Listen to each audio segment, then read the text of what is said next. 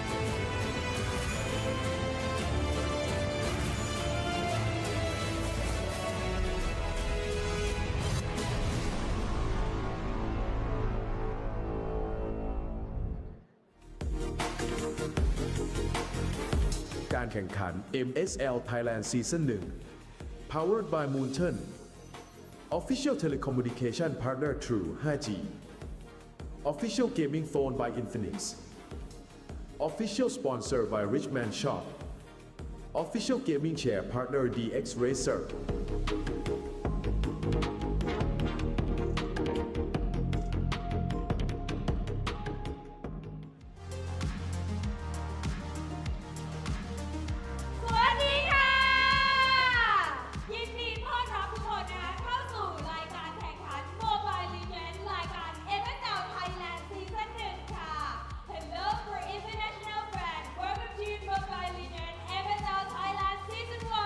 Assalamualaikum tuan-tuan dan puan-puan. Selamat datang ke MSL Thailand Season 1. และวันนี้นะคะทุกคนก็อยู่กับมินคนดีคนเดิมนะคะเพิ่มเติมคือวันนี้นะคะเรามีพิธีกรสาวสวยเพิ่มอีกหนึ่งท่านนั่นก็คือมะปรางนะคะไอเบบี้นั่นเองค่ะซึ่งวันนี้นะคะพวกเราสองคนก็จะรับหน้าที่เป็นพิธีกรในการดำเนินรายการในวันนี้นั่นเองค่ะเรียกว่ารู้ไหมว่าวันนี้เราอยู่กันที่ไหนคะเราอยู่กันที่ BCC Hall ชั้น 5 เซ็นทรัลลาดพร้าวใช่ไหมเอ่ยใช่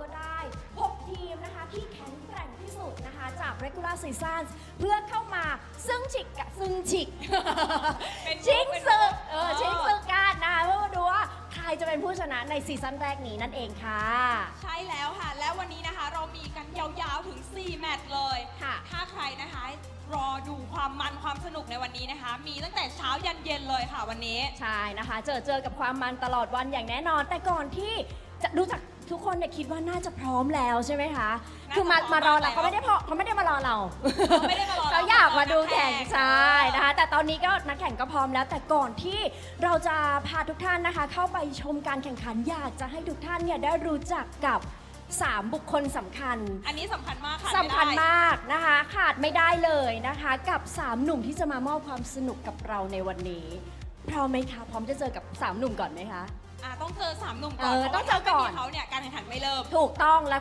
การแข่งขันก็จะกร่อยไปเลย ใช่ เพราะพวกเราไม่สามารถพากได้ อาจจะยัง อ่า ถ้าทุกคนพร้อมแล้วนะคะ ไปพบกับพวกเขาได้เลยค่ะ กับแคสเตอร์คนแรกของเราพี่วาว่านักพากย์มากประสบการณ์นะคะ คนนี้เนี่ยอยู่คู่กับ MLBB มาอย่างยาวนานเลยค่ะสำหรับคนไหนนะคะ ที่เคยเห็นหน้าเห็นตาพี่วาว่าเนี่ยคืออยู่มาเกิน 10 ปีแล้วเนาะพี่ปัง ใช่ยาวนานมากๆดังนั้นท่านไหนที่มาแล้วนะคะ อย่าลืมนะคะ ดอกไม้ทูบเทียน ไม่ใช่ดอกไม้ทูบเทียน แต่ว่าอย่าลืมฝากรอยยิ้มสนุกนะคะ ใช่แล้วค่ะ แล้วคนต่อไปล่ะคะพี่ปะปางเป็นใครเอ่ย คนต่อไปนะคะดรมาร์คค่ะ เป็นนักพากย์หนุ่มอารมณ์ดีนะคะ ที่คอยช่วยน้ำหมานหาวาร์ปให้กับสาวๆนั่นเองค่ะวาร์ปสาวๆ ถามว่าทุก เอ สา อ ว ถามว่าพวกเราด้วยได้ไหม ฝากพี่มาร์คด้วยนะคะวาร์ป MC ทั้งสองคนนะคะ วันนี้ถ้าน้ำหมานจับภาพไปที่ใครแล้วอยากได้วาร์ปทักหาได้เลยดรมาร์คคนนี้มีวาร์ปแน่นอน โอ้ ซิกเซเว่นสักหน่อยซิก อา เซ ซิกเซ เว่ เว่ น นคนต่อไปเลย และคนสุดท้ายของเราเลยค่ะ มีมาร์คต้องมีเบิร์ดไฟสตาร์หนุ่มแว่นมากความสามารถนะคะ นี่ไหนใครชอบถามหาหนุ่มแว่นนี่เลยวาร์ป อันเน่ เบิร์ดไฟสตาร์นะคะ คนนี้เนี่ยขยันทำคอนเทนต์มากเลยนะคะ ใน regular season ของเรา เดี๋ยวจับทำซิกเซเว่นด้วยกัน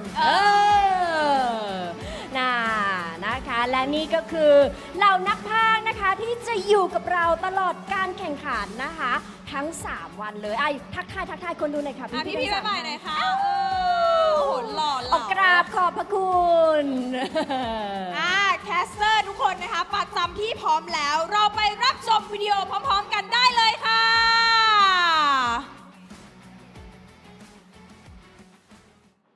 จากหลายสัปดาห์แห่งการแข่งขัน สู่ช่วงเวลาที่เดิมพันสูงที่สุดของฤดูกาลทีมไร้พ่ายผู้ครองจุดสูงสุดของเรกูล่าซีซั่นเมื่อพวกเขาบุกไม่มีใครหยุดได้ง่าย การเป็นศักดิ์ศรีในครั้งนี้ของพวกเขาทำได้เอาชนะแพ้ด้วยไปเพื่อนก่อน ๆทีมที่พิสูจน์ให้ทุกคนเห็นแล้วว่าพวกเขาคู่ควร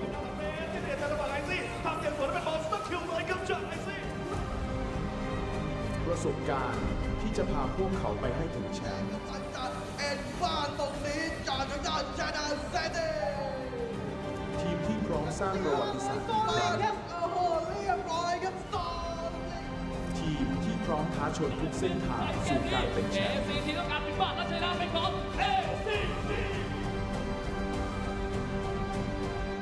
เพลย์ออฟกำลังจะเริ่มขึ้น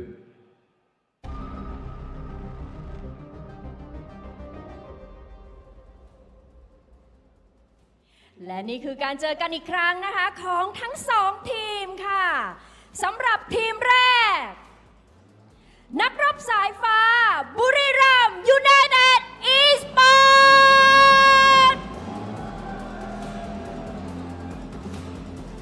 กับไอซีในตำแหน่งโกเลน MC ตำแหน่งโรเอจีตำแหน่งมิดเลนลอยในตำแหน่งจังเกิลและนรากรในตำแหน่ง EXP Lane จง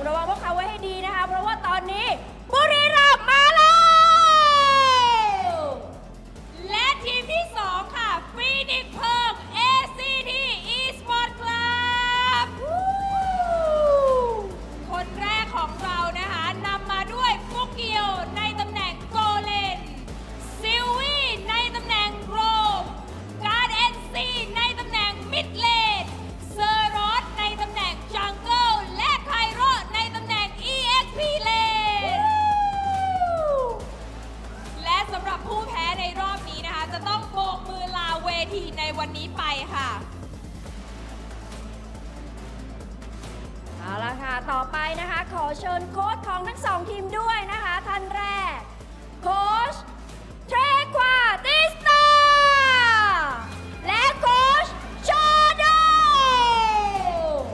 มาพร้อมกับเฮดมาชาของเรานะคะคุณกบค่ะ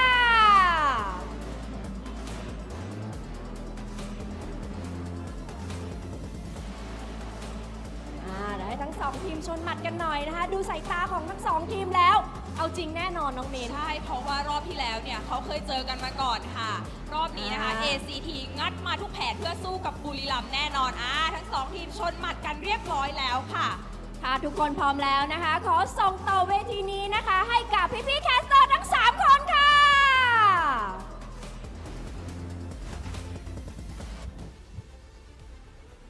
For the amazing opening right there, Mini and iBaby, if I got their names correctly.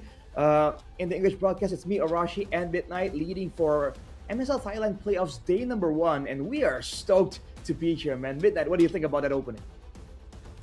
I mean, it was amazing. Again, seeing the first season, first iteration of MSL Thailand. I'm super excited, super hyped for what's about to come, especially now we are in the playoffs. I mean, I've been gone for 3 weeks now. I haven't, had the chance to go back to cast for MSL Thailand, but I've been keeping tabs, and there's been some amazing stories brewing up for MSL. And again, I'm really just excited to see what the playoffs has in store for us, Arashi. Yes, sir, man. Before that, though, I gotta say, the Thai casters have some swag, bro. Like, going on stage with the dances, that was cool. Although, as a meme, with Rock Hard, I was talking about how Bird 5-star. 5 in Thai should be like Ha, so is it Bird Ha star? Well, we got confirmation it's Bird 5-star, and they are definitely ready for the job as well. First match, though, here, Midnight. Buriram United, they had their own, underdog upset story against Bacon Time just in the last match before the playoffs. So I think they're coming into this match with a bit of momentum. Yeah, I mean, you're right to say that it was a little bit of an underdog upset style, because even though they were one of the favorites heading towards the very first season of MSL, this roster packs a lot of experience. The thing is, first 2 weeks didn't paint the same story. Like, they were struggling a bit. They even lost against I believe it was Full Sense. They lost an entire series against Full Sense. And, a lot of the expectations went down the drain. So being able to come up with a victory against Bacon Time was a very big momentum shift for Buriram United, even though, again, this franchise is still, very favored heading into the playoffs. I would say they're in sort of a pedestal right now. Like, either they make it or break it. And against ACT Esports, there's a lot of challenge in store for them. Even though the first time they met in the regular season, they were able to take the victory 2-0 against ACT. I think in this playoffs, it might be a different story. Man, who can tell, man? For ACT themselves, they've been able to play this very aggressive play style, but we haven't seen really a lot of crazy flexibility coming from the team, right? Yeah. Some other teams have been able to pivot really massively from playstyle to playstyle, but for ACT, it's pretty straightforward, man. Especially the Harley. I think that is one hero that all teams have their eye on for ACT, because Sarah's on the Harley, man. That is just insane. Like, that guy is an absolute nightmare on that hero. Yeah, when he gets the momentum, he takes over the map. He likes looking for a pick-off. And I think that's the beauty of, ACT Esports Club. They stick to their identity. They know what they want to do in the map, and they just feel comfortable playing these comps. But the problem is, especially, with the meta evolving, a lot of the teams from different regions, even MPLID and MPLPH, you see teams try to pick up more stuff, they sort of reinvent how the meta is. And I think that's one of the downfall, I would say, of ACT.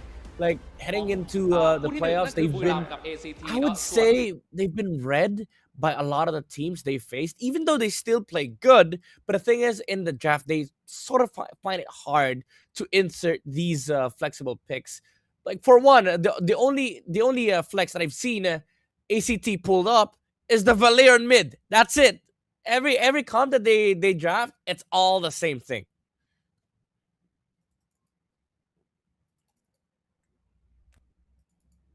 they have a lot of tricks up their sleeve. That's part of why the Harley is such a big problem, right? Because you get to overthink, and Sarah's is really good at looking for that opportunity. As we just saw the playoffs bracket right there, this is still the current match: Buriram United versus ACT, and whoever proceeds here, I believe, goes up against KOG.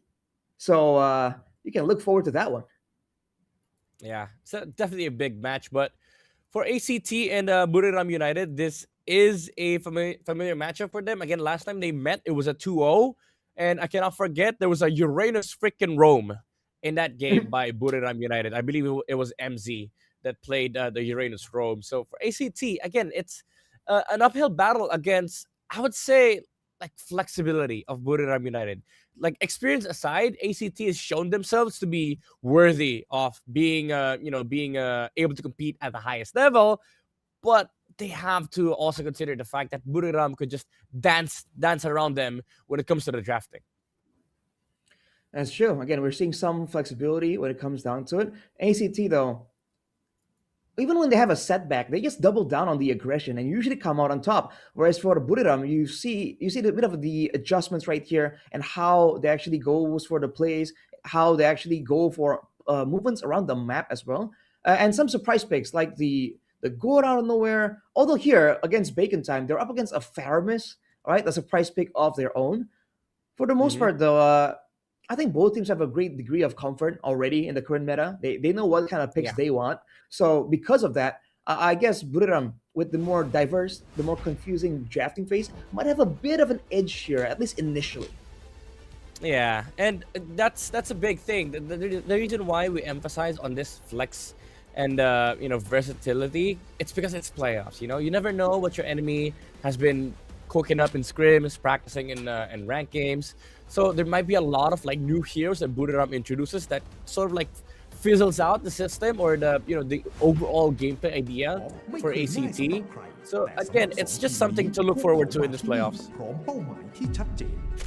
บุรีรัมย์ยูไนเต็ดอีสปอร์ตการรวมตัวของผู้เล่นมากประสบการณ์ที่เลือกจะกลับมาสู้ไปด้วยกันอีกครั้งนำโดยผู้เล่นมากประสบการณ์ที่อยู่กับ MLBB มายาวนานผมเชื่อว่าอะไรที่มันเป็นครั้งแรกมันน่าจดจำเสมอนะผมก็เลยจะถึงกับกลับมาแข่งซีซั่นแรกของ ML และผู้เล่นที่ผ่านเวทีระดับโลกพวกเขาจบฤดูกาลด้วยชัยชนะเหนือหลายทีมและกลายเป็นอีกหนึ่งทีมที่อันตรายที่สุดในลีกและ ACT Esport ครับทีมไทยล้วนเพียงหนึ่งเดียวที่พร้อมพิสูจน์ตัวเองบนเวทีแห่งนี้ทีมของเหล่าผู้เล่นดาวรุ่งพวกเขาพร้อมชนกับทุกทีมตอนนี้ก็ซ้อมแล้วก็พัฒนาตัวเองมากขึ้นไปเรื่อยๆครับแล้วก็วางแผนเกี่ยวกับการเล่นให้ดีขึ้นครับแล้วก็คาดหวังว่าจะได้แชมป์ในอนาคตและวันนี้พวกเขากลับมาเพื่อชนะบุรีรัมย์ยูไนเต็ดอีสปอร์ตประสบการณ์ปะทะพลังของคนรุ่นใหม่มีเพียงทีมเดียวที่จะผ่านเข้าสู่รอบต่อไปโดยรวมคือเรามั่นใจมากครับว่าจะสามารถทำผลงานได้ดีในซีซั่นนี้ครับแต่อีกเดือนข้างหน้าก็100%ครับเจอแน่ครับ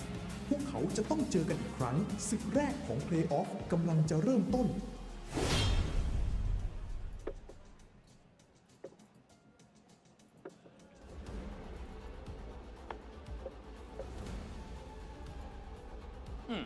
ตอนนี้ก็เข้าสู่ head to Well, head นะ Buriram and ACT, Lanrakorn and Cairo here, as well as Lloyds and Saros. I think the jungle and EXP matchup is going to be very important for this particular match. Yeah, I agree. It is going to come down to the battle of junglers, I'd say. Like the selection between Leomord, Harleys, Lois, and Seros has to be very, very precise with their choices, as well as the ability to take over the map. Because I honestly think these two teams are like heavily on momentum. Pacing is going to be very important in this head-to-head. And that is supplemented usually by the EXP laners. The first team who takes the first turtle usually gets to take over the map because they have an amazing tempo. But yeah, overall, the junglers, they have a big responsibility, big task in their shoulders to be able to carry their team towards victory. Oh boy, man. When the jungle has a lot of things, a lot of job descriptions to actually accomplish, that's where the EXP lane, that's where the roamer, the mid lane, they have so much to do right here in like finding space for the jungle to go for invades, to go for ganks. So I think the creativity will definitely be challenged here for both teams, right? Just being aggressive alone is not enough, especially if your opponents have got a read on how you want to play. We've seen so many teams right here in MPL Thailand, in MSL Thailand actually, to be able to actually read the movements and play passive when necessary and just deny some of those easy ganks from their opponents. Yeah, especially when you get River, right? Like you deny a lot of the movements from your enemy while also being able to create your own tempo. So again, all these things, all the early game factors have to be very precise for these two sides. So jungle XP, those are the things that we're looking forward to, but also the duo mid. You know, very important that we give emphasis as well to the duo mid, the strengths of your duo hero. So ideally, we get to see heroes like Khalid, Zushin. You call it expanding rivers, it's flying clouds, bro. Since the last time we casted together, you're 0-9, brother. Bro, I got like 3 correct guesses with Rockhard, all right? Maybe it's you, Okay. Midnight. Maybe you're the problem. Yeah, maybe I'm the issue, honestly. Maybe it's me. I don't know. All right. My Well, bad, bro. playoffs, day 1, drafting phase for game number 1, match number 1. Ladies and gentlemen, here we go. As we get the bans here, I mean, the Guinevere in particular, that immediately stands out. We know that Buriram really likes having that versatile pick on their side. Yeah. So here that you can flex both on jungle and roam, and Buriram has shown that they're capable of doing so. They've used it both on jungle and roam. But the thing is, Buriram United, we talk about being able to flex drafts, be versatile. I think that the weakness is still showing up even in this playoffs draft. They still remove the Freya. I think this team does not play Freya at all. I don't know if they have played Freya at least once, because they've been consistently banning it out. Maybe they played it once, but it was a game that they lost. It was the game that they lost against Full Sense, brother. So I do think Buriram United is telling ACT, hey, it's playoffs, but we're still not ready to pick up the Freya. Which is a bit of a concern for sure. But not for ACT though. If you look at their bans, 2 EXP laners, 2 very strong EXP laners, which raises the question, what exactly do they have in mind? Is it the Arlet that usually comes up when the Phoveus gets banned out? Or do they just want to have a composition that wants to dive? Right? They're a very dive-heavy team, and against a Glue and Phoveus, I guess that could be a bit of a nuisance. Yeah, very annoying, honestly. And I mean, to be fair, there's a lot of like first phase heroes here for ACT. You have the Suyo, the Leomord, the Harley, most particularly. Most teams have been very addicted to first pick Harleys. And Buriram United just removes Zushin. They open up the table. They might be able to get their hands on the Harriet, Claude, Marcel, but ACT denies that. They get the Harriet for themselves. And this, again, opens up the Leomord for Buriram United if they want to pick it up alongside the Claude, maybe. I can go with that Leomord and also the Marcel. Although, again, the Marcel is a bit of a double-edged sword. And sometimes we have seen teams really struggle to make full use of that golden hour passive, right? In MPL ID, at least, you need a full-on proper composition to really get the best out of that kit. So you can't just blind pick it. You almost have to kind of wait till second phase to get maximum value. But Buriram are not phased at all. Marcel, along with the Harley, denying it from ACT at the same time. Yeah, very interesting choice. I thought they were gonna leave the Harley open because you already have 2 magic gears on the side of ACT, but now at least they removed the possibility of the Suyo coming up, but there's still the Leomord. Even recently, the Hayabusa has been rising on the ranks just to be able to play against a Harley. And now they pick up the Kalea. Oh, they lead the jungle for second phase. I like this choice from ACT. Maybe they're hiding something. Maybe they want to bring up the Fanny, considering Buriram elected to open it up, but they didn't pick up the Fanny for Lois. So it's definitely something that they could look into the second phase, banning it out maybe for Buriram United. But this red 3 pick, okay, they see Kalea, they see Harry, Claude. It's just an insta pick, honestly, for Buriram. So again, heading into second phase, maybe they want to look into banning that Fanny against ACT. All right. Well, we'll see though, because again, the Harley is the signature pick that everyone has on their mind when you speak about ACT. I like the fact that they got the Kalea though. You can kind of mix and match it with a lot of things. Generally, that also means that you have to ban out the Gatot Kacha to deny the counter immediately. For Buriram though, banning the Leomord, it's a great course of action. But I guess now their hands are a bit tied because of the Valentina, right? So it picks like the Sora, picks with the big ultimates are definitely something that have to be thought about twice for Buriram. Yeah, it essentially held down here. Ooh, I like this Valir ban from ACT. Just removing those flex options. This is something that Buriram has already shown in the regular season. So now, again, you look into the jungler. Suyo, Leomord has already been taken out. Suyo Fanny still left open. Maybe even the Hayabusa for ACT. But I just like this first phase from ACT. You mentioned it earlier, the Kalea. Very good at like holding people down. Very natural a natural response against the Marcel too, because you can sort of immune the Platinum Snap, and then just go for the quick Tsunami Slam to be able to look for pickoffs. But they need damage, right? So that's one thing that ACT needs to look for second phase. Damage is very, very important here for their composition. Interesting bando, Fredrin. Yeah. I mean, you have a Marcel, but sure, yeah, like it's a it's a stable jungler, so maybe just remove that option. But again, a lot of viable options are still open here for ACT. You have the Hayabusa, the Suyo, the Fanny. God forbid we see a new jungler here. Maybe the likes of like the Hanzo. Oh, what? Hanzo? Hey, I've been wishing for a Hanzo for a long time now, man. Oh, really? Why? Well, I mean, it can be a bit of a nuisance. And the current meta with a lot of steals as well, the Hanzo can definitely have a lot of value. Depending with the Farsa, though, despite having a Valentina to steal away the Feather Airstrike, jungle options for ACT is definitely on your mind. I don't know why Buriram are so convinced that it's going to be a fighter, right? With all the assassins still open. Especially with Marcel, right? Like having a Marcel, you'd want to be able to fight against fighters. But I guess Fredin acts like a Hilda on Rome. Sorry, on jungle. So it kind of defeats the purpose of like just staying in front line. So they go Zed, yeah, and they're gonna give Valentina a few of the Phoenix, by the way, but it's fine. Like they have mobile heroes. So now ACT, what do you go? Do you go Hayabusa? Do you go Fanny? Do you put this Harriet on the jungle? Maybe pick up a fighter gold lane? Yeah, I feel like it has to be something either really mobile or really tanky, right? But no, there's not a lot of tanky options left in the jungle, so I think it has to be something high mobility. Because already to try and get to the city, and the passive is going to be such a big problem to begin with. But the extra value of the Valentina is that if the Harley goes for a solo pick, the Valentina is really good at just juking away from the damage. There's always a hidden benefit of going for this Valentina. Yeah, Uranus is so good here, by the way, for ACT, if they ever want to pick it up. Oh, they go Sora. Interesting. I thought would have been Uranus, because honestly, Uranus blocks a lot on the side of Buriram United, soaks up a lot of damage, can proc the passive of Marcel, doesn't really mind playing into this comp. But the Sora and the Suyu allows them to have this amazing tempo in the early game, where if they take first turtle, then they just get insane amount of skirmishes with the Sora, Kalea. They have so much jumps. Now Buriram United is still looking for an explainer here.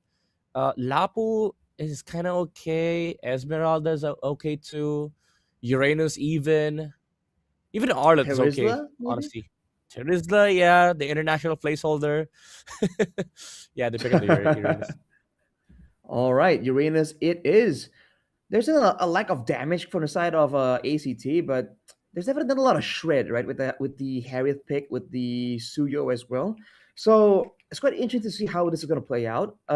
In the initial objectives, though, I think this definitely favors ACT, especially with the Suyo, man. Watch out for that, because Cairo on on the Sora has been an absolute menace. Yeah. And this is gonna allow the the Suyo for more setups, right? Like for ACT, their game plan is to brute force the early game of Buriram United. Because honestly, even though it looks like the Uranus is gonna be tanky AF, if you eliminate the early game prowess of Buriram United, then suddenly you're looking into Suyo tempo, 5 minutes with the Sky Piercers, just the leading heroes left and right. And you look at the other heroes aside from Uranus, all of them look very burstable for ACT.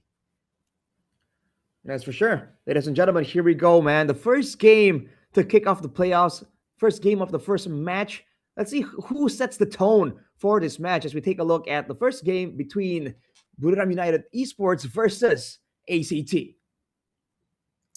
Yep. Again, early game tempo is going to be very important for both sides. One thing that ACT has is the ability to just clear mid and then rotate. Suyo, look at Seros! Brother! What? He's looking to invade level 1. Oh my lord, he didn't take it. Wow, that's a huge time investment. And now, Sylvie, very, very low. Buriram definitely want to capitalize. Agi trying to get the kill. Can't get it quite yet, though. But Seros is on the run with Cairo. Oh, it's a disaster, Arashi. Seros goes down level 1 on the Suyo. I don't know what that was. It looked good in the mid, but the problem was they didn't have any farm on the Suyo. Now he's getting invaded. Look at Lois. He's like, oh, you want to invade me? Let me invade you. Yeah, you take from me, I take from you. Like, no problem. Dude, already on the back foot, but all things considered, he doesn't lose too much. I think he was trying to abuse the Soul Sever and try and get a really cheeky steal. Now with the level advantage, though, Lois doesn't seem to be helping out MZ. He gets pushed back away. So, not the best of starts for ACT. Gold-wise, is that correct? Almost 1K? That's interesting. Yeah, it's actually a horrible start for ACT, not gonna lie. Now, the Zetian can push mid by herself. This Marcel is gonna be able to roam around, annoy the Kalea and the Suyo. And now ACT, they have to play the farm game. I think first turtle is a sure give from ACT. And the tempo that we were talking about earlier for ACT just got, is now completely dead. I mean, at least for now, right? Unless Kyra can make something happen. But already he has a level disadvantage on the other side. Narakorn rotates earlier, walks straight into ACT. Yep, and now the jump. Look at Uranus tanking so much damage. The Phoenix laid out here by Agi. And Cairo, he finds the Marcel on the backside. Not enough damage to take down the Uranus, though. At least they force a trade. They get 1 kill, but the objective still goes on the side of Buriram United. Also worth it for Buriram. ACT, however, at least they find a recovery for the Suyo. Turtle for the roam. I think I'll be happy to go for trades like that. ACT, again, Cairo was able to get a kill, but it's only onto MZ, so he needs to be very careful. Sylvie, 1v3, jumps into the bush. Lois tries to secure the kill. Will get it under turret with a deadly magic. Yeah, I gotta be careful with checking bush right now because Buriram United, they're not playing around. Again, we said it earlier. When you get tempo, you get to be able to play like this on the map. River control is very important, especially crossing bushes against a Marcel, Harley. If you're ACT, you don't want to be doing that as of the moment. You need to wait for the level 4 of the Kalea before you actually check bushes. All right. Immediately, Buriram tries to push the tempo right here. Deadly Magic already used, though. So ACT will be able to go for the purple still. But again, they're on the back foot. They can't really dictate the pace. And you can see that in the mid lane, right? Karn's always late to the party. And now MZ, because of the advantage, because of lack of danger from these lanes, he's just having a field day moving back and forth. Sylvie is not finding ways to really duel him. Yeah. It's a lot more awkward now for ACT, honestly, because all the bushes, they're going to be checked here from Buriram United, and they're just going to be walking from mid to side lane, pressuring heroes. They don't actually need to force any skirmishes. They can just look for pickoffs with the Harley. If they see the Kalea, they can go and punish Sylvie, and then just get out, let the Claude farm, play the scaling game. And there you go. They just chase Sylvie. They force him outside of the river. Even though it's kind of off timing because Turtle is going to be up, but at least they bring the Claude to this fight. All right, this time, though, Cairo will be ready to try and find something. We'll look for the Shifting Skies Tsunami Slam combo, as both teams already are going to be dancing around here. If the Sora goes in and he can get Lois, if he can get Agi on the Zetian too, that'll be massive for ACT. Yeah, it's a big if, though, like catching Harley with a Sora. Like, Lois has to be very, very deep from Buriram United's territory. But now ACT finding it really hard to even find position because of this Uranus. Whoa. That's already the ulti Golden Hour popped with the Fear of Phoenix. Now, ACT have some momentum. Cairo forced to flicker out as Narakorn chases him down. Will secure the kill almost under the turret. And now Buriram jump on the opportunity. They will lose their Uranus. And now it's still anyone's turtle as Tokyo goes in. The Monforce deletes Lois, forces away the whole team of Buriram United, and gets the turtle. A turnaround here for ACT. That team fight is as awkward as it can get. A little bit overzealous from Buriram United to go and look for the kill on Cairo, even committing the golden hour. That gave enough space for ACT to be able to work with on the team fight. They didn't have all the big guns from Buriram United. No Fury with the Phoenix, no golden hour, and the turtle was reset. And after the Harith game, it didn't even matter who was hitting turtle or not, because the Harith was just hitting heroes, and Lois still tried to do turtle, and he was caught under the Zaman force. And this is big. Honestly, this is very huge for ACT, because the disastrous early game start that they had is now down the drain. You can forget that memory. As now record is getting pressured on the top lane with the Zaman force again from Flukio, and ACT putting the first advantage on the board for their side. For Keo on the Harith, you're seeing why this pick was first picked by ACT. The timing to go with the Zaman Force early in the turtle fight was great, but now that he has a real advantage, he has a gold lead over Izzy, man, ACT are definitely playing around him a lot more. And Buriram can't really get any trades because, again, on the other side, it's hard to dive a Sora with a shifting skies, right? He can trade and make it a 1-for-1. So even with 3 members here, Cairo isn't too threatened. Yeah, can definitely turn it around. Now ACT, they have full control of the river. Oh, whoa. That's too much, MZ. Again, trying to go into a bush against a Kalea. He did use the Purify, however. So at least he's going to be able to walk out. But the thing is, Sylvie didn't even commit the Tsunami Slam. That was just a title strike, by the way. Right. So no Purify is going to be a huge information call out. It's going to be the secure for Flukeo's Harith. Still, he's kind of overextending, though, as the turtle is up. He doesn't seem to be planning to rotate. ACT, with the Fury of the Phoenix stolen in the hands of Karns, they can go for yet another team fight. And you're seeing the weakness for Buriram's composition here. They're really momentum-based, as in they have 2 big ultimates, and then they can't follow up afterwards. But MZ getting caught here, golden hour pop to get him away, but it won't be available for the next turtle fight. Yeah, no Fury with the Phoenix too. So Buriram United, honestly, they should just give this to ACT, as the Valentina is still holding the Zetian ulti. There's still the Zaman force from the Harith. They're looking to fight here. ACT even controlling the mid lane. So Seros is gonna be able to take this turtle for free without any contention. The Harith goes bot, and they take over the map. Just complete overall good rotations from ACT. Buriram United, they have to find something. Problem is, their combos are kind of weird right now. It's hard to catch a Harith with a Flicker with just only a Marcel and a Harley. Which is why I always mention on the broadcast team, I mean, the Marcel is very, very good, but you can't really initiate. You can't really set up properly. You can follow up and deny, but for the most part, it's hard to be the only playmaker. And the fact that Buriram United has the Uranus, right, as the EXP lane, they don't really have a lot of tools to go for big moments. As Seros cuts off Izzy. Oh, Sylvie! Forced to Purify out, use the Tsunami Slam, but the Fury of the Phoenix has been used by Agi. Blazing Duet, golden hour, actually saving the enemy, and Easy goes down to the damage of the Chrono Dash as Kaido is able to flicker out on the Sora. And man, what an aggressive play from ACT, forcing out the bottom lane tower, too many battle spells, and they even come back to mid to defend.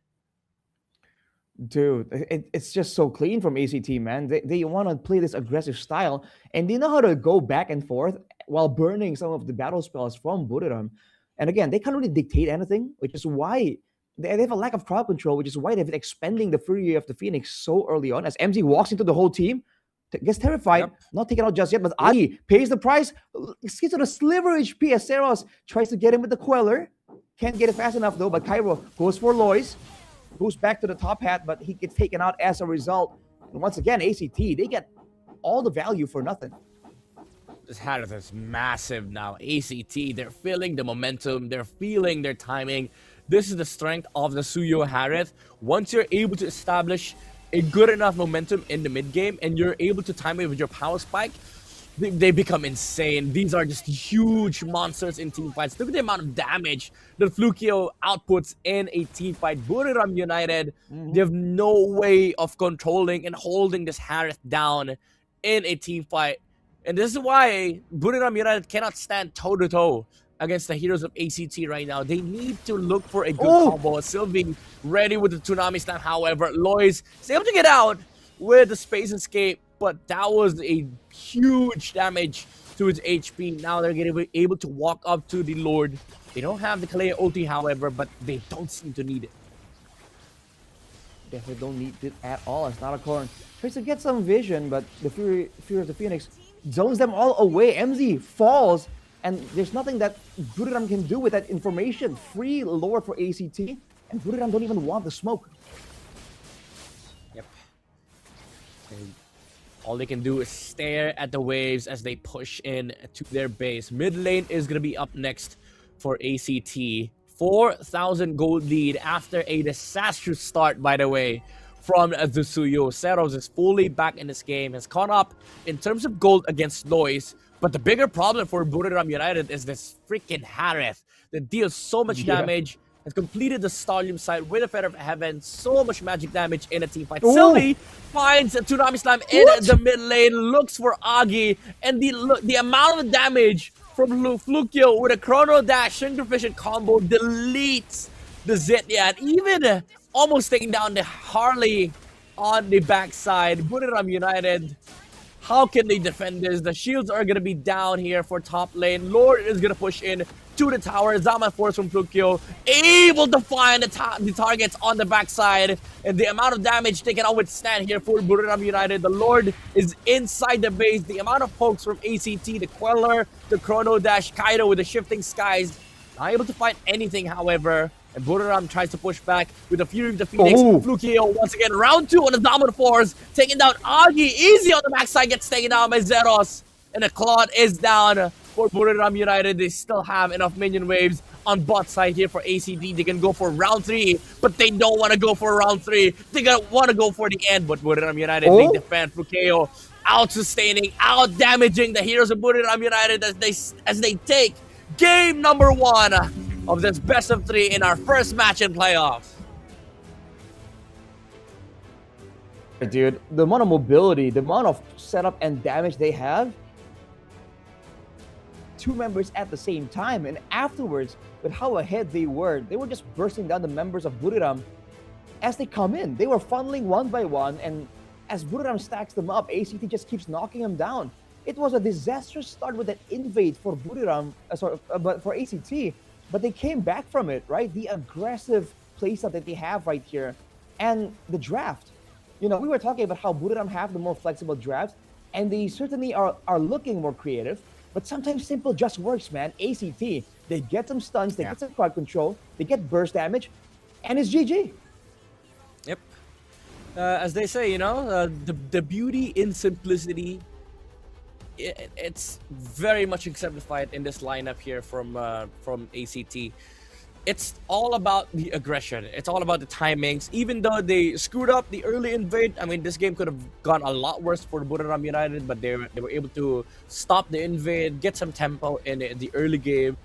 But once Flukeo was able to get his items, join up in the fights, everything just came crashing down. And it was just that one turtle take that Buriram tried to be over aggressive against against the Sora. They used everything. They used the Fury of the Phoenix. No golden hour. After that, Flukeo was like, okay, guys, free turtle. Harley's doing turtle. Let me just use Zaman Force, take down Lois. And then after that, it was just GG. It was just ACT all over the map. Again, they want to secure the kill. They need an extra stun. They only have one from the Zitian, so they don't have it for the actual Red Tree battle. And I guess they were focused so much on the Sora, they forgot about the Harith, right? 2 of these heroes are just so good in the turtle fight situation because you're kind of forced to stay in position, right? So you're forced to take the full damage of the Shifting Skies. If you don't focus on the Sora, right? It's the Shifting Skies that can kind of one-shot your whole team if you're not careful. And on the other hand, there's a man force for Flukeo, right? He just pops it, and there's nothing, like literally nothing that Buriram United can do to stop it. Dude. Yeah, again, they had no lockdown, they had no hold against this Harriet. That's why our MVP was just able to go wild in this game. Like, what is Buriram gonna do? Walk in with a Marcel, stun him for like 0.4 seconds, and then dance around again for round 2? He dies with one combo with a Chrono Dash and Synchrovision. And again, because of this Stadium side, Feather of Heaven, Holy Crystal, and Divine Glaive, nobody is able to survive a full combo from the Harris, let alone under the Zaman Force. which by the way in the late game is just available every like 10 seconds. So it was just overall a crazy good demonstration of what timing is for ACT. Once they got their items, once they are able to play the team fights, they don't stop. They don't let go. Even if that means like letting the Claude go on the side lanes, we pick our targets, we go to mid lane, choose the tower to push, and then we just go. We don't really stop to defend towers against this lineup, because there's a version of this game where the Claude is able to scale up, right? But because ACT knew, okay, they're unstoppable in fights, just look for a target, pick a lane, brute force that lane, and then we just go push.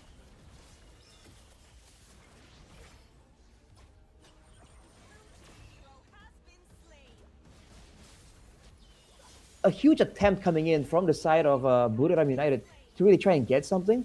But overall, right, the moment their skills are down, ACT are the ones happy with the trade. Even the Blazing Duet was expanded by Izzy there to go for the clear instead, because they have no way of guaranteeing that the members of ACT are going to stick around for all the AoE from the Zetian, from the Claude as well, right? Whereas on the other hand, aside from the stolen Fury of the Phoenix, the Terrify from Karns, the Tsunami Slam, the Shifting Skies, look at how much more tools are available to ACT to really overwhelm the players of the side of Buriram United.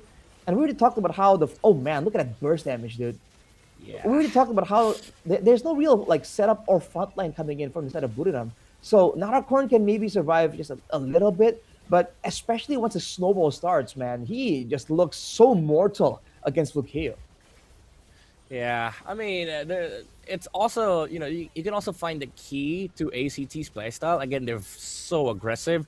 They just punish these mobile heroes so heavily. When they force one dash, that's about it. The Harley cannot really escape with a big movement speed. All he can do after the people have caught up to the space escape is go back to the original hat. And then some members from ACT will welcome him with open arms. Okay, you're back. You're gonna be meeting the Harriet with a Chrono Dash, Sacrificial. You're gonna die with one shot. Same thing goes for Claude and the other members here inside of Buriram United. Again, the Uranus, the Marcel, the Zetian.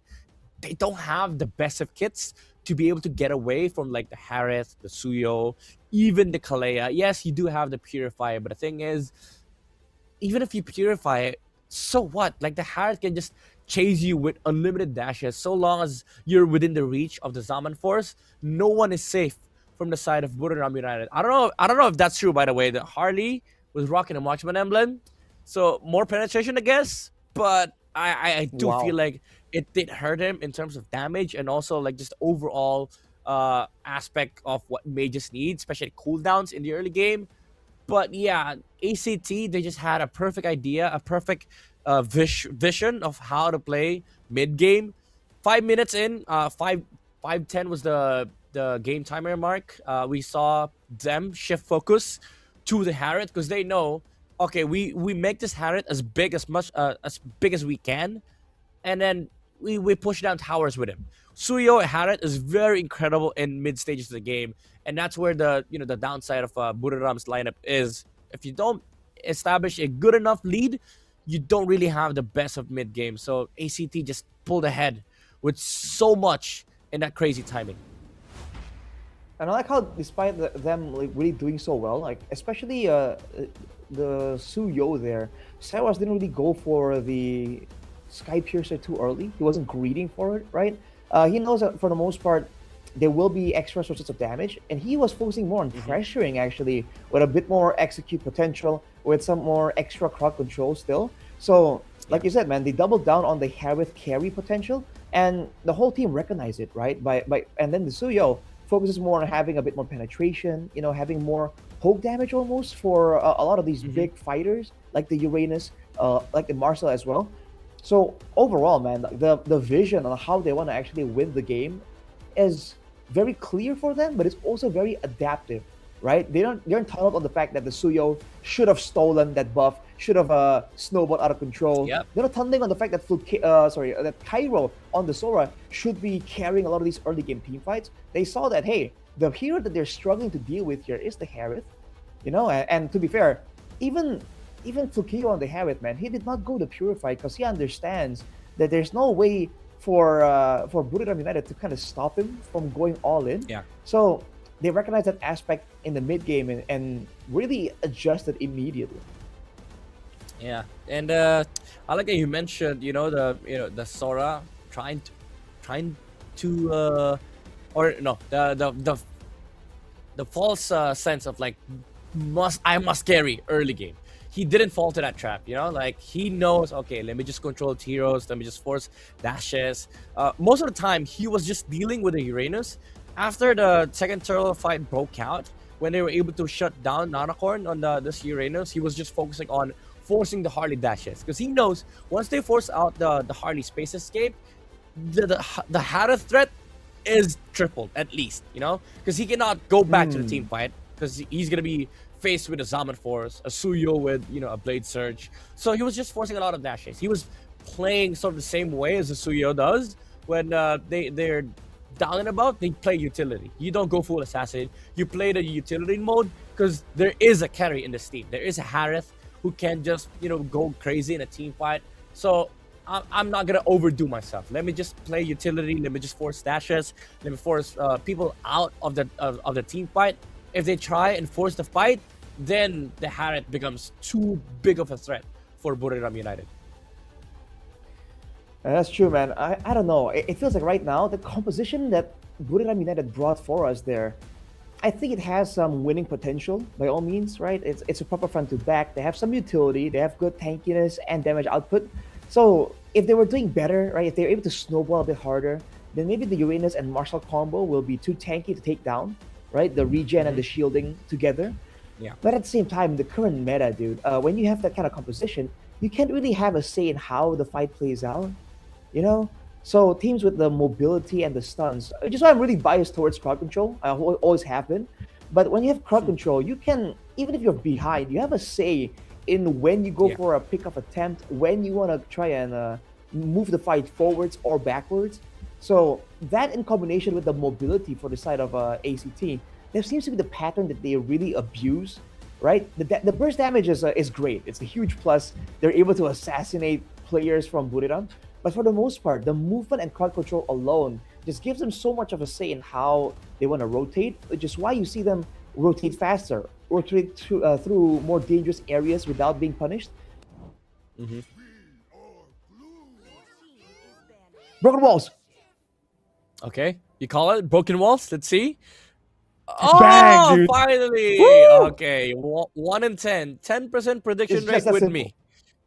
Yeah, it's a simple broken walls. It's a neutral map, so hey, maybe we could see a normal game here on this game number 2. But ACT is definitely on their way to exacting that revenge from their 2-0 loss against Buriram United in the regular season. But I mean, playoffs victory is so much sweeter, right? Like if they go 2-0 here, then they can completely forget what happened in the past. For sure, man. They want to try and, I don't know, correct that result almost. Looking at the bans, though, it's like it's the same so far. The Sushin and the Freya, again, super prio. And I guess Buriram, you can understand why they don't want to let that go. Along with that, though, they usually ban away the Baksha. That's the other jungler that ACT likes to play around with. Maybe due to the fast rotates, the fast clears as well. But the Valir got moved up right there. Hang on a second. ACT, they have a chance to go for the Phobius now. Yeah, I like the switch up from ACT because they know, okay, I think the concept is, guys, if we go utility first pick, they know we banned Valir game number 1, so they might just rush it. So it leaves the option open for ACT to be able to pick up the utility, which pressures Buriram United on this last ban. Do you go normal Harley ban or do you go the Baxia ban? But even then, if you remove the Baxia, the threat of the Phobius is just so much bigger. So they do go for the Baxia ban. ACT, they can just get away with the Phobius. No, they still get the Harith. And they leave the Phobius open, which I think should be an easy pickup here for Buriram United. Maybe like a Leo mode Phobius or a Cloud Phobius even. Right, or Kalia Phobius that can also sort of work. Yeah. The fact that they banned away the Valir earlier than the Phobius, interesting. I'm wondering what they want to play so badly that they don't want to let go of the Valir. But Ooh. I don't know, man. Not for Buriram. Do they want to try and match ACT in their own game? Either way, even if they want to play more Okay. defensive, they need the crowd control. But that Phobius pick kind of seals it. Like they have to play a bit more Yeah. aggressive using the Phobius because this hero cannot move backwards, man. Yeah, I think the idea here for Buriram United is they force the Phobius, get a better matchup. Ooh, they pick up the Khalid. Ooh. I don't know about that. I don't know about this. You know, the Kalea game was already awkward when they saw the Phobius, but now you just gave one more reason why Kalea is actually good in this game. I like Kalea here, honestly. Either Kalea, Hilda. Actually, matter of fact, you can flex the Hilda both on XP and Roam. So that would be a good pickup here for ACT. And now it left the options open in the jungle. You can go full utility with the Fredrin, or Leo's still fine, but still they go Wow. back to the same first 3 picks that they did game number 1. The only difference is the Phobius is open here for Buriram United. Okay, do you go Leo mode here for Buriram? That's the question. I think it makes sense. Buriram has a very like forward-moving composition this time. But dude, ACT, you want to talk about straightforward? You want to talk about keeping it simple? Like going with the same picks right here. It's kind of insane, man. They go for the Claude pick again. The Harley completely ignored the Harley and the Marcel.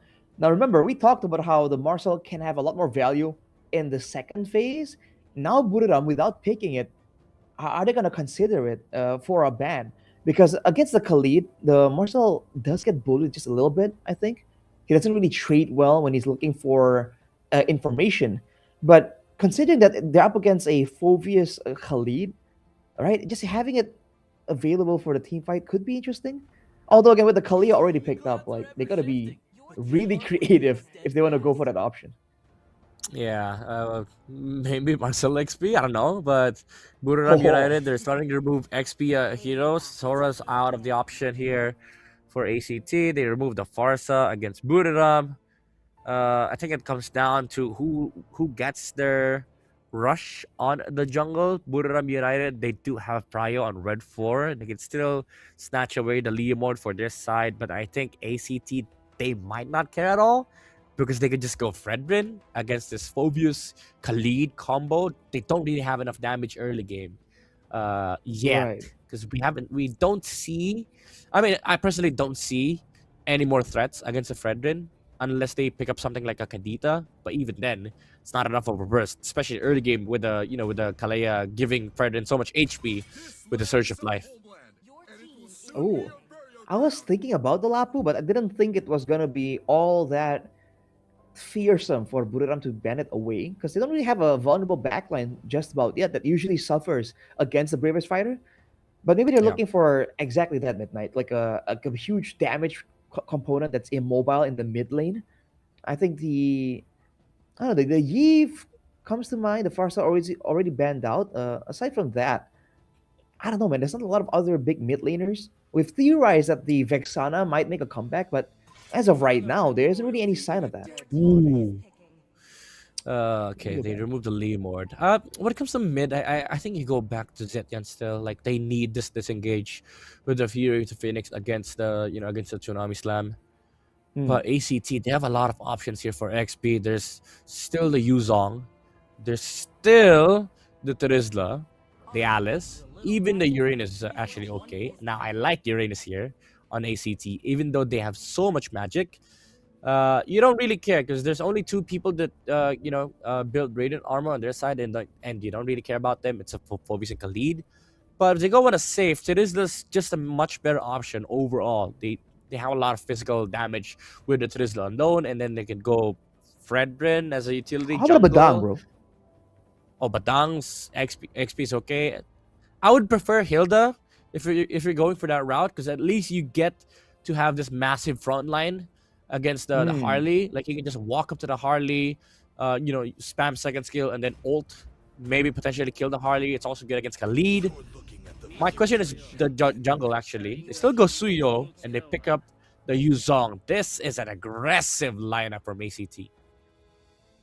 Again, very aggressive, as expected though from ACT. Now for Buriram, seeing that, like what mid lane comes to mind here, because any kind of like long range mage is definitely gonna fall victim. And once again, the amount of threats thrown by ACT, they can dive with a Yuzong, they can dive with a Suyo, with a Valentina, with a Kalea, with a Harith. Yeah, dude. Everyone can move in and out, and that's the big problem here. And they Oh, still go for a okay. Gord despite all that. I don't know about that, dude. Like, I don't think the Gord's gonna have a good time. Yeah, in team fights, he's not, but you also have to consider ACT's targeting, right? So ideally, ACT, whenever they're forcing a team fight, all they're looking for is 3 heroes: Khalid, Gord, and Phoebus. That's it. Those 3 are the primary options. We don't care about Claude, we don't care about Harley. We don't really give much care about neutral objectives, honestly, as long as we shut these heroes down. But if they fall short on targeting on the side of ACT, I think this Gord makes perfect sense. Imagine if they, if they go full commit on Khalid, on the Phobius, and Gord's open on the backside with the amount of damage that he can output, he can shred through the HPs of the Kalea, the Suyo, even the Yuzong, if left unchecked. So I think Buriram United, even though the checklist seems gloomy, it is something that they can definitely work with, because there was no other options left. Even Zetian looked horrible in this game. All right, well, let's see how this plays out, man. Potentially the last game here, if ACT can get, again, a dominant performance, or it's going to be a full-on series if Buriram can go for a comeback sweep story. Ladies and gentlemen, game number 2. As we take a look at the early game right here, the Khalid Gord will be able to clear very, very fast. I think that Zetian provides a margin of safety, but the Gord provides burst damage, but also scouting, man. Yeah. Mystic projectiles into the bush is going to allow them to play a lot safer, by all means. But again, it forces them to be a bit more proactive. And if the Mystic projectile is down for a bit too long, it can get punished. So Buriram better be careful about that. Yeah, you're right. Gord's very annoying in mid. But one good thing that is going for ACT right now is at least Seros had a better start compared to game number 1. I mean, to be honest, any game will look better compared to game number 1, because dying level 1 on purple buff is just a big no-no. Now they're even leashing Seros on this Suyo. So, not just a better, this is the best outcome for ACT as of the moment. Compared to game number 1, now they actually have a jungler for first turtle. Well, I mean, best outcome would be stealing a buff, bro. I think that would be more preferable. Oh, yeah, you're right. Look at the attention to the AXP lane, though. They're trying to put Cairo behind, because the Yuzong level 4, for the first neutral objective, is going to be too difficult to deal with. They won't be able to get it, though. But both EXP laners are not level 4. So it's going to be a bit more time here. He stole the XP card from the Phobius. Phobius would have been level 4 right now. If Narakorn was here to disrupt the Kalea, this would have been much better. Now they get level 4 at the same time, both Yuzong and Phobius. So it's gonna be a little bit of a stalemate here for both sides. Seros is gonna be able to farm out the purple buff, however, so that's a small win for ACT. They can just delay this turtle take. And Buriram United, they're gonna have to wait it out. They poke the Kalea, but now the Suyu is finished taking the purple buff. 1 level advantage for Seros, and they still have the Black Dragon. So I don't know about this for Buriram. This turtle take just became a lot awkward, just off because of 1 XP crab. Oh, wait, Mystic Gush already expanded by Agi. That's a huge resource. Black Dragon form immediately as they saw that, straight for the turtle. Man, the decisiveness of ACT is definitely a huge issue right now. Both teams, they can play discipline, but ACT, when they see the right attributes, they go for the trigger play. Oh, they get the Gord in the mid lane, even forcing the ultimate from the Khalid. Oh, he wants to go for more! Zeros finds another one! But MZ is able to outplay the Kalea. The Surge of Life didn't really land in time to save himself. The good thing, though, he saved the flick, as he know he jumped just for the sake of like taking down the Khalid, not worth it to flicker out. But ACT finding once again another good tempo in this game.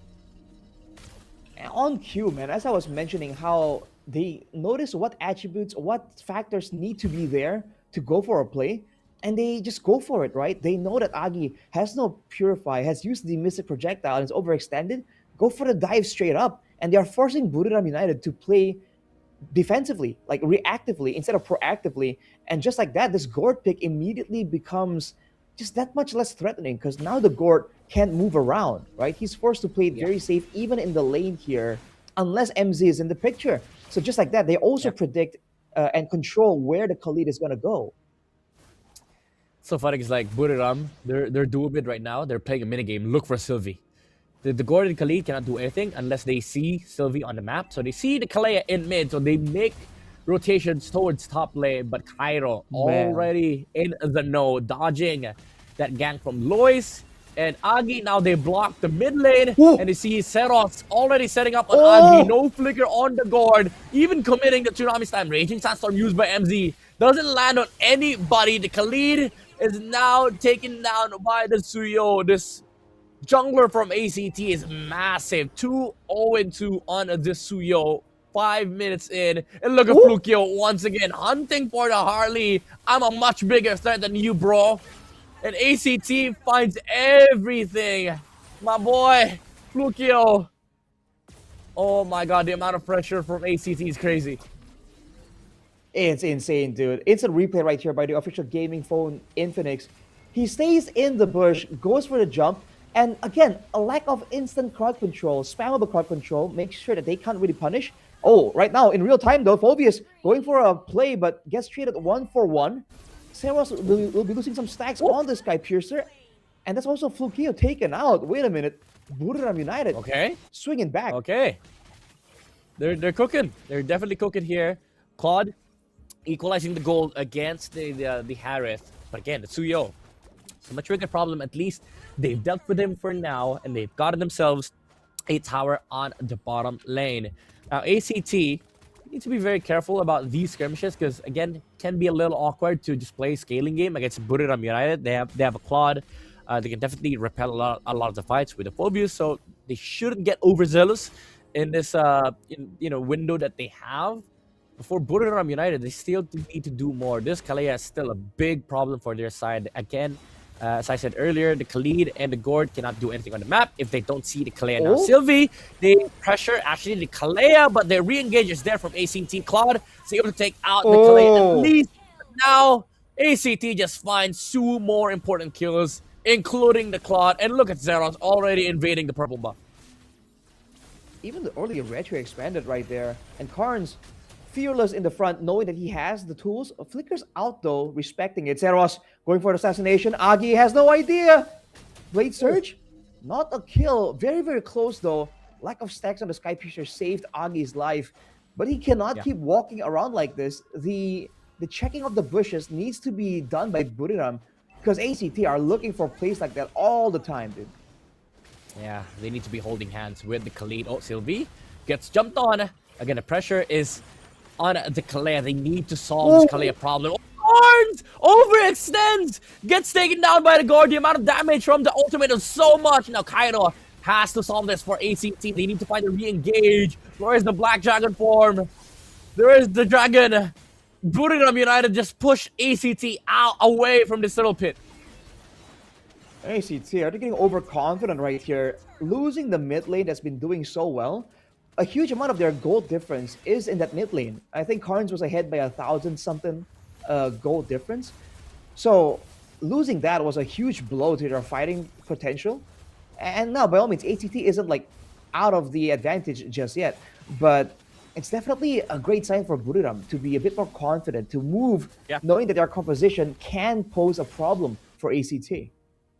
Yeah, this is really, really good for Buriram. Knowing that ACT, their window is right now, like this composition thrives around these times. But Buriram is able to equalize their footing on the map. The Claude's getting a lot of free farm, and the Suyo's not getting a lot of Sky Piercer stacks. So Buriram United is smiling at the moment. But again, job's not done. ACT could just regroup, look for the next big objective, wait for timings on each other's ultimates, Black Dragon form, Zaman Force. They can still look to find more aggressive plays on the map. But again, Buriram United, they're playing it carefully. Look at MZ. He's just playing cat and mouse against the Kalea. They just need vision on Sylvie. And because of this, the Claude is able to freely farm on the map. No pressure whatsoever. So at this point, ACT is the one who needs to make a move on the map. They're the ones getting pressured as of the moment because of these blocks from MZ. Right, they're happy to scale up with the Gore Claude, right? So now ACT are going to be forced to try and force some more plays there. So Karns immediately forced to flicker out there. Natakorn is doing a great job on his Phobius, man. Letting it go might have been a huge mistake, as now he goes for Sylvie. He'll jump out of the area. But look at this, man. Buriram now have control on where and how they want the fights to begin. Oh! Raging Sandstorm from the Khalid. Sylvie might go down. He does. He did force out the Purify from the Khalid, but I don't think if that's worth it because he used the Flicker as well. And now Buriram United can just pressure top lane. They know they have no protection here for ACT. And it might be a free lord for Buriram United. Also, the Yuzong is here on the bot side. They can look to punish Cairo right now, but he moves back. He knows that Buriram is coming to this side of the map. Zeros is pressured by the Khalid. Oh, maybe overextension from the Khalid, but the deadly magic from Lois. Is the damage enough? The dodge with the blade surge. Perfect timing from Zeros. Lois doesn't find the kill. Not even close, man. Oh, MZ, Raging Sandstorms backwards. A lot of resources already down for Buriram. Now they gotta respect it. They gotta back away. ACT don't have the burst damage to really go and one-shot the Tsunami Slam target. Myself, he's taking a ton of damage here from Izzy. Yeah, Buriram gets mid-bush play again, but Cairo taking down the Harley with a Petrify combo. Here comes the Black Dragon form. No jungler for Buriram United. There's a golden opportunity here for ACT to actually take this Lord, but Easy and Natakorn as they want to let go of this neutral objective as they want to fight for more. Sylvie finds the Tsunami Slam on MZ. No follow-up, however, but Karns with a Raging Sandstorm of his own sets up on the mid-bush, takes down the forwards, and MZ gets zoned out by Zeros, and he gets added to the Sky Piercer stack of the Suyo. Easy with the Blazing Duet. Oh, look at the damage from the Harith. As Flukia was ready for the re-engage, and now they are able to freely take the Lord. Lois is nowhere to be found. They don't want to look to engage. Buriram United loses the Lord. Well, first of all, what the heck was that Lord take, dude? It got bursted down so fast by ACT. But even before that, the Black Dragon out of nowhere finally gets huge value. This is a tank build Yuzong, by the way, that went for the Radiant Armor Rush, knowing that he's up against the Harley and the Gord. And he was still able to go for a solo play there. And afterwards, ACT, great move to really force some more kills. And now MZ forced to use all the tools backwards here before a decisive fight. ACT, this is the kind of pressure that they want to exert over onto Buriram. Yeah, and suddenly we're back to game number 1. Look at Flakeo. He's going to be able to delete these towers in just a second. But the beauty is, at least for Buriram, now they have farm. They can fight back against ACT. But this Lord defense is going to be very hard, especially if ACT times it right. They take 2 towers top side, may be able to take more bot side, and as well as on mid. And they still have the Black Dragon form at their hands. Cairo can just use that, wait for the towers to go down bit by bit. And ACT, they can look to set up one more big team fight before this Lord dies. But Buriram United actually is able to defend bot side. They let go of mid just to be able to deal with the Lord. And because of that, they still have base towers as of the moment. But ACT, they can just start freezing the map.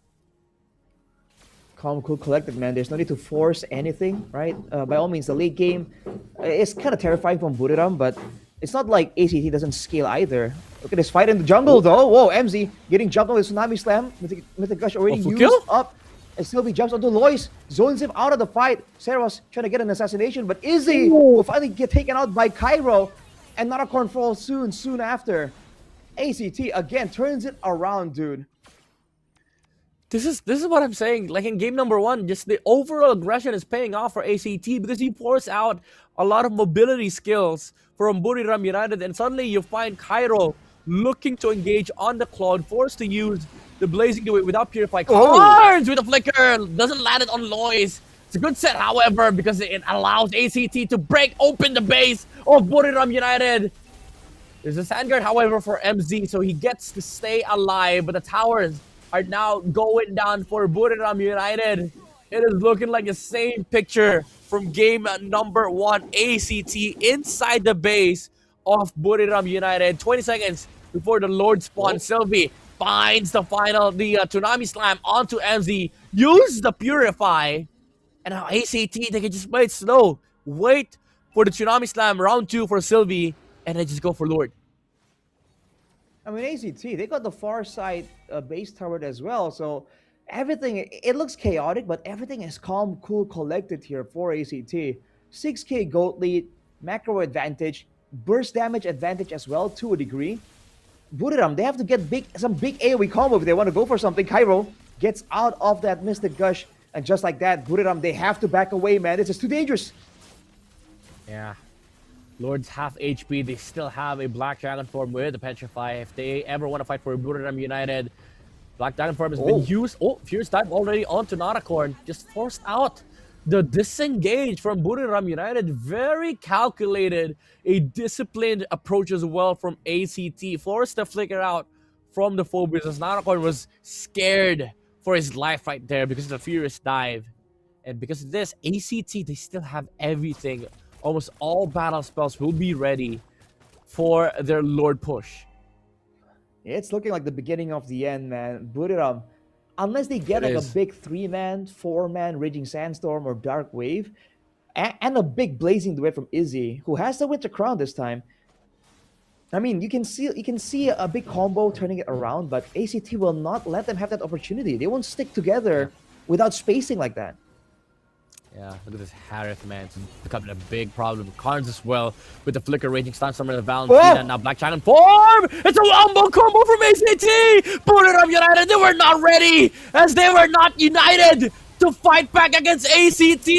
And they get the sweep here in our first match in the playoffs as ACT moves on to the next stage. A dominant sweep, and they had all bases covered. They are the one who knocks, man. Buriram United are forced to react time and time again. And honestly, against a team like ACT, that is just not where you want to be at, man. They just go for the place when you least expect it. And just like that, a decisive, dominant end right there. A wipeout into the crystal. ACT, man. They don't show a lot of different looks, again. But what they do show is definitely very impressive. Yeah.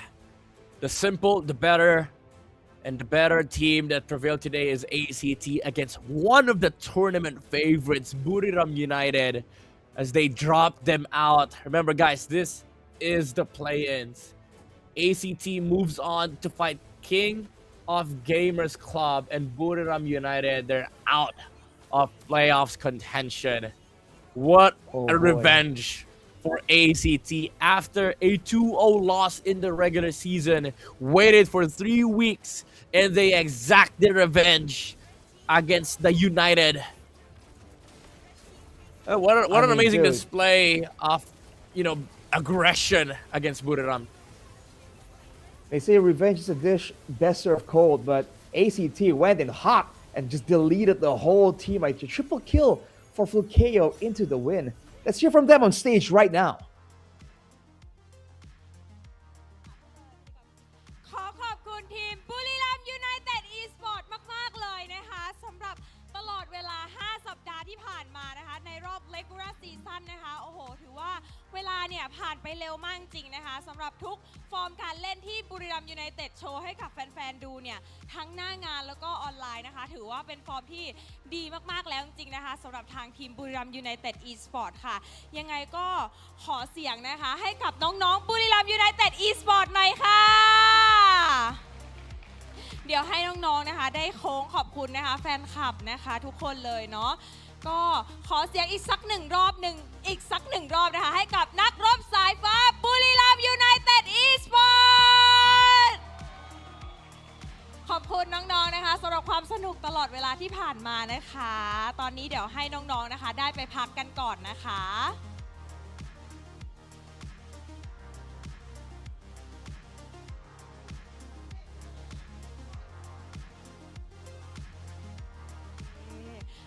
โอเค นะคะเราก็อยู่กับผู้ชนะของเรานะคะจาก ACT Esport Club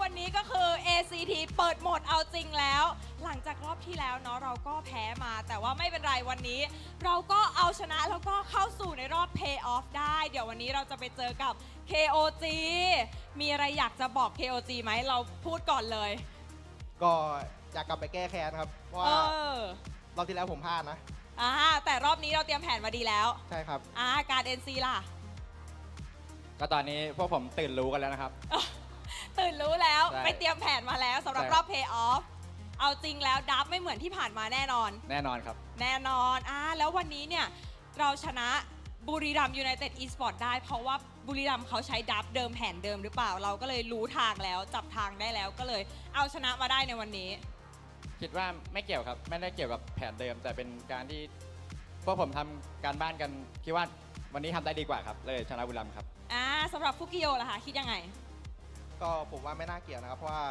พวกเราเชื่อใจกันครับเพราะว่าทำอะไรก็ไปด้วยกันครับคือมันเป็นแฮปปี้เบิร์ธเดย์บัฟหรือเปล่าเพราะว่าเราก็เพิ่งเกิดไปเมื่อ2 วันก่อนใช่ไหมแล้ววันนี้ก็เป็นไคโรเป็นการ NC ขออภัยค่ะเป็นการ NC ที่เพิ่งเกิดไปเมื่อ2 วันก่อนแล้ววันนี้ก็เป็นไคโรมันเลยมีพลังแบบเฮ้ยวันเกิดเอาหน่อยหรือเปล่าแบบแฮปปี้เบิร์ธเดย์บัฟเป็นไปได้แล้วก็วันนี้เนี่ยคือเราเตรียมแผนดราฟมากับโค้ชเป็นยังไงเตรียมแผนหนักไหมคะสำหรับที่จะมาเจอบุรีรัมย์ในรอบ Playoff ในวันนี้ส่วนตัวพวกผมที่เป็นผู้เล่นไม่ค่อยหนักครับแต่ต้องขอบคุณโค้ชครับวันนี้เขาคัดดราฟได้ดีมากครับเขาแบบเมื่อคืนเขาแบบนอนตี 1 ตี 2แล้วตื่นเช้าครับแล้วเราล่ะนอนก่อนเลยนอนก่อนเลยไม่ซ้อมแล้วใช่ครับแล้ววันนี้เนี่ยได้เรียนรู้อะไรจากเกมที่แล้วที่สามารถเอามาปรับเพื่อที่จะเอาชนะบุรีรัมย์ได้ในวันนี้เป็นเรื่องความใจเย็นกับการเชื่อใจทีมครับอันนี้พวกผมเชื่อใจกันมากครับว่าจะต้องไปถึงรอบต่อๆไปจนถึงแชมป์ให้ได้ครับเราคอเกมกันมากขึ้นไหมหลังจากรอบที่แล้วคิดหนักเราคอเกมกันผมว่าเราคอเกมกันดีอยู่แล้วครับแค่แบบมีแค่เรื่องรายละเอียดกับความใจเย็นครับสำหรับฟุกิโยอะคะก็เกี่ยวกับเรื่องเชื่อใจทีมแหละครับแล้วก็พวกเราก็ทำกันได้ดีด้วยก็คือวันนี้เนี่ยมันมีความเชื่อใจมากขึ้นแล้วก็ด้วยความรู้สึกที่เราอยากจะไปเล่นในรอบ Playoff มากๆก็เลยทำให้เราเอาชนะมาได้ในวันนี้นะก็ขอแสดงความยินดีด้วยนะคะเดี๋ยวยังไงก็ไปรอเจอกับ KOG ในรอบโบ5ในเย็นวันนี้เนาะก็ขอบคุณน้องๆทั้ง2คนมากเลยนะคะขอเสียงแฟนคลับ ACT Esport Club หน่อยได้ไหมคะโอเคค่ะเดี๋ยวให้น้องๆไปพักนะคะแล้วก็ส่งต่อให้กับพี่แคสเตอร์ทั้ง3คนได้เลยค่ะ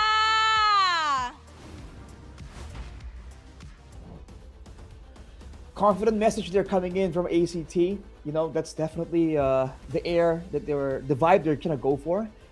Man, they looked impressive though. Both games they had like a setback and they just kept on track, man. They just understand how they wanted to win the game. And in the end, the aggression. It's crazy to see that these teams, we're behind by 2K gold. It doesn't matter, man. With the draft that we have, we can make the plays happen. And as long as we have plays in the bag, you know, there's always a chance for us to really go for a comeback team fight victory. Yeah, and I just want to say what a commanding performance from their gold laner Flukeo, man. Flukeo on the Harriet was such a menace. I'm pretty sure King of Gamers have probably watched this game. They're probably gonna ban Harriet all 5 games. You know, it's a best of 5. So, you know, a lot of the teams will have to look into this game, see what the comfort picks are for ACT because they look too clean with something that's so simple, that is so elegant.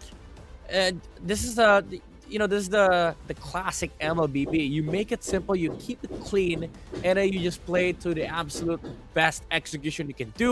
And in this game, even though I would say there were some, there were some points in the game where it kind of looked awkward, but the decisions, the intentions were very clean from the side of ACT Esports. And coming from an open qualifiers team, by the way, which I did not expect because, again, first 2 weeks, it was amazing for ACT. Following weeks, not so much. But now in this playoffs, they look terrifying, honestly. Yeah, I mean, respect bans are definitely in order for this team. But that's the danger here, right? They're pretty straightforward. They have a one signature style.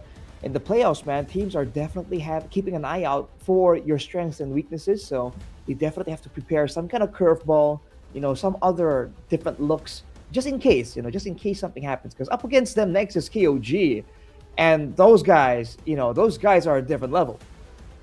Yeah, they're the big dogs. They're the top dogs of MSL Thailand. But for now, they get to enjoy their victory here against Buriram United. And the MVP of game number 2 is a guy that couldn't play game 1, but was able to play game 2. In fact, set up a lot of tempo for ACT. And in this game, it was a Tsuyo, able to land so many good, blade surges onto the backside, finding the gourd, shutting down the Khalid. And because of that, he was able to set up a good amount of window for ACT, especially now with the Sky Piercer on the Tsuyo. He became an actual threat. Game number 1, he was playing a pseudo Fredrin gameplay on the Tsuyo. This game, he was a full-on Tsuyo. It wasn't smooth sailing, man. Initially, it looked really good, especially right here. Like, he was able to get some steam going for the snowball, get the assassination onto Agi here because of how vulnerable the gourd is. And he got like a stack or two, right? This is the first stack he got on Sky Piercer. But afterwards, he gets taken out, right? That's where the Phobius threat. Look at this, man. It's a valiant effort from Narakorn to really go for trades here, 1v3. He was able to actually pressure the mid game quite a little bit. But then afterwards, right, the team stabilized. They know that they have the tools readily available. And then they just slowly but surely claw their way back with that extra damage, with their control of space, especially with the Black Dragon form. And even though they were on the back foot for the longest time, the moment they need to step up and actually win the fights, they do. I want to give my commendations to Sylvia as well. Like, this Kalea performed so well in this game. Not afraid to use the Tsunami Slam on the Khalid with the Purify. Most people would just be annoyed that there's a Purify on the Khalid, but even so, he just forces out so many good skills in a team fight, which allows Zero, Skyro to find their targets because the enemy doesn't have mobility skills anymore. And at the end of the day, when they allow each other, they make these heroes on their side much, much stronger, especially the Harith, right? Like in game number 1, it's the same story. You force one dash, it becomes almost impossible to escape from the clutches of the Harith. It was the same story in this game number 2. Add to the fact that they gave so much initiations as well for ACT. Even the Valentina was setting up amazing Raging Sandstorms with the Flicker, which doesn't really help Buriram United because now you're facing 5 heroes that can jump you. And that's why the last base defense that they tried mounting, there was zero response. Absolutely no answers from Buriram United because all 5 members of ACT just jumped in.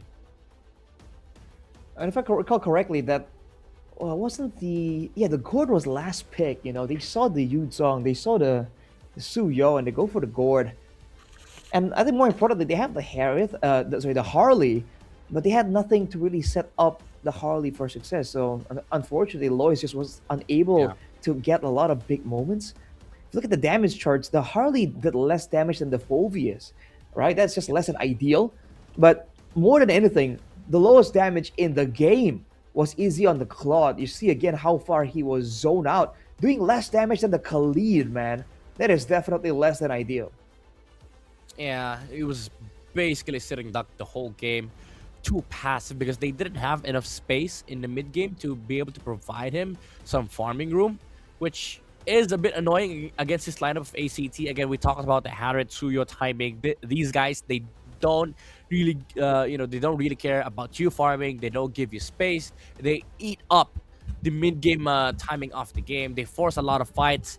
And for Buriram United, unfortunately, their lineup really cannot stand this combo from ACT, especially if you add the Kalea and the Yuzong to the mix. There's really no guy for Buriram United that can hold the game down and tell the Claude, "Oh, it's okay, bro, just farm." There was no guy for that on their side. Yeah, no real way of getting proper protection, no real way of setting up. I think that was a big problem for Buriram. Unfortunately, that cost them, I guess, their chance at attaining that victory, right? That proceeding through with the playoff stage. So congrats to ACT. Nice try, Buriram. They're gonna come back stronger, definitely, after a result like that. They definitely wanted to go even further, but problems has just begun for ACT. Again, they're up against a very strong opponent in their next match, so I think we're gonna see them being forced to do something different at least next time. Yeah, challenges are definitely becoming bigger and bigger. So hopefully they bring new flavors against KOG, because again, KOG is looking super tough. Like this team, even if you talk about like comfort, flexibility, versatility, doesn't matter. Nothing equates to being as dominant as a team such as KOG, because they just have, I would say, the better macro amongst all the other teams here in MSL. But I do hope for an amazing time for that series. That is going to be an a best of 5 match. So a lot of things to expect between ACT and KOG. But we're not moving to best of 5s yet. We're still watching best of 3s, as Tenacity and Solix are gonna be playing next. I would say these two teams, they came as a surprise to me, because again, the last time I was able to cast for MSL was week 2. Tenacity and Solix weren't really in a good of a position as they are in right now. Right, and honestly, I think they are pretty evenly matched, so you can look forward to that. Because for now, me and Rashi and Midnight, we're gonna throw over to the break. See you guys after the short one.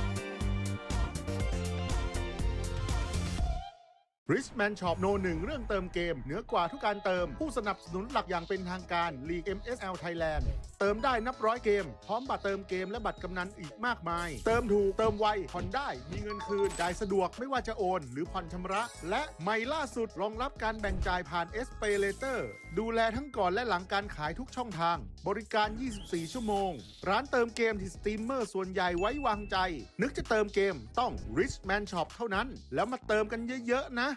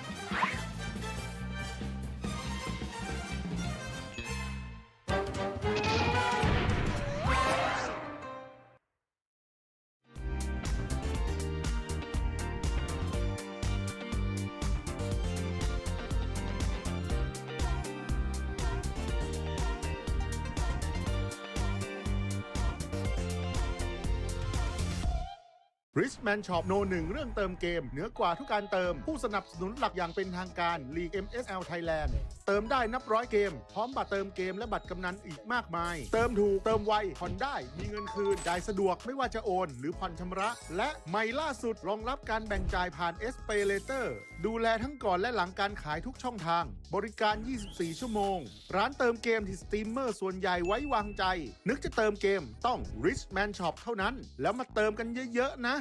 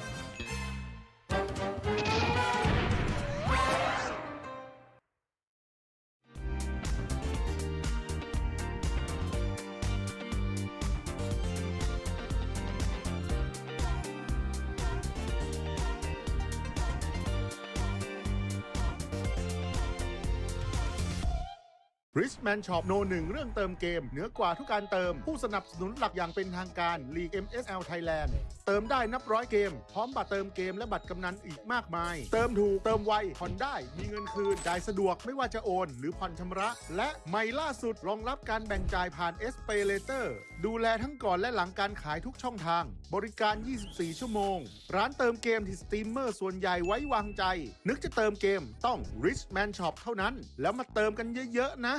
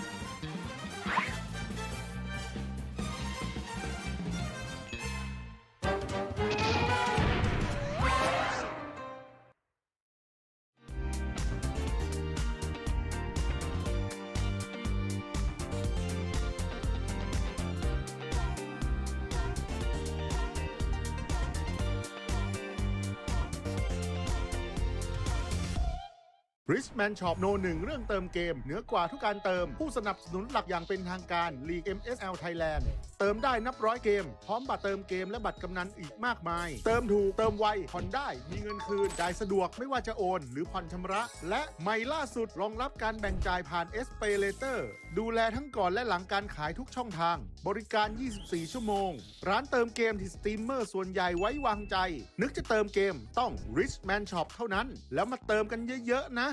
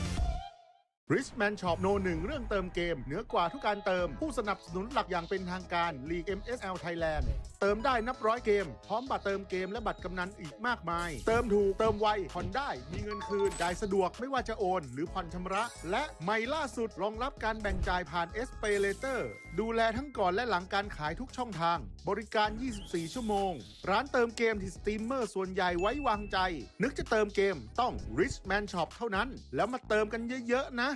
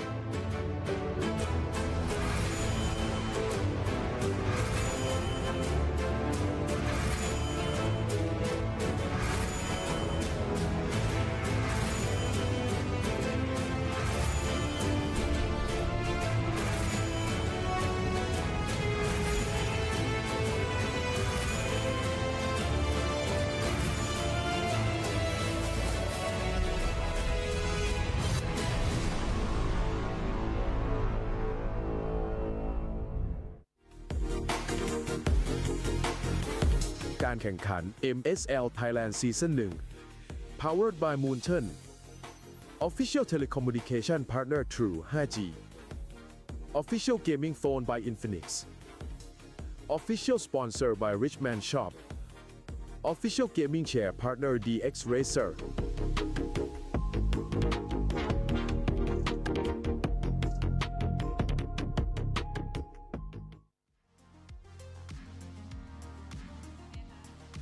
สวัสดีค่ะ มาเจอกับพวกเราสองคนแบบนี้อีกแล้วค่ะพี่ปาล์มหมายความว่ายังไงคะ คู่ที่2กำลังจะเริ่มขึ้นนั่นเอง โอ้โห น่าตื่นเต้นเพราะว่าคู่นี้บอกเลยว่าเดือดแน่นอน เพราะเขาเคยเจอกันมาก่อนค่ะ มีโอกาสได้กลับมาสู้กันอีกครั้งหนึ่งหลังจากที่มีการปรับเปลี่ยนไลน์อัพผู้เล่นใหม่อ๋อเหมือนอารมณ์เป็นล้างตาใช่อันนี้คือเตรียมน้ำล้างหน้ามาเรียบร้อยจะเป็นของทีมไหนนะคะเพราะว่าทีมแรกนะคะก็คือเจ้าแพทดื้อค่ะ Tenacity นะคะวันนี้ต้องเจอกับทีมวัยรุ่นยุค 90 อย่าง Solic Esport นั่นเองค่ะใช่บอกเลยว่าวันนี้ Solic Esport นะคะเตรียมแผนมาล้างแค้นเทนาแน่นอนยังไงเล่าเลยตอนเจอกันในรอบเลกูล่านะคะก็คือเทนาเนี่ยเขาเอาชนะ Solic ไปได้แต่วันนี้ Solic เขามีการเสริมทัพแล้วด้วยจอยสั่งมา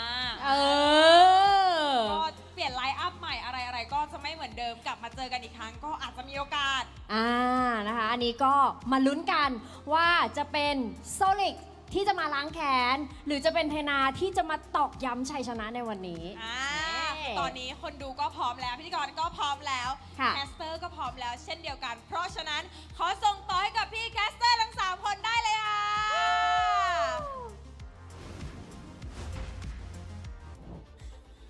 Well, thank you for that introduction, Minnie and I, baby. Right now, it's still me, Arashi, but I'm accompanied by the young man from the Philippines, Mr. Leo. How you feeling?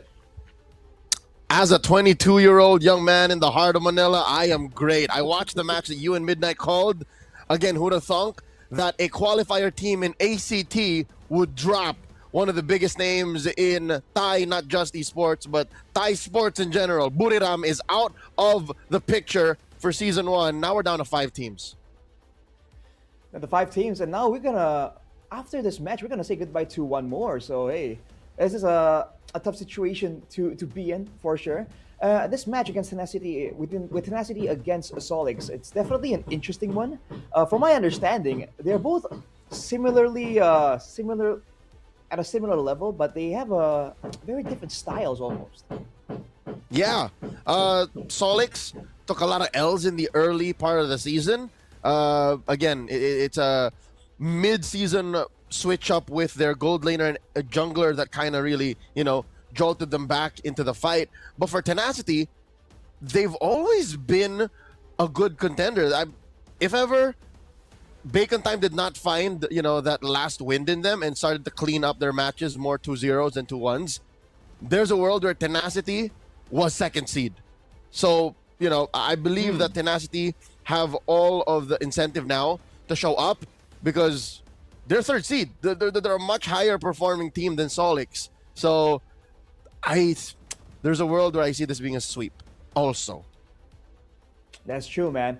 It's almost like there's a bit of similarity between the first match and the second one here, because Tenacity are a lot more flexible, right? Whereas for Solix, they've been able to pull off some really good things in the Land of Dawn.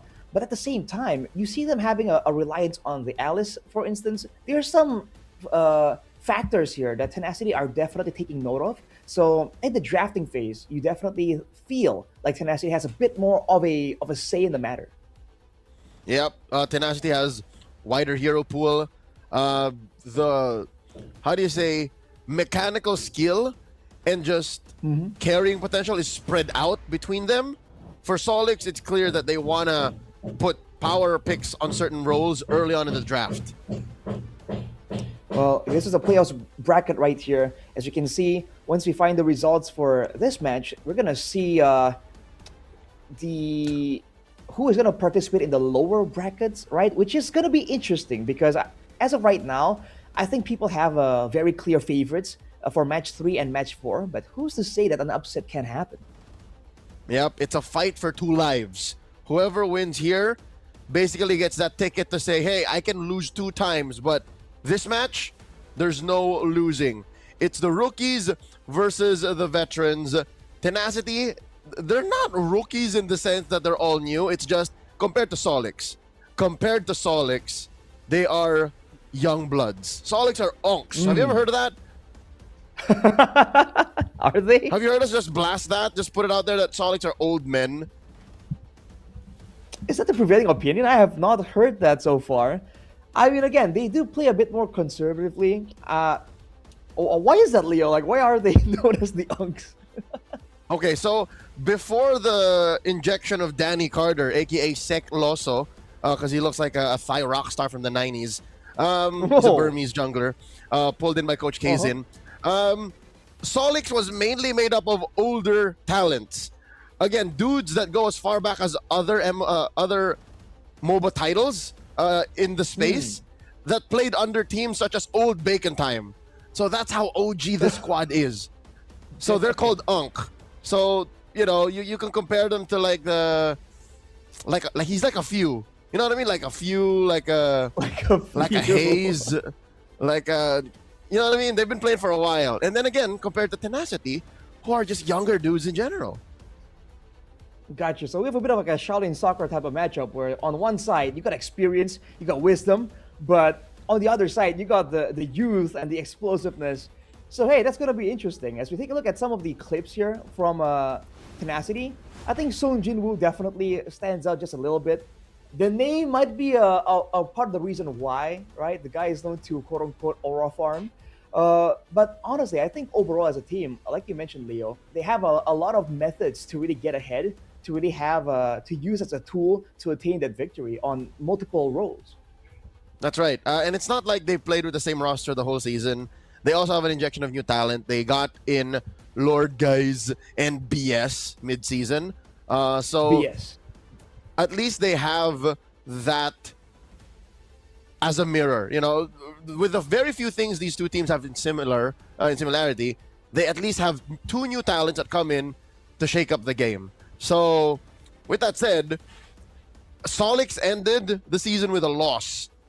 Tenacity ended the season with a loss as well. So they both have that chip on their shoulder. So there's more similar with these teams than we'd care to admit the first time around. That's true. But for me, though, I think for Solix in particular, I recall very vividly there was like a last-minute like switch up. But we're gonna take a look at the player entrance right here. Tenacity, definitely looking tenacious, as the name suggests. But they seem ready for some action. That's why they're the GOATs. I mean, literally, their Literally, mascot is a goat, and the fans call them GOATs. So that's what you got to do when you're young in the game, is just, don't show any sign of fear. On the other hand, though, for Solix, this is the, as you mentioned, Leo, the UG squad. But they've had moments of brilliance themselves. They've had some very creative roster switch-ups as well. So that is something that they can use as a curveball here in this match. Yep. But the one piece that refuses to move is, of course, Sherry, Sherry. One of the few players who gets the first pick Alice, the first pick Uranus, the first pick Phoveus. So that might be to their detriment, or they could use that and weaponize the draft. Again, Phoveus is big in the meta. The other heroes, not so much. Alice, Uranus, nah. Yeah. Well, let's see, man. The coaches, this guy, this guy, and Zin. Hey, did he get rid of the K? He was K Zin in the regular season. Now he's just Zin. Interesting. He's trying to streamline. He's trying to be efficient here, Leo. You can see it from that choice. Both teams definitely feel ready. But again, I wonder what kind of curveballs are here, because I get this feeling that both teams are not going to be playing the usual style. As they look like a team lineup here for Tenacity: Sung Jin Woo, Water, Lord Guys, Grift, and BS. And honestly, Grift and BS have been standing out just a little bit more in the last few matches I've seen from Tenacity too. Yep, Grift was an MVP in both of their previous games. The only games they won in those last two. Well, they beat Full Sense eventually. But for Solix, I think the switch up you were looking for were those in Danny Carter and Xiao Tu. So they're the ones that came in mid-season. The former is a Burmese import. But who really has my eye here is Mimark. Mimark has such a weird hero pool. Mimark plays a Valier, and sometimes teams ban it. Sometimes teams ban the Valier, so they don't want to play with it. I mean, dude, even in match number 1 earlier, we saw that Valier ban as well. Let's take a look at this VT real quick. พิสูจน์สำคัญของทุกเส้นทางที่ผ่านมา Tenacity ทีมที่มีผู้เล่นจากหลากหลายเส้นทางต่างรวมตัวกันเพื่อพิสูจน์ตัวเอง ผมมั่นใจว่าผมสามารถพาทีมคว้าแชมป์ได้ครับด้วยประสบการณ์ของผมที่แข่งมาครับแล้วก็สกิลเพลงของผม แต่หลังจากผ่านการเปลี่ยนแปลงครั้งสำคัญพวกเขาค่อยๆพัฒนาขึ้นจนกลายเป็นหนึ่งในทีมที่ร้อนแรงที่สุดของลีกวันนี้พวกเขากลายเป็นทีมที่พร้อมล้มได้ทุกทีมโซลิดทีมที่เต็มไปด้วยชื่อที่ทุกคนคุ้นเคยผู้เล่นที่เคยผ่านทั้งช่วงเวลาแห่งชัยชนะและเวทีการแข่งขันระดับสูงมาแล้วต่อให้จะเคยแข่งหรือว่าประสบการณ์จากที่อื่นก็จะทำให้ดีที่สุดครับแม้เส้นทางของพวกเขาในฤดูกาลนี้จะไม่ได้ง่ายดายแต่หลังการปรับเปลี่ยนครั้งสำคัญพวกเขาก็ยังคงพิสูจน์ว่าประสบการณ์ยังคงน่ากลัวเสมอดาวรุ่งกำลังลุกขึ้นท้าทายและตำนานกำลังกลับมาทวงคืนศักดิ์ศรีเป้าหมายทีมยังไงเราก็เป็นที่หนึ่งของลีกอยู่แล้วเมื่อมีการแข่งขันเกิดขึ้นแล้วผมจะเล่นให้มันทะลุ 100% ไปเลยครับและตอนนี้ได้เวลาของพวกเขาแล้วใครจะเป็นผู้ได้ดำเนินเรื่องราวบทต่อไป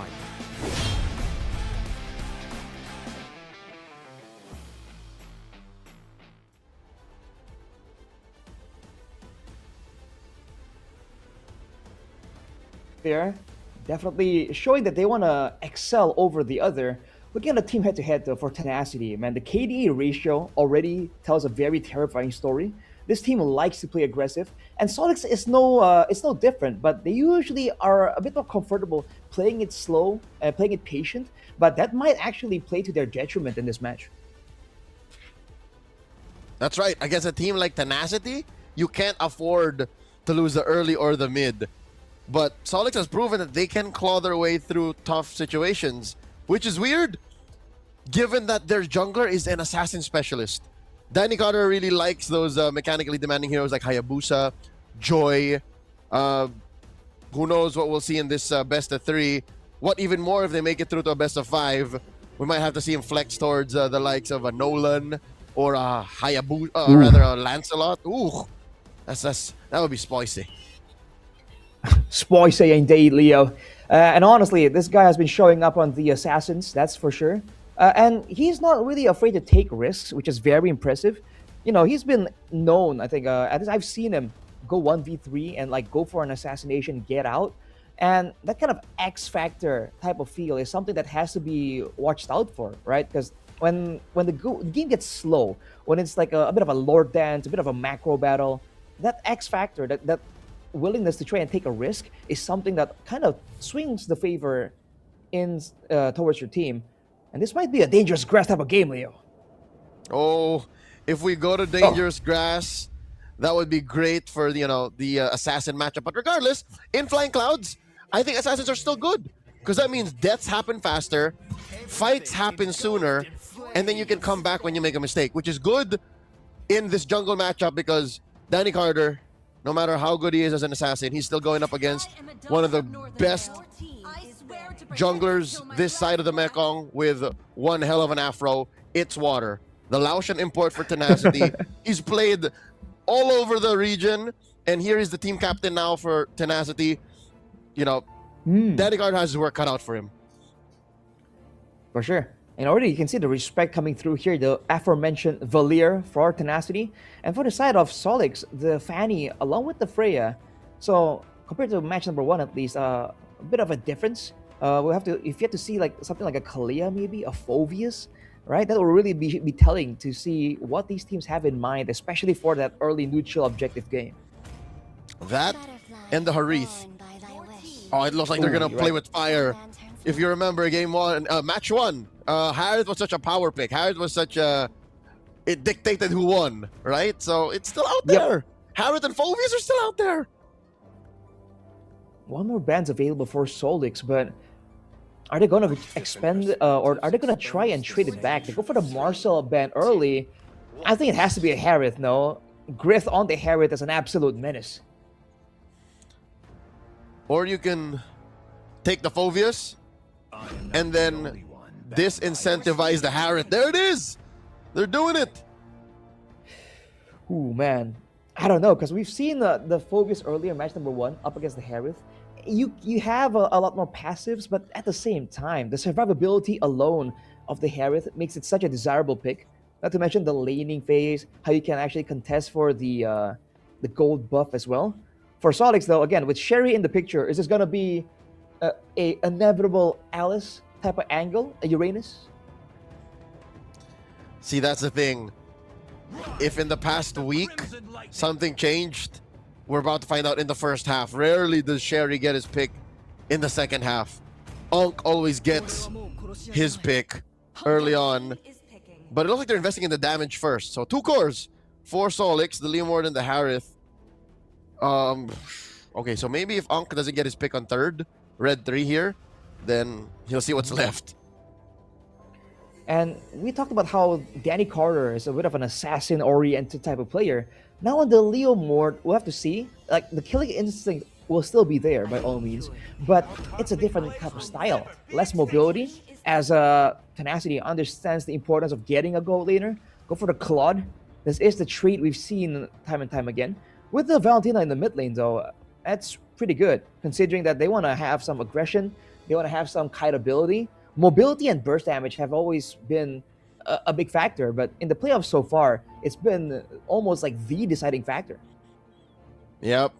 At this point, with Kalia at large, Khalid as well, you have to think of what happens in mid.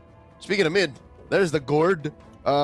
Again, you already have the combo. Harley is not here. They chose to go Leomord, so that's got to be a decision made by the team. But they're going to do the shred via Harley and Harith. So it's Harith and Gord. So there's still a combo there. Attack the roam, dude. Just take out roamers.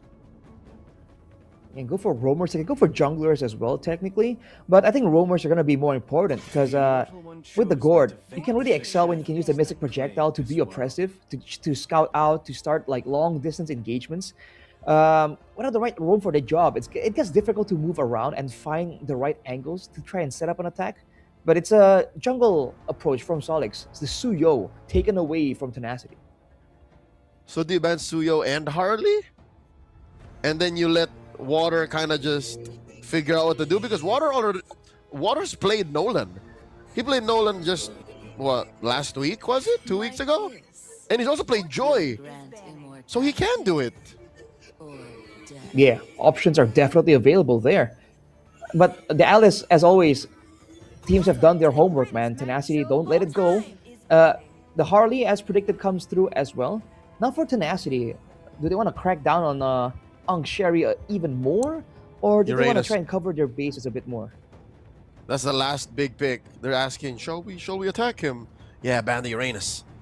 Okay, coach. Is that the approach, man? That definitely could be the angle. Badang, actually. Okay. I think they might want to go really aggressive, so having a Badang that can push him back could be a problem. Okay. To be fair, Moss is the boss. Played a mean Badang against the Fanny the other week, and it stopped it in its tracks. This glue, though, I don't know where this glue is going.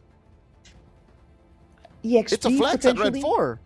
It's a flex at Red 4. That's amazing. Can go both ways. It's definitely a winning matchup against the Phoveus, though. So that is something that Tenacity definitely have to consider. It's a little bit more, but their jungle pick is something we've been waiting on. And so far, there isn't really an easy answer, right? Like a super efficient answer right here. If they want to just focus on denying the Gourd, like proper participation, then the Assassins will do, right? And let's forget about the fighters. It's Joy. All right. So we mentioned this. The one game they won against Bacon Time last week, they played the Joy and the Khalid. That's a really strong trio mid. Very lethal. A lot of damage. Khalid, Valentina, Joy. Now we find out where the glue is going with this Red 5 pick. The final reveal right here. Against this kind of damage, see, the Joy is an assassin, but you can shred through tanks too, given enough items. You know, so the Leomord and glue aren't completely safe by all means. Do they want to get more crowd control? Because right now, they can only initiate with a Mystic Projectile, a Slam Pass, and maybe the Phantom Steed. By all means, not really enough to really dictate the pace of the game. So what, like a Gatot or a Hylos? Yeah, some more engage or counter-engage would be cool. The Kalea, man. The very critical Kalea that was so important in match number 1 falls into the hands of Solix. That's a really good pick. Okay. They don't want to slow the game down. If it was a Hylos or Gatot, that could have done it, but it looks like what you were looking for, Arashi, is here. Solix will not slow it down, instead will embrace violence. They will, even on the losing end, again, you said counter-engage with a Kalea. I'm just worried about that Gourd. I'm just worried about me marks, man. Like, there's no one to hold it down to protect him. He has to play this the hard way. I think eventually it has to be Moss, right? That's the problem here for Moss, because do you want to be aggressive with it? Do you want to go for the pickups, or do you want to try and protect the backline? Because against a Khalid and a Joy, it gets quite difficult. So, hey, there's problems to spare for both teams. But ladies and gentlemen, into the Land of Dawn we go for game number 1 between Tenacity and Solix. On a spectrum, I'd say the damage is through the roof for Tenacity, right? But I think when it comes down to it, Solix has more tools. Solix can definitely still claw themselves out of weirder positions because of that. Oh my god! Early game of the Center boss! Goes with the flicker, survives via just surge of life. Has to recover. Get the hell out of there. Way too close for comfort, man. Moss, you wanna be a bit careful there, especially against this matchup. Again, Valentina Khalid has so much brawling power in the early game, but I do agree, Leo. Later on, they're gonna have to rely on big ultimates, or maybe only on Sung Jin Woo if they want to threaten some kind of pickoff. So, looking at this now, Moss tries to turn it around, goes for BS, but they get out of there. Lethal falls into the hands of Tenacity, though, so small victories there. Yep, this retreat, oh my god! One more! Whoa! Moss almost takes down Lord Guys, forces the Purify. As I was saying, with the retreat of BS, Solix should find more room to kind of, again, invade. There it is. Look, Danny Carter going for the small camp steal. All that BS could do is kind of disincentivize him with a scimitar. Might be enough. Oh my god, Danny Carter calls in the Phantom Steed! First blood drawn by Solix. Man, the quicksand guard will not save him. Oh boy, Tenacity already on the back foot just a little bit as Solix gets some momentum here. With the Leomord, they can control this neutral objective so good. And Sherry on the glue. It's not the Alice, it's not the Uranus, but it works the same way. You dive in, you sustain air, you are really annoying. Whoa. Oh my lord. Without Danny Carter's Phantom Steed, I'm not so sure this turtle is such a smart take. Tenacity now circling the objective. Sherry here gets jumped on, looking for that mount. Moss goes to dive in, still no. Tsunami Slam, there it is. Blazing in with that Phantom Steed, but the stolen one works better. Down goes Moss, but Danny Carter secures, does pay the price. Yeah, Griffith with a blazing duet takes down 3. One more. Hunk, get another Hunk. He's running out of here, and he will survive. In comes Xiao, looking for the punish. Flying Clouds. Oh, the fights keep going, but they gotta stop sometime. Man, good moves right there, but now Water tries to go for a trade. Oh, Electrifying Beats under turret. A bit too much that he can handle. Gets out of there though. Both teams going toe-to-toe with the aggression. He made like water, my friend. He got on out of there. So at the end of the day, despite the turtle take by Solix, I think Tenacity got all they wanted. For sure, man. Using the Phoveus efficiently there, that's why the level 4 is just that much more terrifying by all means.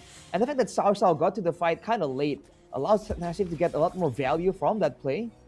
And now they're looking to extend that even more. Again, prio-wise in the mid lane, they have a lot more to say. Sustain is the one department where Solix has a bit of an edge due to the Kalea.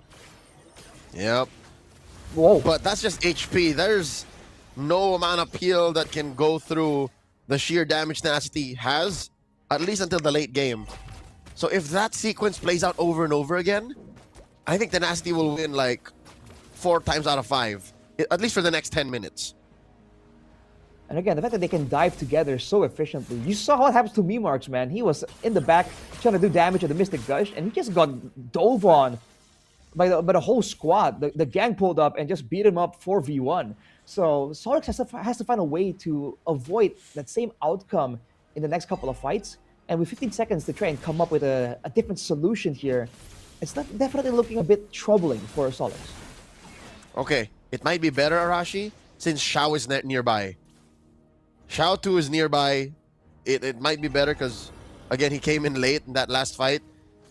Griffith beat him to the punch with the Blazing Duet. So, let's see, turtle number 2.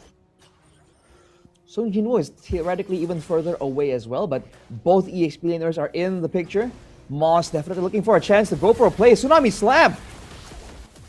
BS does get on out of there. The Gush canceled out. Danny Carter again. The sharpest retribution in the game. Still goes into the back line, finds BS. Wailing away. Lord Guys though steals it. And he takes him down. Griffin with another Blazing Duet takes down Sherry. It's a roamer for 2. And Lord Guys gets a double kill. Memarks is squished.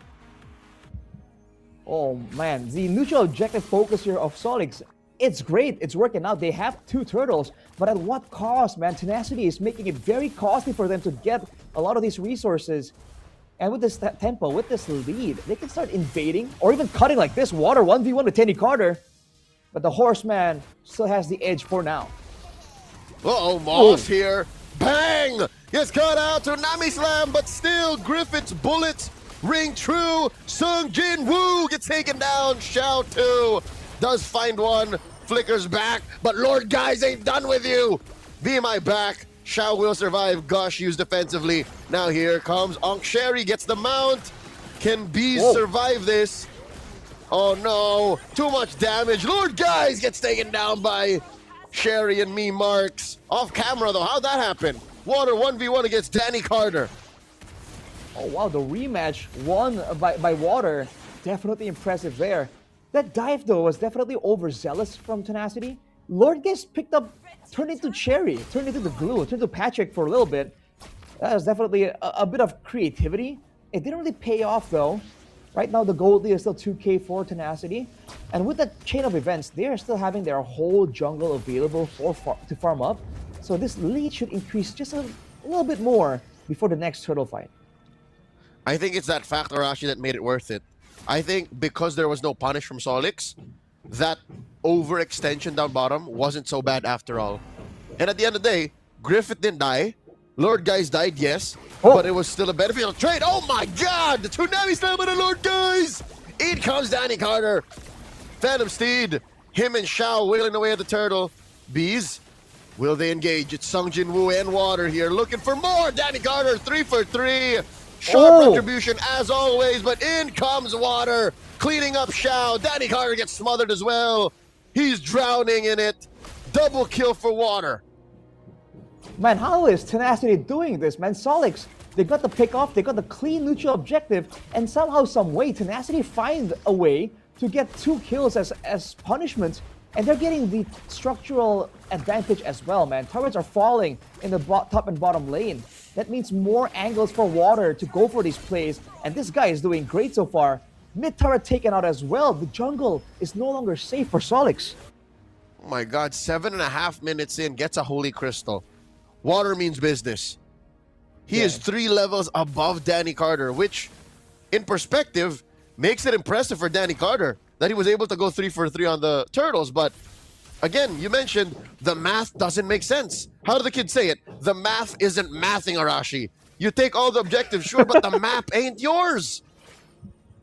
It's the other thing Tenacity is doing, man. The farming. They're allowing Water to actually farm up a lot faster around because the action always happens away from him until the neutral objective is there. And he doesn't even go for the 50-50. He goes for the dive in the back line.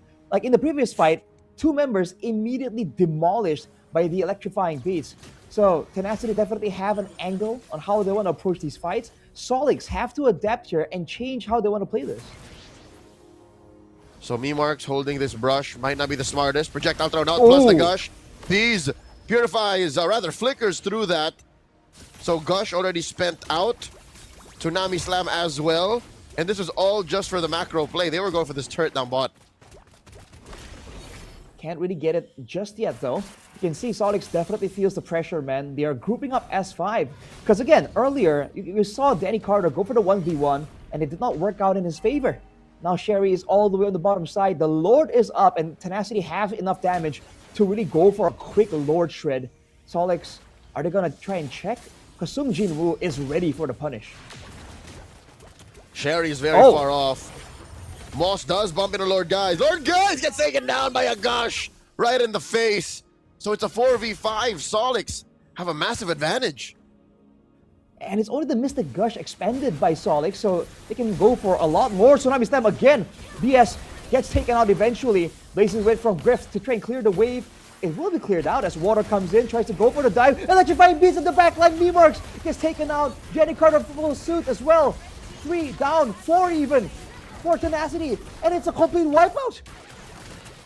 Oh no, it's just Sherry left. The Mount on Water. They gotta buy time. Patrick! Mayonnaise is not an instrument! He gets taken down! The last member of Solix bites it, and that allows for Tenacity to get a clean Lord.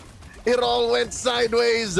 Arashi, I thought it was theirs. It was a 4v5, then a 3v5, then in comes Water like a tsunami. Bro, like that was the plan all along, it seems like. We said that Water was gonna be a problem.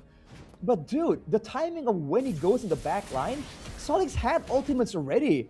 And yet still, they just cannot handle it. Like we predicted earlier, Leo, Moss is trying to go for the Tsunami Slams. He gets Lord Guys time and time again. But afterwards, that means Water has all the space in the world to go for these crazy mobility plays. But look at this, man. They're clumping together and just taking waves and waves of damage from the electrifying beats. That's right. I'm pretty sure there was a call by, again, Lord Guys or somebody in, I would assume, Thai, because Laotian and Thai are very similar, saying, there's no more Tsunami Slam, go for it! They can't punish you, kill him! And that's what Water did. And that's why the map is now blue, with the Lord up top, and Tenacity are up 7k! Arashi 7k! 7k, dude. 6.7 actually for the side of Tenacity.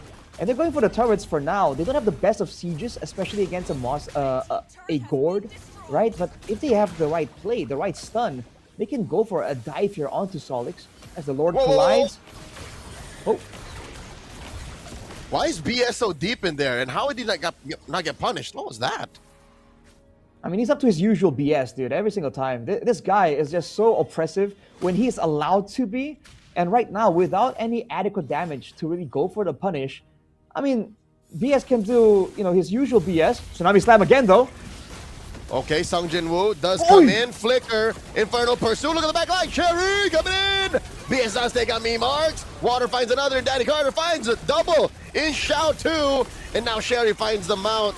But it's not enough as he goes down. Lord, guys, puts him in his place. It's just Moss left. The boss can't defend this. They're on the base. Tenacity are going to match point.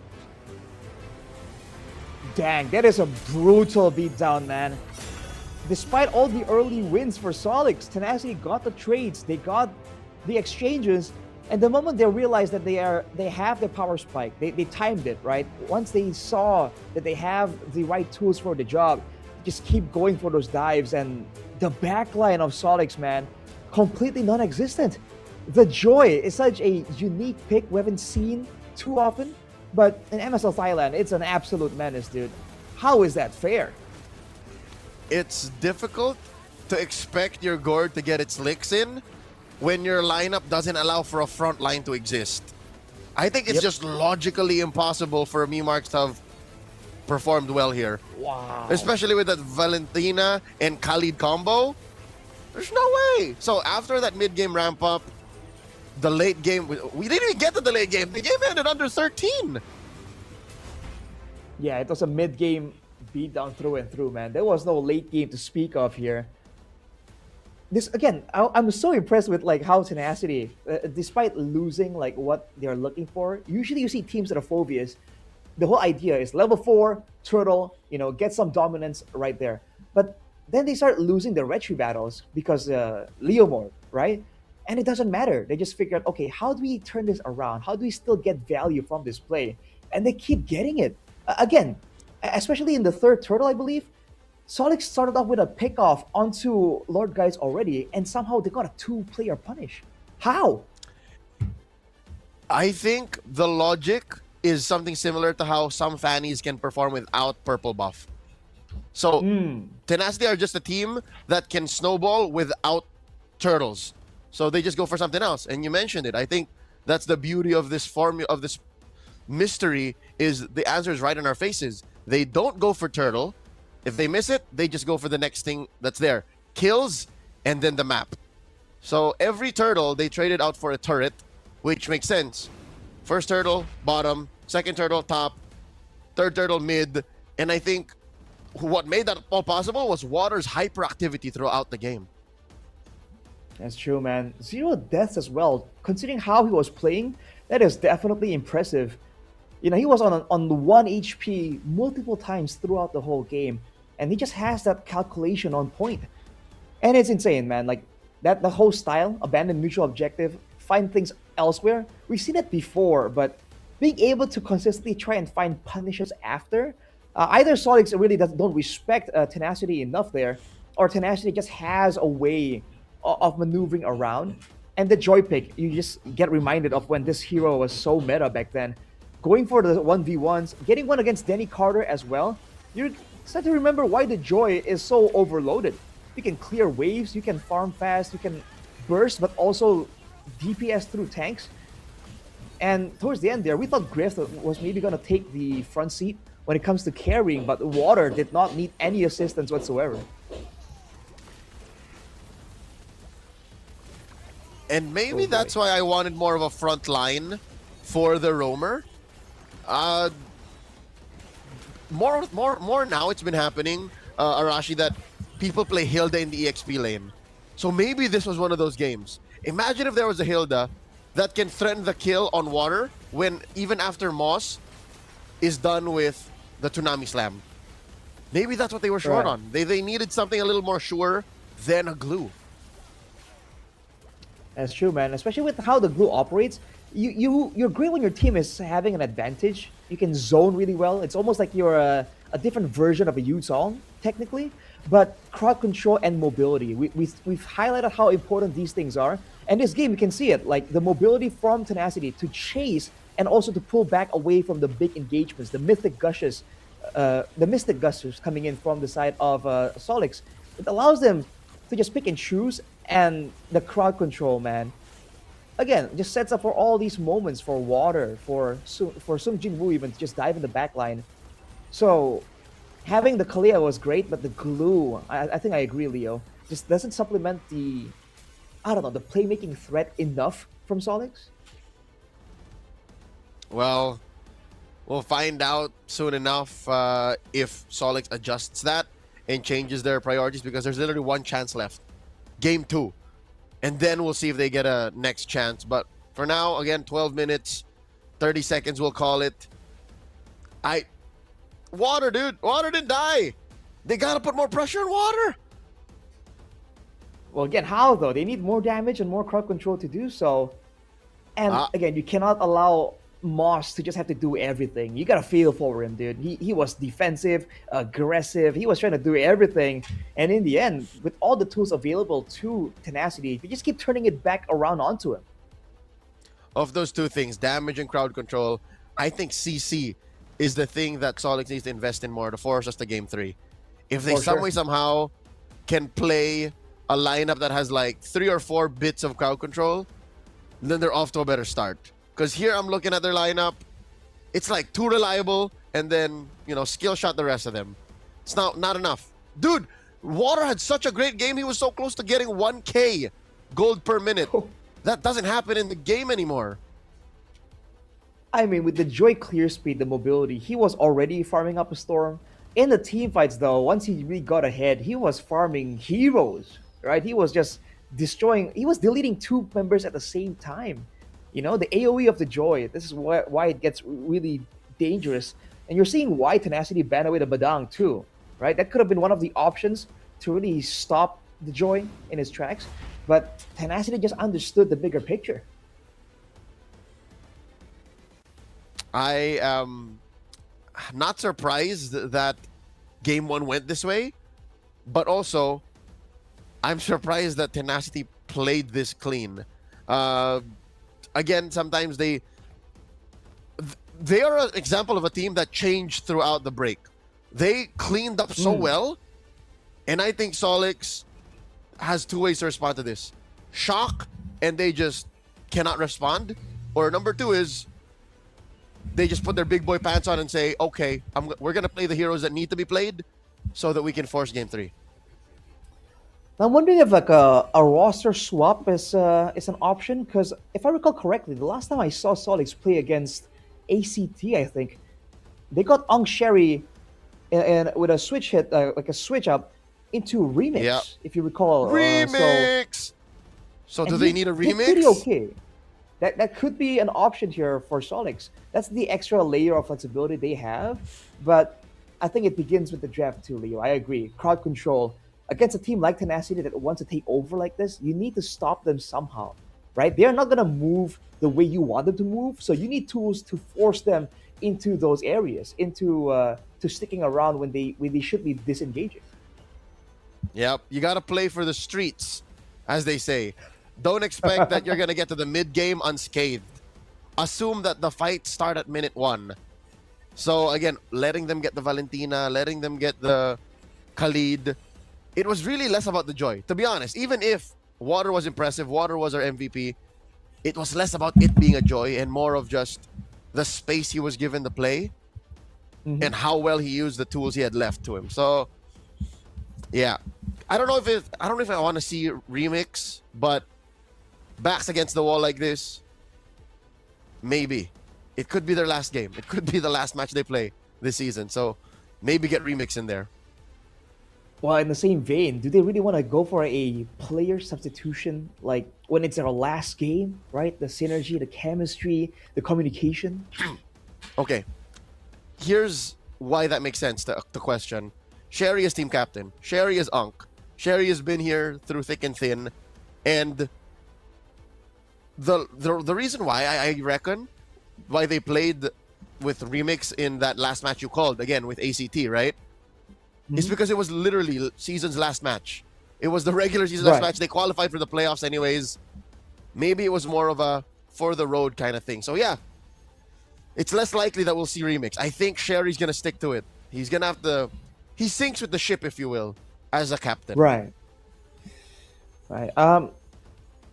On top of the on that factor, we talked about differences, right? Danny Carter on the fighter, man. There were some moments for sure. The red shoe was solid, but you want to see on an assassin, no? Right? Go for the duels against water.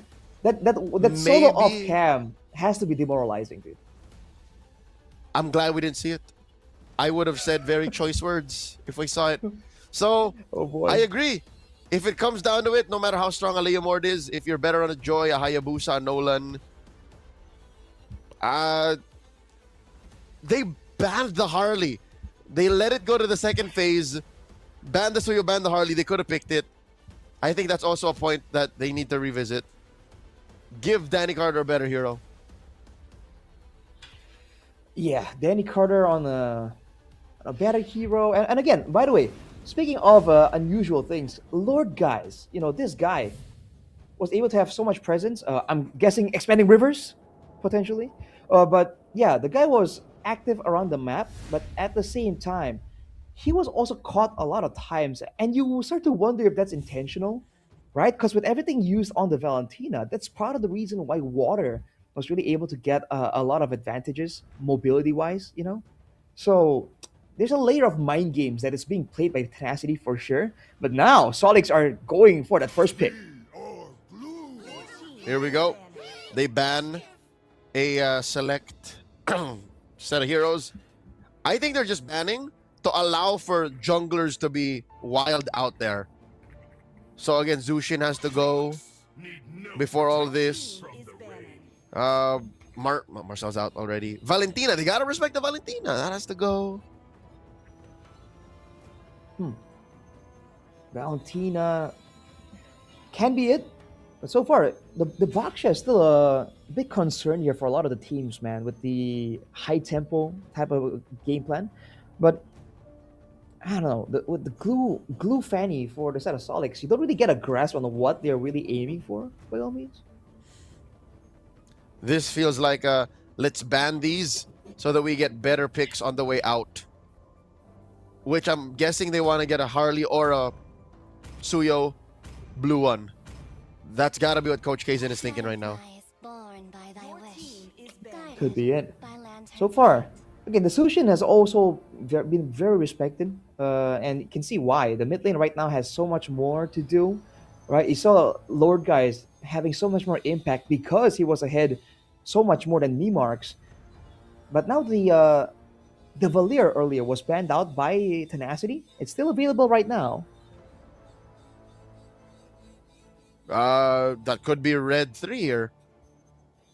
But that means the likes of Kali are still open.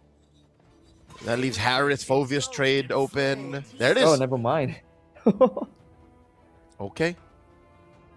Please give Sekmoso his hero. Yeah.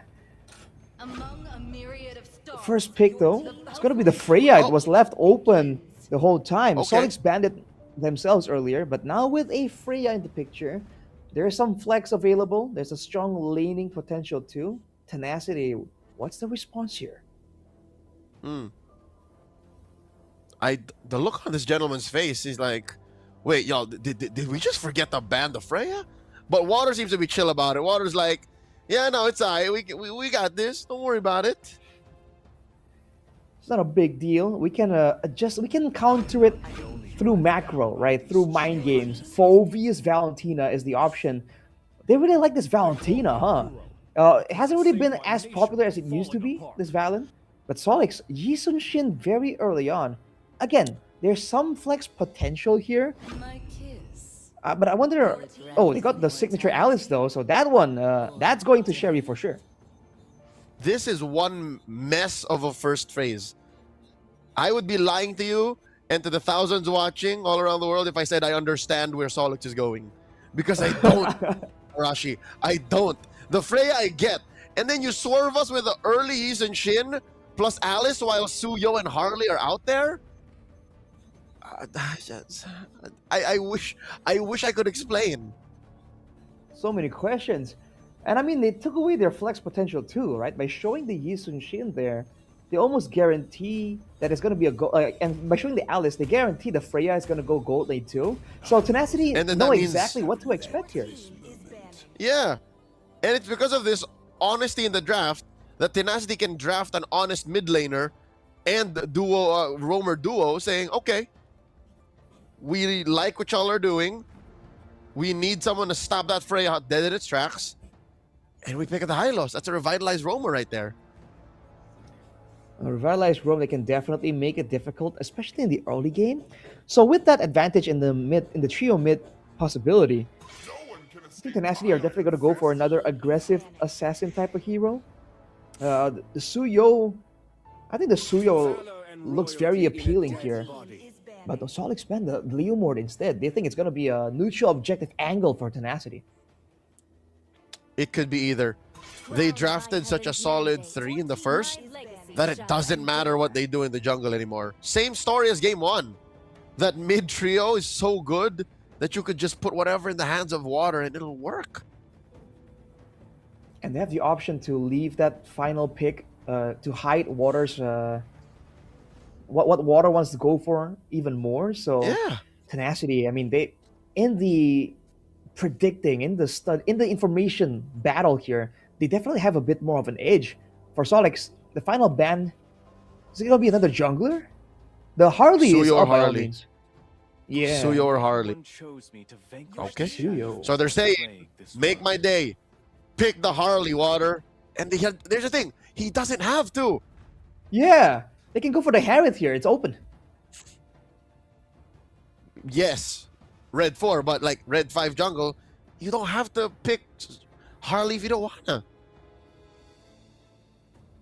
I think the gold laner first is going to be a much better call here. Claude is open too, dude. Yeah, Tenacity have their pick of the litter. Oh, wow. How did this happen, man? It's because you first phased the Yi and Shin.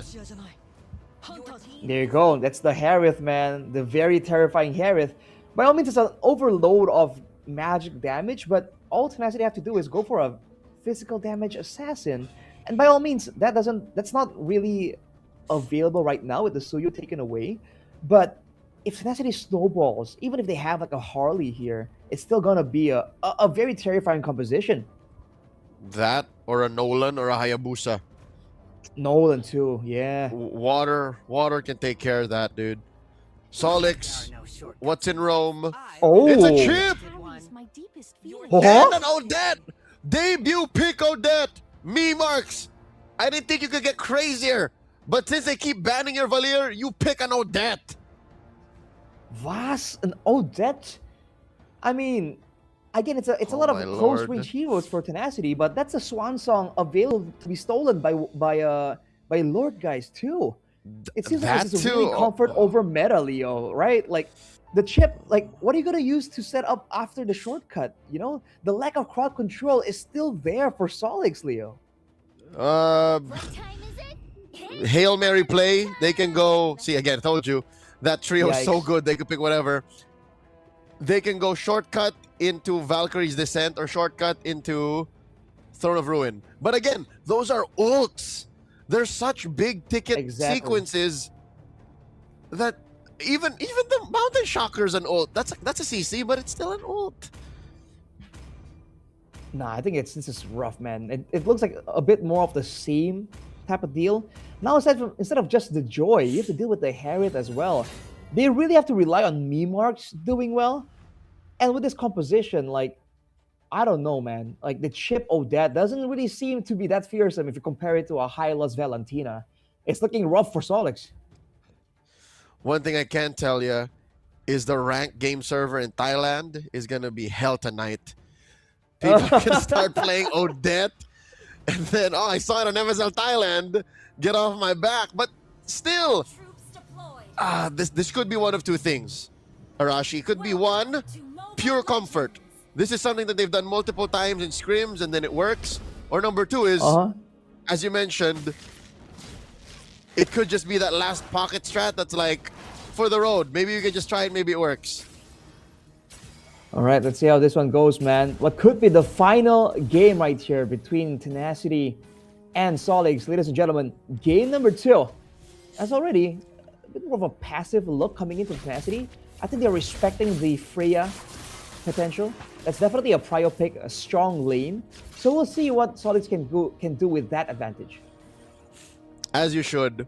If the gold lane is winning for Xiao, then you could say at least the EXP lane is a dead lane, and then mid, I reckon, should still go to Tenacity. Oh, Lord Guy's taking a lot of damage here.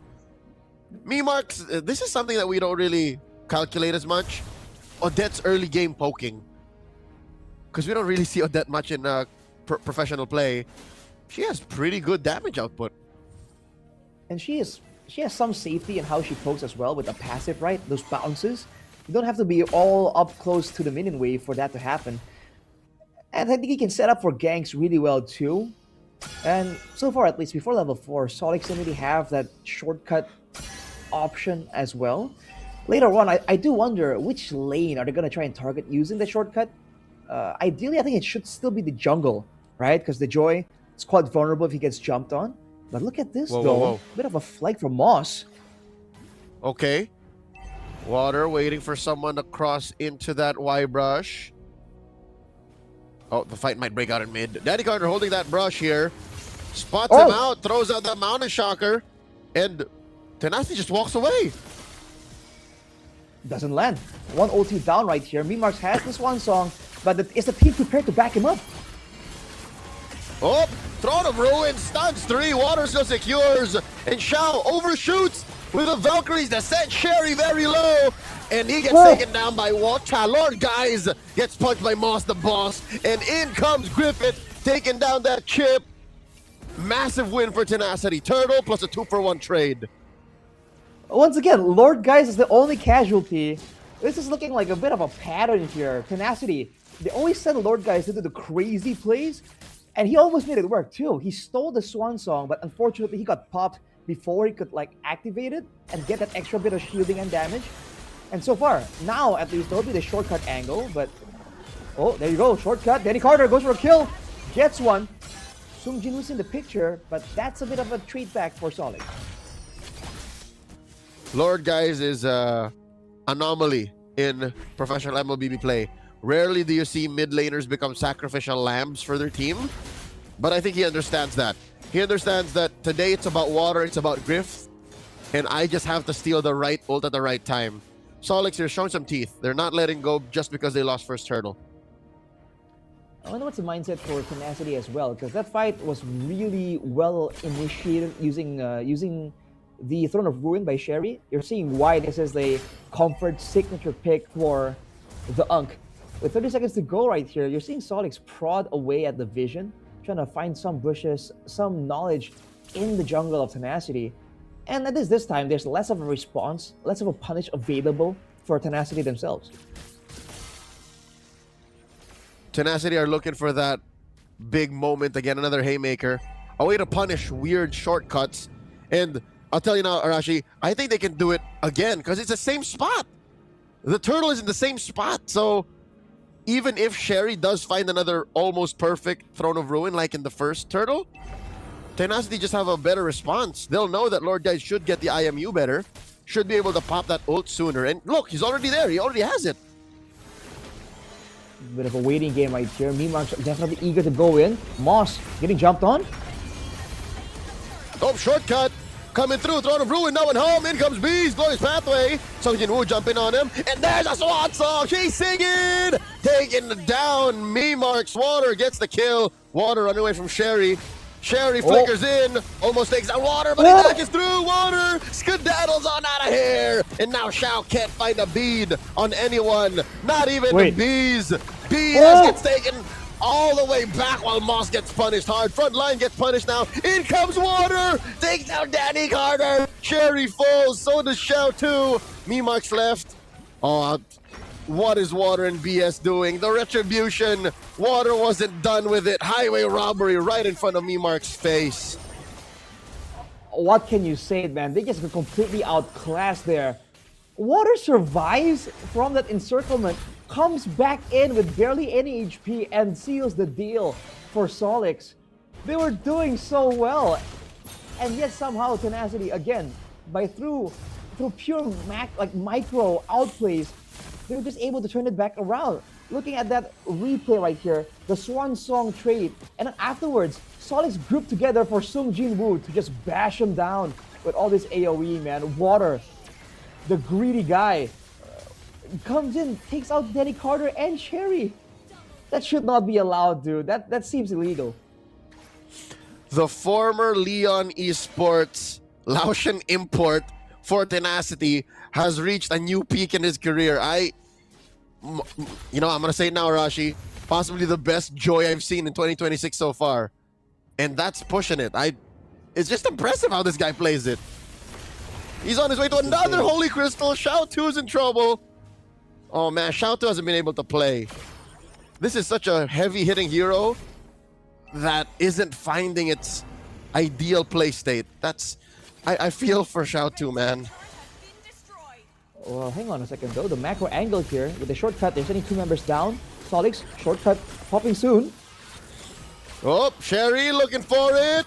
Throne of Ruin clocks it in. Water with a 3 for 3. Lord Guys takes out Danny Carter. Swan Songs, they're singing at each other. They do trade out for Waterfalls now. 3 for 2. Solix wins. There you see the value of that huge combo. The fact that the Throne of Ruin now was timed better with Mimark's Swan Song, that was definitely a lot more damage than Tenacity were expecting. Finally, Water, who's been on 0 deaths the whole time, falls for the first time in the match. A great start to a potential turnaround for Solix, but they have to find more moments like that. So they did shrink the lead, cut it in half effectively, but they're not out of the woods just yet. There's a Lord in about a minute, and Water is back to farming up. There's still about 3 levels, Arashi, 3 levels between Danny Carter and Water. Wait, where do they look for a comeback? Oh, BAS though. Oh my God, Danny Carter! Gets burst down, Sherry can't save him. Why walk? Plus the shortcut coming through to save the situation down bottom, but they've already lost a member. Moss is gonna get punished here. Moss has no business surviving. A Salmon Force answered by a Swan Song! And a Swan Song by Lord Guys too, they're singing! And the chorus goes for Tenacity. I mean, that was a big ulti, a big Swan Song that almost turned it around, but Tenacity were ready for it. They will lose a turret though for their troubles. So Solix still has a bit of an advantage by all means, but Cherry getting still chunked down in the mid lane. Danny Carter though, you gotta feel for the guy. He got demolished even without the electrifying beats. Water has his number, man. He continues to get demolished. Man barely has an item. He only has the Hunter Strike. That's oh man, even with Lord Guys playing more, utility Valentina, I hate to say it, but right now, even if he's down like 500 gold, the cover is better than the original. His Swan Songs hurt more in effect than Mimark's. Oh. Glorious Pathway. They chunk him down. Mimark's falls. And the Swan Song once again able to deal a lot of damage in conjunction with the Salmon Force. Even with tier 1 in mid, Sherry gets taken down by Grift. And just like that, it's a 2-man pick-off. Dude, the planning from Water is insane, dude. How does he keep finding routes to escape to kite back? It's definitely not an impulsive thing. He definitely has it planned out before he even starts the sequence. And his team does well adjusting to it, making sure that the avenue of escape is always open. And look at how fast they're bursting down this Lord, dude. They've given up 0 turtles and now going for the Lord as well. It's looking rough for Solix. They have not been able to use the shortcut as predicted, Leo. There's no setup for Moss. If ever it does so happen that Tenacity faces off against Bacon Time later tonight, they better ban out the Joy. This man is a threat with the Joy. I'm gonna say it now. He reminds me of a Laotian King Kong with an afro. That's what this joy looks like. It doesn't cross the river as much. If I remember from M6, King Kong would clean up the jungle. But again, if you're talking about impactful joys, this is it. Shao jumps water, and now here comes Moss and Danny Carter. Run away from this, will ya, Water? He doesn't. Gets taken down. BS can't save him. Man, very impressive macro trap there from Solix. They finally take on Water again, slows down the snowball just a little bit. And with that, I think they really saved their 2 outer turrets outside of the base. Sao trying to extend the lead even more and try to get a turret for his team too. But Tenacity, they back away. They respect the threats. They're a man down after all, and that's their main damage dealer that got taken out. Water definitely has to be a bit more respectful. This is the problem when you have a player like Water. When he's in the tough situations, he can go for an escape, but sometimes, that gives him some overconfidence that can be taken advantage of. And the escapes that he does are when his teammates are around. In that pickoff, he was all alone. BS was on the way, sure, but he was mainly all alone. So this is still a team game. Remember that, Water. Don't let your ridiculous streak with this joy get the best of you. Lord in a minute. I wonder if there's going to be a pickoff right before. Song Jinwoo engages on the Moss. They have to keep their eyes on Shao. Shao 2 down bot is pushing. Oh, Glorious Pathway coming through, forcing a Swan Song plus a freeze out of E-Marks. Moss goes up to the top. Griffith coming in, late entry. Swan Song coming through for Lord Days. But then here comes Griffith as Zaman force. In comes Song Jinwoo, Flicker, Infernal Pursuit, and now the damage comes raining in. Moss goes down, Sherry follows through, Griff finds him, and Shao does shut down Song Jinwoo, but it ends up being a 2-for-2 trade. 2-for-2 in favor of Solid. Like there's a roam EXP for EXP jungle. Water a bit overconfident there again. He dashes out, but Danny Carter was there waiting for that opportunity, hits him with the Mountain Shocker, and deletes him. In this game, right here at the 12-minute mark, the items are starting to pop up for Solix. So Tenacity, after losing the 2k gold lead twice in a row right now, they want to be a bit careful, man. They're still leading, but by all means, there is still the macro angle for Solix, right? The shortcut and the Mountain Shocker. So whatever we said for Water earlier has to ring true for everyone now. Maybe Lord Guys can't play as utility as he wants to. Maybe he has to learn to respect himself a little more and allow for himself to stay. Oh, Lord here in Refugee range. Danny Carter with a steal. Zaman Force plus the Swan Song. I am you. Down goes Sherry. And the rest of them will crash through. Moss falls. Shao gets away. You get the Lord. But we win the trade 2-for-none. Tenacity have to repair the map. Again, it's the roaming EXP, and Solids are very happy to go for a trade like that. They're on the back foot for the longest time, and now at least, even though they had a losing team fight, they have the Lord that will buy a bit more time, that will allow them to kind of scale back a bit further. By all means, Tenacity will clear the Lord, and they will have a macro advantage from it, unless I've spoken too soon. But that aside, it extends the game and makes it a more late game scenario. And in the late game, the shortcut becomes a more valuable tool as opposed to the Glorious Pathway and the Revitalize. So Tenacity, you want to start locking in here, man. Solix has a chance. Yep. It's not as easy anymore. We're already two minutes way ahead. 2 minutes too long of how game 1 ended, and it looked like it was supposed to be the same. So Tenacity, I think they're on their last legs here to hold this lead. If they lose another major exchange, then say goodbye to the lead and maybe say goodbye to ending it in a 2-0 sweep. They got to play a little cleaner. Arashi, they got to learn that, again, as you mentioned, it's not just the full-on lean. Maybe Water has to get better at finding the back line. But who is it, though? Do they focus on Danny Carter first? Or do they, I don't know, wait for the shortcut and then re-engage? The problem now is that Tenacity aren't as mobile as they were just because they have a Hylas and Phoveus. These are frontline heroes that want to stick around, right? They want to slow, they want to stun, and stay in the fight. So they can't really kite back out of the Swan Song. So the only option they have is to match the Swan Song with their own Swan Song. But when they do so, that's where Cherry comes in and becomes the equalizer, right? And because of that, because of how simple the game plan is for Solix in a team fight, that means Sao Sao and Danny Carter, as long as they find ways to get to water and Griff, it's looking tough. And of the two, it's Grift who hasn't died yet. So at least someone is locked in enough to not overcommit. Water, though, right?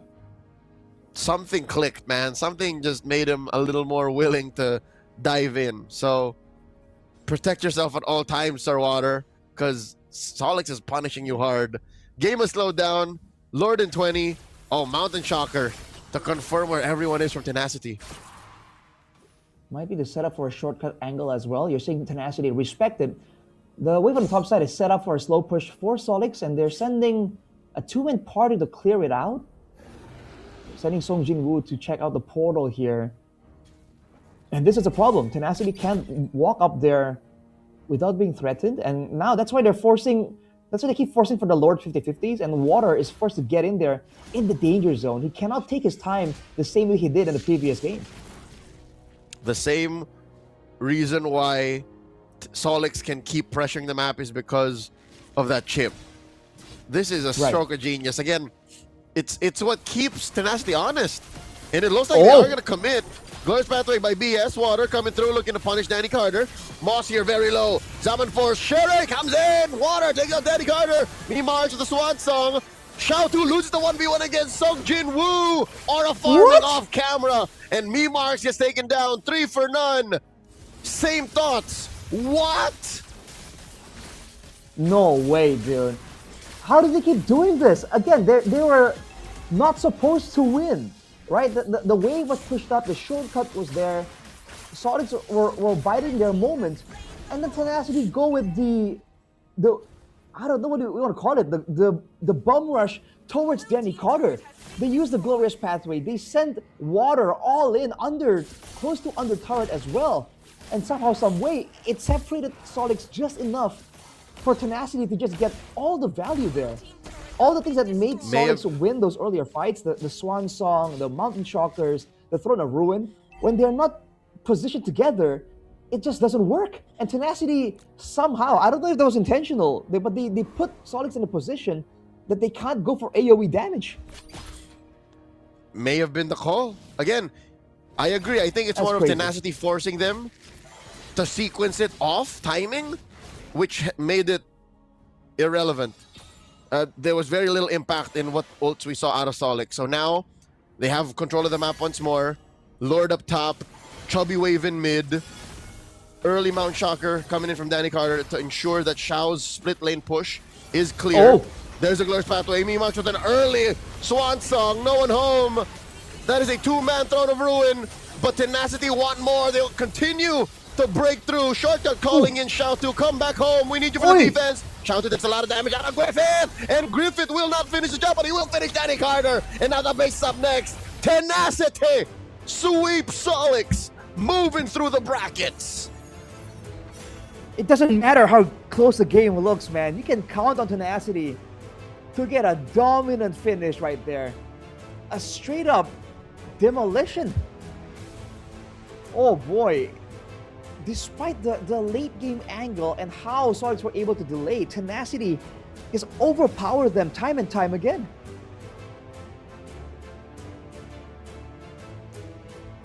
It was written on the... It was written all over, man. If it came down to it, all Tenacity needed to do was play cleaner.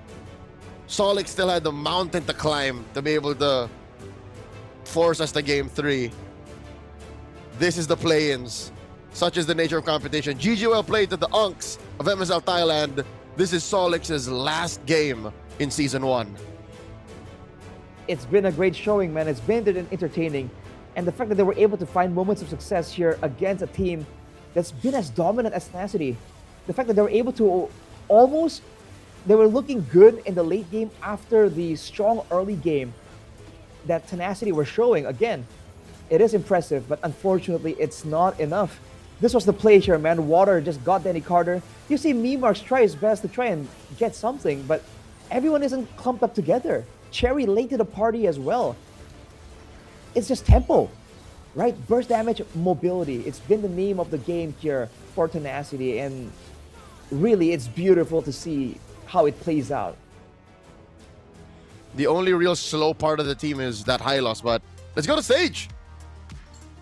ขอบคุณพี่ๆทุกคนนะคะจากทีม Solid Esport ขอบคุณมากๆเลยนะคะจากทีมนี้ที่มามอบความสนุกนะคะคอนเทนต์แล้วก็การเล่นต่างๆเนาะตั้งแต่ regular season นะคะจนมาถึงในรอบ playoff วันนี้ค่ะ ทุกเรื่องราวเลยทั้งแพ้ทั้งชนะนะคะตลอดการเข้าร่วมการแข่งขัน MSL Thailand Season 1 ที่ผ่านมา และนี่คือทีม Solid Esport ให้พี่ๆนะคะได้โค้งเนาะขอบคุณแฟนคลับแล้วก็ขอเสียงตบมือดังๆนะคะให้กับฉายาวัยรุ่นยุค 90 นะคะกับ Solid Esport ทั้งออนไลน์แล้วก็ในฮอลนะคะสำหรับความสนุกตลอดมานะคะที่ Solid ได้มอบให้กับ MSL Thailand นะคะก็เดี๋ยวให้พี่ๆไปพักกันก่อนนะคะขอบคุณมากเลยค่ะ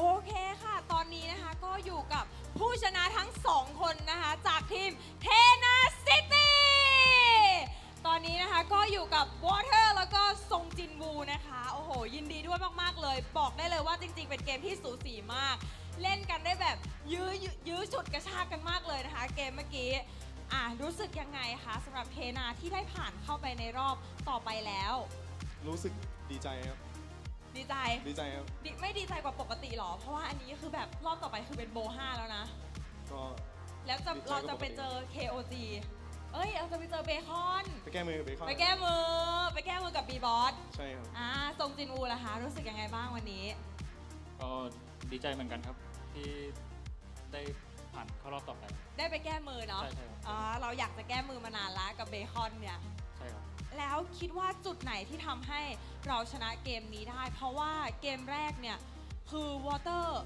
Go per minute เนี่ยคือเกือบพันเลยคือรวยมากสรรพากรต้องเข้าแล้วเราคิดว่าจุดนี้หรือเปล่าที่ทำให้เราชนะหรือว่าจริงๆแล้วมันเป็นการดับเกมของเราดับตัวละครส่วนหนึ่งก็เป็นเพราะ Water ฟาร์มเก่งครับเพราะว่าเกมแรกก็คือ9 นาทีเวล 15 แล้วอะมันเกินไปเป้ามันไม่มีใครได้แล้วนะเราคิดว่ายังไงตัวเราเองอะก็ผมเก่งนะครับก็ผมเก่งมันก็ไม่เกินไปหรอกเนาะเพราะเราเก่งโอเคแล้วเนี่ยเราเจอโซลิกอีกแล้วมันต่างจากรอบที่แล้วไหมเพราะว่ารอบที่แล้วยังเป็นไลน์อัพเก่าอยู่เขายังไม่ได้มีจอยสั่งมาแต่รอบนี้เขามาแล้วเราเจอกับเขามีความรู้สึกแตกต่างกันไหมคะก็รู้สึกว่าเขาเก่งขึ้นครับทีมเขามีความเก่งขึ้นแข็งแกร่งขึ้นครับผมสำหรับซงจินวูล่ะคะก็คิดเหมือนวอเตอร์ครับว่าทีมเขาเล่นได้ดีขึ้นมาโอเค B1 B2 คิดเหมือนกันโอเคแล้วเราโฟกัสใครเป็นพิเศษหรือเปล่าในทีมนั้น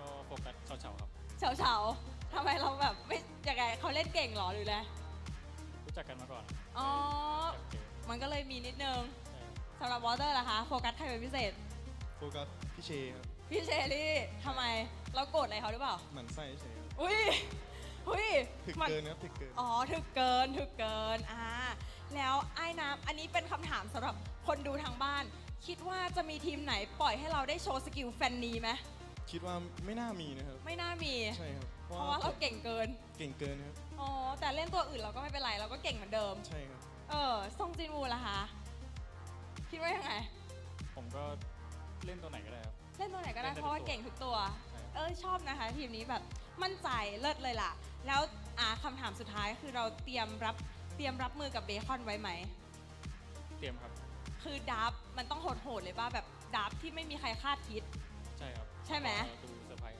เซอร์ไพรส์สำหรับวอเตอร์ล่ะคะมีอะไรอยากบอกเบคอนทามไหมเดี๋ยวเราเจอกันแล้วในตอนเย็นเดี๋ยวผมจะมาแก้มือใหม่ครับผมคิดว่ารอบนี้ผมได้3-0แน่นอนครับ3-0มาแน่นะใช่ครับโอเคได้เลยค่ะก็ขอบคุณน้องๆทั้ง2คนมากๆเลยนะคะเดี๋ยวให้น้องๆไปพักกันก่อนเนาะแล้วเดี๋ยวขออนุญาตส่งต่อให้กับพี่แคสเตอร์ทั้ง3คนได้เลยค่ะ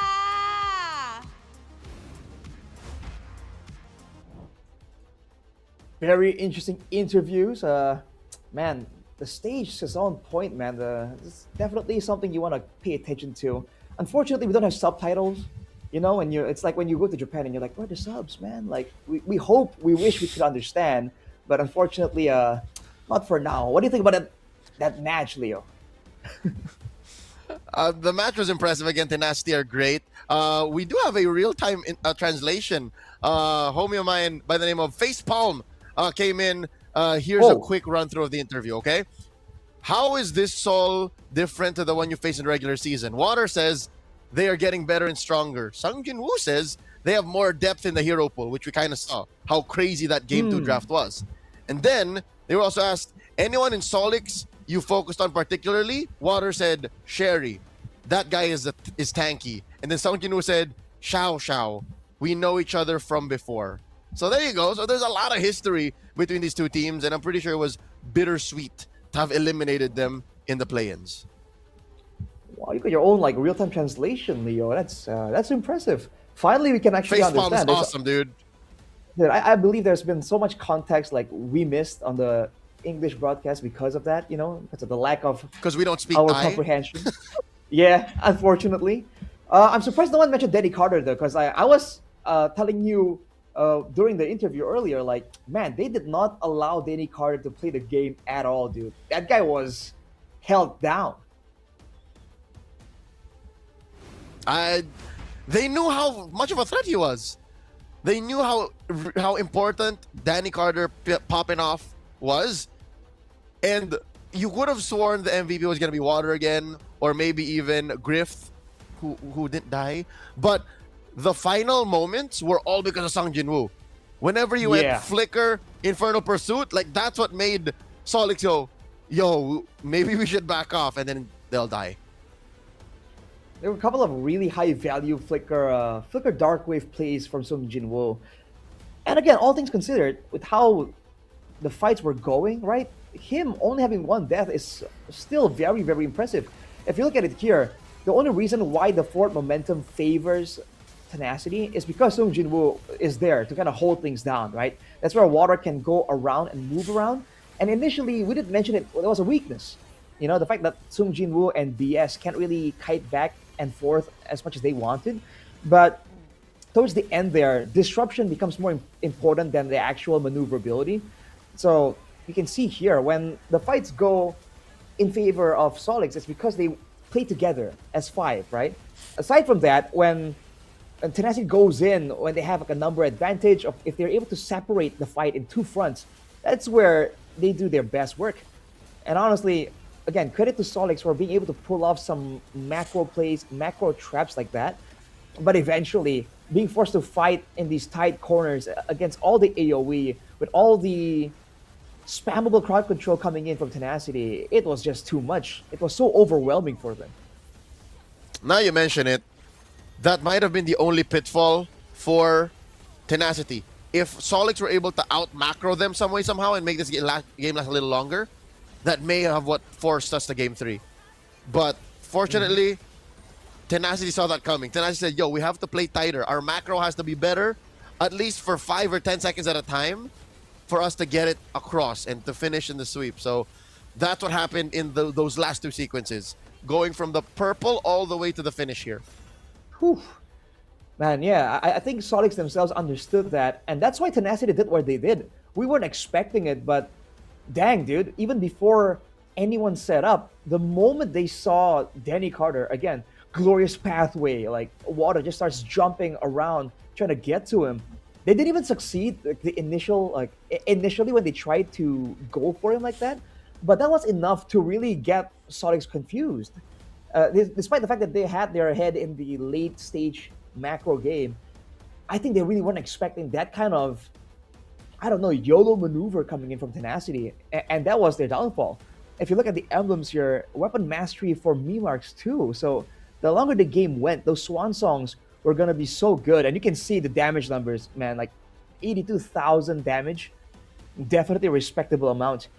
I think the only reason why the fights really started turning around is because the Winter Crown was built by Water, right? Once that happens, Water can do the exact same thing and just Winter Crown away from the Swan Song, or even Winter Crown while channeling the electrifying beats. Yep. And again, that made Solix stay a little longer than they were comfortable with to be able to finish the job. So yeah, you're right. I think that was another weird power spike for Water after the winner crown.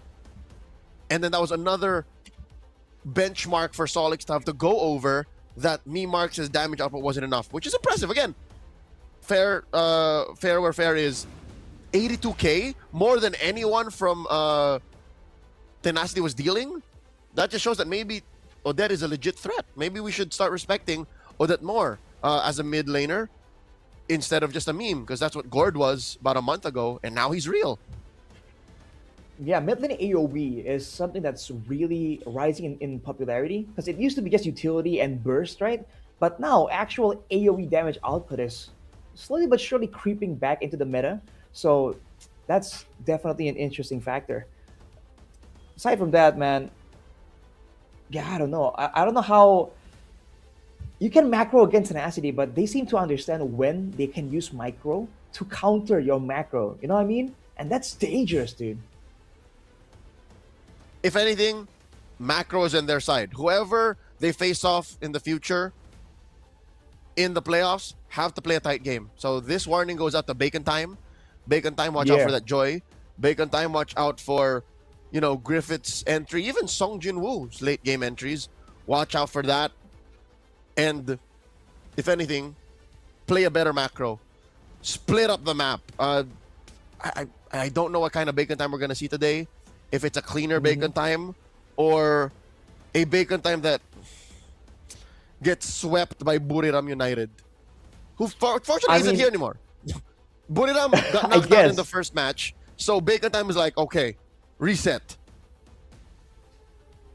So you're thinking it's a rock, paper, scissors type of deal between Bacon Time and Buriram? Well, we'll never know, man, but they certainly came up with some really interesting picks the last time they showed up. So a lot of people have been saying that might have been some kind of limit test, some kind of experimentation, because they brought up the Kadira, bro. They brought in the Faramis as well. And in final thoughts, Leo, because we're going to throw to the break before the next match. I'm excited. Let's go it. Round 2, best of 5s, 2 lives, baby. Let's go. Check it out after this break.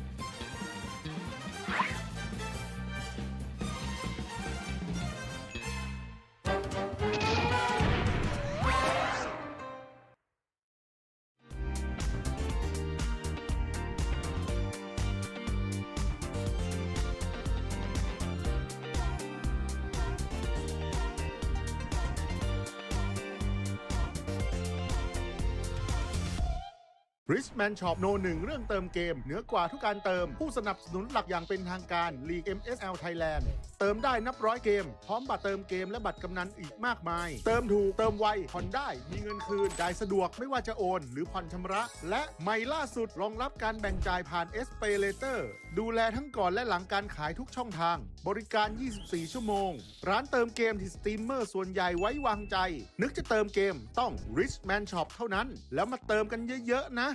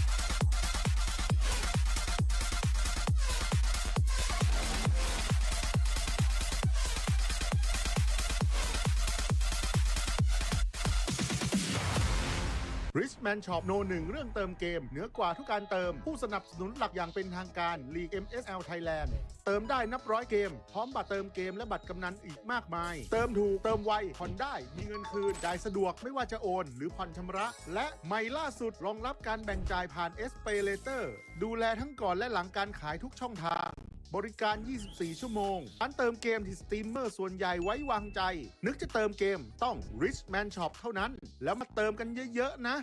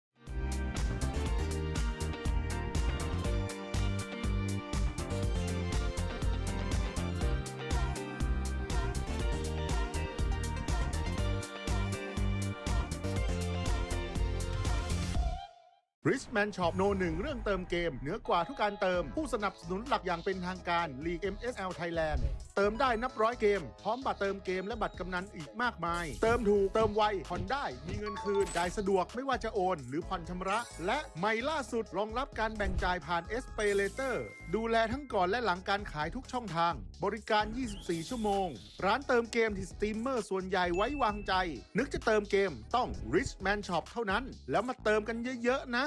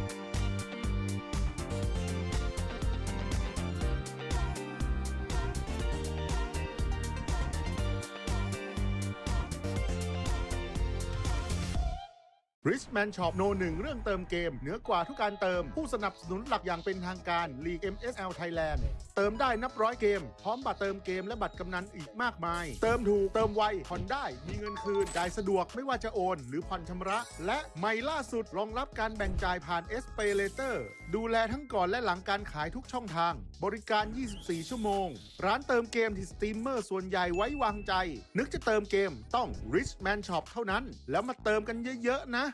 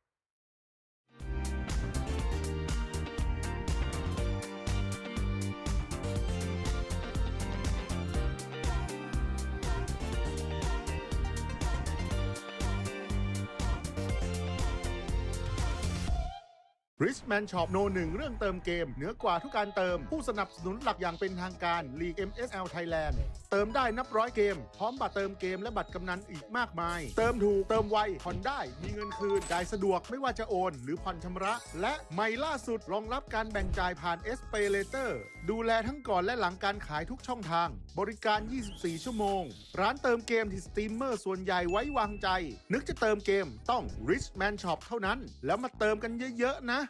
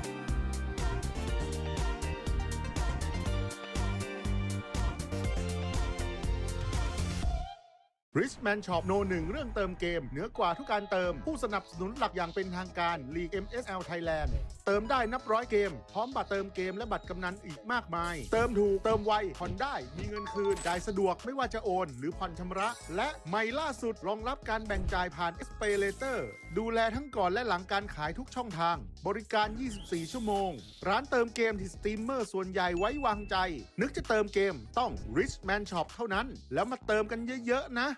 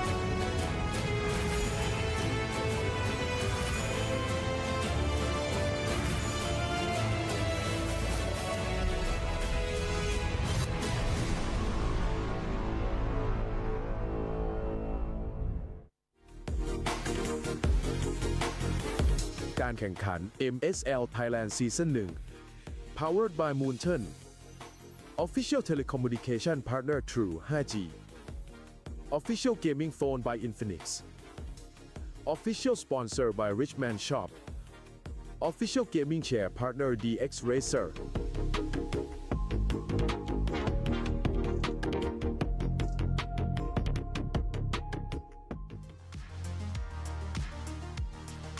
สวัสดีค่ะ กลับมาอีกครั้งนะคะกับการแข่งขัน MSL Thailand Season 1 ค่ะ แล้วเจอพวกเรา2 คนแบบนี้แปลว่า ความสนุกกำลังจะเริ่มต้นขึ้นค่ะ ใช่แล้วค่ะ เพราะว่าตอนนี้นะคะเราก็ผ่านกันมาครึ่งทางแล้วเนาะ ใช่แล้ว คู่นี้ก็ ค่ะ จะเป็นคู่ที่3ใช่เป็นการเจอกันของทีมอะไรแล้วบ้างคะ ตอนนี้นะคะก็จะเป็นการเจอกันของทีมอินซีดำไร้พ่ายอย่าง KOG King of Gamer Club นั่นเองค่ะ พี่ปางรู้ไหมว่า ค่ะ ทีมนี้ไม่แพ้ใครเลยใน 9 แมตช์ที่ผ่านมา Regular Season ใช่ ไม่แพ้ Regular ใครเลย Season อันนี้เป็น Miracle Winner เลยใช่ไหมคะ อาจจะเป็นเพราะฝีมือ ทีนี้ก็ต้องมาดูกันแล้วแหละว่า แมตช์นี้เขาจะยังคง ยังคงความชนะได้อยู่ไหม เพราะว่าเขาจะเจอกับนี่เลยค่ะทีม ACT Esport Club นี่ ที่เพิ่งชนะมาเมื่อกี้เลย ใช่ชนะแบบ 2-0 อันนี้ถ้าถามก่อนฝั่งนี้มาเชียร์ทีมไหนคะ KOG ฝั่งนี้นะคะ KOG อันนี้นี่ ACT อันนี้เขาเรียกว่าเป็น เหมือนอยู่ตั้งแต่เช้าแล้วไหมคะ อันนี้เป็นการ์ดกำลังใจค่ะน้องมิ้น ซึ่งเราสามารถทุกท่านสามารถเขียนการ์ดกำลังใจได้นะคะ อยู่ที่บริเวณด้านนอก แล้วก็เอาเข้ามาชูได้ อันนี้ จะได้มีกำลังใจ ใช่ ส่วนอันนี้นะคะเป็นขวัญใจ KOG เองไม่ได้เลยไม่ได้เลย ใครอันนี้ เราแอบเห็นอยู่วันซ้อมอ่ะนั่นแหละจ้ะ คอนเทนต์ โอเค เดี๋ยววันนี้จะมาดูกันนะคะว่าอินซีดำยังคงไร้พ่ายได้หรือเปล่า หรือว่าจะเป็นโดน ชวด ACT โดนชวด เพราะว่าวันนี้ ACT เขาตื่นรู้แล้ว ตื่นรู้แล้วใช่ รู้แล้ว เมื่อกี้เห็นเลยตอนที่ให้สัมภาษณ์ นี่เขาเรียกอะไรนะ แสงออกหัว Happy Birthday ป๊อป นี่ใช่โอเค แล้วตอนนี้คิดว่าทุกคนพร้อมแล้วทุกคนพร้อมไหมคะ ขอเสียงหน่อยได้ไหมคะ ขอเสียงแบบดังๆเลย พร้อมไหมคะโอเค พร้อม รู้กันว่าพร้อมแล้ว นี่ไง น้องอุดหูรอแล้วบอกว่าอยากจะดูแข่งแล้ว โอ โอเค ถ้าพร้อมแล้วนะคะ เดี๋ยวขอส่งต่อเวทีนี้นะคะ ให้กับ3แคสเตอร์ค่ะ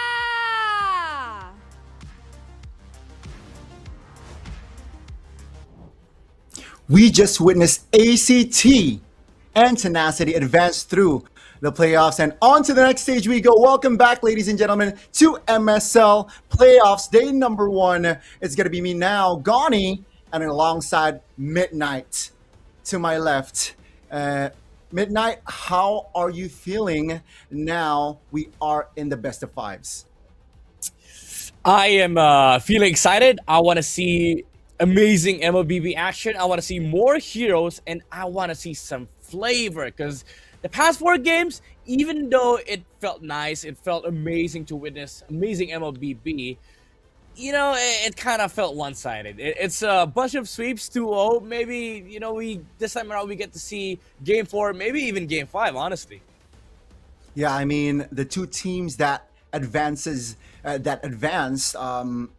it feels like they're more above tier, I gotta say, than their opponents, at least based on their previous match. So I want to see, I guess, the evolution, right? ACT, they managed to beat their opponents earlier on with a very, very direct approach, I gotta say. And I want to see KOG, you know, being the undefeated team from the regular season, will they hold to that record, right, against a team, the Twins, ACT?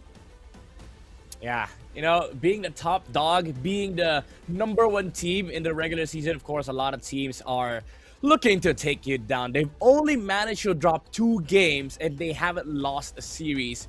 So all this time, KOG sitting at the, you know, the highest stable, but ACT, they just did exact their revenge against Buriram United, and hey, they lost against KOG as well, so maybe their revenge journey isn't done yet, because they are still yet to beat KOG. As far as I'm concerned, they didn't even won a single game against King of Gamers last time they met in the regular season, so it's kind of personal, you know, for ACT. There's a lot of motivation at stake here for the team that came from the open qualifiers.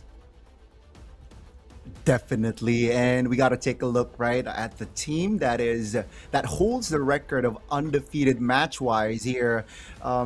Again, King of Gamers, just like their name, is able to sit on the throne, and so far so good, at least for them. After seeing ACT's match, I'm sure they will pick up a thing or two to maybe give us a surprise, you know, picks wise, maybe gameplay wise. But again, based on the highlight here, Midnight, their coordination and precision is definitely something teams to look out for. Yeah, the thing about KOG is that we talk about a lot of dynamics between the teams. Like some teams are very versatile, some teams are aggressive, some teams are creative in draft. KOG, they're a combination of all of them, you know, like this is a team that knows its identity, knows its play style, can play outside its limits, but most importantly, very decisive on these macro calls. A lot of the games that we've seen from KOG in the regular season, it's just so dominant, and it doesn't come from domination through mechanics, but it comes from overall map gameplay, like the precision between you know, the layering of skills, where to play, how fast do we play. It's just on point for KOG. That's why they're the kings of the regular season, and they're almost untouchable. Again, they did drop 2 games, but those 2 games were at least a game where you could say that KOG made some mistakes, and it's also like a good point for ACT that they're not against a team that is invulnerable, you know, like there is a lot of pain points that they can attack definitely against KOG, but they really have to hone in on those pain points, because so far KOG has been really solid, especially when they get a good footing in the early to mid stages of the game. Well, ladies and gentlemen, let's welcome you, the kings of the regular season. Without further ado, this is Kings of Gamers! Man, what an aura. What an aura walked to the stage. The #1 team in the regular season, ladies and gentlemen. Still able to find wins after 9 matches in total. That's crazy. And on the other side is a team that, again, chemistry-wise, they're on point. And after winning earlier, that momentum will definitely be a part of this match. This is ACT Esports. Hey, you know what? You gotta love an underdog story. Again, this is the team that came from the open qualifiers. Did have some shortcomings in the regular season, but overall performed solid. And at this stage, you're up against number 1. No backing down here for ACT. Definitely not. And in case you missed it, ladies and gentlemen, it will be a best of 5 match. So I'm sure that that will be a part of the gameplay of the coaches, right? Justine is so far the coach to beat, at least from the regular season, still untouchable. Now, Midnight, you're a coach yourself. That pride definitely kicks in when your team is untouchable or undefeated. Yeah, for sure. For sure. You know, for King of Gamers, they're going to be so confident with all their picks, all their strategy. I don't think they're going to feel any pressure in their drafting stage, but they just have to be on point and critical about ACT's drafting as well, because this team has been keeping it simple. It's all about execution. It's all about the aggression. It's all about timings. And we've seen that from their previous series with the Suyo and Harriet. So for sure, the coach here of KOG might have taken note of those 2 heroes. Suyo and Harriet, maybe there's a lot of respect heading into this matchup between the 2 junglers and the 2 gold laners. Definitely, and I think another layer that Justine needs to add is the Kalea, right?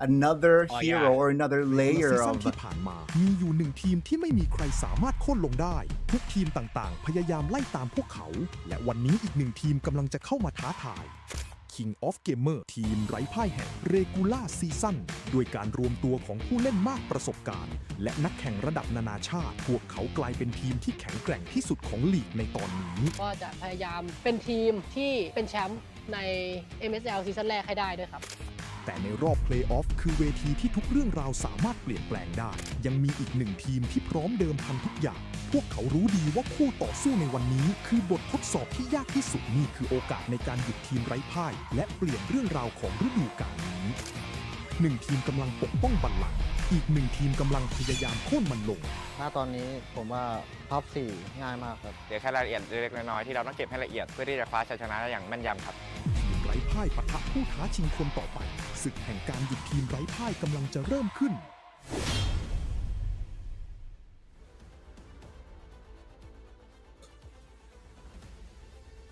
both teams are ready, and I was about to add about the Kalea, but let's take a look first here at the head-to-head between the roles here, and again, the jungler, right? One of the twin Zeros, also just a versatile player, can definitely roll in or fill in the jungler, and also the assassins here that, again, might threat the mighty KOG. Yep, it is I would say, a tall task for ACT to fill in, especially for Zeros to be able to duke it out against Skazen, one of the more well-known junglers here in the league. Of course, because I'm a Filipino, I know this guy and his capacity. But we've seen, we've seen some amazing things as well from Zeros. So I'm really looking forward to this matchup, as well as on the gold lane. Flukeo has been really dominant on this gold lane performance, especially when he get his hands on signature picks. Lately, it has been the Harriet, but I'm also looking forward to the gold lane hero exchange, because so far the Freya has been a big threat in MSL Thailand. I mean, all regions are always threatened by a Freya picks, but MSL is no excuse, especially in this current patch, right? So without further ado, let's see the first game of the best of 5, ladies and gentlemen, between ACT and KOG, and we will have a broken walls here. Midnight, that was a curveball right there. Yeah, I like to see some crazy maps, but here we are in the most neutral map out of them all.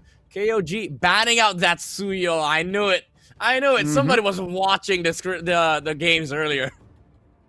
And they can't deny the Harith pick as well, right? I think the Freya ban needs to come through from the side of ACT.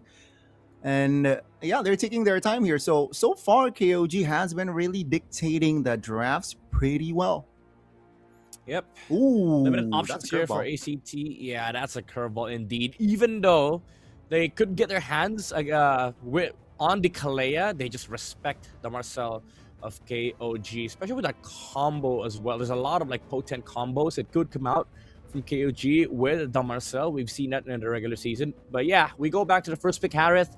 Very tempting, honestly, for KOG to take, because what is the answer from ACT? Like a Claude Leomord? Doesn't matter. If you pick up the Harith, you're eliminating comfort here against ACT. That's the thing, right? And I think KOG is discussing though, because the Freya is still available. It's gonna be the Freya.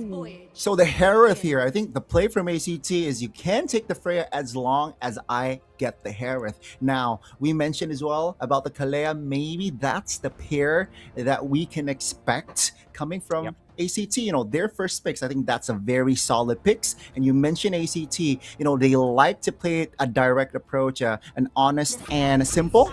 I think that should be the play, but no, that's gonna be the Khalid. So they want mobility here. They want a strong mid trio instead.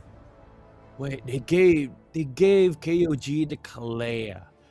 And this Freya could be flexed still on EXP, so they could get their hands on either Claude or Harith just to deny some mid-game timings from ACT. Although, taking the Leomord is also tempting here, or even a Valentina. So many good options here for KOG. Just depends on what composition they want to build around this Freya.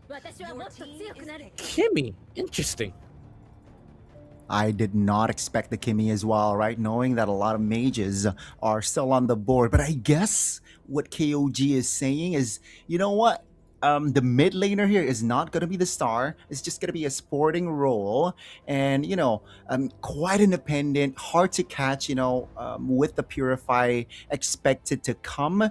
So, yeah, I think more focus on the gold laner and the jungler later on. I think what KOG is trying to build here. Yeah, it's a big problem though for KOG if ACT realizes they can just snatch the Leomord here. Even though it's gonna be up against Kalea. Oh, okay. They pick up the Sora. Very comfort here for Cairo, but I guess it still falls down to the the idea of like they can get the Leomord Red 4, remove some of the KZN heroes. At least they're gonna limit some options here against KOG. Because the whole comp of KOG relies heavily on getting away with like early game snowball. Like if they get some form of tempo in the early game, then they just scale better with the Kimmy, with a scaling assassin as well. So I'm kind of interested to see what ACT goes with here for the second phase. Because honestly, if KOG is looking forward to scale, maybe they pick up the Yisun Shin jungle as well. Ooh. That can be the case, actually. Yisun Shin jungle, right? Another layer that definitely can disrupt the composition of ACT. And with that addition, right, Sora, I think it adds ammunition to contest the first turtle, right? Because you could expect KOG to 5-man rotate towards turtle with a Freya. But maybe with a Sora, it can increase the odds of that neutral objective take. Let's see though, for the final ban of ACT, they went in for the Valentina ban. That's natural, knowing that they picked up the Sora, and they add another EXP laner ban, and that's gonna be the Uranus. Yeah, I like the Uranus ban. They don't have damage for this guy. They have a Zushin, so it is a problem for ACT if ever that comes out from the side of KOG. And I like that you pointed out that this Sora does solve a lot of issues for ACT. Like it provides some form of control against KOG, so you prevent that early snowball that KOG can get, because now you can actually contest early objectives. Although we say that, they still need to get an early tempo jungler. The thing is, you might be tempted to go utility here. That's why there you go. You go Fredrin just to be able to like put a lid or stop KOG from doing so many good things in the early game. But KOG can just run away with a scaling comp. Now that you see Sora, Fredrin, if we just dodge fights with with this composition, we're scaling so much better compared to ACT. And this is why I think Coach Justin, he anticipated that Fredrin pick with the Kimmy, right? A hero that can keep range, definitely can poke a fighter jungle. And Yeah. we saw ACT played a Fredrin earlier on, and I think that's why Coach Justin take this Kimmy in the first phase. Now, you're right. I think they can go for that scaling jungler and just pick their battles from the early game, right? And that's going to be the two pair coming. It's got to be the Akai and the CC, another hero that can deny the power of Fredrin, neutral objective takes. Oh, this is so good. This is so good from KOG. Like, comp-wise, I like the idea behind this composition. Like, you have some form of scaling while also being a monster in the early game. And the problem is, you can do this on blue side because guess what, for ACT? You don't know where the CC and the Freya is going. So this Sora, you might have to flex to gold or EXP depending on what matchup you prefer. But this last pick has to be really, really good for ACT. Nothing comes to mind, honestly. That is hard. Maybe Terizla, or they need damage though. Gotta go normal Claude. So now they can put the CC on XP and then Freya on Gold. Oh, this is so good from KOG. I mean, so far, so good, right? It seems like KOG, they want to contest that early with well, technically, there's a Kimmy, but yeah, I mean, very strong early to mid fights here.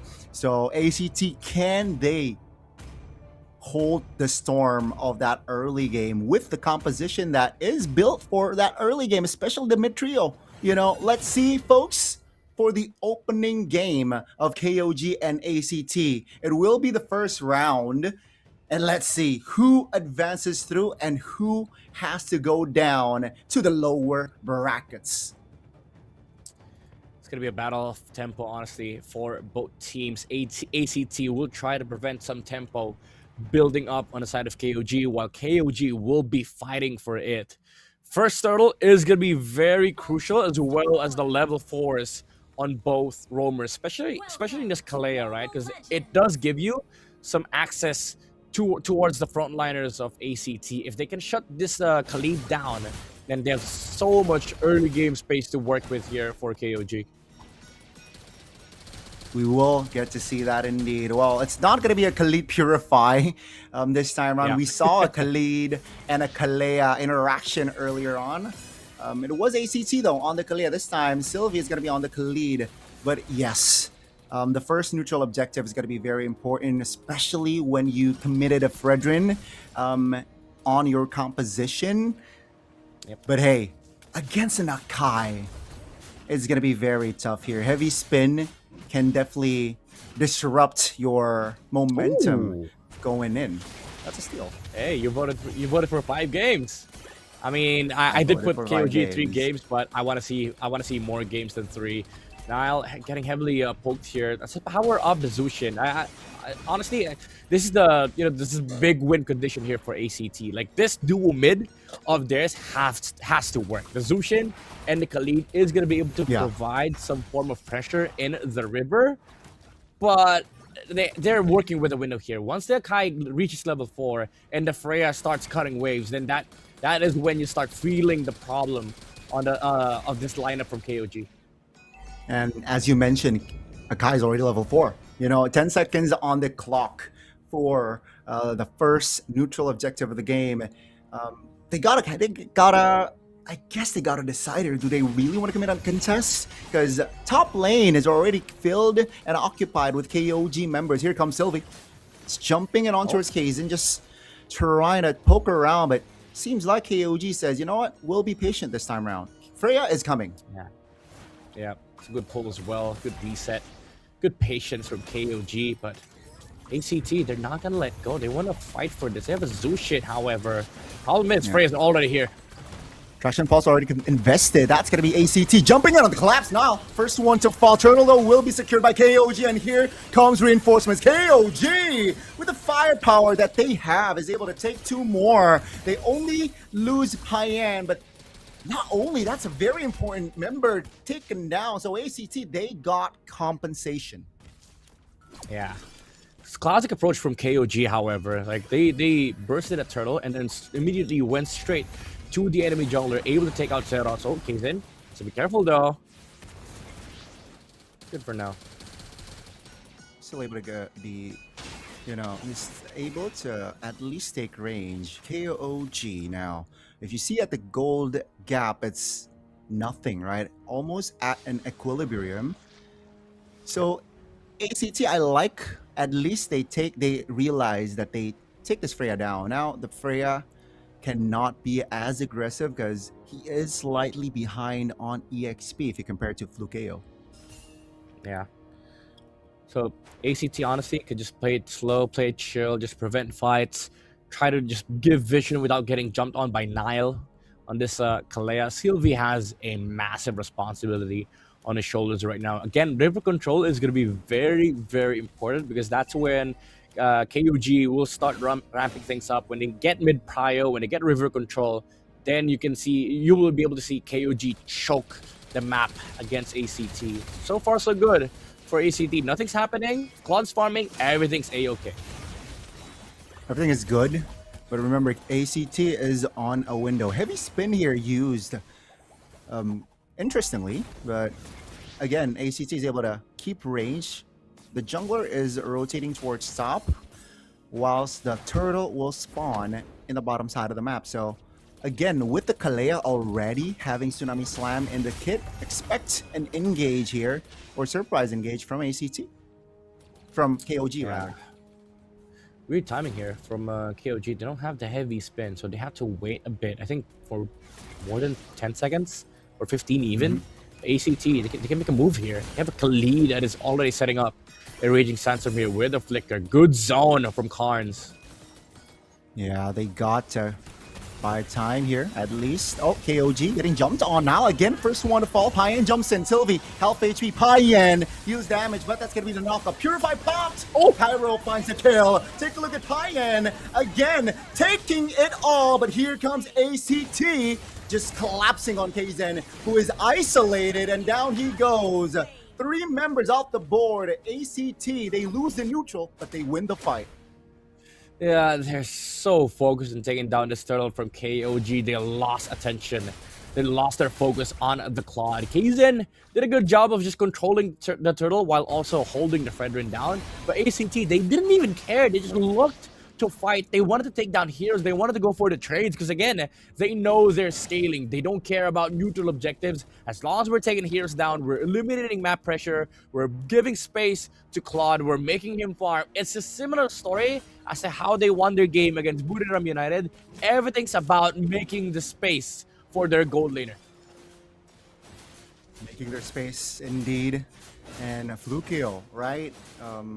So far, so good on the farm, like you mentioned, especially getting that extra 200 gold in the inventory.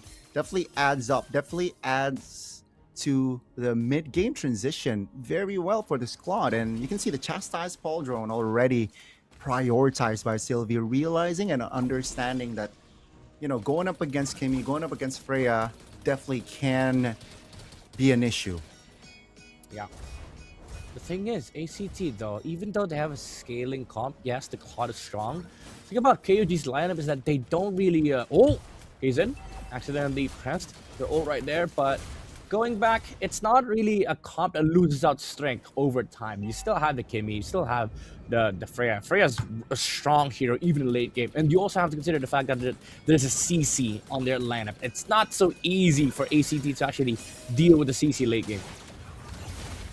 Let's see how will they do that later on. That's going to be the taunt coming in. Nile, again, just sandbagging most of the time. 2 big fights here. Nile taken down first.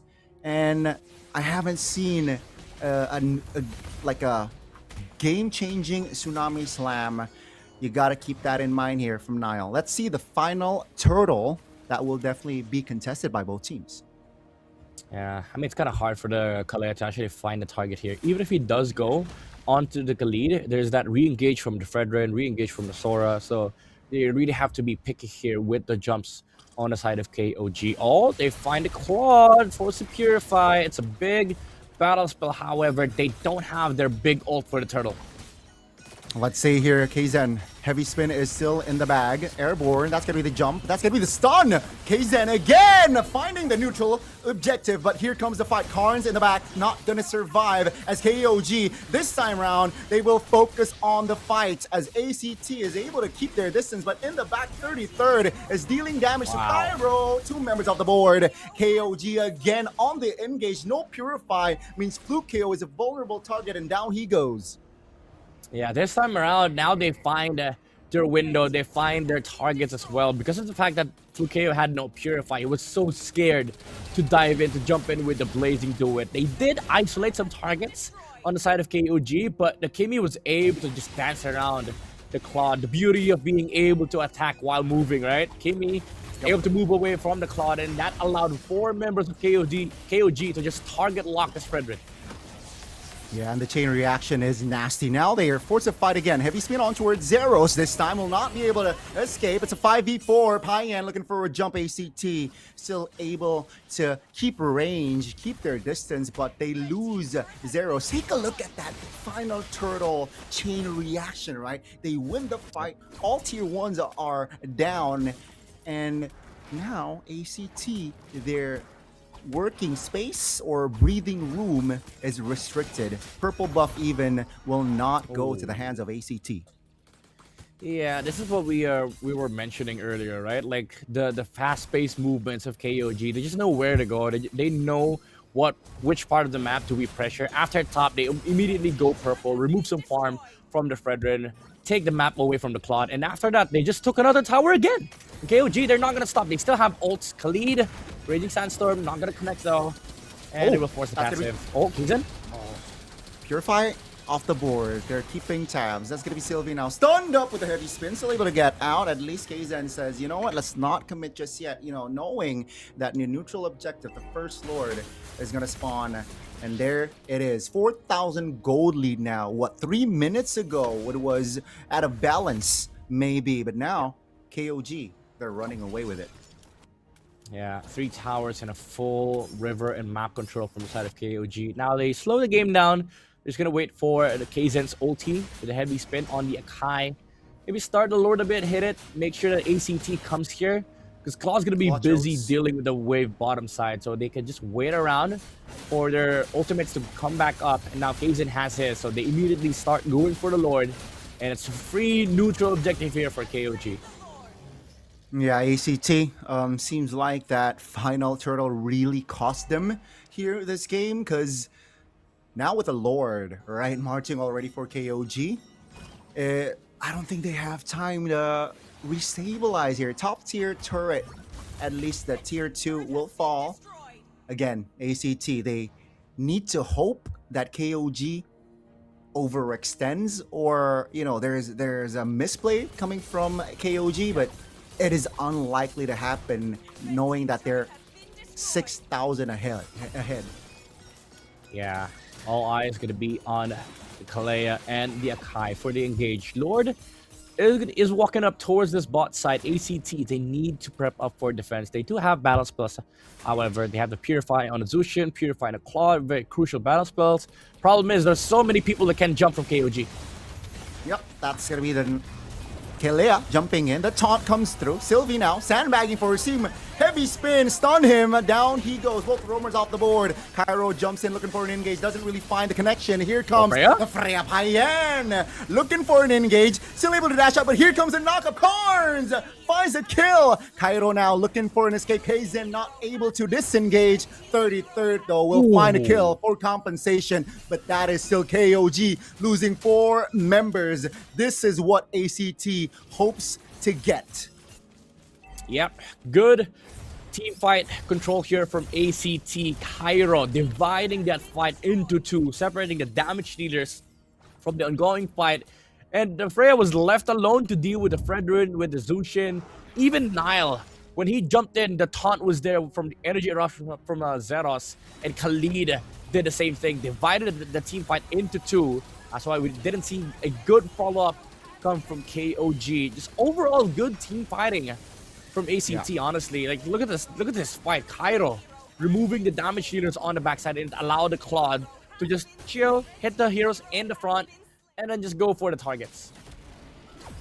Definitely a well-executed defense there from ACT. Though, keep in mind, that's still the far lane that they lost. The tier in the bottom side there. KOG, even though they lose 4, knowing that the Lord will spawn top, they can play around the slow push on the far lane here. ACT definitely here needs to find a good fight again here. Still behind 3K, practically. Yep. Have to force something, honestly, because if they're just gonna wait for the waves, KOG, as you've said, they will definitely have the advantage, because the way that the map is set up, there's no way for ACT to easily just go into the Lord pick. KOG have the time on their side, so they can just play the slow game. Now they see 4 heroes on bot side. I don't know what this is, but they see 4 members on ACT on bot side, so they immediately burst the Lord. Yeah, definitely they can and will blitz the second Lord of the game here, ladies and gentlemen. And with a 3K in hand, I don't know. After that mistake, I'm sure KOG will be more disciplined on engaging the next fight. And so ACT, let's see. That's going to be the Tsunami Slam, though. Popped early. Sylvie now caught. Stunned up. That's going to be damage coming through. Still able to get out with the flicker. Now jumps Cairo. Winner crown. With the blazing duet. Finds one, but Fluke KO goes down regardless. Payan just deals a lot of damage and is still going for it. ACT just 3 members up, and with the Lord marching bottom lane. Still 25 seconds on the clock for Sylvie and Fluke KO. That's such a good reaction from KOG. The initial jump from the Kalea prevented the Khalid from re-engaging with a heavy spin as well, locking the Khalid down. And Payan, man, used the ult out to avoid the shifting skies. Now they see the base. Uh-oh, the Lord is touching the base. 3 members only defending. KZen not finding the engage. Will have to reposition. Here comes the heavy spin, though. Cero still able, but that base is very vulnerable. Here comes the mid-wave. Will they able to crush it out? Oh my goodness! They will be able to defend it this time with a double kill from Fluke KO. Oh my man, KZen, he might have been feeling bad right now. He pushed the Fredrin away from the Kimmy. That's why Zeros was able to live, and because of that, they were able to defend. Now Cards looking for a play. They see the Kimmy and they find him and take him down. Now forced to flicker out. Oh, actually, can he do it? Can he get out? Skypiercer! Still has the, okay, still has the immortality. Still able to hold on to the immortality at least, but that is another failed attempt with the Lord from KOG. The defense, the composure from ACT is what kept them alive. Oh, okay. No blazing do it from Fukea. Good thing is, 50 seconds before Lord spawn, everything's gonna be up for this fight. Maybe except the flicker from the Kalea. But again, going back to the team fight top side, Payan dodged the shifting skies with a Valkyrie's descent and then moved back, flickered in front of the Claude, took him down. Unfortunately, when they were going for the end, that heavy spin pushed some of the members of ACT away instead of into the base. And that allowed some of the members to heal back from ACT, and they were able to go for the reset and re-engage again. Yeah, the timing from Flukeo on the respawn was perfect as well, because if he had come in a little second too late, that would be the end. But again, right, it is just KOG with the lead. 2 failed attempts though. You know, we're entering almost the 18th minute mark, so the goal here almost is irrelevant, but it's still KOG now with the control of the Lord. This time around, ACT will not go for the split farm or a split clear. Cairo though commits the recall. Bot side. Somebody has to deal with that wave. Now they see no Sora. They can just fight. They will find it. That's going to be the Crimson Beacon committed early by Carnes, trying to deal damage. The Lord will be taken by Pai, and Ceros flickers from Sylvie. That's going to be Nile now. Going down. Fluke KO finds the angle to take the Blazing Duet, and down 2 members from KOG.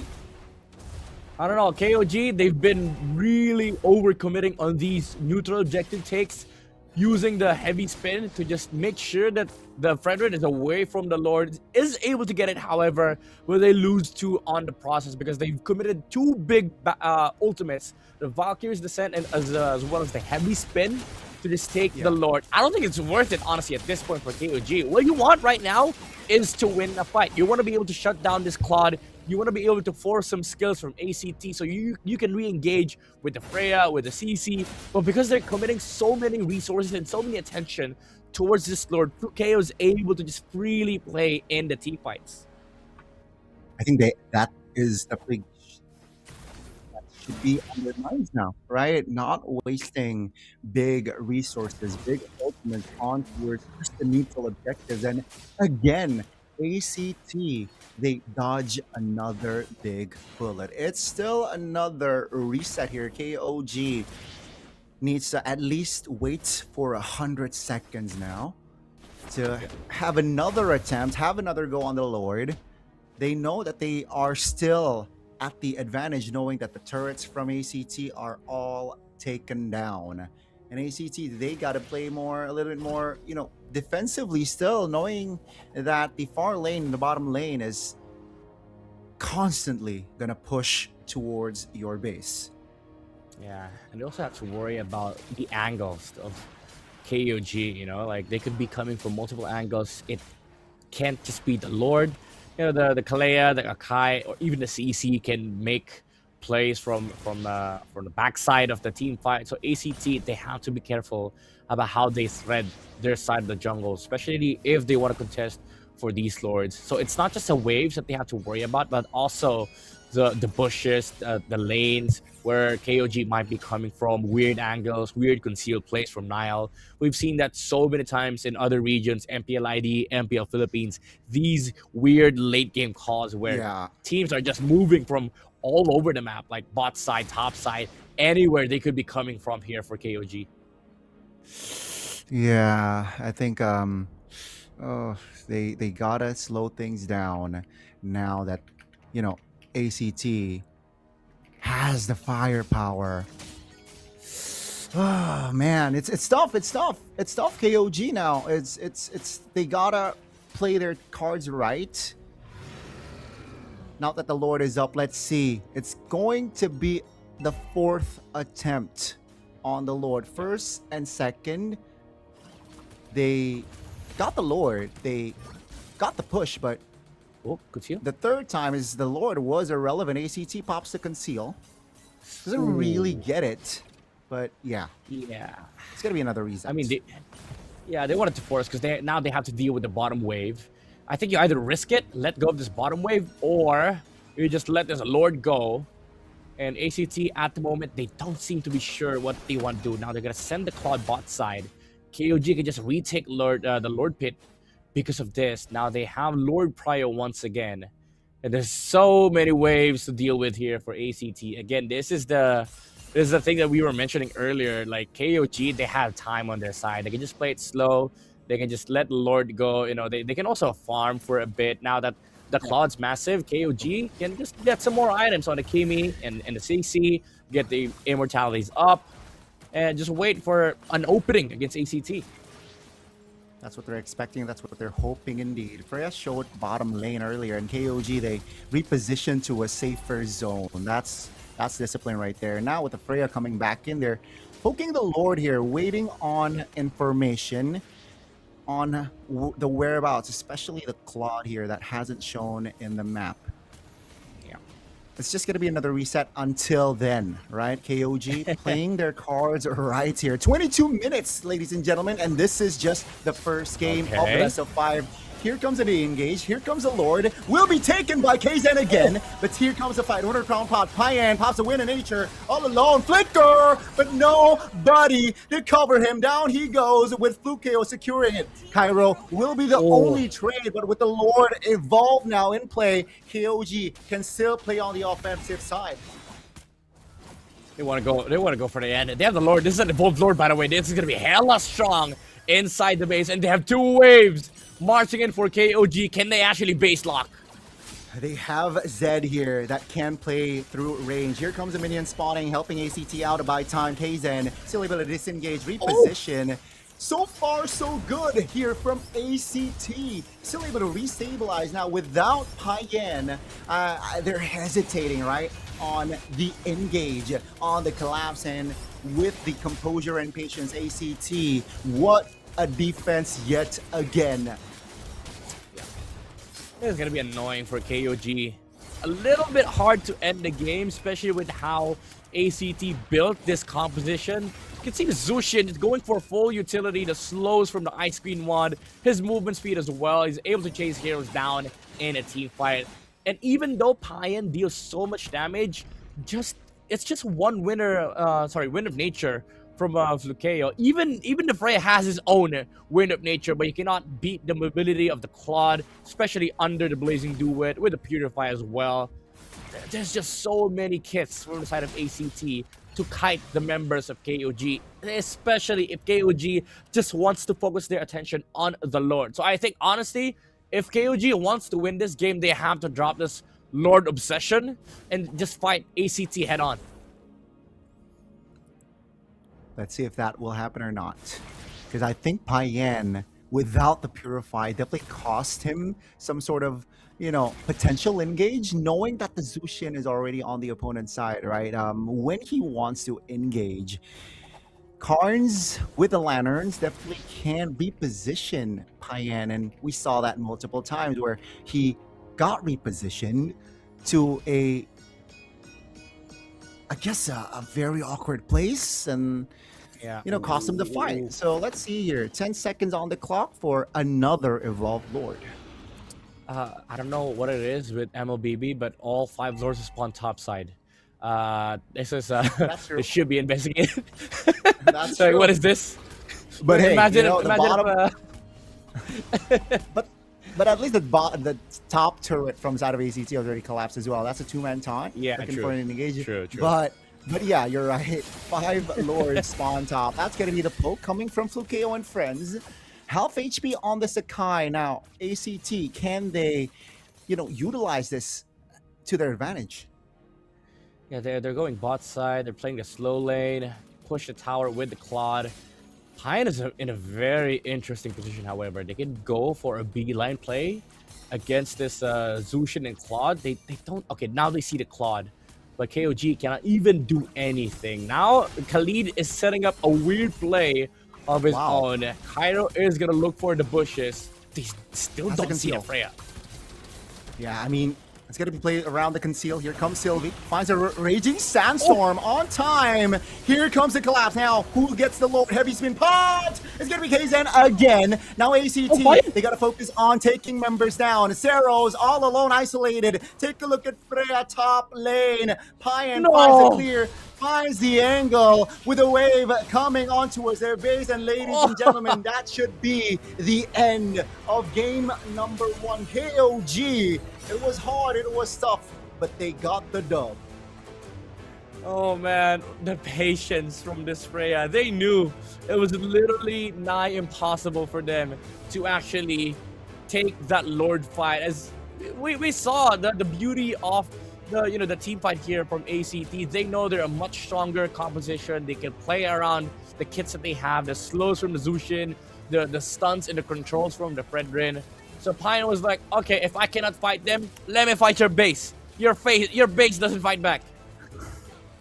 Man, again, the adaptation coming in from KOG. It took them 5 lures or 4 lures, but at least they finally, on the final attempt there, able to find the angle. Take a look at the Freya here, already clearing up, and that's it. ACT, they defended very well, but unfortunately, having no turrets alive, yeah, they can't really be proactive per se in that game. They gotta just stay on the defensive. They gotta stay on the reaction. And fortunately for the side of KOG, they finally adapted and used the advantage to their side. What a game! What a win! Yeah, you could definitely argue that there's a lot of ways for ACT to maybe have won this game, but because of the damage that KOG has dealt in the mid stages of the game, where they took out all the tower, especially that bot side for 5 lords, they had the slow lane advantage. I mean, KOG, they're maybe having their lucky day. Even if they didn't take down the tower top side, they would have had the advantage all game long because of where the lord spawned every single time.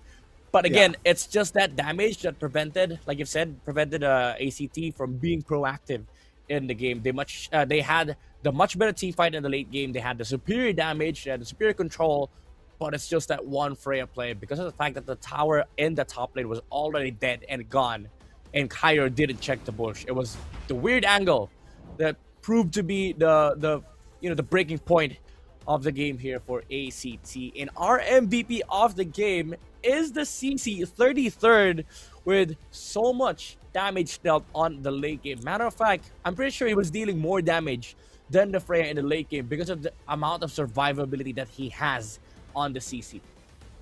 Yeah, especially, CC on the Vengeance, very hard to take down. And, he made, he was like the Ghost MVP, I gotta say, right? He was not the standout figure in that game, but he definitely enabled his team in a lot of ways here, being the tanky member, being one of the players or one of the heroes that can engage, can also deal damage. Yeah, shout out 33rd, man. Great first game on the CC, which, in this current patch and meta, you don't really see a lot of successful CC. Yeah, I mean, I've talked to a couple of players. They feel like CC is kind of a dead hero, but there are games where you can see the value of having a CC, right? Especially when they saw this Sora, you do have that option of just flexing the CC to gold, flexing that CC to EXP, even though CC XP doesn't feel too nice. But if it's a familiar matchup like a CC Sora, then it's fine. All you need to do is just do your job, pop that Vengeance when necessary and deal damage in the team fights. And he was stable in doing that. So with the Curtain's Call, all the links, dealing damage to the proper heroes. But the problem was in this game, it didn't come down to whoever was the better team fighting team, but how much time do you have inside a team fight? I think that's why the CC was able to do much and provided so much space for the other members. It's just that they weren't able to capitalize because the Freya really couldn't lock in on anybody on the side of ACT. That's why that play in the last team fight was so amazing from Payan. He realized that, okay, this is not working out for us. I've tried Imo buy and sell. I've tried Win of Nature on a Freya that lasts for a second. Doesn't work, guys. Let me just push. Yeah, I think again, just adaptation, right, in game as well. But you can see the power of Akai and props to Kaizen, right? 0 neutral objectives for this Fredrin for Zeros. Yeah, 100% neutral objective take on the Akai. So Kaizen, despite him not having a good stat, 156, at least he did his job well. A couple of times though, that was taken by Freya, but that was purely through communication. Heavy spin to separate the members of ACT so that Freya can focus on the Lord. But hey, intelligent communication still coming through from the side of KOG, able to build that early. That third turtle, again, folks, was very crucial for KOG to have that control, right? Because after that, the chain reaction was almost unstoppable from the side of ACT, from the side of KOG. Yeah, it's a Filipino special, man. It's a Filipino passive. We don't care about micro, we care about macro. We care about lords, we care about bombs, we care about map. But yeah, Kaizen did a fantastic job of just being on top of the objective control, even though sometimes too much.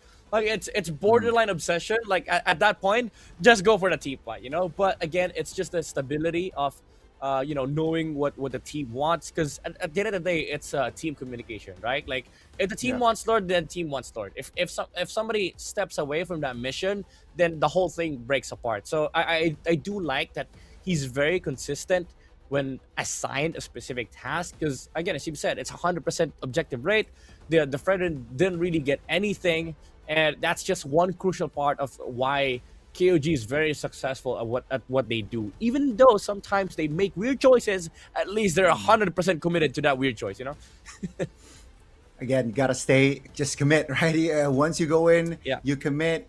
And at least we saw that from the side of KOG. We saw some resilience, though, from the side of ACT, being just on the back foot for most of the game, for most of the time. They're showing that they're able to squeak in wins. And let's see now. I'm all for the second game. Drafting-wise here, Midnight, I don't think the Freya should be open this time around, especially if they stay on red side. I agree. Even though ACT, they do play it, but again, as you've said, if they stay on red side, there's a good chance that KOG just takes it away, because it's such a good hero in this current patch. Like, it's almost unstoppable given enough farm, given enough momentum, tempo. It just destroys heroes, it destroys towers, and it destroys their hopes and dreams of winning an MLBB game, you know? We saw that from game one. At least it was evident. I was quite surprised that the Freya, committed the flicker instead of the purify. But hey, it was a gamble. There was a risk, but I guess it worked. I still prefer the purify in that game. I could have sworn if that he went on the purify, I think that game could have lasted shorter. But hey, a dub is a dub, a win is a win. It's still one game. But the journey, folks, in case you missed it, it's still it's going to be a best of 5 now. So they're not at match point just yet. Yes, sir. We never know. There might be 4 more games in this business. And there's a lot of catching up for ACT to do in this game. A lot of adjustments definitely for this series. But coming off from that game 1, at least we have a preview, right, of how close this series is. Even if KOG gets a good standing in the early game, ACT does have that capacity to just claw their way back, especially on Flukeo, man. This guy, very reliable on the gold lane, so strong on whatever hero you give him, Harith, Claude. He's gonna be able to perform in this game as long as nothing too crazy happens. We saw that game number 1, like nothing too crazy was happening in the game. The Claw was just farming. KOG was just doing normal objective things. They were able to scale up towards that late game. So I'm excited to see what they're gonna be giving Flukeo on game number 2. Maybe we see the Harith on first phase, because this was the first time today we see Flukeo on a different hero, and that was a Claude Red 3, which, by the way, they did have an option to pick up the Harith.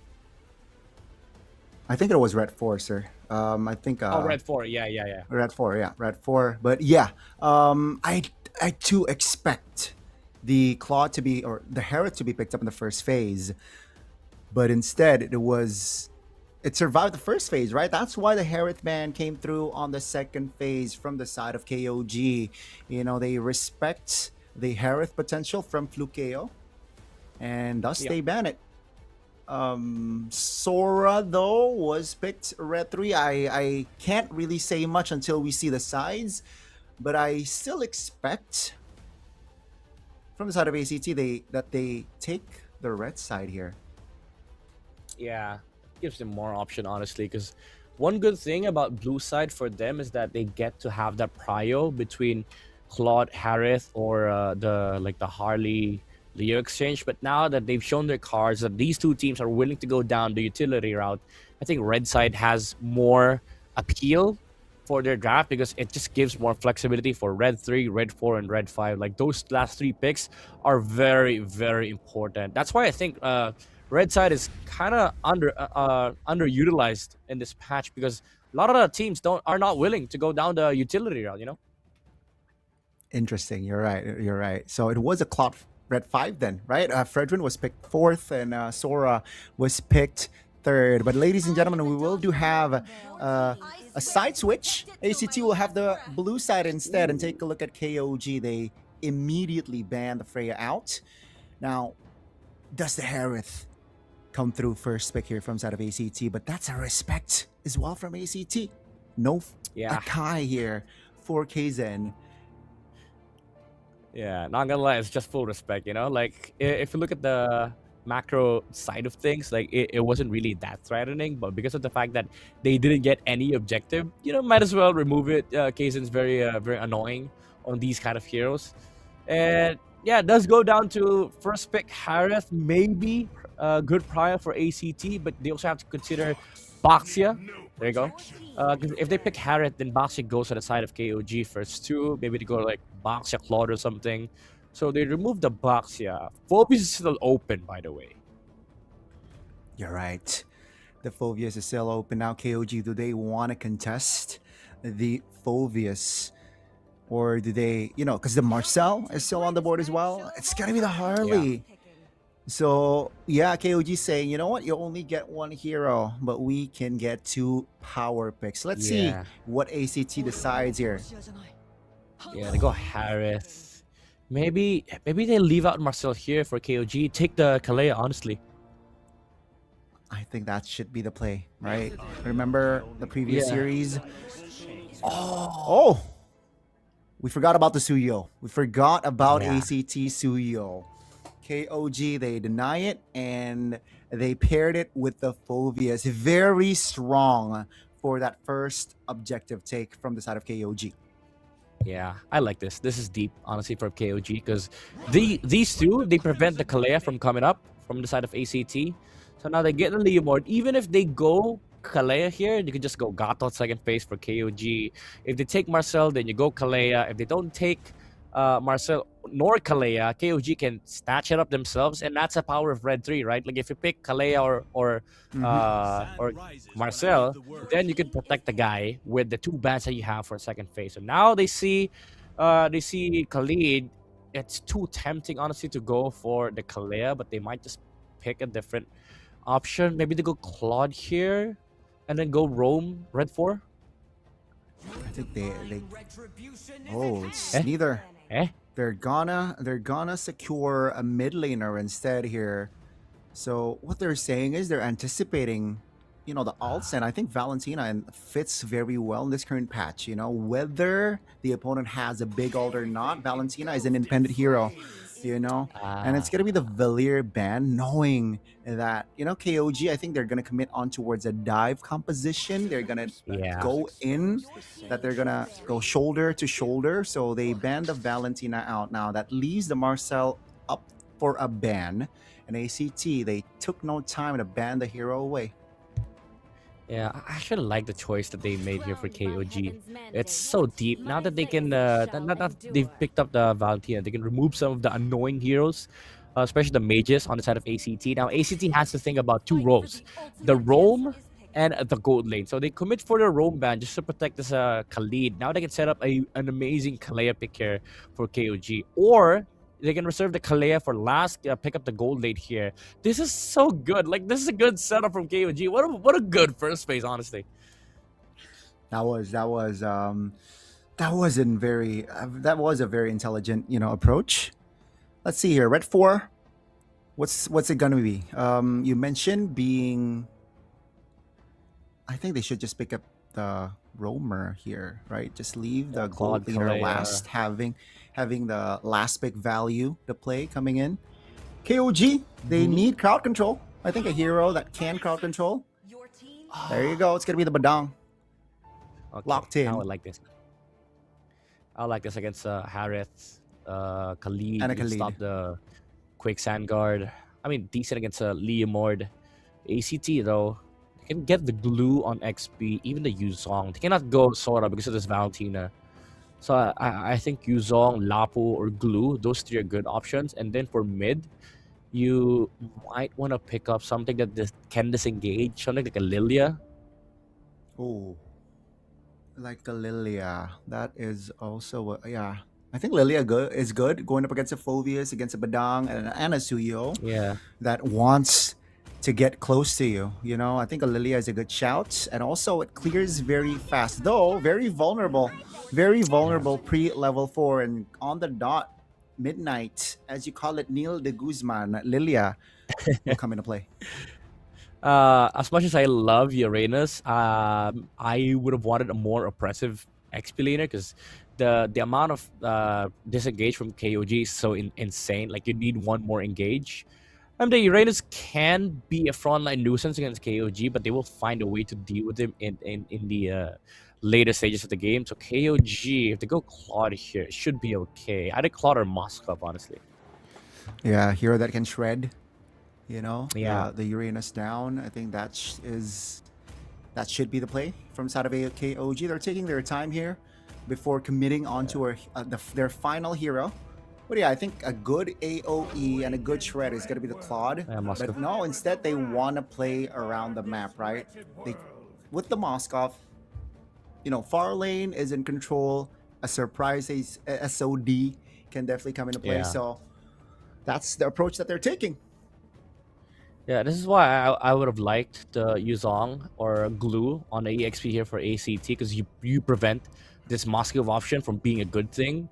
Because with the Claude, yeah, sure, they scale, but we're a much stronger team fighting lineup here for ACT. But now with this current configuration for ACT, they have a Moskov problem in the later stages of the game. This Uranus, if he doesn't get a good start in this game, let's say there's no tempo for ACT whatsoever, Moskov's going to have a free game during the Lord fights. The window is definitely smaller here for ACT. Ladies and gentlemen, it's going to be the second game of the series. First game, it was a long one, 22 minutes, if not more. But KOG, they got the dub. Let's see and witness together what will happen here on the second game. ACT looking to equalize. Lanadon, here we go.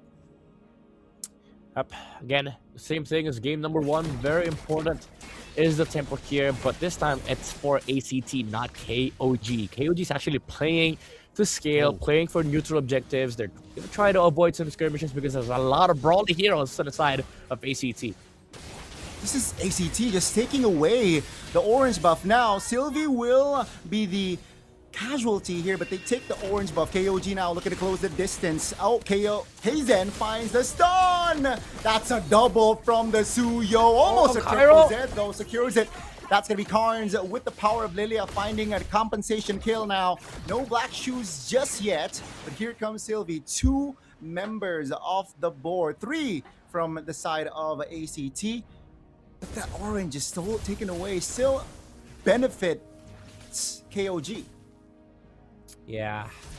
I was going to say, like, if the Suyo didn't get 2 kills there, then, you know, the offset would have been enough for ACT. But now, even if they did steal the orange buff, doesn't matter because he got extra XP from that. And now they get mid-prio. They get so much tempo out of that early skirmish. And I don't want to curse it, Gani, but it looks like they're going to have a hard time here for ACT. Because now they have a big problem with their hands. They have the Suyo problem. They're going to have a Phoebus problem. And they will also have a Moscow problem late game. Yeah, the risk on that steal was not worth it at all here for side of ACT. And now with the turtle up, with the position that they're currently in, I think it's hard for them to contest. But let's see here. Ceros is slightly ahead EXP-wise, but both junglers are level 4. Cairo jumps in. Kzen finds the neutral objective. That's a stun on towards the Leomor. 33rd being a hassle for ACT. 33rd finds a good dark wave, but not anymore. KOG satisfied with just the turtle. Yeah, good peel coming out from Nile, pushing the right targets, allowing 33rd to actually escape. The Phoebus was really looking not too good there. It was gonna die, but because of the punches from Nile, able to zone away some of the members. Oh, orange buff, round 2, grant of orange. They don't know. KOG, they have no idea. They thought that, you know, that play was all over. Shame, fool me once, shame on me, fool me twice, shame on you type ACT saying, you know what, we don't care. We will take your orange buff regardless. KOG looking to find a fire back, but the orange buff from the side of ACT is nowhere to be found, still spawning in 10 seconds. Good play, good recovery at least from side of ACT. Yeah.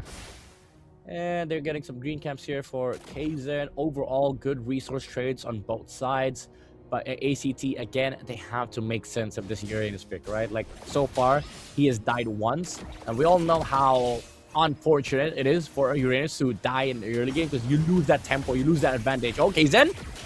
They want to commit on towards this fight. That's going to be damage coming through. KZen deleted alongside now. That's going to be SOD landing. Sylvie 1 HP as Zed. Not enough resource to get out there. It's 3 members off the board. ACT finds the collab back. Yeah, now there goes the recovery for the Uranus. 2 quick kills for Cairo, and he's back in the board. This is the strength of the Lilia Leomord combo, especially with Nile assisting as well on the Badang. It looked like a good peel from the Badang with the wall, but actually made it almost impossible for KOG to run away from the Leomord and the glooms coming up from Karns. Yeah, again, being too jumbled up there was definitely the death of KOG. Oh, taken very low here. KZen not able to take the neutral objective. And I believe this is the first neutral objective on the board for Zeros. Now pops the steed. Stunned up. Here comes the damage. They find the collapse to fight and down 2 members. Nal and Zed off the board. Open things up here for ACT. SOD. Good recovery, landing honestly. 33rd. That's going to be the damage coming through, but 33rd, a little bit too far there. Glooms will be eaten up by the Phobius. Down he goes. Yeah, Lily is so good this game, honestly. Like, he's making a lot of work for ACT. The amount of damage that KOG is taking. Oh, Zed! I don't think they respect the damage coming from side of ACT. Yeah. I don't think they expect, even not just respect, they don't expect the amount of crazy damage that this lineup outputs, especially with the amount of control that they have, right? Like the only CC for ACT is actually the Raging Sandstorm, but again, because of this this Padang, it's kind of making it awkward for KOG to fight into ACT, because when you peel, you're also blocking some of your members from moving away from that spot, and that's where the Leomord and the Lilia shines. And they also have to worry about this insane front line coming out from the Uranus. Like, yeah, sure, he died early game, but so what? He got 2 kills. He was able to recover. Now he has an Oracle, has her Dreadnought armor, heavily reducing the damage from the Phobius and the Suyo. He's moving to build a Dominance Ice next. It's definitely will, hinder the development of KOG. That's going to be KZen jumped on, still able to dash out. That's going to be the stun on towards Nile, though. All alone, isolated, still has the flicker to keep his distance. But take a look at the backside. That's going to be stun on towards Flukio. Shaman Force popped now. Does he have enough damage? There you go. With the jukes, he will be able to escape, and down 33rd goes. What a mechanic there shown by Flukio.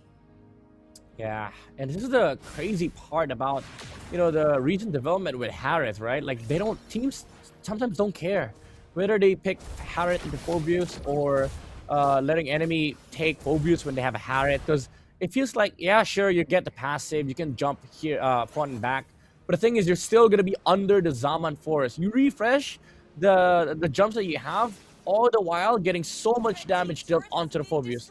So most of the time, the Harrods don't even care, because the Phobius is just dying under your ultimates, and then you add the Leomord and the Lilia into the mix. So 33rd is not gonna have a fun time jumping in these fights. Definitely not, and it was evident. Oh, there's a solo kill on the bottom side of the map here. KZen, the Suyo was struggling there to get out. And another big win for ACT, claiming the neutral objective and getting a kill on KZen, who has the Skypiercer. So the stacks not looking good here for KZen. Yeah, definitely not.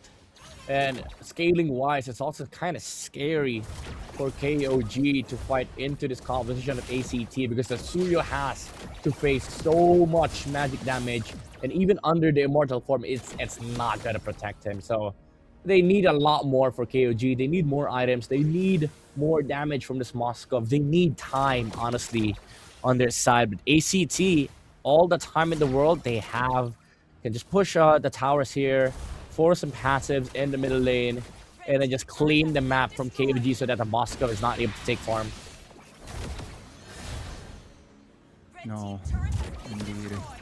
It's a similar story, but different side here. First game and second. 7,000 gold gap here for ACT. Now, in the first game, KOG with a sort of lead struggled to find, the end. Let's see how ACT handles it with this composition. 30 seconds on the clock for the first Lord here, ladies and gentlemen. And KOG, they're just banking on Payan here, who is still at a 0-0-0 stat to get the farm, to get the Holy Trinity, and then be a figure or be a standout figure for KOG. Yeah, they have a long way to go down as Moskov needs the DHS. He does need the Malefic Gun, and he does need the Rose Gold Meteor. So ideally, you're looking at like 3, 4, even 5 minutes of farming for the Moscow. So they have to delay by a lot. And ACT is already knocking into their bases, trying to force some passives on the tower. And now it's a free Lord. Didn't even land the SOD at the right time. The ACT was on top of that Lord Prio. Yeah, what a timing though if the SOD lands on the Lord. Yeah, dude. But yeah, now with the Lord in play for ACT as the 6th man, definitely can, with the passive, with the Holy Shield already triggered here, top and mid, ACT definitely can cause more problems here, turrets-wise, on the side of KOG. Yeah, we also have to talk about this Divine Glaive coming out from the Lilia, already doing so much magic damage against the Fulvio, Suyo, even the Badang. Yeah, sure, you built your Radiant Armor, but the Glaive's already done. Oh, here comes the attack. Uh-oh, what's happening? Midnight. That's going to be the turret taken down in the mid lane. It's going to be stunned. Fluke KO jumping in. That's going to be ACT now, focusing on the top turret. I think that's it. Should be it. Tower, oh, Nile is not going to save this game for ACT.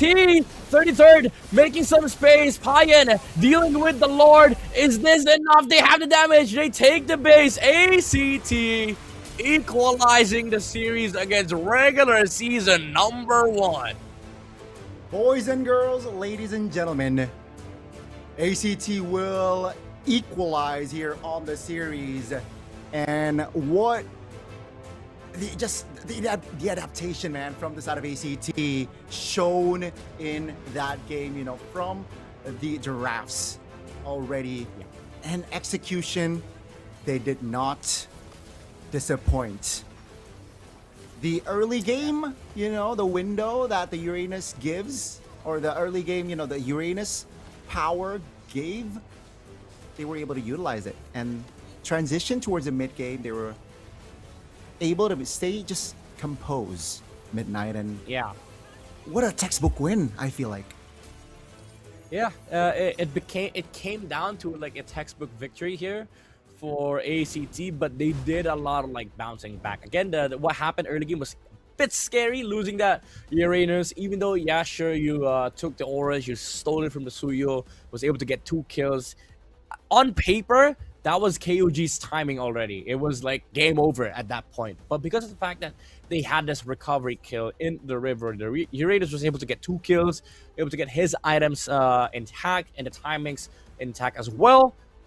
ACT was just able to pressure more and more, and with all the kills that they took, the advantage grew further and further, and it came to the point where this Lilia and Leomord became too massive of a problem for the Suyo to deal with. So it came down to can KOG actually buy enough time for this Moscow, because they do need a lot of items. They need damage for them to actually fend off this Leomord and Uranus, but it proved to be too much of a lead for ACT. That's why they're able to just clean out the base. And again, a good recovery coming up from Cairo from an early shutdown on the Uranus after just getting 2 kills.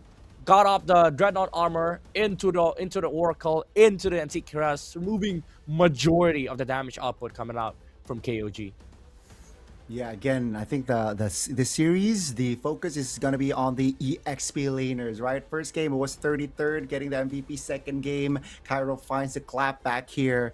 The Uranus was on point and it was a big factor on that game. Why? The space that ACT has was massive. And they make it look effortless here at Midnight, right? Moskov was irrelevant. The last pick value that KOG had was not a factor in this game. 0-0-0 till the end, I believe, or maybe an assist towards the end, but he was not seen.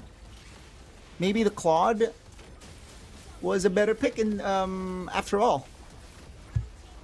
Yeah, like conceptually, if they're playing the long game, this match maybe that would have made more sense. But I just think, ACT have this perfect idea of when to actually, force errors on the enemy side, because this river play, it came out of nowhere. Most teams would just wait for turtle, look to set up, play for their timings, but because of this one unorthodox play coming out from ACT, they took 2 kills, they found 2 important targets, and immediately after that went towards the enemy side of the jungle, took 1 purple buff, took 1 turtle, and then immediately took over the map right after that, because at that point the Uranus was almost unstoppable. If they tried to fight on the side of KOG, they don't have the numbers, they're not going to have the Moskov, and ACT were bringing 5 members on their side always. So it came down to the numbers game as well as the damage game, which unfortunately KOG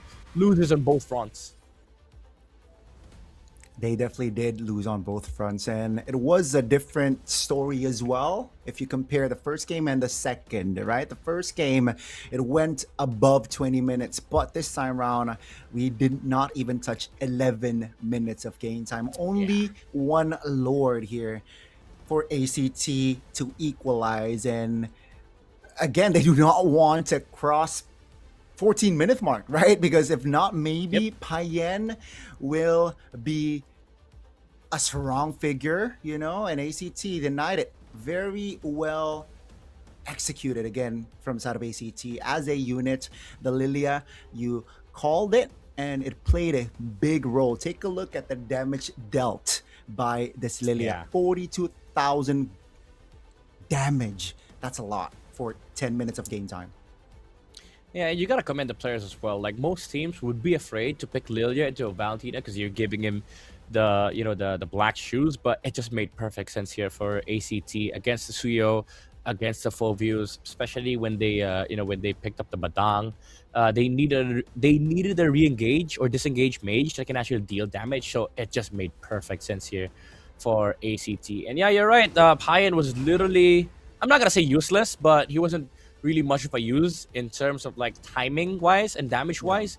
Was literally sitting at 0-0-0 for the whole entire game, and he ended the game with 1 assist. So he wasn't able to play the game, wasn't able to like play how he wanted to. Moscow was non-existent in his last game, and you'd have to give props to ACT. They just know their lineups, they know their identity, and I think if you're gonna identify how ACT operates, they just want simple lineups, man. They just want simple lineups that they can understand and they can execute. And this Harriet is as simple as it gets. First pick, we get blue side. We don't care about any other things. We just care about taking Harriet for KO. It does feel like the blue sides, at least for the series, has been the side that is more fruitful, points wise. So we will get to see now KOG not able to grab success on the red side. Will they switch things up on the third game here, folks?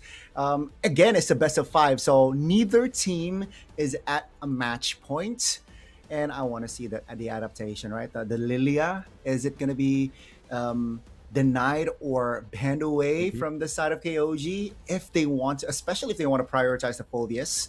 That's going to be a big hero to at least they got to think about, if they lock in the Phoveus, the Lilia is too expensive to give away. Yeah. A lot of things that both sides can actually look forward to in this upcoming game. Maybe we see a different hero for KZ. So far, what worked for him in the regular season were the Guinevere's, the Harleys, the Suyo has now been effectively shut down. So I think ACT, they're definitely confident on letting that go. So aside from mid and jungle, we also have to look into EXP lanes. The reason why the Valentina has been heavily priored here by KOG is just to remove the Sora from Cairo. Maybe they look into like letting that go, looking for a better matchup, essentially not locking our mage into a Valentina pick just to prevent a Sora. So a lot of adjustments for both sides in terms of draft. Bigger adjustment should come from KOG because the pressure is on them. Not saying that because they don't draft that well, but even with the draft they pulled out on game 1, ACT was able to, push them on the edge. So I think there's a lot more challenges for KOG in terms of the draft because, again, ACT, they just keep it simple, man. They simplify things. They don't overthink. They pick their lineups. And here's the thing, Midnight, before we get on towards more details on the upcoming game, we'll have a short interview here on what's going on there in Thailand. Let's see, folks. ทางลัดโฮมนะครับเชียร์เนี่ยดูเอา KOG KOG นี่นักแข่งตึงแล้วแฟนคลับก็ตึงด้วยอันนี้เชียร์ใครเป็นพิเศษไหมคะในทีมต้องตอบว่าเชียร์เพื่อนครับโค้ชฮิวโก้นะดับดีๆหน่อยเพื่อน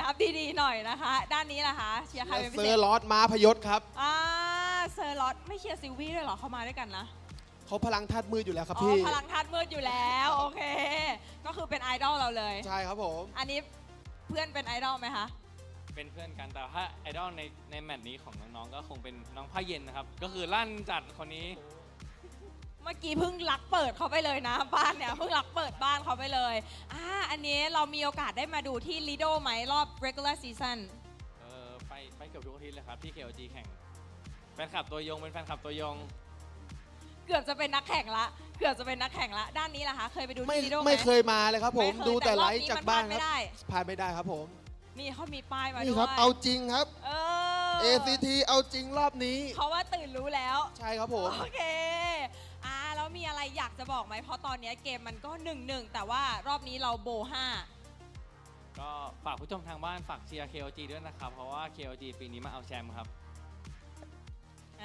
KOG มาเอาแชมป์เขายังไม่เคยแพ้เลยแล้ววันนี้ก็จะไม่แพ้ครับวันนี้โอเควันนี้ก็จะไม่แพ้ACT ล่ะคะมีอะไรอยากบอก ACT ไหมก็ไม่บอก ACT ครับบอก KOG กันครับเล่นเบาๆหน่อยก็ได้ครับแบบอ่อนๆให้เหรอใช่ครับไม่ทีมเราตื่นรู้แล้วเขาพร้อมเดี๋ยวเจอพลังธาตุมืดครับพี่โอเคค่ะอันนี้สอบถามนิดนึงมาจากไหนกันคะมาจากบ้านครับบ้านอยู่ไหนมาสาทรครับเดินทางสะดวกไหมสะดวกครับมาเลยฟ้าติดกับเลยฟ้า MRT ลาดพร้าวเลยครับโอเคค่ะด้านนี้ล่ะคะมาจากไหนบางบ่อสมุทรปราการครับโอเคอันนี้มาไกลไหมก็ไกลครับแต่ก็ใกล้ BTS ครับผมเดินทางสะดวกใช่ครับต่อเดียวแล้วเพราะฉะนั้นนะคะถ้าใครนะคะอยากมาชมแบบสดๆนะคะสามารถเดินทางมาได้เลยนะคะ BCC Hall เซ็นทรัลลาดพร้าวชั้น 5 ค่ะโอเคขอกำลังใจแบบฮึกเหิมให้นักแข่งเราหน่อยอีกสัก1 รอบแล้วเราจะไปดูแข่งกันละขอขิงเลยเอาเว้ยเมื่อกี้แค่มาลองแผนเฉยๆน้องอย่าเพิ่งได้ใจไปด้านนี้ล่ะคะ6-7 พอแค่นี้จบโอเคค่ะถ้าตอนนี้ทุกคนพร้อมแล้วนะคะนักแข่งของเราก็อยากจะมาโชว์ฝีมือกันแล้วค่ะเพราะฉะนั้นขออนุญาตส่งต่อยกับแคสเตอร์ทั้ง3 คนได้เลยค่ะ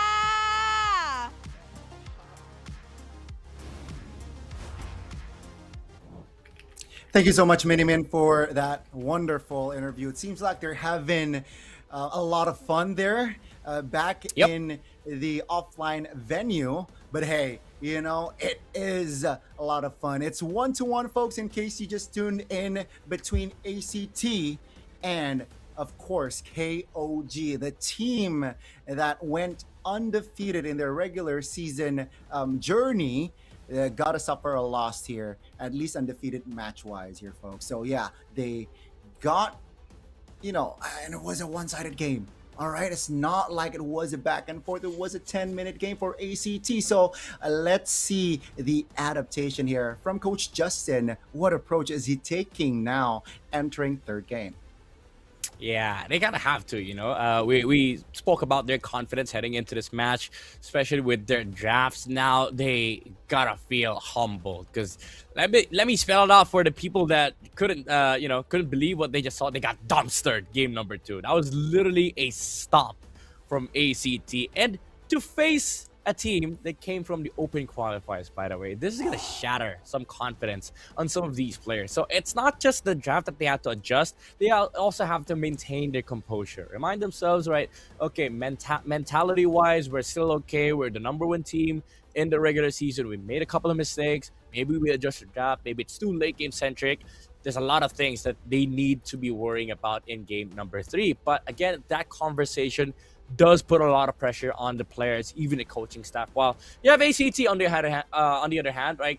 Okay, they lost game number 1. It was close. Game number 2, we got to stop. They're riding on a high right now. They're riding on cloud 9 for ACT. Definitely momentum is on ACT's side. As we take a look here, we got Broken Walls first game. Second game was Flying Clouds. And ladies and gentlemen, third game, we will have Expanding Rivers. And let's see, right? Will this map affect a lot of the composition here? KOG again decides to get blue side. And folks, we would like to remind you, first game, blue side won with KOG sitting on it. Second game, ACT sat on blue side and they won it. So the trend, will it continue here? Third game. Wow, what is this? Full respect from KOG. Blue side. I knew it. Yeah, I know it. This is what happens when teams have their confidence shattered. They do some, I'm not going to say stupid, but they do some overcommitment on respecting enemy heroes. Now they remove Freya on the contention. I think what their eye... Oh, it gets shut down immediately! They knew it, ACT! They were like, oh, no, you're not going to get your hands on the Harriet. We're going to remove it. Now they pick up the Zushin here for KOG. Classic approach. But then there is that Suyo and Claude that could come out from ACT, can maybe ignore the full use, or maybe actually they can go for something like a Leo Claude. I think that could be the pair, right? But what a chess match here from Justin and Shadow. Shout out to both coaches here. Dude. Already starting the fight before the Lana Dawn. But man, the Zushin first pick, Priode, and let's see, right? With the Uranus off the board, ACT's like, you know what? We'll have our own big figure, and that is gonna be the Baksha here in play. That's a risk though, I believe. Rotation wise, it's good. It's very good, but against a Zushin, you know, it definitely can be a handful. I think they're banking on the fact that if they get Baxia right now, they can pick up an XP that also dives on the backline against KOG. So they're really looking to set up some insane tempo here with the Baxia, draft a solid team fight comp that can just go in and jump backlines. So for KOG, they have to keep that in mind. They need some peel roamers here on their side. So they go Cho carry. I don't know where this comes from. Too early of a Cho pick, I would say. Now ACT, they could just get some, you know, good peel heroes as well, like a Gatot. Even Kalea makes sense, even though they have a Baxia. We've seen this from Onyx TH. The Baxia Kalea isn't too weird of a combo because you have so much survivability early game, especially against this late game comp coming out from KOG. Yeah, I think it's very interesting, right? The Cho, it's gonna be the Marcel here picked up third. But yeah, I think what they're saying is the Cho is the power hero of Nile here. I think they already pull their trump card here, maybe with the Cho being Nile's power hero and paired with a carry late game. Any member of ACT, even the Baksha, can be shredded down. So I think that's what they're banking on here from side of KOG. Power over meta. It's gonna be the glue ban out here, second phase, and Shadow has been, I guess, in the minds of Justin here so far, already playing, mind games. Yeah. You know what's crazy is that if Justin falls to the trap, I think there's a trap being laid out here by ACT. They're forcing KOG to ban Phobius themselves. They banned the Selena. Interesting choice. They're gonna leave the Phobius open maybe on the side of ACT because they're threatening Phobius Red 4. If KOG doesn't ban it, maybe they pick it. But even if, let's say, KOG bans Phobius, it leaves a lot of XP options available for ACT. Crazy ones like Benedetta, Paquito even, who just got recently buffed. And it's going to be insane, damage, insane dive, good backline heroes as well. They remove Fredrin. I like this choice. They don't let the utility route be open for KOG. They want to force KOG to get their hands on heroes like Suyo, who needs farm, who needs scale, but it effectively gets shut down by Baxia and Marcel. Yeah, I think without the Akai and Fredrin available for side of KOG, it does restrict a lot of picks, or maybe it limits the choices here for side of KOG. Now, you mentioned the Phobius being banned. It seems like KOG will neglect the Phobius. Instead, they're more concerned of the Lilia. Yeah. Phobius or Eve is the option here for ACT. They can leave the Phobius open, honestly. They have a Baxia. So I think Eve takes higher priority, but if they want to just make it keep it safe, Phobius is the choice. But KOG, they can definitely answer it up with something like a Lapu, or maybe even a Terizla. So I honestly think just take Eve here. Let the Phobius choice be on the side of KOG if they want to take it. Maybe. Let's see here, ACT, what will they lock in? They have AoE. Oh, they want utility, and that's Zetian, right? Level 2, very strong without level 4, so early, strong presence, but late game, very, very good utility-wise. Yeah. And it's hard to engage. It's hard for the Cho to engage Zetian. Yeah. That definitely can rock the Purify as well. Exactly. Yeah, like the Zetian can peel for himself, the Marcel can peel for the Zetian, they can peel for the Claude. Actually, there's so much peel for the Claude. You can almost call this lineup a banana comp, There's so many peels on their side. KOG, thank you. Suyo, Phobius, Suyo, Terizla, Suyo, Arlet, those are the options that I'm kind of thinking about. Arlet's kind of terrible. Okay, so they go Leomore, they go Phobius. Normal route. Do you go Paquito here? Is the question. Paquito, Hilda. What else? Lapu? Glue is off the board. I think the Lapu, if they want to add another layer of crowd control, Yeah. I think that can work, but later on, it will be tough going up against a carry. But Paquito, that's an interesting one. Give it to me. Give it to me. It's a good... Pyro, can you rock the Paquito? Yeah, give it to me.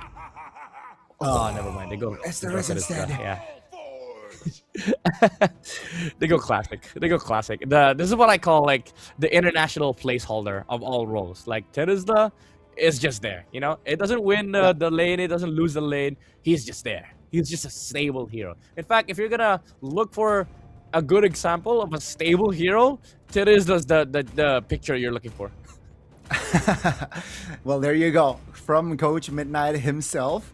Definitely will help the neutral objective take, especially the first one, right? With, let's say if the penalty zone is in his kit, definitely enable for that first neutral objective type and objective fight and allow ACT to snowball from then and there. But let's see, right? Will some of the members from KOG hinder that farm as we enter the third game? Ladies and gentlemen, it's 1-1. The team that wins this game will be at match point.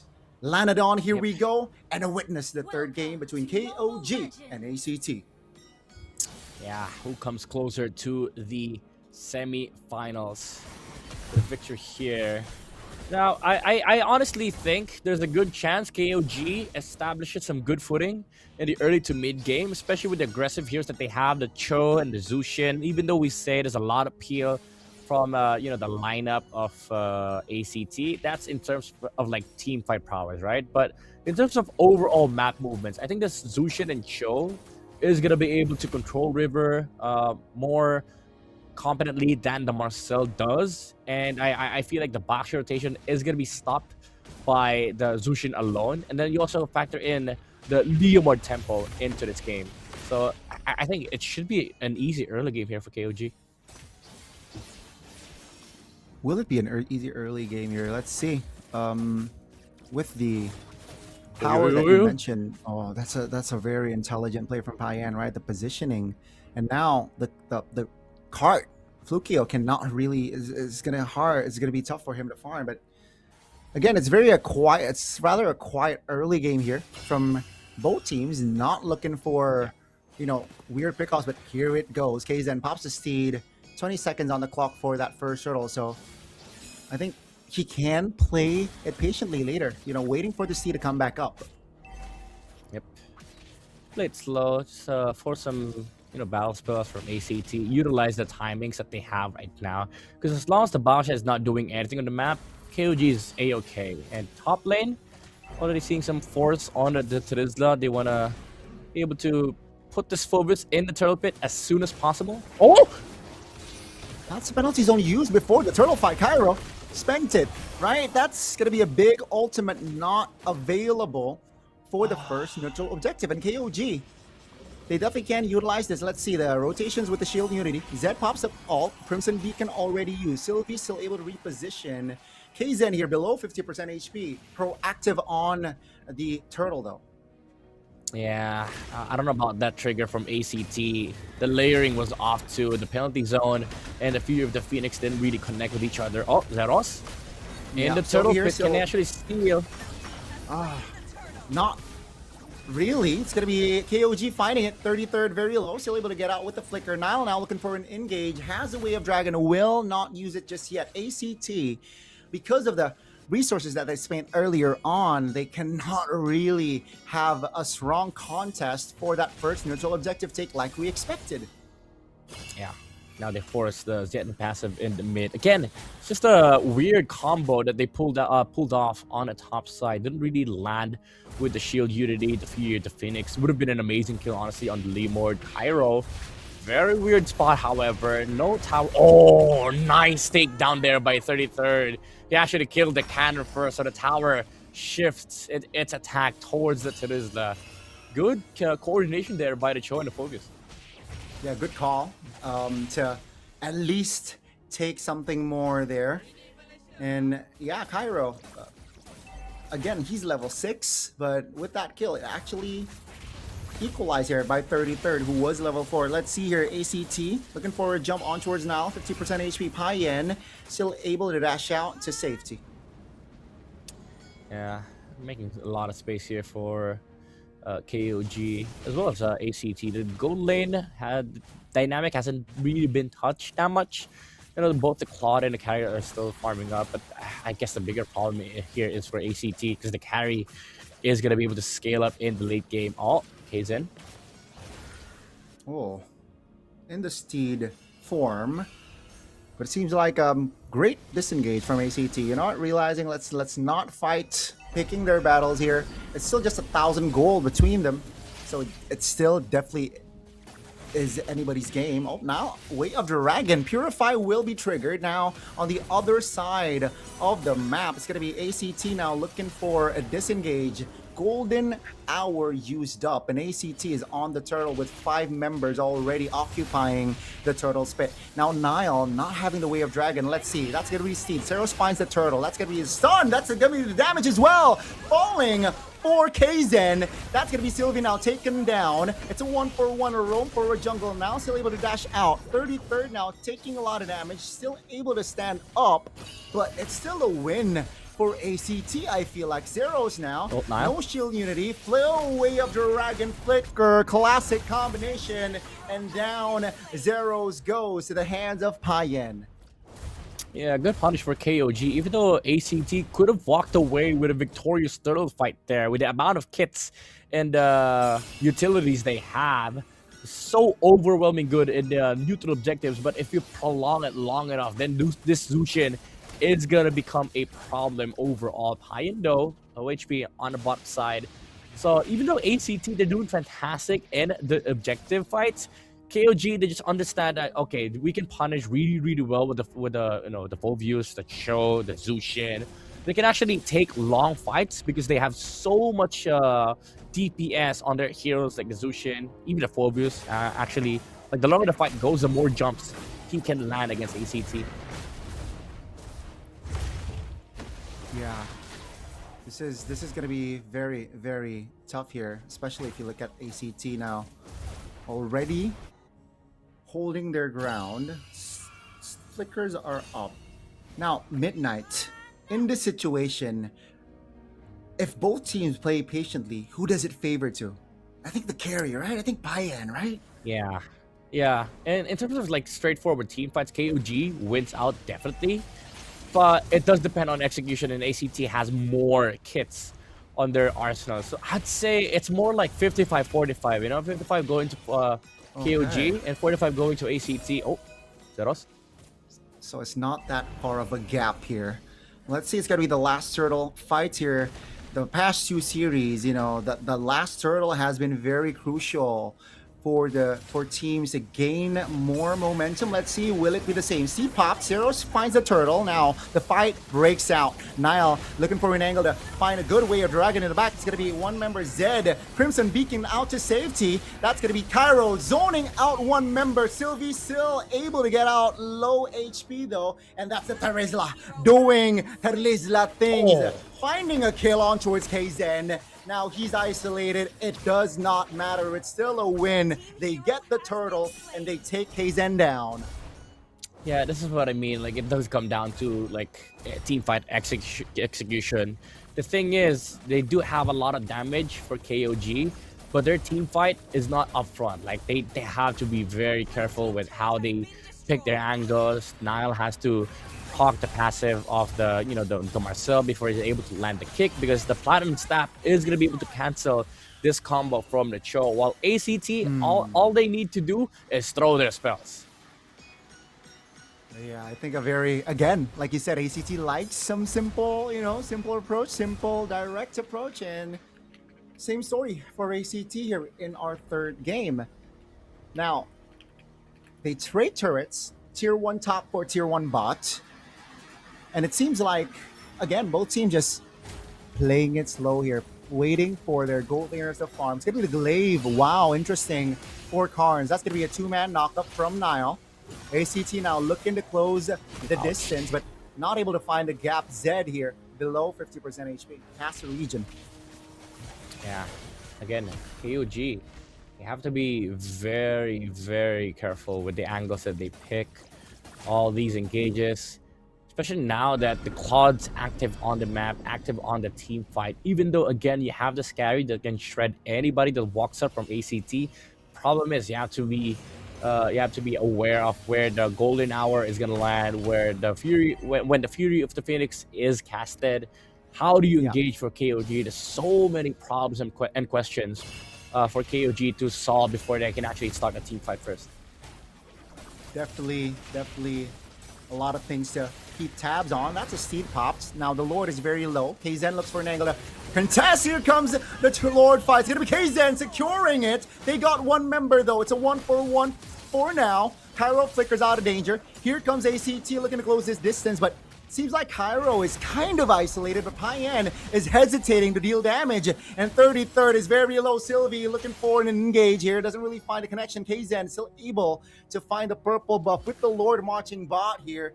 ACT needs to resabilize. Now in mid lane, here comes the engage. Pops the flicker. Karns now, no flicker for the next 2 minutes. Man, KOG still on top of these objective controls, even though it looks like ACT are dancing around them in team fights. Again, what's important is who got the Lord take, and now KOG, they feel the tempo, they feel the map pressure that they have right now. ACT, they have to defend waves first. So this is going to be KOG can actually look to fight, but instead it's the other way around. ACT sets for the team fight first. Yeah, I don't like this engage here. Oh, blazing right by Flukeo finds Nile, and down he goes. That will give breathing space for ACT to clear some waves. And KOG, they looked good earlier. I thought they can re-engage, but at least they got a turret bot and top here. So it is still a favorable trade just for their roamer. Yeah, they're playing the map. They're essentially taking it back against a lineup that is supposed to be able to do that. So KOG, it's it's working wonders for them right now that ACT is not doing aggressive things. Yeah, sure, they did an amazing force in the mid lane, but they only lost the show for it. So KOG, they're happy to just get the farm, go scale to late game, create a wide enough gap so that these utility skills from the side of ACT won't matter at all in the late game. Yeah, it seems like KOG, they're playing the patient game very well. They understand that the waves are still pushing for them, and that's why the bait in the mid lane was made, only traded for Nile. And that's a worth trade. Flukeo though still killless, still can deal damage, but not extra ones with the kills just yet. 35 seconds on the clock here for our second Lord to spawn. Both teams definitely will contest here, knowing that the gap is non-existent, right? It's basically even. They have enough firepower, but I want to know even more. Trinity hasn't been locked in yet for Flukeo. Hopefully we get to see that coming, but the gold leaders, Pai Yen, with 2 kills in his hand, definitely on the advantage. Yeah, my goodness. There's a lot of gold on the Zit. Yeah, and it's going to be scary in late game as well. The amount of damage that she deceptively outputs is crazy. Sylvie doesn't use the golden hour, however. Oh, Zeros looking for a jump. Oh, Blazing Duet used early, not to anyone. Zeros taken very low. That's going to be the penalty zone, finding 2. Golden hour paired up. Here comes the damage from ACT. KOG, great disengage. Looking for an angle to re-engage, but ACT now is able to reposition themselves to safety. That's going to be the Wave of Dragon used up on towards the Terzla. Here comes the Shred from Payan. Looking to shred Cairo down, and down he goes. It's a 5v4 on the Lord. ACT calls retreat. Let's abort for now. And KOG, 0 time. Now they're on the Lord, looking to fight, looking to commit on towards the Lord, knowing that they're a man up, and seems like they will get the Lord comfortably now. The call, is it to back off? Is it to fight? It seems like it is to advance. That is a disastrous fight for ACT. I don't think they're done yet, KOG. They want to go for more, but the minion waves has been cleared. Again, a very disastrous fight for ACT. It looked good at the start, but when they missed out the Blazing Duet as well as the Purify from Flukeo, they were not in fighting shape any longer. Even though they landed a beautiful golden hour after the penalty zone, they just didn't have the firepower. Oh, Purif the Phoenix finds 2. That's going to be 30. 30 now off the board with the Lord still marching the bottom side of the map. Here it's Nile in trouble. Still able to stay up here despite him being immobilized. ACT satisfied with taking 1 down, and they got to focus on taking down the Lord. Okay, they messed up one team fight, but they caught KOG by surprise. KOG didn't expect that ACT was looking to fight in the middle lane, but they only got the full boost. KOG still have all the right heroes that they need to push towers, but again, ACT, they're looking to fight. They're just preventing KOG from doing objective moves, but now Zeros in a very difficult position. Even Karns went down as well. It's just both teams throwing haymakers, but KOG now with the control. Top lane is still pushing for them. Definitely can play around it. No holy shields at this time of rate. 2-man knockup by the Jet Kundo now. Looking for the shred on towards the tower, but ACT can defend for now. Here comes another wave with 2 members still off the board for ACT. They will gladly take the far lane turret, and down the turret goes. Lord will spawn the bottom side of the map, and KOG again with Prio. Yeah, you see the damage from 1 Lantern Slam onto the Claude. Took half of his HP with just one slam from the Zushin. So now ACT have to worry about the scaling component of KOG. Yeah, sure, you have the Claw, you have the Zed, yeah, you have incredible damage, but all you have are 2 damage dealers and then amazing kits. While on the side of KOG, there's a lot of damage dealers on this lineup. Even the Phobius can deal so much damage against the Baksha with the HP-based damage. And also just the Zushin alone. Like if you group up on the side of ACT and then the Zushin finds the Baksha with the Lantern Slam, throw him on top of a squishy hero, then suddenly you're taking so much damage from just one hero alone on the side of KOG. They should not underestimate the damage output this Zushin can actually deal. Yeah, definitely not. Especially with the Glowing Wand and Ice Queen Wand already in hand. So it's full utility from Zed here just to, again, enable KOG. Be that, supplement for fights. With the Lord again, spawning bot. With the wave, take a look at the fat wave top lane already marching for ACT's base. ACT, what's the call here? KOG, great, intelligent, disengage there. Not baited for a fight, not baited for a commitment just yet. Yeah, they see the Zed then up top. Even though it's a Zed, yeah, it can still participate in the fight with a few of the Phoenix. Now they go for the burst. Who gets it though? Oh, Golden Hour! Oh my goodness! But the Lord falls for KOG. Blazing Duet. Winter Crown as well, but no timing on the BMI. Down goes Flukio. And here comes the class from KOG. They lose 33rd. Kzen will not survive as well, but ACT now, can they hold on? Pyro being a strong figure, but with the shred of carry has, down he goes. It's a 2 for 2, but they get the Lord. KOG still in it. Yeah. ACT, however, able to take down 2 important heroes. So now the Lord can still be defended even without the Cloud carry. Is going to be able to push bottom side, however. Man, that Golden Hour stopped ACT from actually contesting that Lord. It was a free Lord in front of Kzen. No other Retribution holder in front of him. It was just him and the Lord. The man was on a mission to still stay on top of these objectives. But again, fortunately for ACT, able to find 2 important kills. So they stay alive this game. He definitely is able to hold on. They definitely are still in the back foot though here at Midnight. And I personally doubted this show pick, but boy was I wrong. Ladies and gentlemen, it seems like it's gonna be similar here. The third game and the first one, we will reach and we will see an evolved Lord in the stands here. Yep. As my God, both teams do not want to lose. Again, to remind you folks, one team will have match point, and both teams not backing down. 3K gold lead between them. Take a look at the items here. It's full already. Not having boots for Payan. Gun, Malefic Gun, and Rose Gold Meteor is the choice for Payan. Same goes for Flukeo. No boots. Yep. So this is where we start talking about equilibrium, right? Like we said earlier, so many damage dealers on the side of KOG. Zushin went for almost full utility on her build.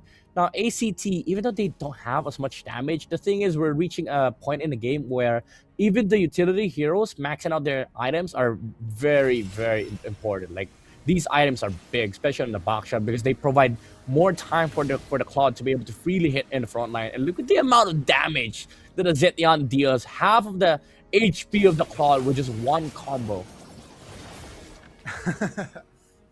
You're right. And again, I think that the important thing later on here, Midnight, is the golden hour from Sylvie here. Needs to be precise. Here comes a conceal, looking for a potential engage. Doesn't really find the right angles and connection there. ACT backing away instantly. The Lord spawned already. Here comes another Lord that KOG needs to play around with. Pacho's bot. Yep. To be able to walk freely towards this mid lane, especially. Oh, actually, River's the opposite way. So the Claude will have a bit of a harder time reaching this Lord, but it's fine. Lord sitting at 30k HP. They go for the reset. They want to play it slow because they have the build up on bot side. Intelligent now. ACT, they gotta call it, right? Is it to clear? Is it to fight? KOG definitely can play around this patient game here. 20,000 HP on the Lord below. By the way, here comes ACT with still 5 members around the Lord's area. Oh. It seems like the call is to fight even, knowing that the wave bottom lane is still pushing. Here comes KZen with the seed, already invested it early. KOG, knowing that the Claude already shows in their base, they pull the trigger on the Lord. Yeah, it's good. It's a good force. They got a flicker from the Marcel. Now they can just go in a deadly hour used by Sylvie too early. Oh, Nile! Oh, Nile still looking for an engage here. Able to hold on towards the damage. Here comes Zed with the winner crown. Is this the right play or ACT finds a blunder? Here comes ACT blazing the way by Blue Kill. But here comes KZen looking for a play. But Zero secures the Lord. KZen bought the immortality a little bit too hasty there on the split. Now Zero is isolated with 3 members around him. ACT finds KZen. Both junglers in trouble. Down goes KZen. And Zero is still able to get out with the shield unity. What a turnaround. Oh my, blunder from KOG. They could have just gotten the reset. Went for the Lord. The Claude was not there, but KZen decided to go for the base push. He was not Payan. He wasn't the Freya in game number 1. Now ACT, they have 5 members. They see Payan without flicker. They take down a carry. I think this is it, Gani. Oh my god, they neglect the lower bottom side and they went in for the push with 5 members on the board. ACT looking to find the clear, and ladies and gentlemen, the trend of blue side winning in this series will not continue, as ACT will find the 3rd game and they will sit on match point.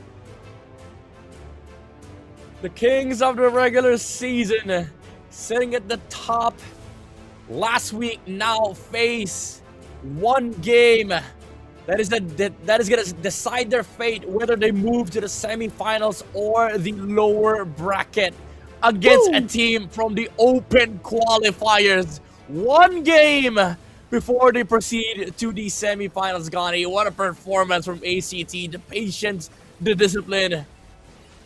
Oh man, ACT, they're looking too clean. They're so tenacious, they're so resilient, right? Like in the first game, they were on the back foot and the game went on to above 20 minutes. And similar story in the 3rd game where they're on the back foot. Midnight, they're able to hold on, and this time they're able to close it out. I think Zed's overextension there on that Lord fight was a mistake.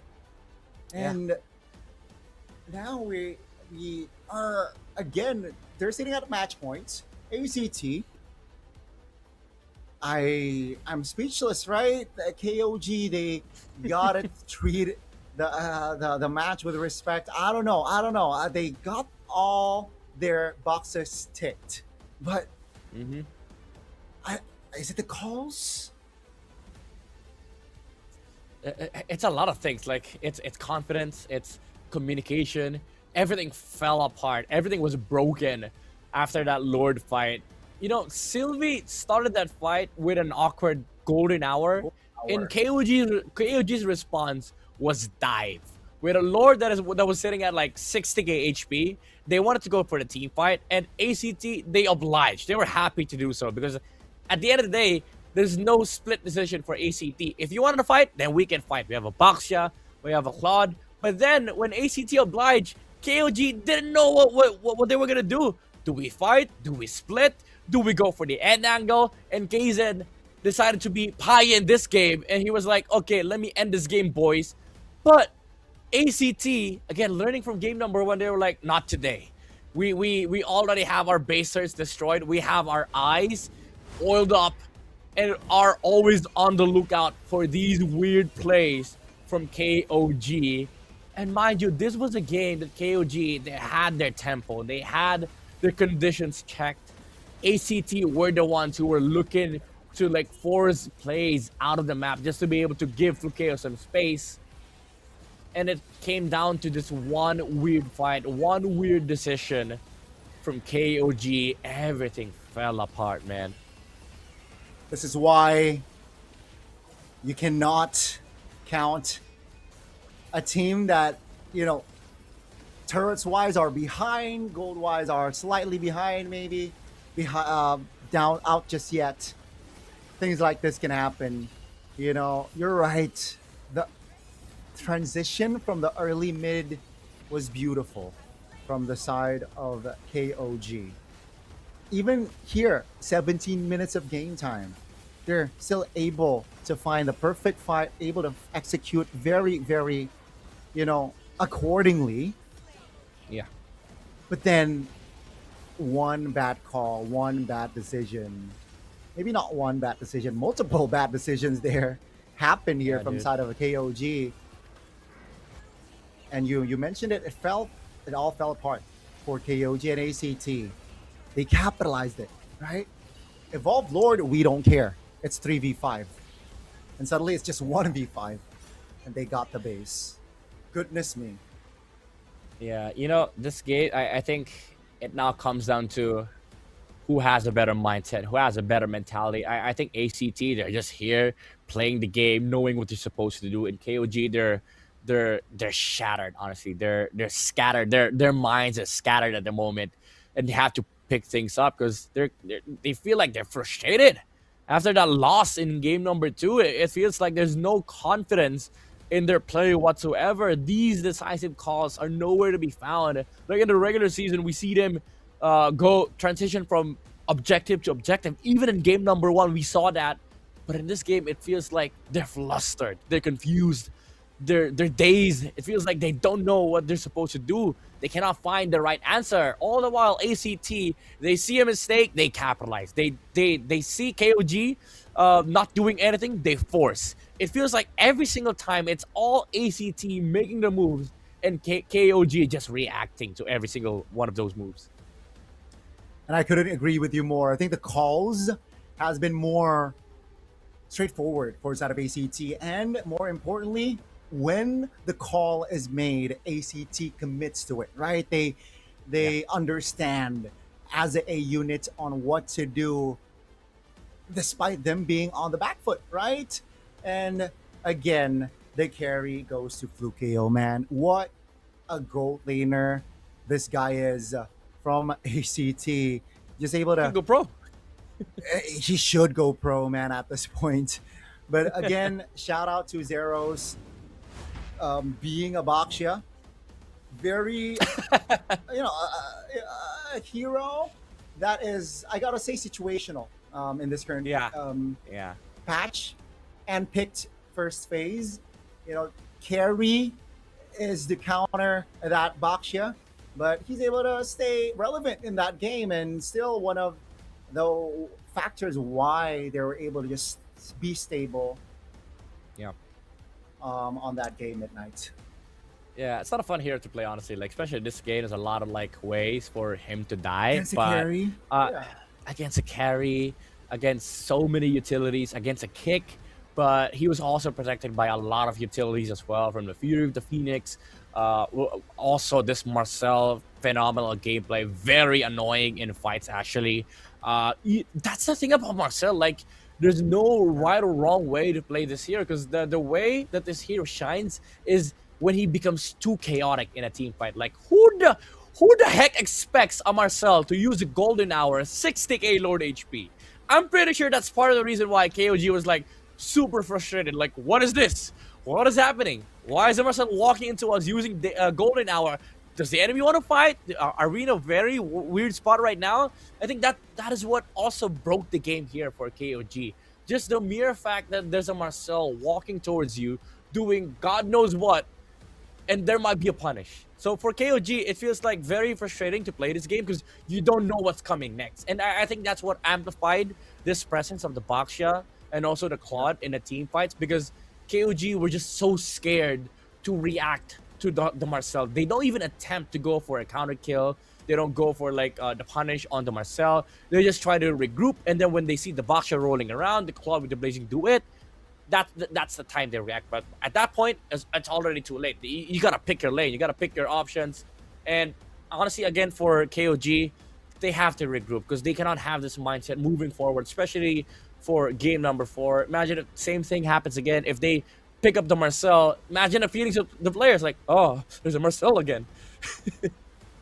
Again, especially if we want to talk about the drafts, both teams has been very reactive, right? Oh, you pick up the Lilia, I will ban it next. I'm now, can we expect the changes from the drafts here later on? Because first game, the Akai went up for the side of KOG, banned instantly from the side of ACT. The Lilia will cause problems in the second game, banned a third game as well. So now with the Marcel being a nuisance for the side of KOG, what are they going to do? Are they going to pick it up themselves? Are they going to ban it away? You know, the Cho, I doubted the pick. I changed my mind mid-game, but then unfortunately could not deliver. You know, I said so. I doubted this pick. But hey, Midnight, I think the Cho again was more of a power comfort here for Niall. Yeah, we I agree. saw glimpses, right, that he was able to enable his team, provide the peel that when needed, provide the engage when needed. But you know, that just last call, right? That last that Zed jumping in alone with the Crimson Beacon was, I don't know, was quite questionable. And then KZen went for the split push in the mid lane, was also quite questionable. But let's see, you know, I expect them to use this time to reset and restabilize, because series not over, folks. Yeah, we're not done. You know, there could be one more game. Sorry, there could be 2 games, but there could be just 1 game to determine the first team who goes to the first semi-finals. Again, bigger challenge for KOG. I cannot believe I'm saying this. A bigger challenge for KOG. Regular season number 1 up against an open qualified team is now shattered in defeat after a devastating loss in game number 3. Let's see what the map is for game number 4. Is it? Oh, it's dangerous grass. Another chaotic map for these 2 teams. If I don't want to be in the position of KOG, honestly, like this is so frustrating for them. Yeah, now they're on red side again, and it's official. 4 games, 4 different maps, folks. We got Broken Walls, we got Expanding Rivers, we got Flying Clouds, and now we got Dangerous Grass. ACT, take a look at their positioning. Still haunted by the Akai pick on the first game, and they will deny it still. And it's gonna be Freya and Zushin ban. The Baksha this time around. That's the adjustment from ACT. Yeah, I think they're looking into just getting the Harith first pick. Again, keep things simple for ACT. Matter of fact, you mentioned about the respect bans earlier. Even the respect side happened last game. Like KOG took first side, and then ACT was like, "You're not getting Harith first pick." Now they're in blue side. KOG gives them the Harith, so ACT. They have the chance to just get it for themselves, and they take it. No hesitation whatsoever. Keep things simple. KOG, you get yourselves the Claw, you get yourselves the Suyo. We don't care. You even get, okay, sure, take Marcel, take Kalea. We don't care. We have answers for that on the side of ACT. If you take Marcel, they get Kalea. If they take Kalea, maybe they go Kali, maybe they go Gato for ACT. Exactly. Especially after what happened on the previous series with ACT, just combining the Kalea and the Harris very well. That you know, the Kalea needs to be.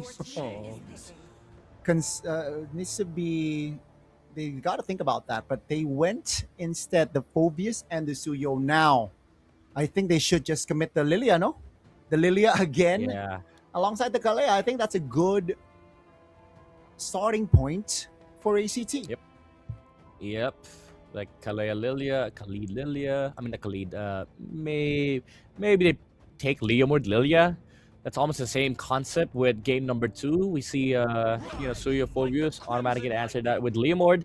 There you go. Maybe they take Lilia here or Kalea. Those are the two good options, unless they want to take Terizla first, just for safekeeping. Terizla, Yuzong, those two heroes, maybe even the glue. Okay, they take the lead. Interesting. So almost same draft, game number 2, but I think this time around, KOG will have the chance to ban out the Lilia. Yeah, I think Lilia will be quote unquote sacrificed here. ACT saying, you know what, we're on dangerous grass. With Khalid, we will have the option to cover more grounds. You know, mobility is in its name, and KOG responds with the same. You know, it's dangerous grass. Let's utilize Hilda's passive and commit on towards a Hilda pick. Very interesting choice here for KOG. They did lose out on the gold lane picks though. So ideally both Carry and Claude will be taken out. Maybe ACT, let's go off the Moskov, because again, same idea from game number 2. Like, it's useless if it doesn't have farm. So KOG removes the Uranus just to mitigate that Uranus Phobius matchup, because that is what terrified them in game number 2, like Cairo being a nuisance in Got that the MVP, position. by the So way. yeah, yep, got MVP. Now Claude has been taken out. Maybe Carry is next on the chopping block here for ACT. Oh, I like that, man. Again, Valir, in this current patch, it fits well, knowing that a lot of composition or a lot of approaches from coaches are they want to go shoulder to shoulder, you want to close the distance, and Valir, one of the heroes that can push you off, can be annoying and hinder that movement. I've been waiting for You call the carry out, off he goes, off she goes. Yeah. No carry pick. What's gonna be the red Moscow 4 Blast pick pick. here for inside of KOG? They need Should be a crowd mage. control, but yeah, a mage that can provide utility. Zetian, perhaps. I think take Lilia, no? crowned by heaven's mandate. Oh no, no. You dislike the Zetian pick, eh? Yeah, because now you open up a world of hurt for KOG. Both Val and Lilia is so good for ACT, and then they could just get an Alice, or maybe a Lapu, Esme even. I like Esme here, by the way, so much. That's So many an good XPs, honestly. interesting- That's an interesting approach. An Esmeralda, but Yeah, definitely He's can. Definitely a lot of good options here for ACT. What are they gonna go for? It's gonna be the Sora and the Valentina. Okay, sure. Comfort. Okay, Cairo. Sure, go comfort. I like this. I like this confidence using Sora in Phobius, by the way. So it's pure comfort. It's the same idea as the Cho early game, last game. Okay, maybe Yeah. Cairo. Let's give him some pass. Too early to judge. Maybe he performs this game. I don't know. Let's see. But my goodness, Midnight. This game might take ACT to the semifinals. Yeah, especially if we see These picks Moskov right here. Moskov is a great shout. Ooh, what about Is it Beatrix? gonna be the Moskov? Oh, against the Sora. The tyrant of wrath, and burn this wretched world.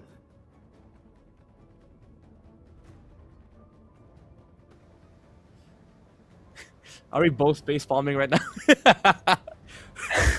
I mean, it is gonna be the Moskov, but hey, maybe what Payan is saying is, you know what, guys, I'm gonna pay for game number 2. All right, I'm gonna be relevant in the 4th game. Well, ladies and the gentlemen, question- Sorry, go ahead. it is gonna be no worries. It is gonna be the potential final game here of the series with ACT. Match point at match point. Will KOG find an equalizer here and take us to the final game of the series, or will their journey on the upper brackets end right here in this game. Let's see, folks. One team can advance through and stay on the upper. One team can go to lower brackets. Let's see and find out. Yeah, I mean, it's a very interesting choice here for KOG to go with this composition, knowing that it failed game number 2. Even though there's a change, they picked up the Hilda this time around, but I don't think they stopped this overwhelming aggression come mid-game for ACT. Like, imagine the timings on their side, right? Like, you have the Khalid, you have the Harriet, you have the Sora. These heroes, they don't really heavily rely on items. Just the Harriet, maybe with the Stardom side, but that's about it. Once they get their initial timings right, then they can just constantly look for team fights. So what KOG needs to do right now is sort of establish an early footing. That's why you see KZ already invading the jungle camps of ACT. Yeah, already an early skirmish here. Sylvie taken very low, but still able to distance himself out and also keeping the flicker in hand. KOG here with the Hilda definitely can play more aggressively and act as a recon for their team, right? Again, guys, it's dangerous grass. Take a look at the damage that Hilda is providing. Sylvie taken again very low. Still, oh, that's a steal. That's a steal from KZ. No purple buff for Seros. Oh, it's a passive that took it, actually. KZ didn't even use the retreat. He used the retreat just to get away from the Valentina and the Khalid. KOG, good start against ACT. Now, this definitely gives them a win condition in this game. Like, they stop the snowball from ACT, and the timing just got bigger. The window just got bigger for KOG to work with, get their items up in the early game, maybe possibly delay this game to the point where Moskov becomes active. Definitely that is what they're looking for here. That is definitely their aim here. And again, the Hilda is utilized very well. I like what Nile is doing here on this Hilda, right? Just not overextending, but applying pressure at the same time. Here comes the turtle fight. Here comes Sora. Uh-oh, not able to deal damage, but here comes the turtle, now able to flicker out. Cairo finds first blood, but Zeros in a no man's land there is gonna be taken down. So it's 1-for-1, but KOG, they got the turtle and the jungler. Okay, Payan losing out a trade against Harris. And KOG, even though they took down the Leomord, if you look at the gold lead, it's not that big. They're leading a big margin on the EXP department, but that's about it. I think ACT, they're fine with this. Even though Zeros got overzealous with that chase on the Phantom Steed, at least they're making some moves on the map that doesn't really, you know... Oh, Sylvie! Oh, almost taken down by the Hilda. Still able to stay alive as well here, at least for now, but the flicker definitely not in play here for the next 2 minutes. That, you know, cannot apply pressure, this Khalid. I expected an even fight, maybe, you know, Sylvie applying pressure now as well, but seems like now is better if you compare both roamers here so far.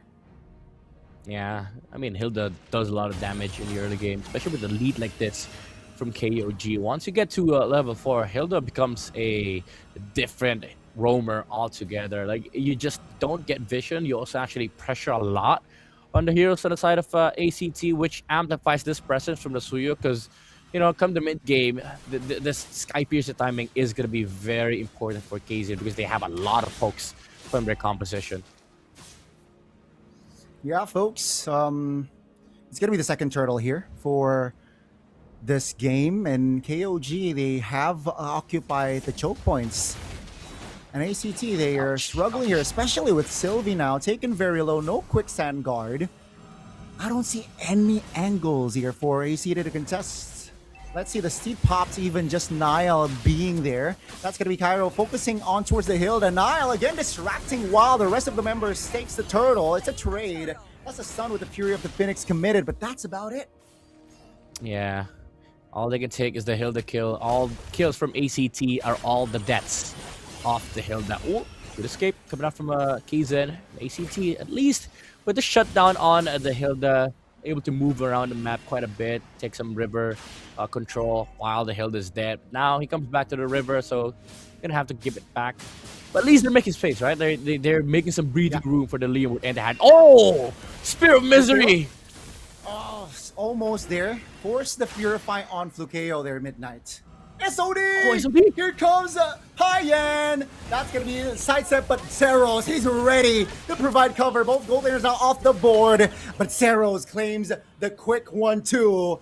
And back the Leomord is in this game. I don't know about that attempt from KOG. It looked like good enough for me. But with that SOD, they did take down the Harriet with a Fury of the Phoenix as he got caught while recalling. But they actually made the game worse for KOG because now the Leomord is actually back into this game with 2 kills. Similar story as to what brought Cairo back under Uranus on game number 2. Now he's back, baby. 2 kills on the Leomord. Is on par in terms of gold with the Suyo. Momentum-wise, definitely has shifted here, ladies and gentlemen. 6 minutes of the game. Very, very close, especially if you take a look at the gold gap here, folks. And let's see the last and final turtle take again, right? At least for this series, the third turtle has been very, very crucial, especially if they win the fight. Let's see what's going to happen here. The spells are actually for the side of ACT. Knowing all spells are up here, Harriet is going to be active now. So ACT definitely has a slight advantage on that regard if you compare it to KOG. Okay, this is where ACT's heroes become very annoying. Oh, Cairo! Taken very low. Cairo still able to reposition to safety. SOD landing! Looking for the bench. Purify off the board. KZ looks for an angle to kill Cairo, but still able to get out. Zero's in trouble. Under his own turret. Will be taken down. It's a 5v4 now. KOG again finds the clapback. Yeah, I was gonna say, like, ACT definitely overchased that Hilda and now was able to get out. Cairo overcommitted with the shifting skies and the flicker, definitely putting ACT's heroes in a very weird position. Even Flukeo got hit by the SOD, forced to use the Purify to dodge the Spirit of Misery, but didn't matter at all because the gap was already there for KOG. They didn't even need to close the gap against the Harriet because could have taken down the turtle right after that. So ACT, again, they need to be very patient and calm about these engages because there's a lot of punishes from KOG. Definitely here, both teams you cannot make a mistake like that. Overcommitting, overextension. Let's take a look at the item inject here.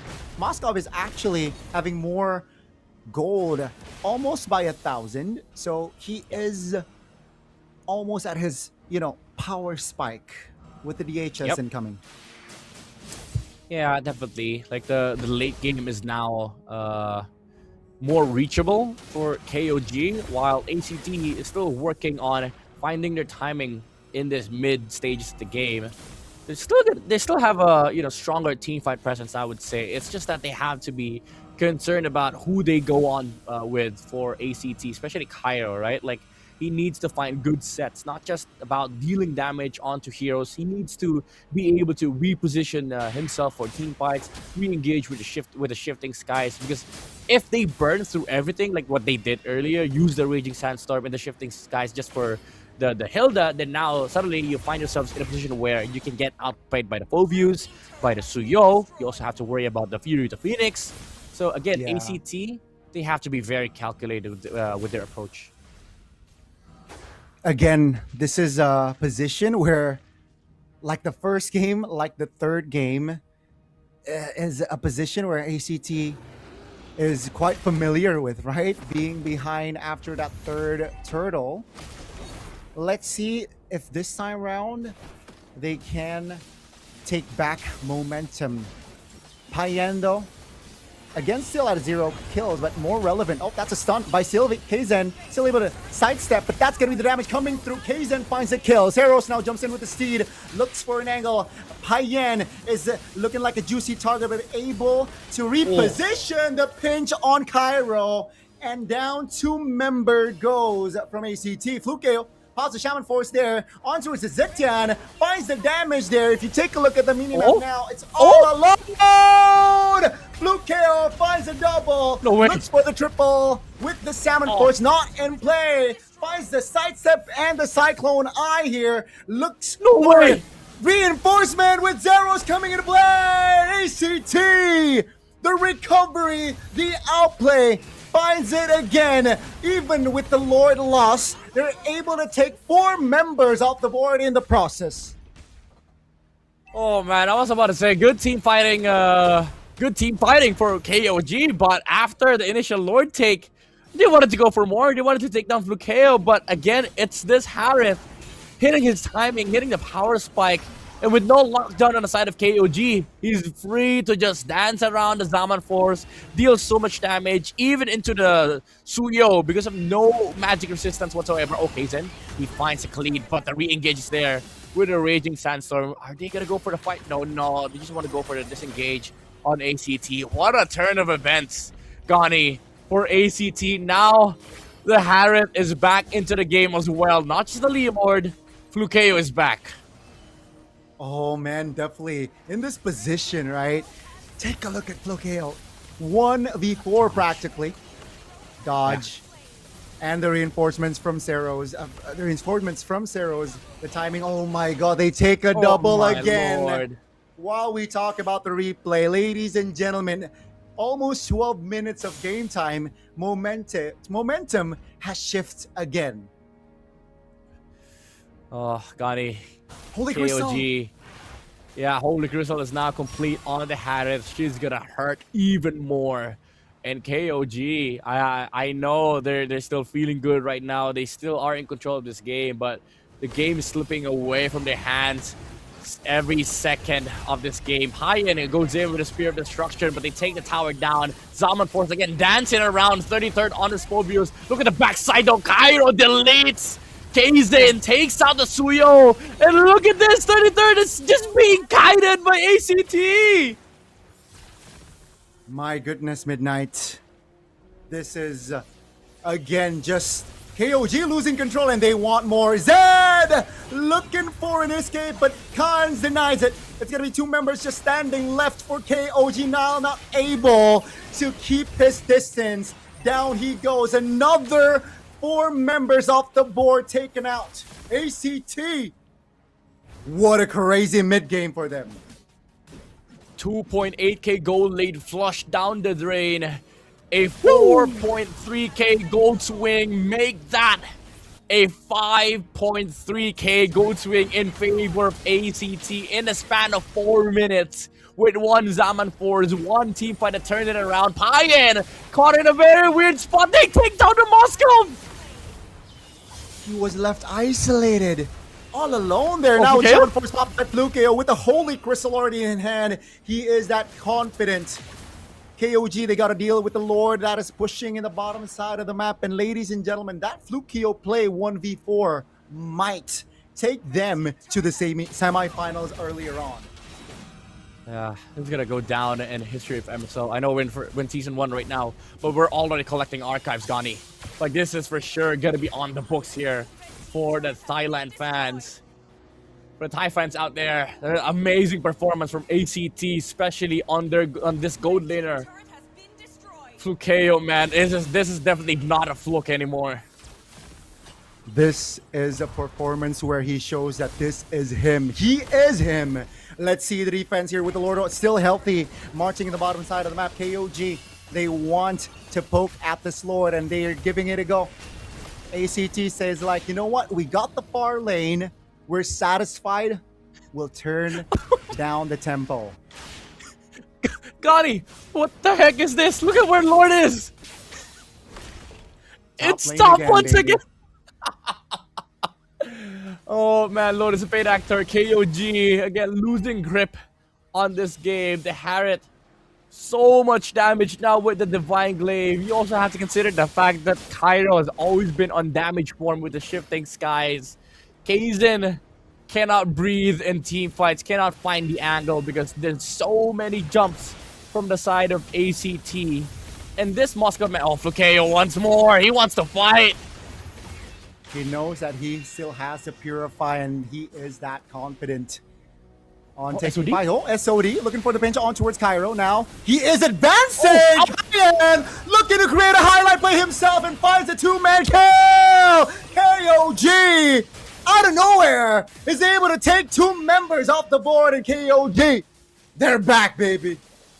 Yeah. Oh, they see the Leomord. They want to go for more. They want to chase. They want to punish. They want to kill this Leomord. Zeros, can he actually run away? Run, horsey, run. But the members of KOG are there. They catch the Leomord off guard. But they have to go back to defend. Far lane is still a worrisome for KOG. But they have time. Kaizen is marching towards straight to this Lord. Yeah, 25 seconds on the clock for Zeros. For the Retribution holder to spawn. Now the Lord, not yet evolved though, is already on in the Lanadon. Let's see KOG.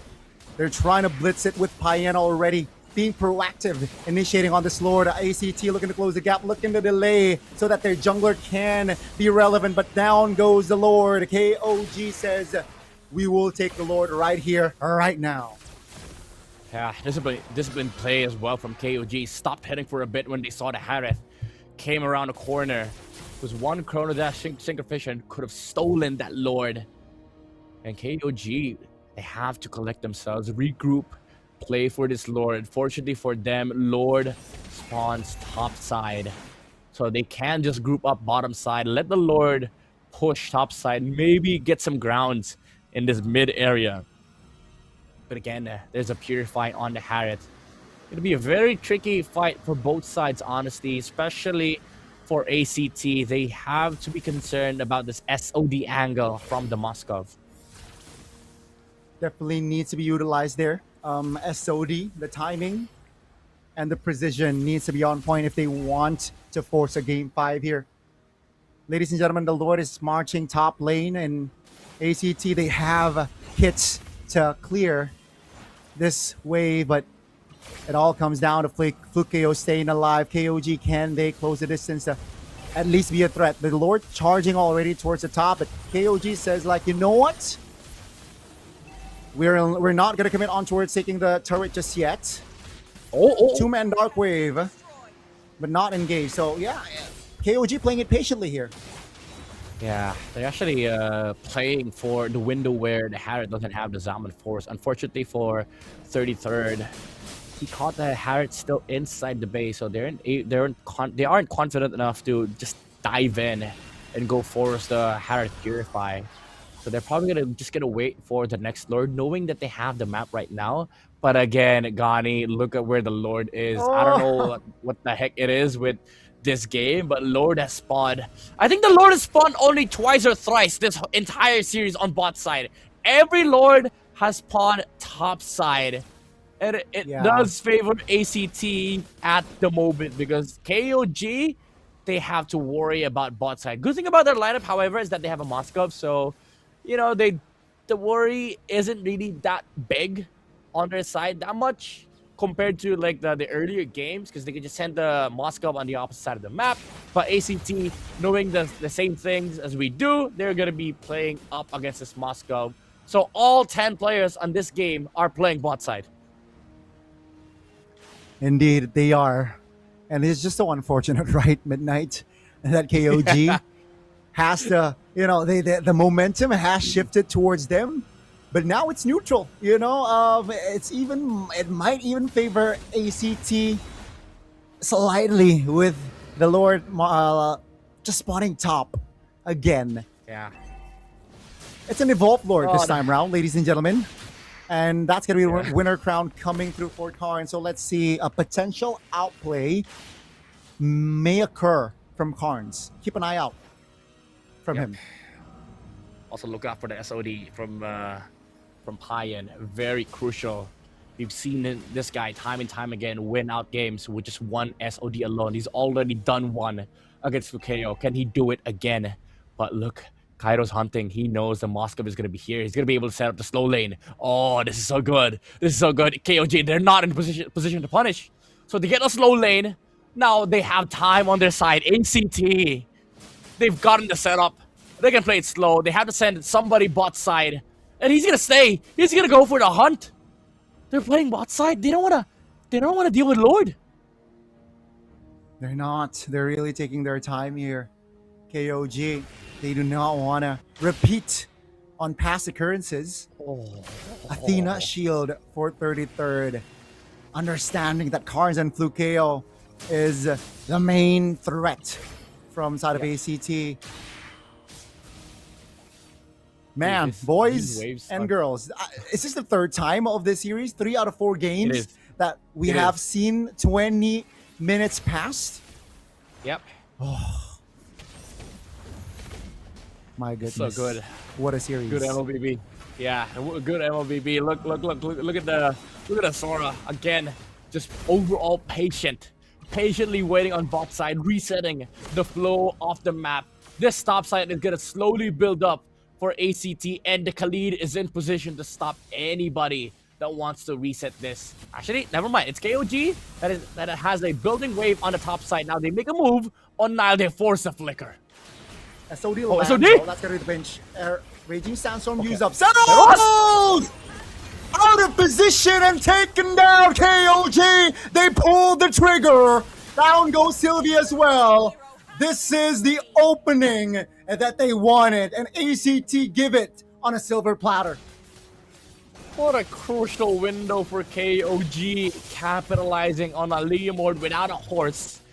And the punish with the SOD, they saw the Khalid move out.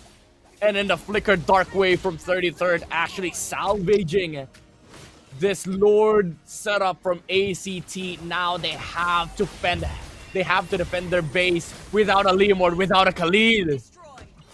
Boys and girls, I think we are going to game 5. KOG still has a lore to play with, which will spawn right now. And KOG, they have took down 2 important base turrets, top and mid. In the process, Ceros and Sylvie, they're up. It's gonna be a 5v5 defense. But my goodness, when they pull the trigger, it really lands a spot. KOG, crazy stuff. Yeah, but unfortunately for KOG, they cannot fight 5v5. Somebody has to stay behind. Okay, they've dealt with the wave on the bot side. The Zetyan is gonna come towards the mid lane. So ACT, they might have enough time to defend this Lord. Question is, will KOG try and force it? Let's see. This is the evolved Lord, ladies and gentlemen, that ACT has to deal with. That's gonna be the SOD landing, used up. Now the Lord is touching the base. Steed used by ACT. They gotta manage the focus very well here. That's gonna be the shifting clouds use. Uh-oh, the Lord is still up here, ladies and gentlemen. The turret bottom side is still up, but ACT, they hold on for now. KOG, Kaizen taken very low, loses immortality. 3-man stun! That's gonna be KOG now, looking to provide the damage. That's gonna, again, just fluke KO in a vulnerable position. Seed Pot stun as well. Shaman Force fused by fluke KO. Now they gotta clear the mid-wave. KOG, they lose Kaizen, while Sylvie falls as well. It's a 1-for-1. ACT is still defending their base. Oh my lord, Cairo is not done. He wants to go for more. He wants the shifting skies. They take the immortality of 33rd. Now Flukeo, he knows the Moskov cannot fight him right now. There's no flicker on Payan, so they find another kill. What a defense from ACT, man. Cairo with the shifting skies. He went for the damage. He landed the combo with a Winter Crown. Kaizen didn't expect that at all. He was able to buy and sell, however, but it gave enough time for Carnes to look beyond the backline, steal the Fury, the Phoenix, and then use that to reset the fight. And Flukeo, with the buy and sell Winter Crown Immortality, is able to save himself from Payan and Nile. So many clutch plays from ACT, and because of that, they get to play Lord once again. Let's see, Kaizen just spawned, while 33rd has to wait 20 Nile. seconds or so. Let's see, it's gonna be Nile out there, terrified. KOG now advancing through, looking for an angle. Kaizen looks desperately towards providing damage. That's a stun from the Fury of the Phoenix. Lord will be taken by Zeros this time around. That's a stun. They found the collapse. Down goes Cairo. Zeros taken very low. Kaizen jumps to his own demise. It's a 1-for-1, but the Lord Evolved goes to ACT.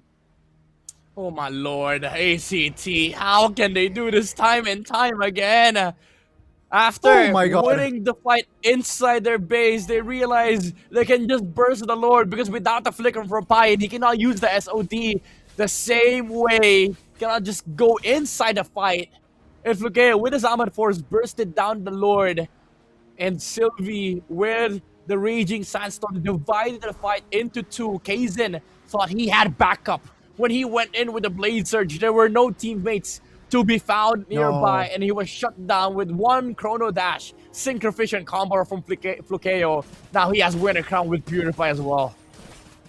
This is not looking good. I thought we will go to a game 5, but seems like ACT has other ideas. They have an angle here, folks, to end this series. That's going to be Flukeo jumping in with the damage as well. And down 2 members from KOG. Another member is going to fall. And ladies and gentlemen, this series will have to end in just 4 games as ACT, the open qualifiers team, they took down the Titans in KOG and stay in the upper brackets they will.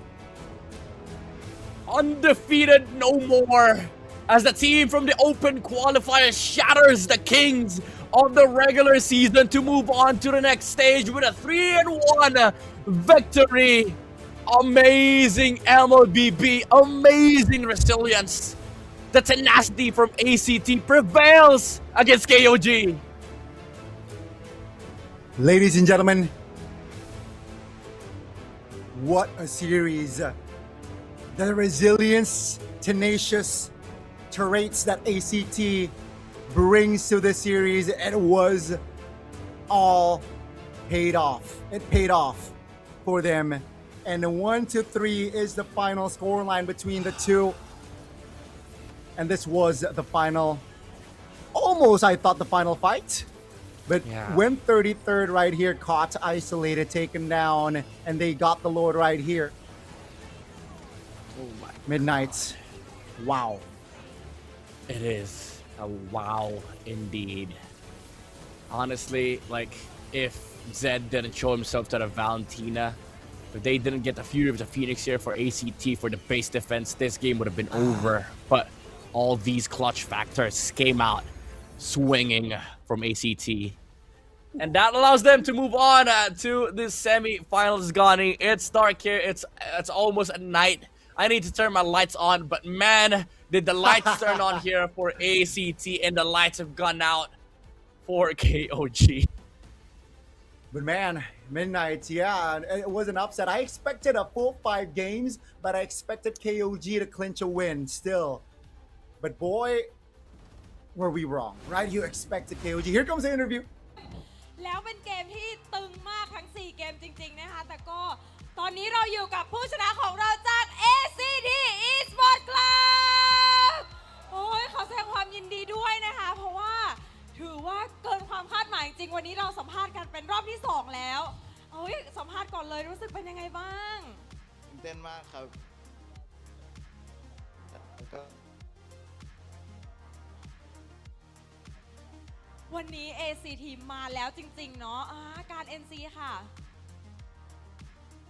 ฮัลโหลก็ดีใจไหมครับที่ชนะ KOG วันนี้แล้วก็พวกผมตื่นรู้แล้วจริงๆครับมันตื่นแล้ววันนี้มันตื่นเลยใช่ครับคนดูก็อึ้งเมื่อกี้ MC 2 คนนั่งกรี๊ดจนแบบเฮ้ยมันเกิดอะไรขึ้นสุดยอดมากจริงๆเนาะคือเราทำการบ้านมาเยอะไหมคะกับการที่จะมาเจอ KOG ในวันนี้แทบจะไม่ได้นอนเลยครับไม่ได้นอนเลยเหรอซ้อมกันหนักมากเลยใช่ไหมใช่ครับสำหรับไคโรล่ะก็เหมือนกันนะครับซ้อมทั้งวันเลยเพื่อมาเจอแมตช์นี้โดยเฉพาะใช่ครับโอ้ยโหคิดว่าทีมไหนจะมาเจอกับเราในรอบถัดไป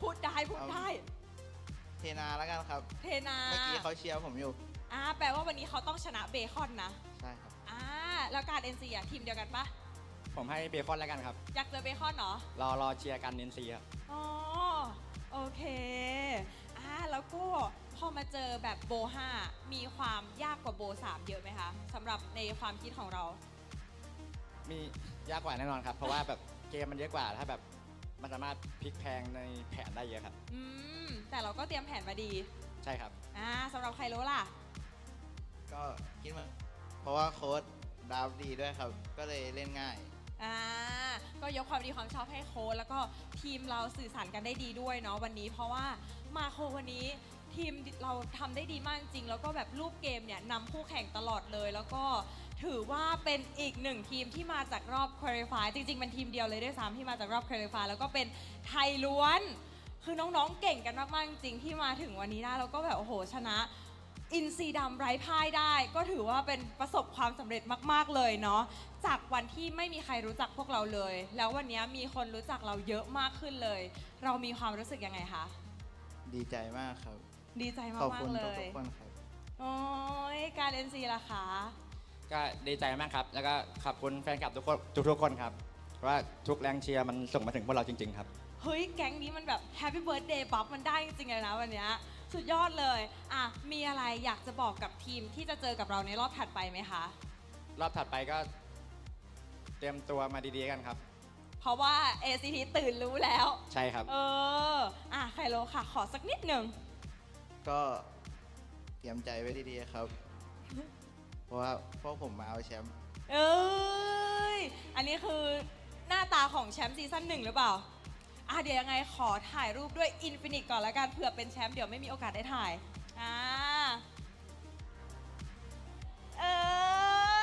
โอเคค่ะ เดี๋ยวให้น้องๆทั้งสองคนนะคะไปพักก่อนแล้วเดี๋ยวขออนุญาตส่งต่อให้กับพี่แคสเตอร์ทั้ง3คนได้เลยค่ะ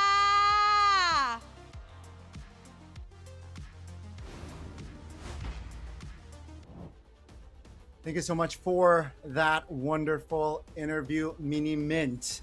And what a wonderful series that we just witnessed, folks. 3 games out of 4 went above 20 minutes. And ACT got the better of KOG this time around. After playing 2 games previously. So they played a total of what? That's 4 plus 2, 6 games, and they're still able to keep their focus. That's very impressive, Midnight.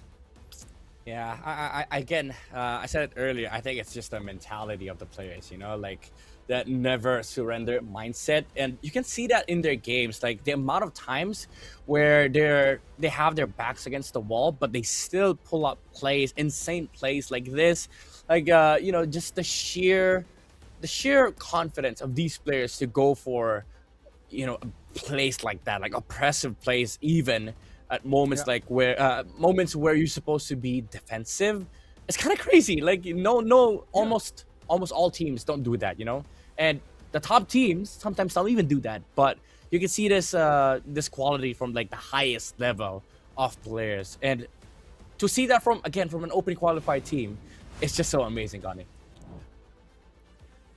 Definitely. And we will crown the MVP of this series right here. The man on your screen.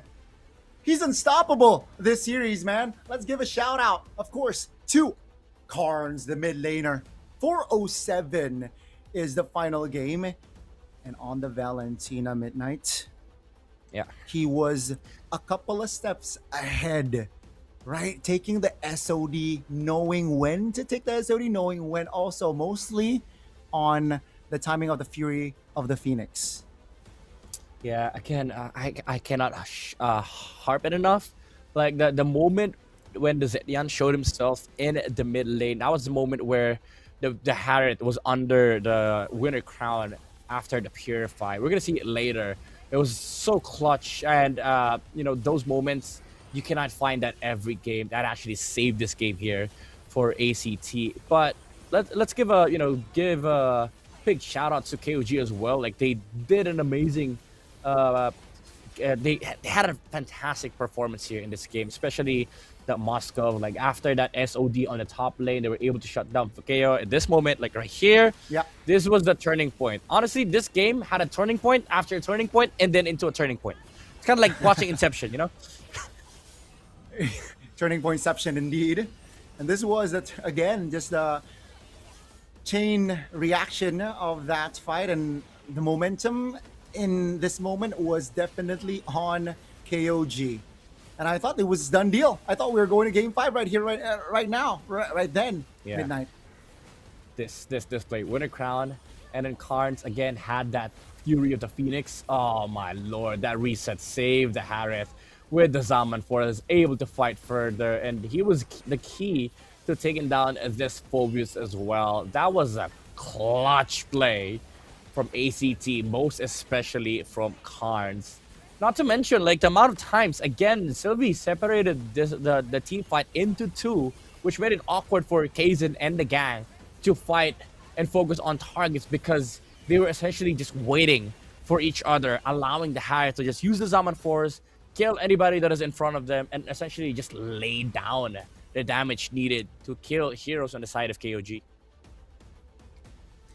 Ooh, definitely it was a heated and intense one. 26 minutes. Was that the longest that we had this series? I think so, right? I think so. That was the longest, right? We only get to touch maybe 23 or 24 minutes of game time previously, but 26 minutes of game time, folks, for the closer right here. As, again, the twins. Again, just the connection between them. And, of course, Flukeo. Let's not forget on that play earlier on, Flukeo 1v4ing while behind. That was crazy. Yeah, honestly, it came down to the battle of like gold laners. Payan saved this game a little bit for KOG with that one SOD, the 1v4 from the Harith. There's a lot of like good highlights for a lot of the players in this game. Even Kaizen had a very good early game. In mid game, yeah, sure, he got shut down by the Harith, got outplayed a little bit, but still, you know, became a force to be reckoned with in the late game, especially with the Sky Piercer. That the threat of like the sheer damage output from the Blade Surge into Soul Saver combo was enough for KOG to actually just hold their ground. But you also have to commend, you know, the roamers. Nile and Sylvie did a fantastic job of like holding this game to each their own. You know, the Hilda, the Khalid, they were stopping the opposition from doing so many things in the map, providing river control. I'm still speechless, man. I asked for amazing MLBB, and we had a phenomenal MLBB. I couldn't say, you know, I couldn't say anything more than what a wonderful game what we had here, Gani. I mean, I was about to ask you any, you know, last words before we enter the final match of the day, but that was beautiful. And guys, it is just the first season of MSL. And yes, sir. Third match, it was very intense. One team stays top, one team has to go down to the lower brackets, and unexpectedly, KOG are the ones that is sent down by an open qualifier team. Again, guys, KOG was undefeated match-wise in the regular season. Now they have to fight and, you know, continue their journey from the lower brackets. Let's see their resilience on how that will fare. But folks, you know, we got another match for you. Another team, it definitely can stay afloat in the upper brackets. Another team will be sent down alongside KOG. We will have to figure out later on, is it going to be, you know, Tenacity, or is it going to be Bacon Time? Midnight, any predictions? I'm pretty sure a lot of the folks out there who are watching MSL Thailand are expecting Bacon Time to move on to the next stage, but I do have high hopes for Tenacity. You know, this is a team that sort of underperformed for a little bit in the start of the MSL Thailand, but they got their footing. They figured out how they want to play the game, especially their jungle, water. And yeah, I feel like it is going to be an interesting battle. But to me, even though as much as I want to see Tenacity like prove how tenacious they are, I still think Bacon Time is the clear favorite here in this next best of 5, by the way, matchup that is going to be happening in day 1 of playoffs. Hey, let's not count upsets out just yet because it just happened here on the third match. But yeah, on paper, definitely, you know, knowing that Bacon Time is on a better standing, they definitely have a better chances. But before we move on towards the details, ladies and gentlemen, we will take an interview again, you know, just to have a feel on what is going on the site venue. So let's throw it to the venue. Your mistake of your first game with ACT the earlier. I think the team have miscommunication. Yeah. For, the team don't have clear plan from what we're gonna do. So I think that's the biggest problem that I see. It's because your team doesn't expect to see ACT or what? I mean, we expect how they play. We have the same play style, but the Yeah. thing is that I think it's more on communication, like the plan in game, like the decision is not aligned. So and like not the same Yes. decision. yeah. ค่ะสำหรับโค้ชเนี่ยเขาก็คิดว่าในเกมแรกนะคะที่เขามีปัญหาเนี่ยอาจจะเป็นปัญหาในเรื่องของการสื่อสารก็คือการสื่อสารในทีมเนี่ยอาจจะยังไม่ตรงกันแล้วก็เขาเนี่ยคิดว่าเขาจะเจอกับหลายๆทีมเขาคิดว่าแบบเขาคาดหวังว่าจะเจอกับทีมนั้นทีมนี้ก็ได้ดูการดัฟแต่ละตัวละครเพื่อมาเจอกับแต่ละทีมอยู่แล้วแต่ว่าอาจจะเป็นที่การสื่อสารมากกว่าในเกมนี้นะคะที่ทำให้ KOG เนี่ยไม่ได้ชนะ ACT ในวันนี้ค่ะ And what about the first game that you almost win ACT but then they just like not win like you not win because like the Lord is die already. I think that's the miscommunication that my team have problem. Like they want to tower lock, but some of the players hold back. They think that it's not endable, but from the others it's endable. So I think that's the problem, like the communication. ค่ะก็สำหรับเกมแรกนะคะที่ KOG เนี่ยเกือบจะตีบ้าน ACT แตกแล้วแต่สุดท้ายแล้วนะคะ ACT ก็คือแบบป้อมอีกนิดเดียวเท่านั้นเกือบแตกแล้วแต่สุดท้าย ACT ก็กันได้นะคะโค้ชเนี่ยเขาคิดว่าคือลูกทีมบางคนเนี่ยกำลังจะเข้าไปตีแล้วแต่บางคนก็แบบเฮ้ยถอยกลับดีกว่าซึ่งมันเป็นเรื่องเกี่ยวกับการสื่อสารก็เลยทำให้ในเกมนั้นเนี่ย KOG เนี่ยไม่ได้คะแนนไปนะคะ so what your plan for the next game with other team like you're gonna be better you're gonna change your plan or what I think my plan is that to boost the morale of my players because I think one of the problems of my team is that because of the mistakes that they do, they cannot move on that immediately. I just feel. So I think we just need to go back to the identity that we have and then we start working hard training again. ค่ะสำหรับโค้ชนะคะก็จะเตรียมตัวให้มากขึ้นเนาะในการที่จะเจอกับอีกทีมหนึ่งนะคะในวันพรุ่งนี้ก็จะมีการเตรียมตัวให้มากขึ้นแล้วก็จะ move on จากการที่เขาเนี่ยไม่ได้ชัยชนะไปในวันนี้ก็เดี๋ยวก็ต้องขอบคุณโค้ชมากเลยนะคะที่มาให้สัมภาษณ์กับเราในวันนี้ so thank you so much for today thank you ค่ะขอบคุณนะคะเดี๋ยวอย่าลืมนะคะเดี๋ยวเราจะมีเทนาซิตี้และเบคอนนะคะตอน 18:30 เพราะฉะนั้นอย่าลืมมาดูกันนะคะสำหรับตอนนี้ก็ขออนุญาตพักสักครู่หนึ่งค่ะ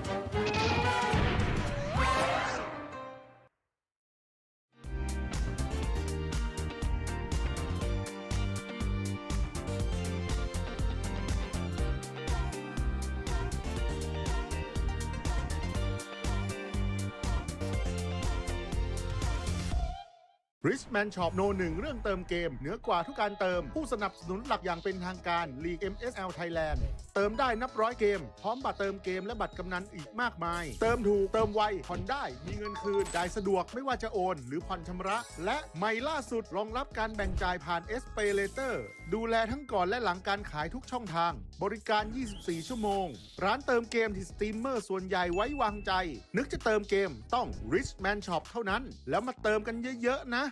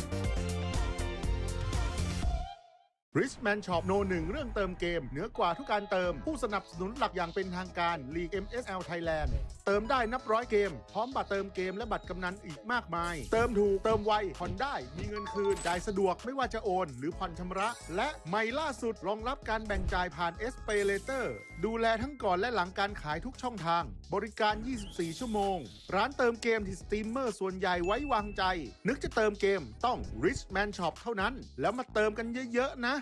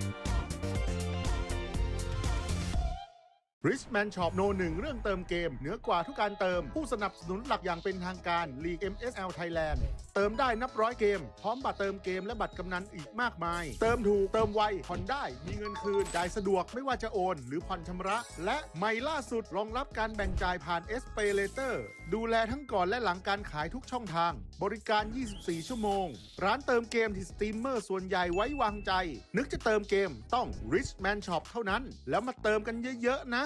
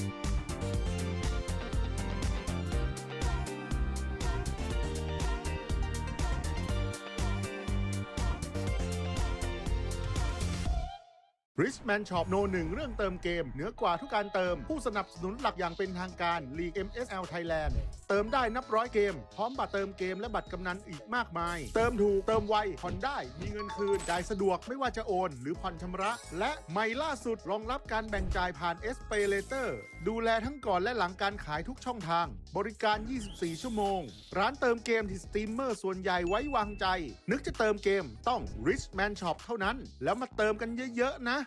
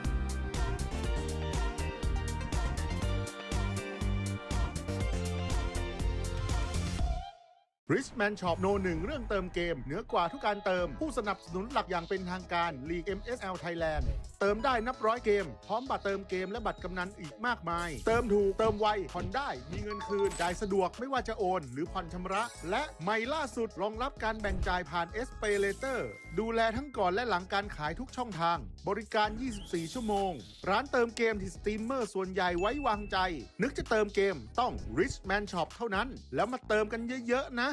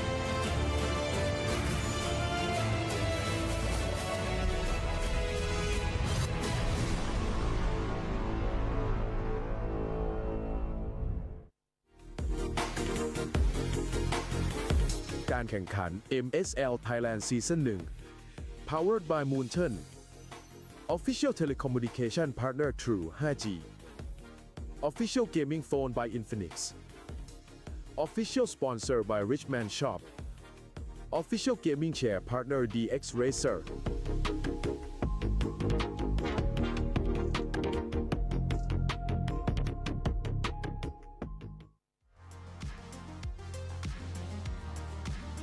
สวัสดีค่ะ ตอนนี้นะคะก็เป็นเกมสุดท้ายแล้วค่ะพี่ปังของวันนี้ เกมที่ 4 ใช่แล้วค่ะ สุดท้ายแล้วไวมาก ไวมากจริง แต่ว่า แต่เมื่อกี้เล่น 4 เกมนะ เมื่อกี้คือเท้าจิกลุ้น ไปด้วย ตลอด ลุ้นไป ใช่ ด้วย ใช่ และสำหรับทีมสุดท้ายนะคะ ในคู่สุดท้ายของเราในวันนี้ก็ ค่ะ เป็นอีกทีมนะคะที่แฟนๆเนี่ยรอลุ้นจับตามองกันมากที่สุดเลยนะคะสำหรับการแข่งขันในวันนี้ด้วยสไตล์การเล่นนะคะที่ดุดันเร้าใจพร้อมเปิดพร้อมบวกนะคะของทั้ง 2 ทีมเลย ใช่แล้วนะคะ พูดมาแบบนี้เดาไม่ยากนะต้องเป็นทีมขวัญใจแฟนๆแน่นอนนะคะ ใช่เลย อย่างเจ้าหมูเบคอนไทม์เสียงดังมากอันไหนขอเสียงเบคอนทางแฟนคลับหน่อยค่ะ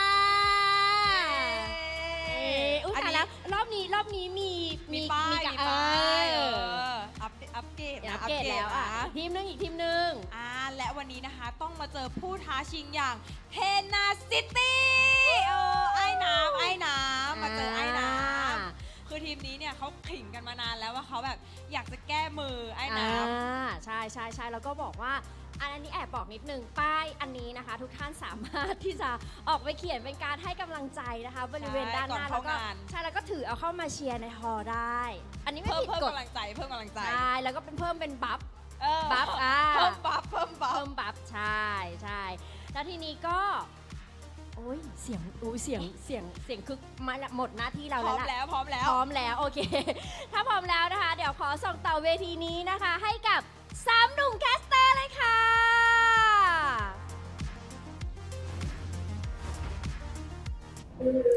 After a thrilling series, 3-1, actually the favorites to advance to the semifinals has been brought down. The undefeated KOG sent down, and we get to see ACT advancing through, staying up in the upper brackets. What will happen in our closer here? It's Bacon time going up against Tenacity, back with MSL Playoffs here. Gani, and this time around, it will be Dan Kubangay. It's Leo. What's up?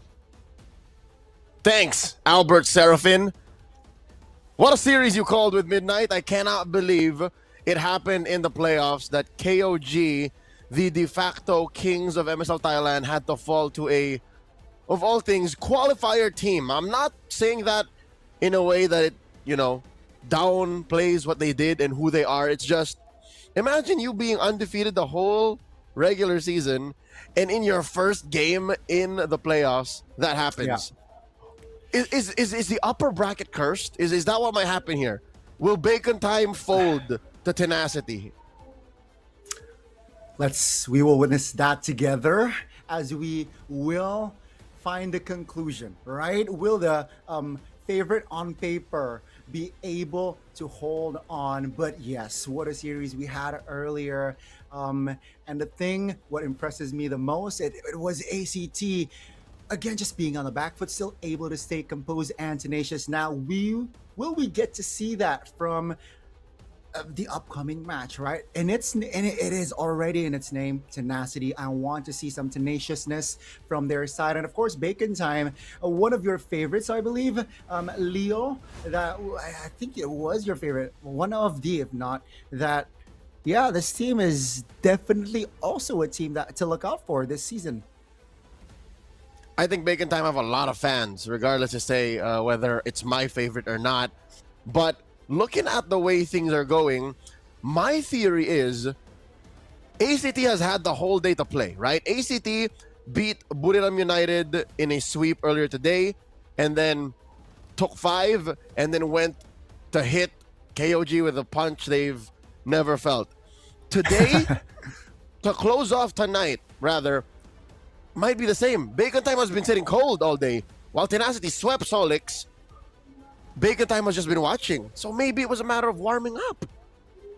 It might be, right? That momentum after a win definitely boosts morale, chemistry, and at least in that previous match, KOG, even we get to see the interview, the losers interview, KOG said, there was misalignments between the communication. Now, let's see. It's Bacon Time again. Throne challengers, guys. They went second overall standings throughout the regular season, only losing to the undefeated in KOG. Now, they will be challenged by Tenacity. All right, they have B-Boss in their lineup, who is, again, GPM-wise, is so efficient. Yeah, this team across the board are definitely challengers to KOG's throne, but now we know even kings bleed, right? So how much closer is Bacon Time to being on top of the food chain? Because today, ACT turned that upside down. Tenacity, though, last week, their last opponent was Bacon Time, and they lost to Bacon Time 2-1. So that was as close as it gets. In my opinion, this benefits Tenacity all the more, because they're hungrier. They know what makes Bacon Time tick. I think they got to utilize that, right? I think they got to capitalize on that one game win and just, reassess on that series. And again, after that win earlier on, we saw 2-0 against Solix. I think that is, again, the momentum that they should be bringing here in this upcoming bout. Now, again, we would like to also remind you guys that it's going to be a best of 5, all right? It's going to be cruel. It's not a best of 3s anymore. And we will see. We saw KOG fumble the best of 5 match. Now, will there be another upset here? Bacon Time, as we all know already, has a couple of imports as well in their composition. They should now maybe, again, just utilize that, right? That sort of PH identity, Leo. That's the thing. They don't. As much as they have a world champion and MSC champion among the ranks, you can't force a team to play a certain way. There's still clear shades of, the Mekong aggression in Bacon Time. And if not the Mekong aggression, it's more of we wait till the mid-game till we finally figure stuff out. But that's basically the identity of the whole league. MSL Thailand, that's why KOG are on top, is because they figured that out first. So, in my opinion, I think regardless of imports or not, it really is just how well you play as a team. And today, I might have to redo my predictions, but I don't want to mess with our producer's workflow. I'm going to keep it at that. So, I'm not going to tell you what it is, but I think I might have it wrong now. I think Tenacity will upset us once again, because compared to KOG ACT, this might be closer. This is by no means a David versus Goliath matchup. There's a world where Tenacity is the one in the upper bracket. Well, I do hope to see and witness that, ladies and gentlemen, of course, as we actually welcome you, the coaches here. It's going to be Coach Noel and this die head-to-head. We saw Coach Justin and Shadow on the previous match, and this time around, it's going to be them on the spotlight. And of course, Bacon Time and Tenacity going at it again here in the best of 5. Leo, are you Gani? No, I'm not, because you did not acknowledge the Thai Chop Master. Say his name. This die. No, it's Cobb. Anyways, it's Cobb. Coach This Die is Tenacity's coach, but Coach Noel is taking care of Bacon Time. There you go, folks. And again, just to reintroduce you to the lineups earlier, we saw Bacon Time. It's going to be Tenacity, Songjin, Water, Lord Guys, Griff, and BS here. The roster that swept Solix Esports, a veteran included in Sherry. And so unfortunate for Solix, but Tenacity had a better game plan in that bout. And let's see here, what type of game plan will they ยิ่งเข้าใกล้ bring? แชมป์มากเท่าไหร่เส้นทางก็ยิ่งแคบลง Payoff จึงเป็นจุดที่ทุกอย่างถูกพิสูจน์รวมถึงทีมที่ถูกเรียกว่าตัวเต็งของลีกทุกคนรู้ดีว่าเบคอนไทม์คือใครทีมที่สร้างแรงสั่นสะเทือนให้กับทั้งวงการการรวมตัวของผู้เล่นระดับนานาชาติ แต่ละคนในทีมผมเนี่ยบอกเลยว่ามีแต่ตัวเต็งทั้งนั้น และด้วยสถิติที่เกือบสมบูรณ์แบบพวกเขาก้าวเข้าสู่ Payoff ในฐานะทีมเต็งแชมป์อีกหนึ่งทีมความพ่ายแพ้ในอดีตไม่ได้ทำให้พวกเขาหยุดเดินแต่มันทำให้แข็งแกร่งขึ้น เป้าหมายทีมยังไงเราก็เป็นที่หนึ่งของลีกอยู่แล้ พ ว วกเขากลับมาสู่จุดนี้อีกครั้งแต่มันจะยิ่งใหญ่กว่าเดิมโอกาสในการแก้มือกับความผิดหวังที่เคยเกิดขึ้นบททดสอบครั้งสำคัญมีเพียงผู้ชนะที่จะไปต่อไม่มีที่สำหรับความผิดพลาดอีกต่อไปเพราะว่าทีมผมโหดสุดแล้ว ผมมั่นใจว่าผมสามารถพาทีมคว้าแชมป์ได้ครับ ทุกสิ่งที่พวกเขาสร้างมาตลอดฤดูกาลกำลังจะถูกตัดสินในแมตช์นี้ทุกชัยชนะจะพาพวกเขาเข้าใกล้แชมป์มากขึ้น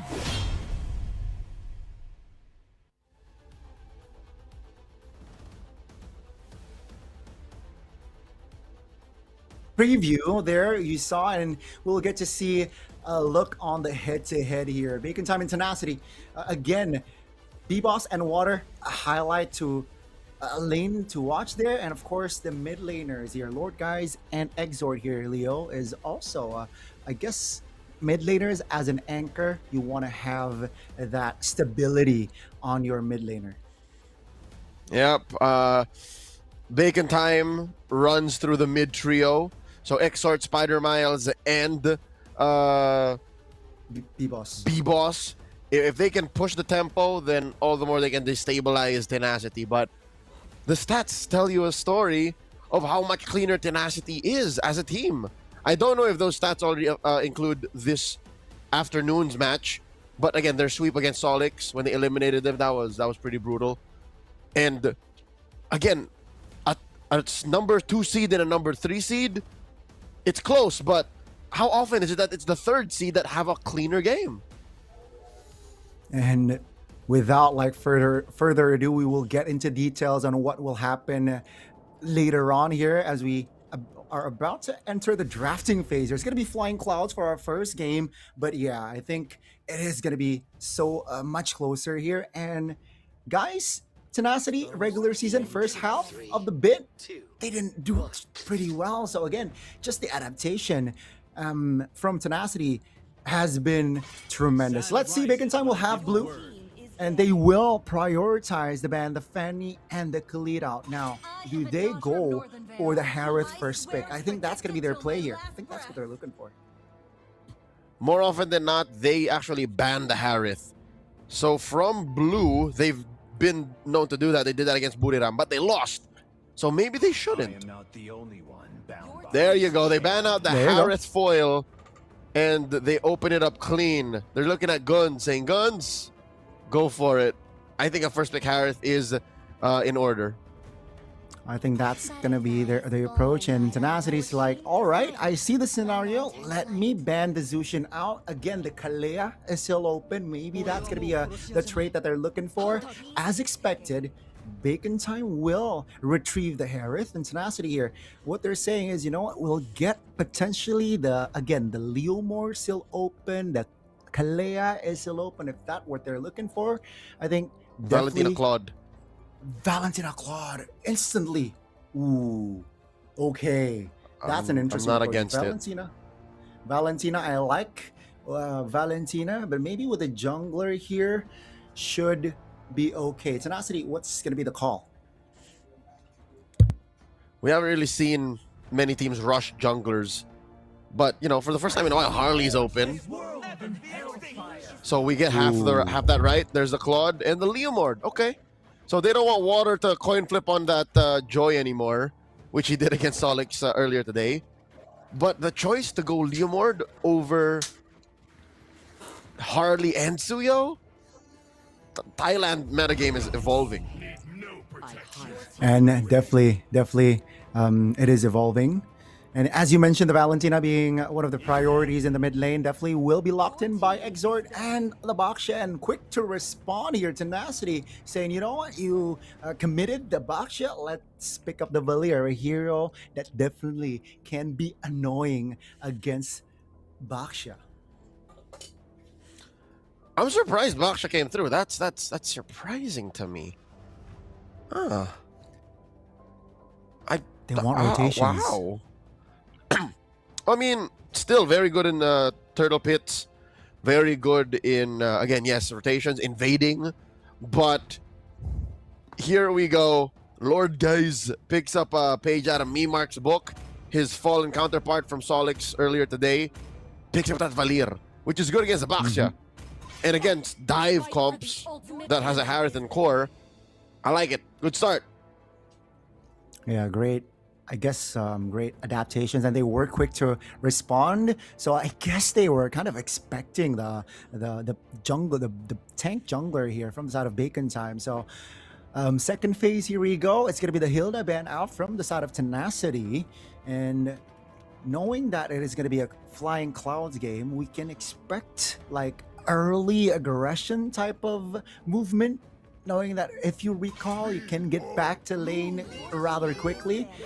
But yeah, it's going to be the glue ban now from the side of Bacon Time. Again, you committed the Baksha. Going up against a glue is going to be very, very annoying. And they eliminated that fact. And what do they need? They need crowd control from the side of Bacon Time. So Tenacity, I think they can ban another roamer that has big crowd control. Like the Kalea, unless they want to pick it up Red 4. Actually, both teams need some semblance of crowd control and peel. I'm not solved on the Baxia alone for Bacon Time, nor am I happy with just the Phantom Steed from Liam Ward on water. So, yeah, the aforementioned Kalia is good. A Hylos or Gatot would be good too, like a revitalized frontliner. What else are we looking at in Rome? Yeah, I wouldn't Cho. There's no room for a Cho here. Marcel got banned out, so... Yeah, we saw Badang, but then again, the peel you mentioned is quite lacking, but it's good at controlling bushes. Here, will it be picked up? But then again, there's a Valentina, right? The IMU can backfire your crowd control, and that's why they lock the roamer. They delay the roamer take. Instead, they prioritize the Riz EXP Red 4. Yep. As mentioned by our analysts, Terizla's an NPC. Terizla's like just vanilla good most times. But wait, this is a Spider Miles special. We see a Florin in, and despite it just being a singular Baxia as the main frontliner, with Blooms, with a Florin, it might be enough. What a start for Bacon Time. And this is the, I guess, the, again, his own identity being shown here, right? You mentioned Spider-Man Special and Benedetta in the EXP, knowing that the Baxia is already supplemented. Why not? Why not go for a damage EXP? So there's the Gatot Kacha, the aforementioned frontliner that Tenacity needs. A little more traditional. Tenacity is approaching this matchup, while Bacon Time get a little risky. The coin flip for the relatively out-of-fashion roamer healer. I can't remember. Gani, I can't tell you the last time I saw this. When was the last time you saw Estes, a Florin, a Rafaela? 1.5 years ago, I think that was the time. But yeah, it's been a while. You're right. So to bring the Florin out in their practically debut of the playoffs here, Bacon Time, that's a bold approach. Ladies and gentlemen, we will get into the Lanadon for our opening game of this series. It's Bacon Time going up against Tenacity. Let's see who will win this first round, folks. So far, I appreciate the fact that there are not many purifies. So that means when fights break out, it's all in. When fights break out, you either win or you get on out of there, go again. You learn your lesson. So this is a fight unlike most we've seen today on broadcast, because those are defined by crowd controls, by catches. Oh no, poor guys.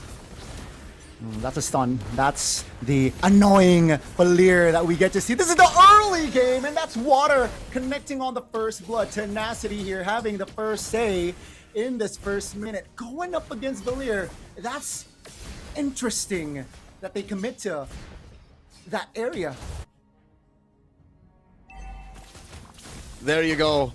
Real quick, acknowledging the talent prediction. See, I told you it's risky to say this now.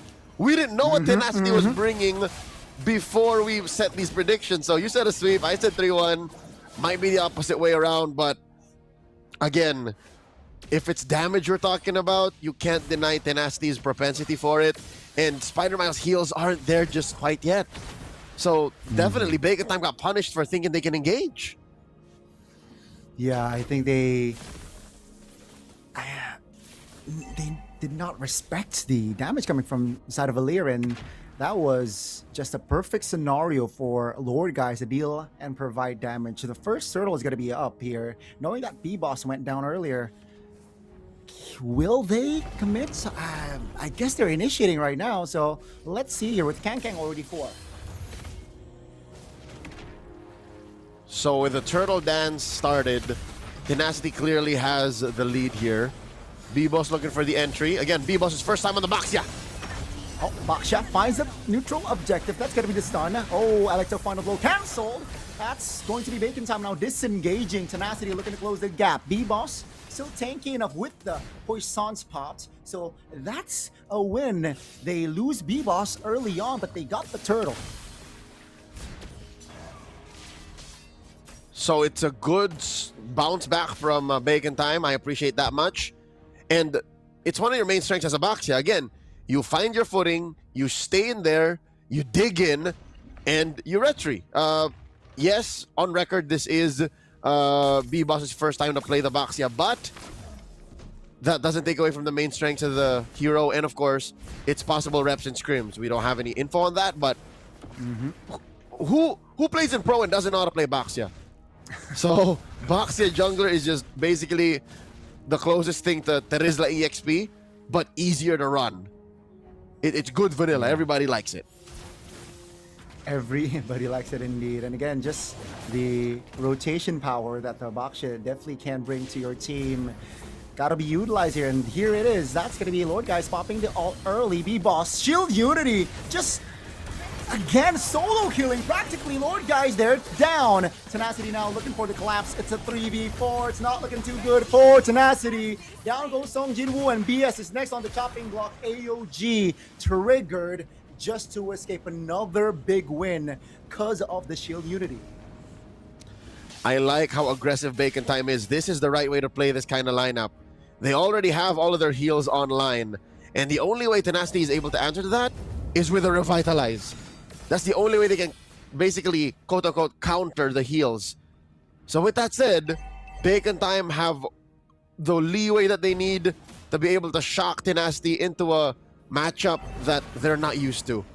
It's so weird to play against a healing lineup. For all of y'all ranked game grinders, you know how this feels whenever the opponent picks an SS and you're not ready for it. This is what Tenacity is going through right now.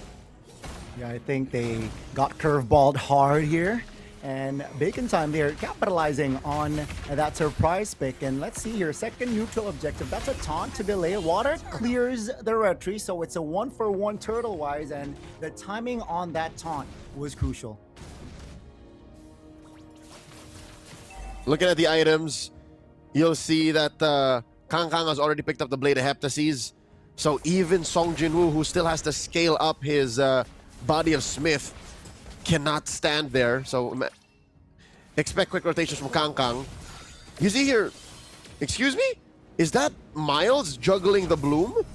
It was on B-Boss earlier, now he moves it over to Guns. It's game time.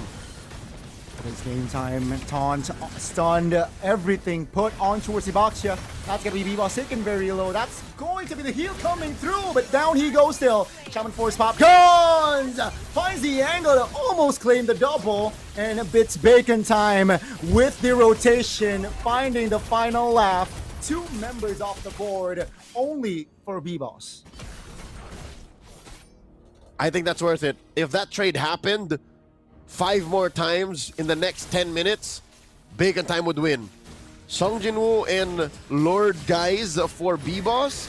This is just utility jungler things. Oh my god. Water! Oh, Water with the steed. Oh, AOG forced the flicker from Exor. Their PS actually is mispositioned. That's going to be the damage. Terrified coming through the stun. He's trying to hold on, trying to survive. He's able to get out and pop the region. Song Jinwoo, though, in a different place. Needs to find a clear as the turret in the top lane officially got taken down. Another win for Bacon Time. Bacon Time took KOG's loss personal. They could not take down the Kings of MSL Thailand the regular season. And since they saw, oh, look, ACT can do it, maybe we should play a tighter game. And that's what they're doing here. They no longer have their game 1 blues, or Gani. What they're doing now is just they're playing a tight micro and macro game, playing to their strengths again. A healer in the roam, just what Spider Mouse wants. And they've taken 2 of the 3 turtles. The last one, the most important one, too. And it will definitely create a chain of events later on here with this final turtle. Let's do a quick item check. Harith is above about 700 gold here against Claude. That's a good sign. And Claude is still on his way towards second. Should get his second item here very soon, but it's still a big win. Almost 1,000 now, Harith, between the 2. You're looking at what, a full item ahead on that Harith. So as soon as Guns gets his 3rd item clean, all the more it's going to be worse for Tenacity. Almost 2,000 gold. Griffith comes in. Now with the BMI towards the back, that's going to be the flicker committed, but the tower in the bottom side has been the main agenda for Bacon Time, and they will gladly take it. So the tier 1 stop and bot has been taken down. Tenacity, no compensation for it.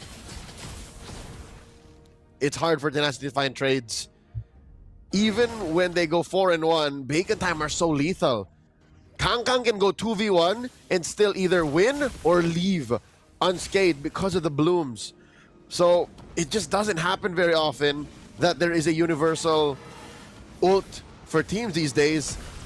That's why this Florin is so out of nowhere and it catches them off guard. What is Beast doing?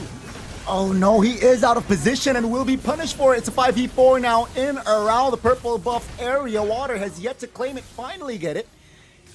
And Bacon Time says, you know what? One is enough. Let's find one and go back. And here's the thing, Gani, they didn't even find one. BS served himself up on a silver platter. He was like, I want to fight y'all. That's not the right call, dude.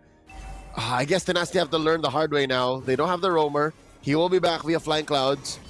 I don't think that slowed down Bacon Time enough, even if it was all according to plan. It doesn't sound like a solid plan to me. They're bursting down the Lord. What's going on? Yeah, I think they're baiting on the whereabouts. Bottom side is pushing for Bacon Time though, so they definitely can hit the reset here. And again, just utilizing on the macro play that they have here. Tenacity, they gotta be more, I guess, disciplined. That's a stun. That's the penalty zone. Finding 3. Water wins the retribution. Now the fight breaks out. B-Ball's taking very low. AOG onto it to taunt as well. Now the blazing duet from Griffith doesn't deal enough damage just yet towards B-Boss. Is still all 5 standing. Exort finds the penalty zone. A Kang finds an angle to take the gold laner down. On paper, it might seem like it's worth it for Tenacity to get the Lord, but at the end of the day, the map doesn't belong to them. So they won't be able to take advantage of this Lord take anyways. Look at how little this matters to Bacon Time. B-Boss is back. He's running his way down. And look, the Lord didn't even get the takedown mid. This is just macro superiority out of Bacon Time right now.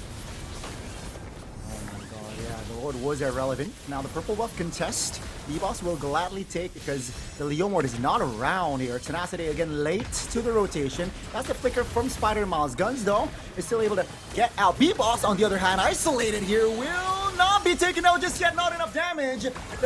Again, Lord guys finally gets the kill. It's a 5v4. Bacon Time, they failed to disengage, but again, nothing is really up for grabs for Tenacity except for this purple. Yep. So a stroke of genius there for Tenacity. They were able to split the formation of Bacon Time. Yes, you are a Florin lineup, but you still need to be able to fight in your area. And what they did was they split up guns, they split up Kangkang, they split up Exort. And that led to the damage of Bacon Time being all over the place. And that's why Tenacity were able to close the gap. There's barely a gold lead between these two teams. And mid turret taken down. I think that's very expensive. Sung Jinwoo, terrified, stunned up. That's going to be the damage coming through. B-Boss takes the kill. It's a 5v4, but I think it's worth it because they got the mid turret earlier, which is definitely more expensive unless they get the mid now. If they get the mid now, then it's all worth it. AOG to cancel out just to defend. Water pops his teeth. Exhort as well. Now with the horsies already out of the stable, Water says, you know what, let's just take our time. We got the dub, we will disengage. Impressive with that sequence. Over the past 2 minutes, Tenacity were able to equalize the map. Hell, even put it to their side. They're actually up 1 turret. So now we're going to start to see Griffith's strengths. As a Claude, you're able to pressure the map more.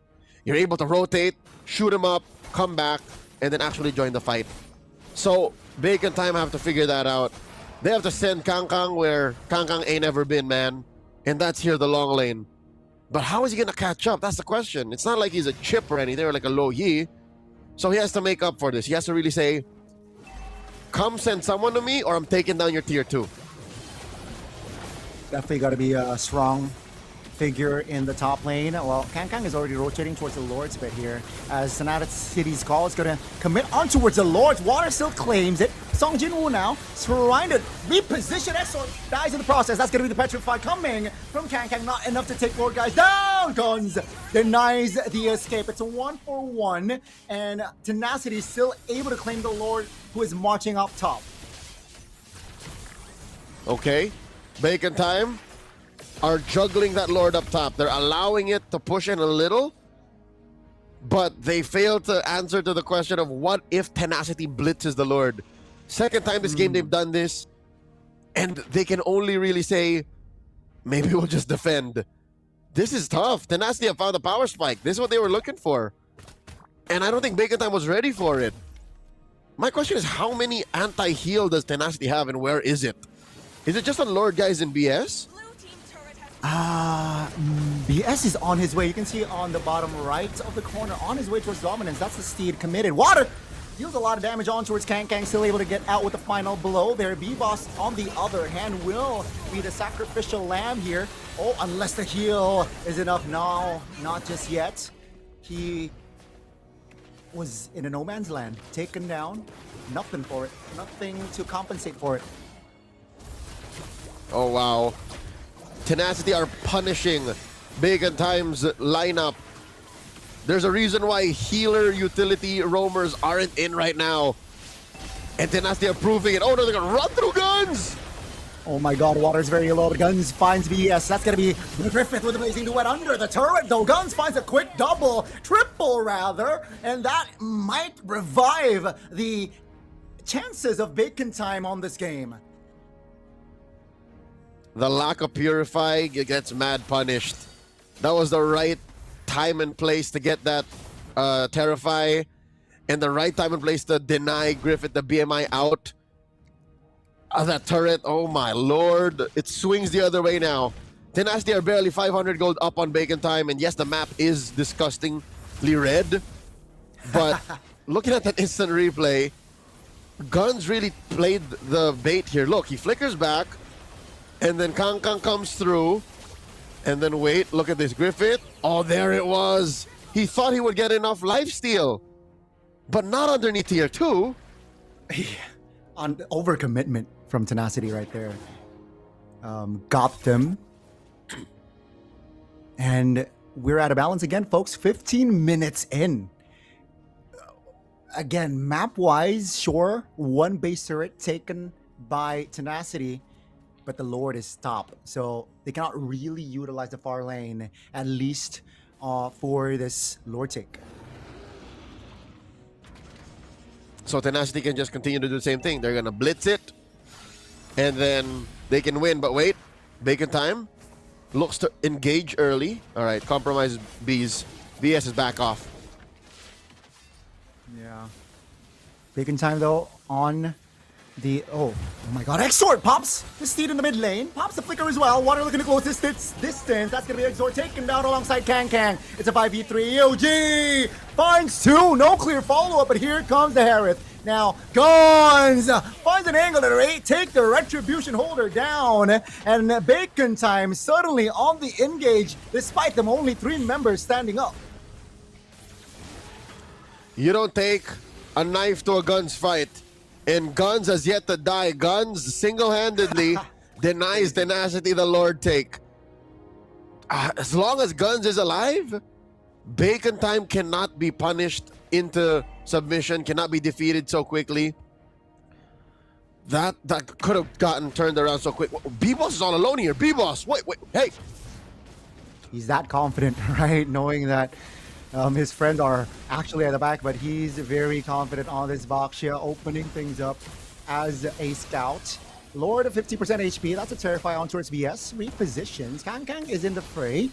It's going to be a 5v4 Claude. Oh, 5v5 now. That's a stun. Song Jinwoo taken very low. Repositions. That's going to be the AOG landing on towards 1, but down goes VS. Now the Lord should be the focus of Water. He claims it. That's going to be Song Jinwoo taken very low. Kang looking for escape. Water in a 1v4 situation will only get 1 as Guns is able to gun him down. That's going to be a 1-for-2, and the Lord, though, still falls for Tenacity. Not a single Lord for Bacon Time. They plan to take these objectives the hard way. Lord will spawn up top, but they might actually get in the base. Guns drop to Zaman Force and will penetrate through mid. That is crazy. Harith alone with the Shaman Force is enough to make members of Tenacity just back off.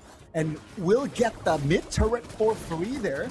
But they gotta still deal with the Lord that is marching top lane. Is this Lord relevant towards Tenacity? I don't think they have time to restabilize. I think Bacon Time will be able to clear it out. So it's not the winning Lord just yet. We're gonna have to wait for the next Lord to spawn or something completely horrible happening. But this should be fine again. The game is at a stalemate right now.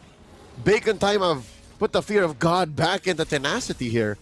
Tenacity have to reconsider how much they're willing to give. Oh my God! BS! That's a blind AOG. Finds the turret, the Petrify. That's going to be BS taken down to 5v4. Now, Kang take it very low. That's going to be heal coming through. Bacon Time looking to close the gap. Sung Jinwoo pops a flicker. Griffith here trying to help the escape as it will be just a turret for BS. I think that is a worthy trade. Tenacity paid the price and they were ready for it. They didn't even look at the price tag.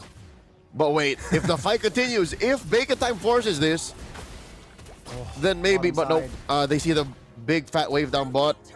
They're thinking Lord in a minute. We'd rather go for that, which I think is a smarter play. Going for the next Lord, winning that is the smarter play. But here's the thing. The far lane now is in control of Tenacity. So Bacon Time, they gotta decide here on, again, just sending Kang towards the far lane and risk a 5v4 situation on the Lord area. So let's see here. Gold-wise, we're almost reaching at that, irrelevance. But it is still 19 minutes of game time. Holy Crystal already for Exort. So that's an item that definitely can help provide damage from the side of Bacon Time. So Bacon Time are clearly not short on damage, not short on heals, not short on... Well, maybe they are short on crowd control, and that's the one thing that Tenacity trumps them over. So if they can mitigate that and kind of get one single pick... Oh my God, they find water! Oh! Clacho stop. That's why Bacon Time pulled the trigger, but quick to disengage there by Tenacity. BS in an unknown position. That's a taunt. B-Boss now all alone. Has immortality though. That's a stun. That's Sung Ji-woon repositioning. BS now trying to hold all the damage for his team. Water will actually be the first one to fall here as Guns is able to find the connection. Winner crown blazing to wet BMI to the back. Exort has the Holy Crystal that will allow to deal damage, and down Griffs goes. We are in TikTok timer territories, Gani, and Bacon Time have to make a decision. Do we go for the finish now, 30 seconds before the next dude comes out? Or do we go for the Lord? It looks like they're gonna go for the end. Let's go. It's a 5v2 at this point. And that's a stun on towards BS. Loses immortality. Looking for the clear. Lord Guy's not able to on this Valir. Helpless, ladies and gentlemen. Before they got the base, it was a wipeout, and Bacon Time shows quality MLBB here in our opening game of this bout. May have taken them more than 20 minutes, but Tenacity suffering their first game loss in the opening day of the playoffs to a Florin lineup nonetheless. I'm entertained. I like it. This is a great way to start this best of 5. And what this will do, it definitely will boost morale, right? Hey, again, we just, with this Florin, we're able to pull off a victory. Sure, it wasn't as clean, but at least they're able to pull it off. Let's see now. It will create and haunt the coach on the other side, right? The Florin is gonna haunt Tenacity for the upcoming drafts, definitely. So you're saying, Coach, this guy will go, this guy would play a Florin on me. I don't think that's what it will do. Yes, it's weird. Yes, it's impressive, but I don't think it's something that'll shake up the greater MSL Thailand metagame. I think it's specifically a Spider Miles thing. And admit it or not, there were times where it looked like the floor wasn't doing anything. There were moments where it looked like it was all just cheese. So here I think I put the blame on Guns. Guns has got to be the MVP. Who else? I mean, he was the main factor on, the equalizer in the mid game, because I believe Tenacity got the momentum after taking the turret mid, but then Gun suddenly, was active, more involved during team fights. And yeah, I think slowly but surely, domino effect wise, they got the control, they reclaimed their composure, and unfortunately, Tenacity, it was just like that. They were on the advantage till they're not. So yeah, Guns definitely deserves to be a shout to MVP, and there you go, a double-digit kill, Leo. Yeah, did you call him the equalizer? The equalizer. Okay, so he's Denzel Washington. He is rocking that bloom. So I would assume he had one more item on him. We can only really guess what it was, but it's at the point where he could afford it to go boots free. So he could have gotten 6 true items and then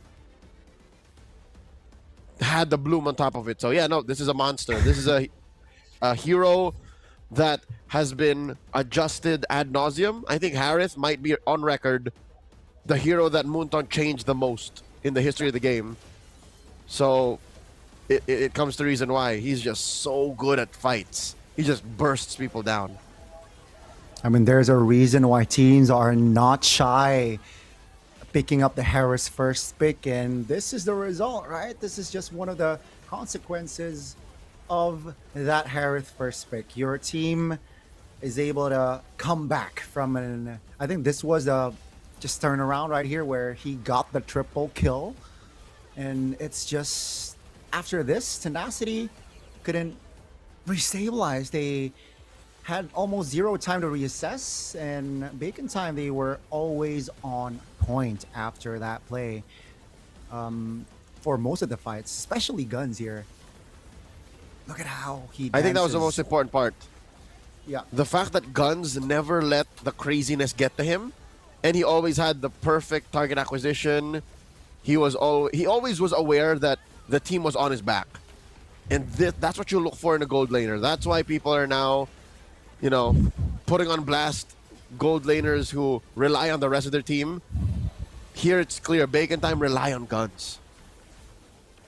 He really was dependable. And it showed in this game. Unfortunately for Griffith here, yeah, it was tough, I guess, playing a Claude against this sort of composition. But I personally feel like that Valier was a little bit too hasty picking it up on red 3. Maybe that's their adjustment later on if they're on red side. But folks, it's a 21 minute of game time here in our opening game between the two.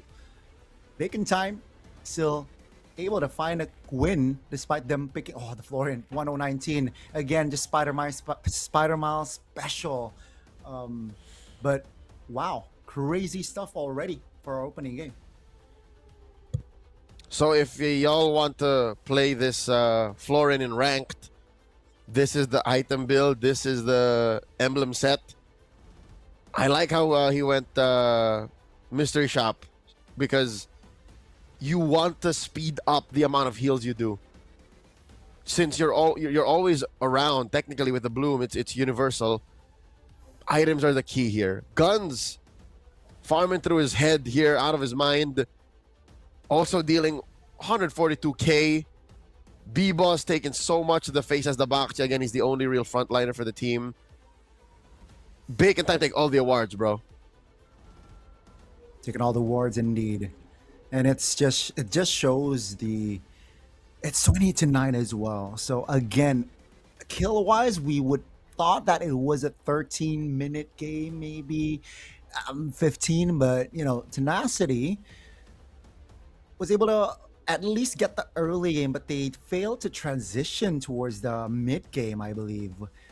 And once the ball started rolling for Bacon Time, nothing is gonna stop a composition where you have Baksha, Harith, and addition to that Florin. So my guess is now if the Baksha is still in play, the Florin can resurface for the side of Bacon Time, Leo. I don't think the boxing was the issue, but just to stop the shenanigans and to cover your bases, yes. Boxing is a must ban. And that's just how people play, right? I mean, you go to the big three leagues. MPL PH, MPL Malaysia, MPL Indonesia. We all just ban boxing anyways. That's a high prio ban hero. I don't know how it came through. So block that out for now. Like, cover your bases, open up what you can in the trade. Maybe don't give guns to Harith if you can't, keep it down. And then take care of the Baksha too. That definitely should be the play here for Tenacity entering game number 2. I want to hear your thoughts though, folks back at home. What do you think, right? Drafting phase, what adjustment do you guys think should be made for Tenacity? And heck, if you got something for Bacon Time, shout it out as well. But man, that was, I guess, all according to plan from the coach, game plan wise. They were able to utilize the Benedetta EXP. That is not really, meta, quote unquote, on the EXP lane very well as well in that first game. So they understand, they have a good understanding on how to execute, the pairing of the Baksha and healer Florin in this case, alongside the EXP damage Benedetta quite well. And of course, guns on the Harith, self-explanatory, very, very crucial role on why they got game 1. So, Gani, does that make 4 20-minute games for you today? Yes, Leo. 4 it is. And we're still at game 1 here in this best of 5. Now going into game 2. And we are going into Broken Walls. So, this is the first non-flying clouds map for Tenacity today. Whoa, so that's a lot. That's a lot of rotations. That's a lot of clouds that they got to see today. 3. And they lost on one of them. That's interesting. And as expected, Tenacity, we mentioned about we covered about the Baksha, and they will ban it away. Bacon Time, they have an option to let go of the Freya and the Harith if they want to be, if they want to take a risk. Okay. Why the Akai ban? What's going on? Are they trying to let through certain picks? I like that they covered the Baxia already. But if they ban the Phoveus here, it looks like they are taking away the Harith. Like, that's the play. If they ban the Phoveus here, they plan to steal the Harith. I think that should be their approach, right? Harith was an issue in that first game. The Zushin ban, there you go. Asking Bacon Time a question. Do you want to ban the Harith out? Do you want to ban the Freya out? Or do you want to let go both?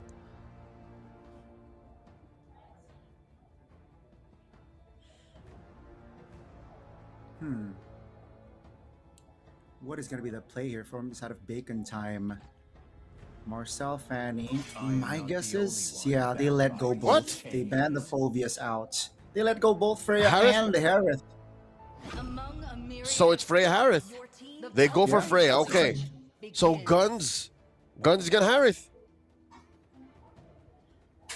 The MVP of game 1 gets a repeat order for game 2.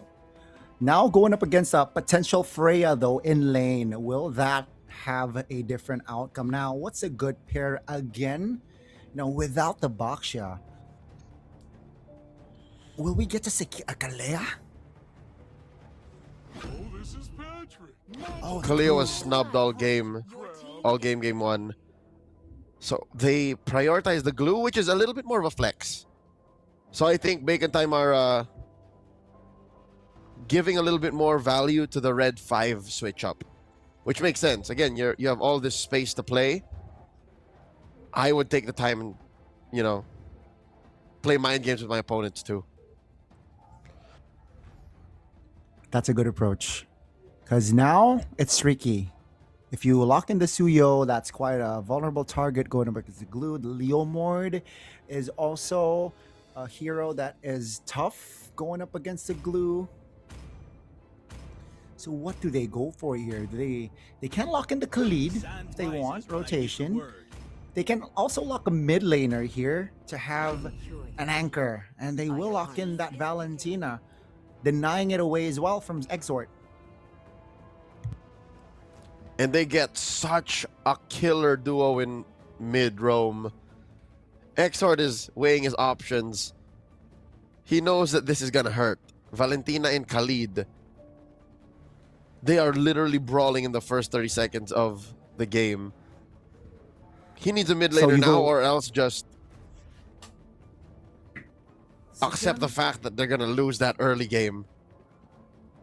Ooh, let's see here. Knowing Exort though, I think they definitely can lock in a mage here, mid laner.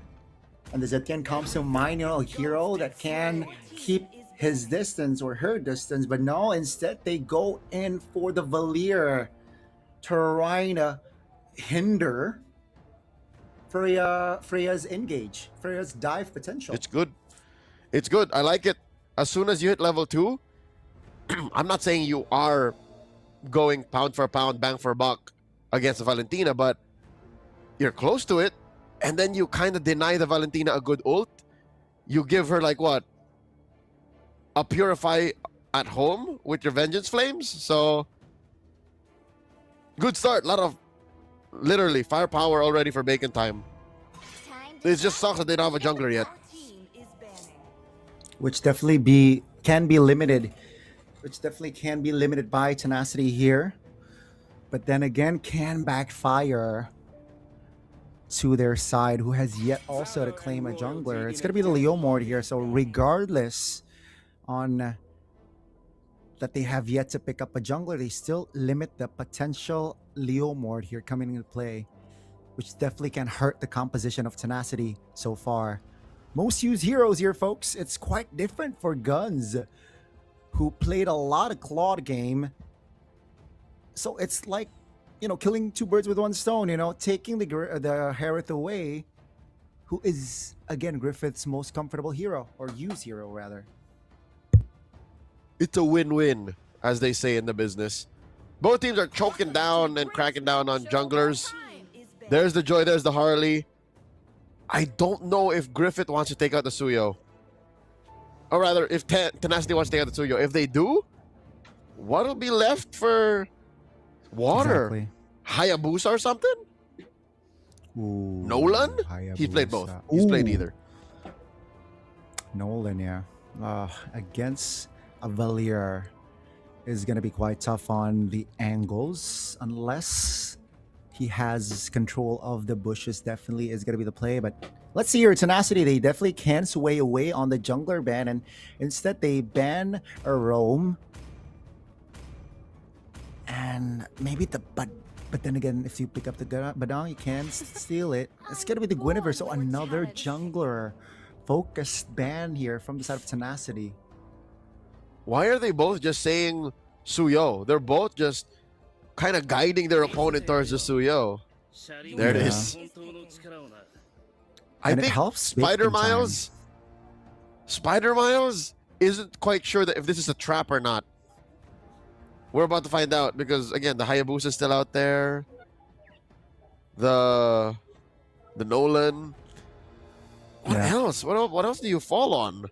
I mean, you got 7 jungler bans here out of the 10 slots of this draft here. So Tenacity is definitely taking their time. Fanny is still on the board. That's a very... Oh no, Fanny's banned. Fanny's banned. Yeah, 1, 2, 3, 4, 5, 6, 7. Yeah, 7 out of 10 bans. Focus on towards the junglers here.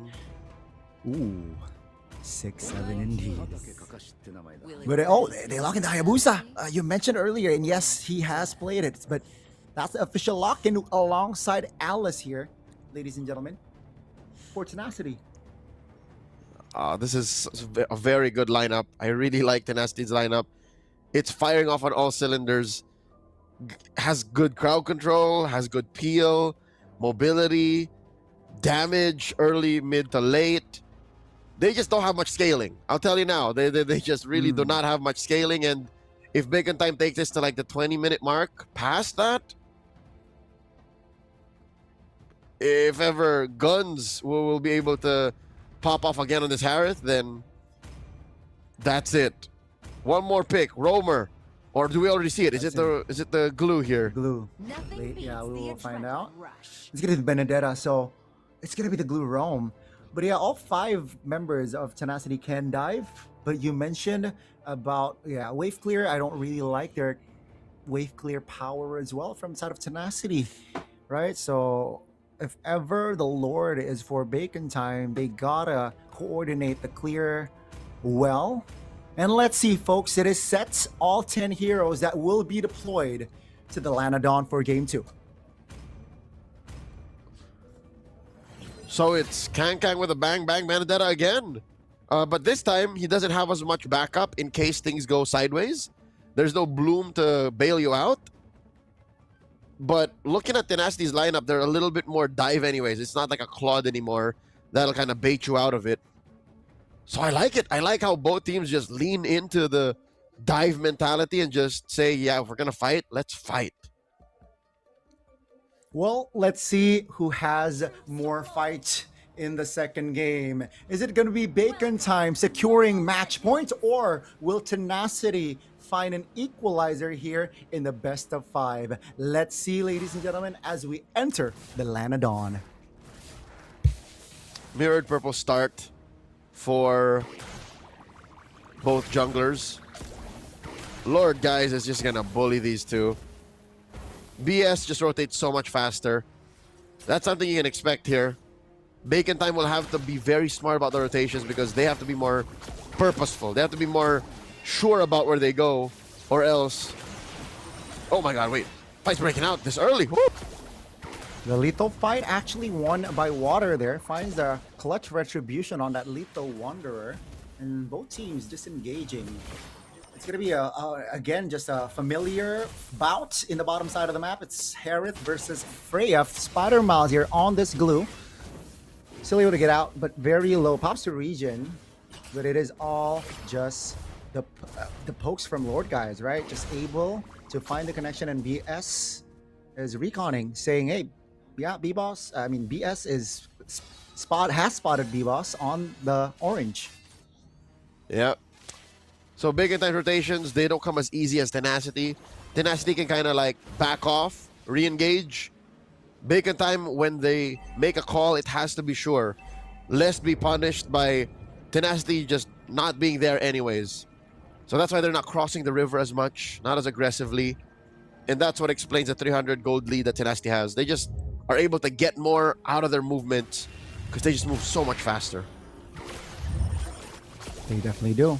Water, though, finds a shadow, quad shadow onto its Spider Miles there. The Lord is poked by Sung Jinwoo. Now Tenacity is going to commit on towards the turtle fight first. It seems like Bacon Time, you know what? They will concede and not go for the contest. That's a smart approach, as Water is greedy enough to take the green camp on that side. So turtle and a green camp for Water. Tenacity are turning it up to 11 here because they know that they can get away with things. They know that Bacon Time are up against the wall.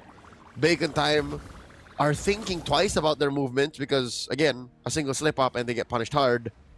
What they're waiting for is either Kang to get unlocked and then start joining fights, be more of an impact player, or Guns to be unlocked, which is surprising because usually that's one of the things that Freya does well, is early on as a gold laner, you leave and you join fights.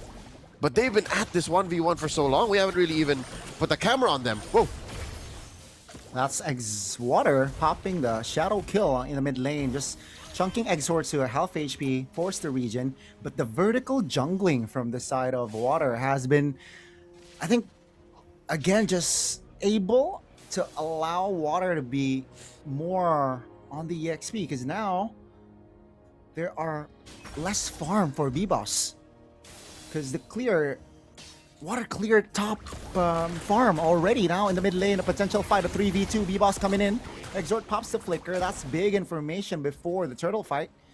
And Tenacity again getting the small wins here, I feel like, in this first 4 minutes. Impressive stuff. Uh-oh, down bottom.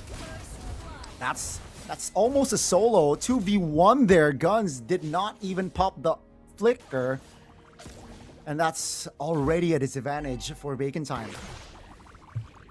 In case you guys were wondering where the level gap is coming from between Water and B-Boss, where the gold gap is coming from, again, it's the fact that this Hayabusa just sees more action than the Suyo.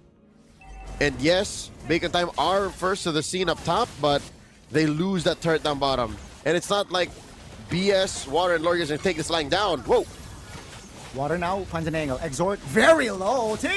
Almost taken down. There you go. BS finds a flicker to escape. B-Boss though will deny the escape. Spider-Miles, Roamer taken down. BS trying to buy time for his team. Down he goes at 3v1.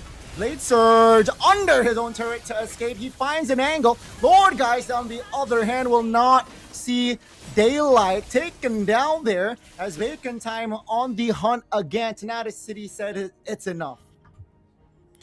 Mini heart attack as a Suyo player. He could have sworn that Queller was going to go through the wall. Apparently it doesn't, at least not at that angle. So at least when he surged through, no one from Tenacity made pursuit. No one chased him down, because if he died there, that would have undone the whole outplay potential and made the situation so much more worse. They lost their first tier turret down bottom. That means Guns can't farm as hard. And it's like he's already down 300 gold. This is tough because Griffith is unlocked. Griffith can just go wherever he wants now. That's scary. Definitely an issue that needs to be taken care of by Bacon Time. And with Guns already taken down once, that means the farm is already behind here if you compare it to Griffith. And yeah, almost 6 minutes in here, folks. It seems like Tenacity has a better early game. It's not established like very strongly, but that's a win. That's gonna be Water now. Still able to get out with the shadow there. B-Boss looking to close the gap. Raging Sandstorm to escape. Water has the shadow to escape. Great timing there. Bacon Time failed to close the gap, but they will take the turret bot. Oh, traded for mid. Oh wow. Almost. It looks like Bacon Time won't allow it. Very good rotation here by Bacon Time. It wasn't just trying to kill. Oh, BS! Oh, very low. No flicker in hand. That's going to be the mount coming through. Spider-Miles secures it. That's going to be Throne of Ruin, finding Spider-Miles, who is kind of isolated here. And Water, though, finds an angle towards Exhort. Pops the flicker. Guns take a lot of damage. That's going to be Water actually securing it. Exhort now going to be very low in the mid lane. As Griffith wants blood, but failed to find it. Now Griffith is actually going down. A compensation kill there for Spider-Miles. But take a look at Bacon Time. Already taking initiative on the final turtle. And down the turtle goes. It's 2-for-1 in the mid lane. Is still very vulnerable. But for now, Bacon Time still able to defend it. At the end of the day, it was a total 2-for-2. Could have sworn that Water was just going to take that lying down, but he made chase up the river. Bacon Time are trying their best to keep this close.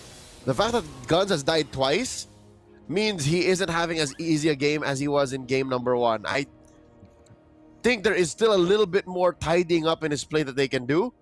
But also, Spider-Miles isn't as impactful, at least the way he wants to be, as he was in game 1. I still do not see how this glue is compromising Tenacity to a way that Tenacity has to think twice about their engagements. Not just yet. Yeah, I think we only have seen a good amount there earlier on. Only one good amount from this glue. That's Spider-Miles now. Looking for a potential engage. Sung Jinwoo still able to get out. Tenacity again looking for the top turret that is quite low as well. In the mid lane though, Kang will be taken down by Water there, but take a look at the stun from Exort able to lock water in place, and that's a big bounty shutdown for Bacon Time.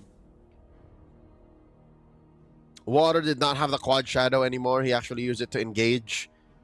So that explains that punish.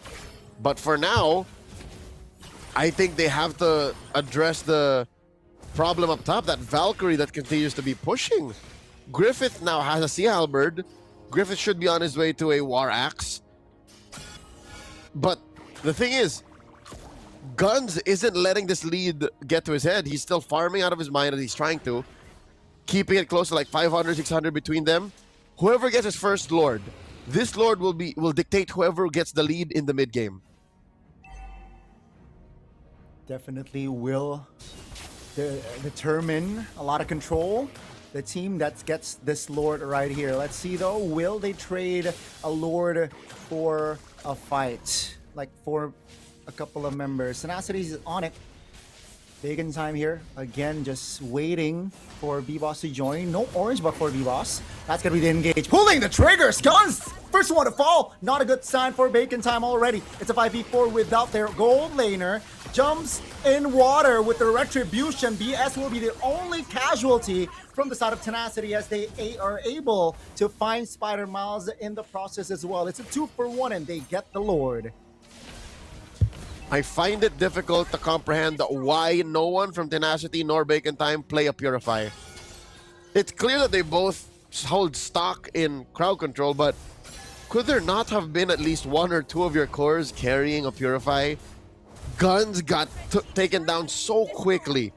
Guns can't even dash around underneath his own Zaman Force. So until they make peace with that, or at least go into the series more respecting the power of Purify, then this is gonna happen. Like, just all the more big trades will be punished like this. That Lord is gonna pop that shield down bot. Yeah, and that's why Tenacity is focusing on the mid lane. The Shuriken finds an angle there to take the low HP Suyo down. Now Spider Miles taken very low. Guns finds an angle to pop the Shaman Force and provide the damage, but Exort is able to secure the kill. B-Boss for BS, and it's still favorable, I gotta say, for Tenacity, who got the tier 2 mid. It's all Tenacity right now.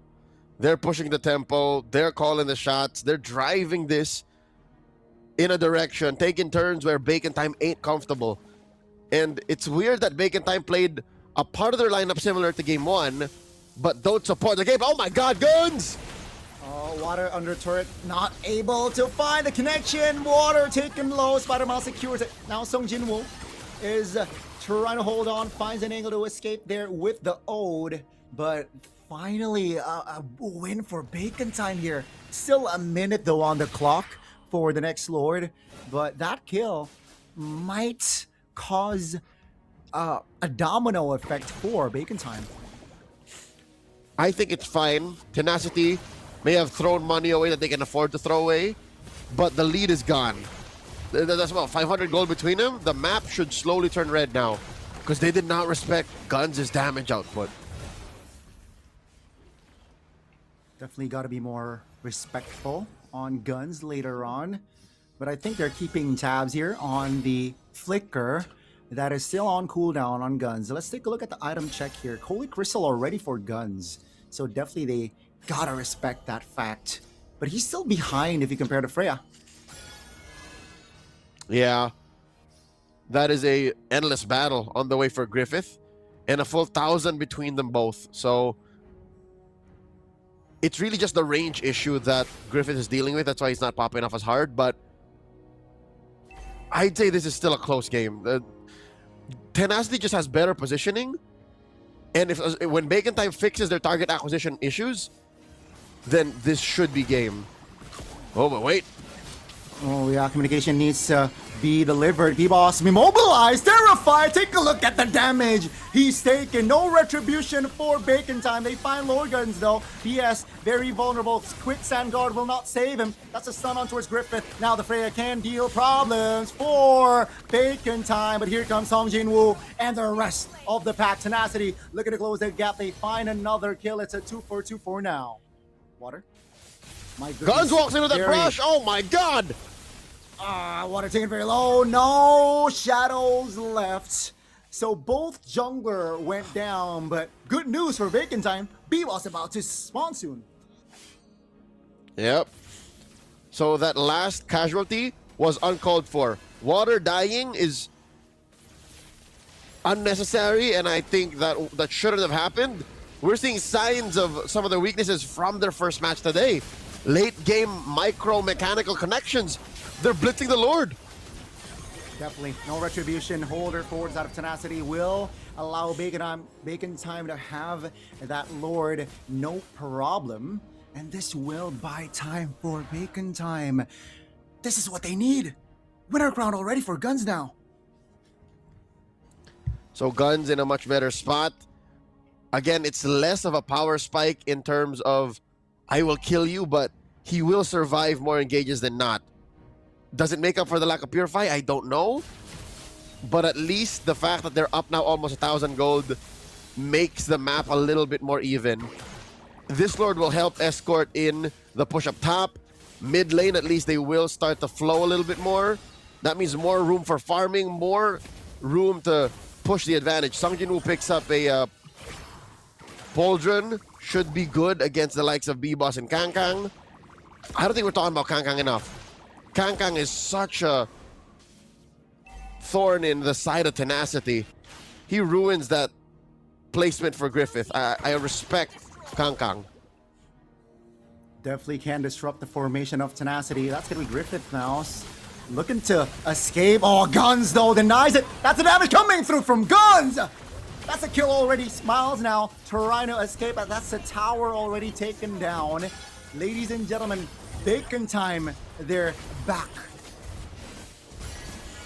Is that a shortcut for Spider-Man? You just call him Smiles.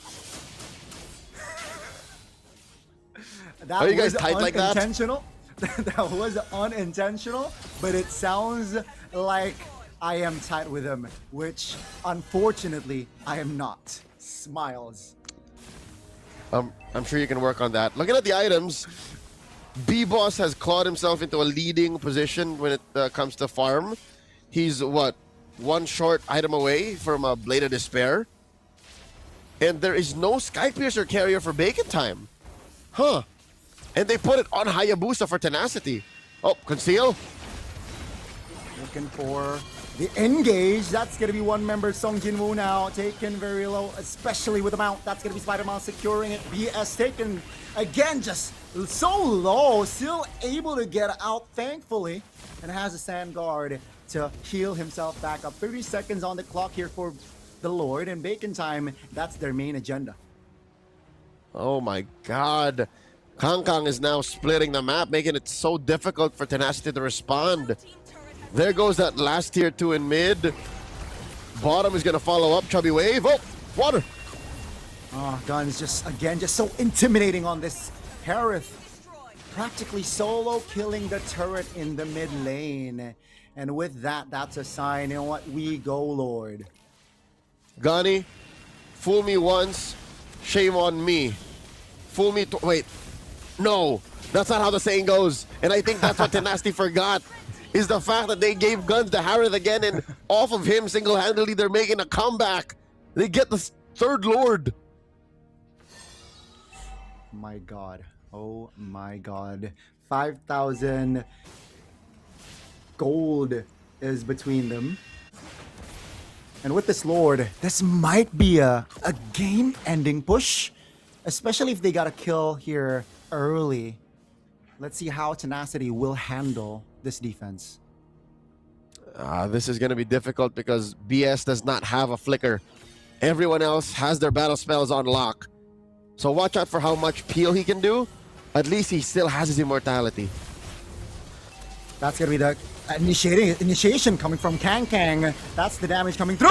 Throne of Ruin finds 3. Down goes the XP laner. Now BS has immortality, but take a look at it. Zort now taking a lot of pressure. Will be taken off the board. Gun spots the flicker water. Not able to find the shurikens there, but B-Boss finds the equalizer there to take the mid laner down. So it's a 2-for-1 as Tenacity not only defending, but also applying pressure. Hold your horses, say Tenacity. The goats ain't out just yet. What a miracle set by Song Jinwoo. 3-man Throne of Ruin, stopping a Bacon Time from pushing in further, allowing for them to kind of spread out, and then deal the damage where it's necessary, take out Exort and Kang Kang. But I cannot deny, that was a stroke of genius from Kang Kang, being the initiator. And it just sucks that he himself cannot take the heat, because he's just a little Benedetta. Benedettas aren't known to be sustainable. And he's building full damage. Sure, he has a Antique Keras, but yeah, that's not enough. He's on his way to, what is this? A Blade of Despair 2? Ouch. Ooh, that's a lot of damage, but I believe he also took a couple of, turret shots earlier on. That's why he went so low. And shout out Sung Jin-woo to capitalize on that positioning. That's going to be Griffith now targeted off Valkyrie's Descent just to escape there. Oh, Alice has the winner crown. So Bacon Time, if they're not careful, if they're not aware, the winner crown outplay from the Throne of Ruin combination can definitely cause problems here for us out of Bacon Time. And this positioning from Songjin was lethal. You mentioned the Winter Crown. What about a weird entry? That's scary. Grand Theft Purple here. They give it over to Guns. It's clear that Guns is their core. Guns is where they win and lose games off of. And look at the patience of Song Jin-woo, man. Bacon Time don't know where he is. He could be in the base for all they know. He is still there for a He's good minute or camping. two. And this should, if Bacon Time is aware, they should They have be no notified vision. that, hey, They have no Song Jin-woo's vision. been, no one's checking. Spider-Man is trying to check, but Smiles. wrong push. Smiles, check it, Smiles! Sung Jin-woo finds entry. B-Boss no secures the turn lord regardless. That's going to be B-Boss now. Applied pressure, but the mortality in time. Griffith will lock him down. That's going to be Bacon Time now looking for a kill. Exhort Sung Jin-woo taken down, though. PS not able to handle the heat as Water is able to find the angle in the mid bush to take B-Boss or Kang Kang down. It's a 3-for-2 while Bacon Time, they got the Lord Evolved marching down in the mid lane. Okay, good news. Bacon Time still has Guns and the Lord. Bad news is they lost 3 members. I don't think there's a world where Bacon Time wins this. Not now. So best case scenario, we go again. We go for one more Lord. Lord number 5. I think that's been the theme here for the upper bracket matches here, folks. That the games are above 20 minutes. That's going to be Spider-Miles or Smiles loses immortality. Griffith just too strong in this Valkyrie's form. But in the face of Guns, he has to fall. Now Guns not having the Shaman Force, still able to have power. Immortality will be paused, but Tenacities is just overflowing him with damage. Down he goes. Take a look at Sun Jin-woo, focusing on the clear. Water taken down, very low HP on the base, and ladies and gentlemen, Bacon Time will close it out with another win, and match point it is for the Bacon Time. Gani, you have no idea how envious I am of the energy in Ladbrau. I'm pretty sure the hall was shaking with attention because even Bacon Time could not expect that that's how that would have gone. But you know what? I take it back. Maybe that's why Guns and Spider-Miles engaged, because they knew that they could just buy time, force a response out of Tenacity, and then let the dudes who were gonna respawn anyways run through, get inside the base, hope that the Lord is still alive, and end it. That's what they did. Intelligent. If that was in their playbook. But yeah, Song Junwoo here, you can see struggled to get the fast clear, and only one hit from the jungler there to end game number 2. And Leo, it's match point for Bacon time. It's a different story if we get to see 20 minutes of game time of buffs. Yes, still like the first semifinals or quarterfinals match, upper brackets match, but this time around it feels like Bacon time always able to find and clinch a win. Yep. You know what? You might have been correct after all, Gani. Bacon time are built diff in the playoffs. They just can see the little cracks in your plan. They're able to outplay when you're least expecting it. And I don't want to simplify it or just put it to, just the fact that they got the Harith again, but they got the Harith again. And that was also another, I think another outplay, or is it, a calculated outplay from the side of the coaching staff, right? They were able to let the Harith and Freya go, asking a question, towards Tenacity, which one are you going to get? They got the Freya, Guns given a Harith, even though early game he struggled, Leo, but he's able to deliver at the end of the day. 749, a different stat if you want to compare his first game with 11 kills, 0 deaths. But hey, he delivered nonetheless. Back-to-back MVP performance by Guns. Somebody get rid of the Harith. Don't give it to him anymore. Did he juggle? Look at that juggle. He bought a rose gold meteor, dog. And this build right here is a nasty one, folks. Built the Oracle as well on this Harith. And yeah, the juggle is definitely disgusting. But Tenacity, I really thought that they will equalize here, especially here, 11 minutes in. But after water taken, I don't know. I thought that was already enough for Tenacity. But I guess you mentioned Kang in this game. I think he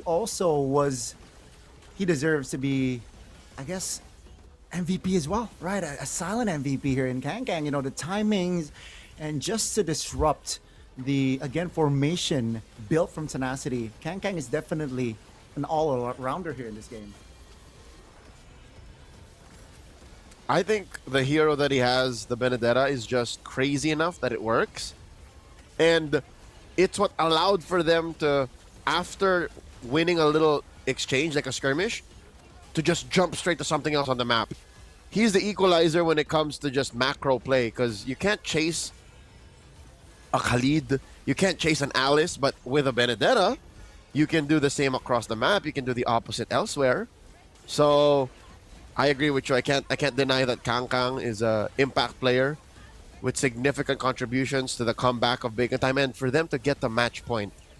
What else does Tenacity do? I'll tell you now. Maybe don't give Guns the Harith. Because I think if ever it does come down to it, Bacon Time can ban the Harith, and then they'll play the Claude. Might even be the same thing. Might be better. Guns likes the Claude. That's the thing with Tenacity. I think they overcomplicate their drafts here entering game 2, where they saw a prio pick within the Freya and they neglected the Harith, who got an MVP performance, by the way, on game 1. But hey, game 2, folks, another 20-minute plus game time here. So yeah, I have seen a lot of Lord evolved here today, evolved Lords today here, folks. Then I don't know. I think when I casted for MSL regular season, this has been the same amount of evolved Lords that I've seen. But boy, oh boy, Tenacity. I like the Hayabusa pick, but I don't know. Late game wasn't impactful to my liking, at least. I think it was less of the Hayabusa not dealing the damage and more of Tenacity just making mistakes that Bacon Time punished so hard. You can't deny their micro skills. You can't deny that. But sometimes decision making, is one of their pitfalls. The early to mid was theirs, no doubt. But come late game, Tenacity were slipping up. And it's not for the lack of trying. You saw them try to do that sandwich play with the Alice, right, at the Lord. And Water trying to bait out a response like, oh, look at this. Oh, look, we're not on the map. We're trying to get the Lord. I think it was just more of macro sense. They lacked macro sense, which Bacon Time has in spades. So minimize that. Win off of your mechanics, win off of cleaner exchanges, and then maybe we see game 4. If not, just hand it to Bacon Time.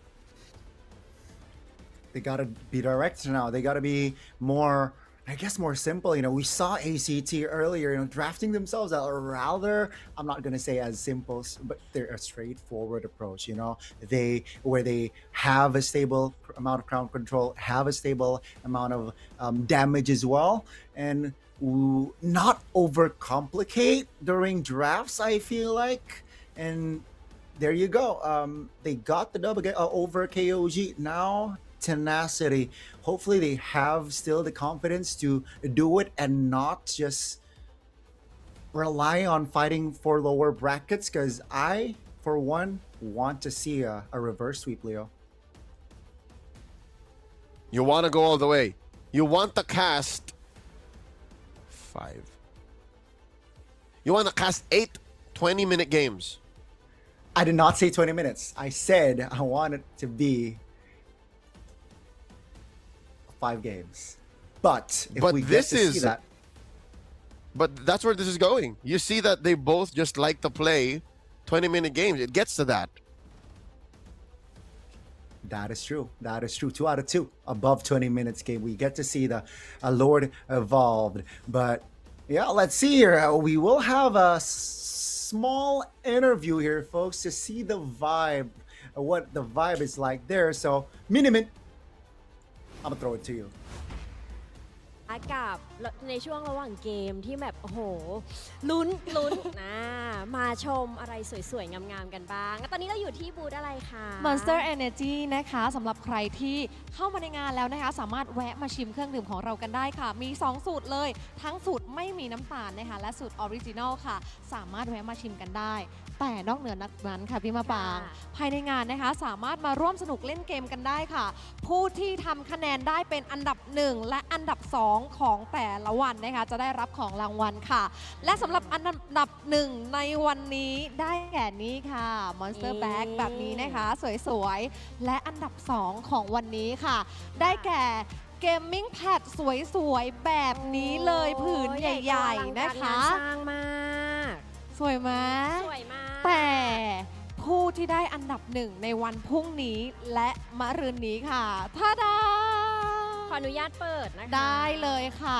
ด้านหลังนี้จะเป็นกิฟต์เซตค่ะซึ่งของด้านในอยากจะบอกว่าเวอร์มากอยากให้ทุกคนเห็นนะคะนี่เลยล่ะนี่เลยล่ะจริงๆแล้วคือสติกเกอร์ไม่ใช่สติกเกอร์ก็ด้วยนะคะแล้วก็หมวกนะคะมีเสื้อด้านในมีกระเป๋านะคะต่างๆซึ่งมูลค่ามากเลยด้วยนะคะก็สามารถมาร่วมสนุกเล่นเกมกันได้นะคะระหว่างช่วงแข่งนะคะเราก็จะมีให้ทุกท่านเนี่ยมาทดลองเล่นเกมกันนะคะซึ่งผู้ที่ทำคะแนนได้เป็นอันดับ1และอันดับ2ของแต่ละวันก็จะได้รับของรางวัลไปเลยค่ะขอบคุณมากๆเลยนะคะอันนี้มีชิมฟรีด้วยใช่ไหมคะใช่ค่ะอยากชิมสักหน่อยไหมคะได้เดี๋ยวขอจบก่อนจะไปชิมแน่นอน2สูตรเลยใช่ไหมคะสีดำเป็นเดคูล่าออริจินอลนะคะแล้วก็เป็นสีขาวเป็นอัลตร้าใช่ค่ะอันไหนที่คิดว่าเด็ดที่สุดคะหนูคิดว่าพี่มาปางจะชอบสีขาวเพราะสาวๆสวยๆมาส่วนใหญ่จะชอบสีขาวนะคะเป็นแบบว่าไม่มีน้ำตาลกินได้สบายใจมันเป็นอย่างนี้นี่เองได้เลยขอบคุณมากขอบคุณค่ะ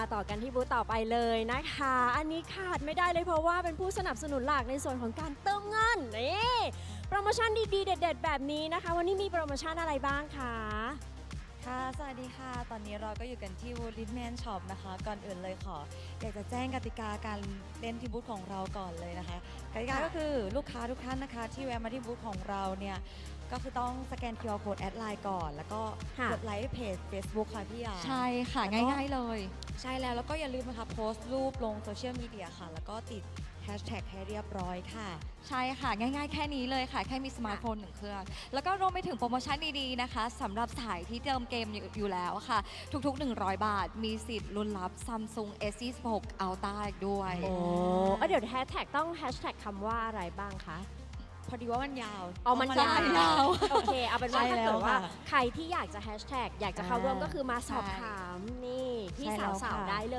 ย ได้ เพราะ เล ว่าย จะมี ค่ะ ทีมงานของเราคอยสแตนบายช่วยเหลืออยู่ค่ะ โอเคค่ะ โปรโมชั่นมีอะไรอีกไหมคะ นอกเหนือจากทุกๆการเติมแล้วอะค่ะ ทุกๆ ครั้งที่เติมก็จะสามารถสะสมแต้มเพื่อเป็นส่วนลดค่ะสูงสุดถึง 25%เลย ไม่ว่าจะเติมมากเติมน้อยก็สะสมได้เช่นเดียวกัน ค่ะนอกเหนือจากนี้แล้วยังมีในส่วนของ S Pay Later ด้วยค่ะ ใช่ สามารถผ่อนได้นะคะ ผ่านบัตรเครดิตแล้วก็บัตรเดบิตด้วยนะคะ ใครเงินเดือนยังไม่ออกไม่เป็นไรลิฟ ถูก แมน ต้อง ช็อปของเรารับผ่อนค่ะ โอเค ได้เลย ค่ะ มีอีกไหมคะ มีอีกไหม ครบถ้วนแล้วค่ะ ครบถ้วนแล้ว ใช่ อยากให้ขายเต็มที่ เพราะว่า ใช่ อันนี้เป็นพาร์ทเนอร์ผู้ใจดีที่ อ๋อ คอยสนับสนุนแบบว่าคอมมูนิตี้ของเราก็เลยอยาก อ๋อ ให้ แล้ ขา วย ก็ เต็ ยัง ม มี ที่ ใน เลย ส่วนของที่ระลึกค่ะ อย่างที่บอกนะคะ ใครที่มาร่วมกิจกรรมค่ะ เรามีในส่วนของเสื้อ หมวก แล้วก็แก้วค่ะ ที่คอลแลบกับทาง MSL Thailand อีกด้วย เป็น Limited Edition ไม่มีจำหน่าย โอ้เพราะฉะนั้นพรุ่งนี้ต้องมาแล้วนะคะ ใครที่อยากได้ของลิมิเต็ดแบบนี้แล้วก็อยากถ่ายรูปนี่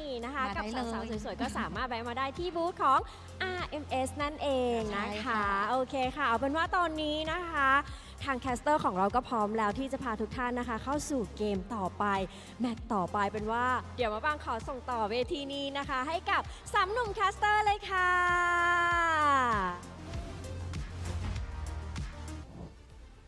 Thank you so much, baby. That was not mini main, but yeah, folks, you're back with us, Gunny and Leo, that will be at your service to guide you through the potential final game of the series, folks. In case you missed it, it's 2-1 now for Bacon Time, and 2-0 rather, sorry, to Bacon Time and Tenacity. They got a lot of work to do. It's a tall order, but hey, again, I'm all for a reverse sweep. Here's what's scary. What if they get to banning the Harith, right? Or some way, somehow stealing the Harith. Let's say you get to play Griffith on Harith, right? What if even that's not enough? What if there's something up the sleeves of Coach Noel and Coach GMP, who, by the way, is an Indonesian import? What if that leads to just Bacon Time still beating Tenacity? Because here's what I hate, Gani. Here's what I don't get. Throughout game 1 and 2, Bacon Time makes it look like it's close. Bacon Time makes it feel like, oh no, we're losing to Tenacity. And then they claw back. Yep. And then they claw it back. So what if it gets worse? What if you take Guns out of the Harith and then you put him on a Claude or something, and it's worse, it's faster? That's very much possible. Bacon Time can play fast if they wanted to. Bacon Time can do that. I mean, that scenario is definitely not a far-fetched one, right? Again, we might get to even say see B-Boss shine more, let's say, if Guns is not on the Harith. But let's see here the player head-to-head between BS and Spider Miles. Just a bit, to touch base. Average KDA slightly higher for BS here, but the hero pool for Spider Miles. I don't know if they added the Florin or not, but that's a lot of unique heroes in his MO. The Florin is a MSL Thailand debut, so it's never been played. But yes, does it count towards a total 8 here? He has lower kill participation, has lower GPM, and again, stats won't tell you how good macro-wise Bacon Time is. So even to me, this form they're showing here in the playoffs is alien to me. I've been calling their matches for the better part of the last month, and this is new. The evolution of Bacon Time They are in playoffs mode indeed. And let's see what map will they bring us here for our potential final game of the series. It's going to be another expanding rivers game here. As it's going to be bacon time on blue now. Sand rises when I give the word. Okay, bacon time on blue. All the more likely they're able to get, again, their hands on the Harith. And it looks like the bans are going that way too. Interesting swing of the wrist here. They banned the Khalid. Take it away from BS. Yeah, I think they are trying to limit and apply pressure to that roamer, right? A hero that is just so in the meta as well, Khalid. And yeah, Tenacity with the Freya ban here. I am still a very strong, have a very strong opinion on just to limit the Harith, just to deny bacon time the Harith here. And I'm sure they will, right after 2 games. Whoa, whoa, whoa. Okay. Harith, baby, do it. Or is it a trap? Or can this guy even call it a trap anymore? Magic is my life. Your I don't know. Coach, this guy could not beat the Harith 2 games straight. What are they thinking? This is very interesting approach. This is a very interesting approach from this guy. This die. This die, man. This die has been not looking like it's Tenacity's day, And with the Harith pickup, the Kalea is still on the board, the Leomord is still on the board, even the Valentina is definitely on the board here. Can be picked up by Tenacity. I think the Valentina is a good pick still. Keep it. Valentina, red one. Valentina Claude? Yeah, Valentina Claude can make an appearance. Oh, there's no need to rush the Claude. Oh, okay. There you go. I mean, on the dot there. I guess. I think they want to hide their, their other picks. Yes. I think They'd that's what rather they're be saying. reactive. They'd rather be reactive, which again, I think Ghani is a problem. Them being reactive might actually be a problem. It might be. It might be. But them not reacting to the Harith though is for me kind of wild. Let's see here. Bacon time. Would you say loco? I would say loco. First game 11 kills. Second game 6 kills. That's a lot of Back-to-back impact. MVP. Back-to-back MVP, and they Oh will my repeat. God. It's a repeat of game 1. We're running it back to game 1. This is Loco. Triple Loco, sir. Loco Duo and then Loco Triple. Oh my God. What? Loco Trio. This is crazy indeed. Bacon time's like, you know what? The playoff is still a long way to go. Let's hide other approaches. Game 1, it worked out well for us. Let's repeat run that. it back. Game 3. Let's run it back for game 3. Baksha's not banned.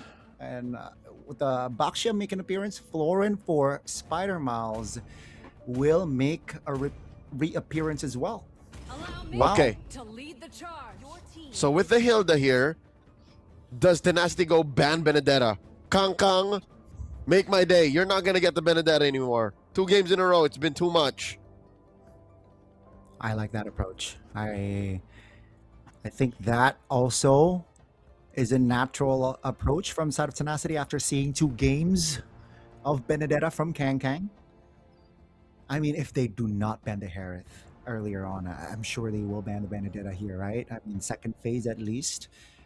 They are still lacking in crowd control as well from side of Tenacity, which should be their main agenda here moving forward. But yeah, ban the Benedetta, first. Ban the Benedetta. And then see how much crowd control comes through. Oh, well, there's that. But also consider a Purify. Somebody's got to respect the amount of crowd control that's going on in this match overall. We didn't get to see that from Bacon Time on our second game, though they still pulled through, still able to deliver. They got away with it. They got away with it indeed. Oh, the Joy Band comes through. Ban Joy, ban Suyo. That's where this is going. I think so. Does that mean... I don't like the Fredrin pick here for Tenacity. The Leo Mort is still on the board. Is that... Okay. You called it, Leo. Yep. Benedetta Band came through. Bacon Time. Is it the Leo? Is it going to be the Suyo? Those are the options. Or the here, Harley. man. The Harley is actually a good shout. Can, insta-kill the Florin. It's crazy Or that at the top least- 3 junglers... They'll give the Suyo because with a Bloom, you almost single-handedly counter deadly magics. So... Yeah, but with Harley can force you. Oh, okay, they delay the jungler take. Instead, they go for Sora. They know that they have the Okay. Valentine already in hand. So, yeah, the Sora pick is sensible here for Tenacity. Very good, actually. This is a hero that we didn't see get. We haven't seen in the series yet, and might be the kind of crowd control or damage, whatever they need, that Tenacity needs to turn things around when they get that mid game power spike. All the more they gotta respect Purify. They gotta respect it, man, and it maybe increase their odds to fight neutral objectives, right? Especially the first one here, though. The Baksha is a tough pickle to break. But it's gonna be the Yuzong. Wow. It's gonna be a Yuzong versus Sora matchup paired with the Eve. It's gonna be another Hayabusa game, Leo. It's very fast, your second phase. Yep. So this is interesting because they take a totally weird angle. Kang Kang still wants a hero that can cut through to the back line. And then you end up with an Eve that holds the box with no one clearly to stop it. So whatever happens in the box happens regardless. What is this die on? Coach, this die, he should be good at drafts. Why? I've gotten word that he was a former Hearthstone pro player. You know what Hearthstone is, Gani? I know. That's the Hearthstone birth is of one of the games, TCG games. Yes, it's a digital card game. And this guy is actually a silver medalist from the very first esports SEA Games back in 2019. So he should know the technicalities of these trades. Why does he keep letting through the Harith? Why does he not see the... It's a silver bullet, sir. Or in this case, it's a tier 0 hero, specifically for guns. There's gotta be... There must be some... Why? That is interesting. I'm sure, as a him as a former Hearthstone player should be a strategist. But let's see here. Perhaps we might see a different type of approach with this composition from the side of Tenacity. But folks, we will have to deal with a pause here before we enter the Land of Dawn. Again, it is 2-0 for Bacon Time. Okay. We were about to jump in, but I guess we're still ironing out some kinks before the game begins. Didn't really get to see a good look. Again, it flew by. Did we see any purifies? It was very fast. It was speedy. Sure, it was speedy. I'm sure, purifies are going to be on the board here for this game. But the crowds are ready, seems like, here, Leo. I mean, the crowd on the Tenacity side, I'm sure, are sweating bullets. They are worried because, again, the Harith is out through. The Florin is out through. The Boxe is out through. So, it's hard to say. Whoa, oh my God, 3-0. 3-0 Folks in already. Ladbrau. Exhort fighting Spider Miles. Okay. These are the supporters of Bacon Time. They like what they're seeing here. I'm noticing the current scoreline. What does that mean? Spider Miles Susu. Well, in Bahasa, Indonesia, susu means milk. But I'm sure it's different in Thai. All right. Anyways, back into the game. Still 0 purifies, sir. Wow. So I expected, a purify here or two. But seems like both teams are confident enough to, you know what? I want to either engage or disengage. Hence, only 2 spells are on the board. Maybe we saw Petrify, so 3 spells are on the board in this game. Retribution, Flicker, and the Petrify. All right, I found it. Susu is fighting. Spider Miles fighting. Yep. Thanks, Facepalm. Real good to have a native Thai speaker listening in on our conversations. Early rotations, it's a purple start for... Actually, you know what? No, it's excuse me. How fast did Water get his buff? What rotation is this? That was really quick. So orange straight to purple. So he neglected the green cam stop. And then now he rotates over towards the mid lane, not having the shadow kill just yet. So no real kill threat just yet, actually. Just to poke. That's why. And I guess that's why now B-Boss is at 4, catching up to Water. Oh, nice collision here onto Lord, guys. Whoa. So far, gold lane, skill test, no clear winner there. XP lane, I'm impressed that Kangkang and Song Jinwoo aren't going at it hard. Because those 2 heroes actually don't mind fighting early on.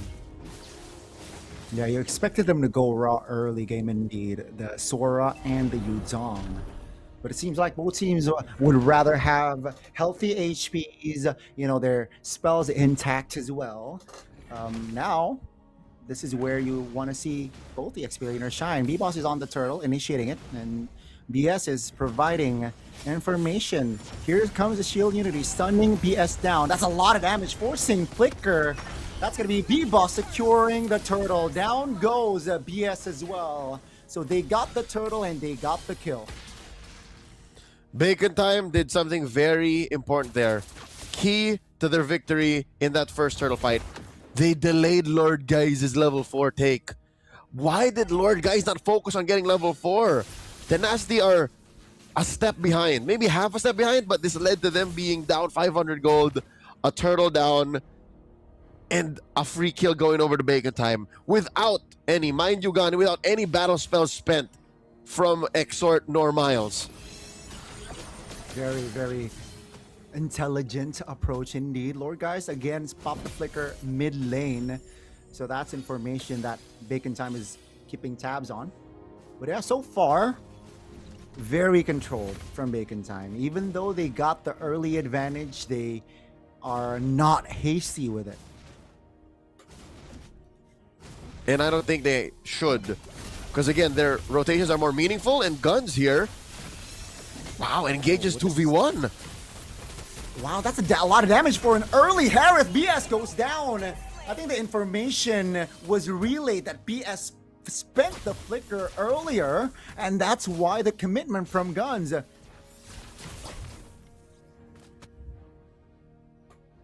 Again, it's not even a matter of can Guns get there. It's a matter of when will Guns get there. He's been playing this hero 3 games straight, all series long. Lord Guys hasn't had the best timing in the game. At least he has the RWM. will hold it until the first turtle, rather the second turtle spawning in the lower quarter. And after they clear this, Kangkang can just run down. He can ride the wave. And he is already rotating towards... Oh. You're right. He will instead cut first just to have an advantage. So Tenacity actually has committed more members already in the turtle, and that's why they are initiating it. That's going to be BS now on B-Boss. That's a stun. Signs popped. Guns with the Shaman Force popped on towards BS. That's a stun on towards the Hilda as well. A lot of damage. Again, forcing BS to pop the flicker. That's going to be B-Boss finding the turtle. Uh-oh. And that's about it again. Another clean take from Bacon Time. They zoned out water. And that was all off of the back of B-Boss just asserting himself, saying, nope, you go through me, you go through me. And there was very little flashy about that turtle take. He literally just said, no water, you're not going to get in retribution range. Try again. Kangkang didn't even need to force anything. No kills. There were no kills. I guess the timing of the rotation from Tenacity's members are a little bit off there. Not able to allow or help Water to get the angle. Song Jinwoo taken very low. Almost a solo there top. But with that recall, the turret will be chunked here, will be poked. But the Hayabusa is already on it. So again, Bacon Time now with the Hayabusa showing top. They will commit on towards the bottom side of the map here. That's going to be the first turret taken down. And it's going to be Tenacity's. And Bacon Time, again, another advantage. The map is shrinking. Tenacity will have less space to give Griffith the gold he needs. And let's call this half of the map just gone. It is just perfect for Bacon Time. Again, macro excellence here in this series so far. That turtle spawns in the upper quarter, and that's where they want to push next. So Tenacity has to put extra effort into winning this turtle, at least making Bacon Time work for it, so that it's not as convenient. Oh my god, water! He's half HP, and the Shadow, Quad Shadow has been committed as well. So that's a good sign for the side of Bacon Time to initiate on the turtle. In the mid lane, though, it will be shoved in, but, you know, nothing grand from the side of Tenacity. Now, I'm sure they should let this turtle go. I don't think they can contest, but let's see here. Bacon Time already, you know, potentially committed to a 5-man rotation with Yu Zong coming in from mid. That's the Black Dragon form invested already just to have a say in the territory. And that's going to be a clean, neutral objective take yet again. 3 on the board, 0 neutral for Tenacity. Now they look for an engage. That's the alt spent. Turret top will be taken down. All textbook so far. I am sensing Water getting a little cold feet. You see how the range on his Quad Shadow isn't even within range of the Retribution. So it's like he wasn't even all in on trying to steal it. So this puts Bacon Time up almost at 2,000 gold since they did get the push up top. Bottom lane at least opens up for Griffith, but that can only last so long. After this first Lord, which looks like Bacon Time should be taking, the map will shrink further. I guess, I would guess this next Lord, if ever it does go to Bacon Time, takes down at least 1 or 2 inner lane turrets. So Tenacity are on a timer right now. Guns is shrinking and expediting the late game. Speaking of... Ah, man, that's just pure damage from Guns. Alongside Exor, they take 2 down in the mid lane. And that turret in the mid will officially be taken down. All tier 1s from the side of Tenacity are eliminated. A slight compensation there, taking the turret top. But my goodness, Bacon Time just so direct in this game. This might be their cleanest game, you might say, Gani. Across game 1 and 2, this is them fully warmed up. It was Guns who mentioned in the regular season, in one post-match interview, he said, oh, the team just keeps really losing game 1 because we take the time to warm up. We're just built like that. They seem to have fixed that in the break, dude. They seem to have lost that debuff going into the playoffs. They're just much cleaner now. And especially if given a Harith, man, Guns definitely can pop off. And now with the Lord up 2,000 gold, at least almost between them. How are they going to contest? Here comes the shadow from water. Real world relation now popped by Exord. B-Boss still secures it. Blazing Duet. Not enough damage just yet. BMI will be cut off by B-Boss. And that's going to be a kill from the side of Bacon Time, and Guns finds another. 2 members off the board in Bacon Time. They get the Lord. They take everything away from Tenacity. Impressive how that happened, given that B-Boss was down a level. Yes, B-Boss was at 12, Water was at 13. He attempted the Shadow Kill Retribution play, but it just was not enough. He was just way too out there, and I do not advise this. Water, 10 minutes in, no kills for his whole team, mind you. Not just for him, his whole team still builds a Sky Piercer. I think there were better ways to use a 1,500 gold. Oh. I mean, on a Hayabusa, you want to assert dominance early. We didn't get to see that, and we're about to transition towards a late game here, folks. And here comes the first one, popping the Holy Shield in the bottom side of the map. Hayabusa is clearing top, split pushing, stun, real world revelation from Lord, guys. Song Jinwoo died regardless. Here comes the pressure that the Bacon Time has, already taking down mid turret. Now Guns wants to clear with the Blazing Duet. EMI towards the back, still take down the turret here as all 10 members are still on the board for both teams. Oh, never mind. 1 got taken down, so 9 members still up. But it's just still 2 turrets off for Bacon Time. Whoa, whoa, whoa, whoa, whoa! Where are they going? BS, nowhere to go. Tenacity now just only defends with 4. They can't end now unless the mid wave here is pushed correctly. Let's see, Bacon Time now looks for an angle. Tenacity gets all in! 2-man stun is enough. Water now taken off the board. Song Jinwoo trying to hold on, but the damage from the side of Bacon Time is definitely more than enough to take the Sora down. Here comes the Blazing Duet. Mid-wave shoves in, and Bacon Time, they have one thing in mind, is to take the main base down. And ladies and gentlemen, the series is over. Bacon Time will stay in the upper brackets.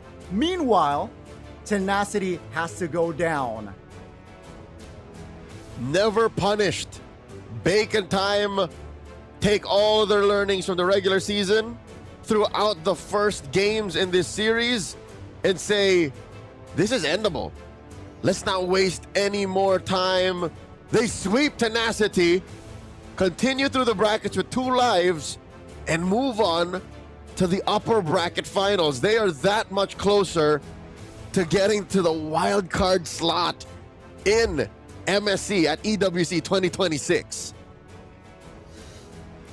And boy, oh boy, what a series for Bacon Time. The run it back approach in Game 3 really worked out well for them. And this will, leave some questions for ACT, their upcoming matchup. This Baksha Florin, how will they handle this sort of draft, right? It's going to be a very interesting semifinals match up top here. But Tenacity couldn't find an answer to Bacon Time's pressure, Leo. I'd say it was less than pressure. It wasn't pressure. It was an imminent threat. It was literally the Sword of Damascus just dangling over your head saying, I'm going to use this on you. You better do something to it. You better stop me. And they just continued to give Harith to Guns. ACT, hear me out. Don't give Guns Harith. That is the pro tip. But again, we don't know. What if they have something else in the back pocket? That's what's scary. That's what's scary. Bacon Time got away with getting to the upper bracket finals by one-tricking a Harith. This is, again, beneficial, right, for the side of Bacon Time not having to show a lot of their cards just yet.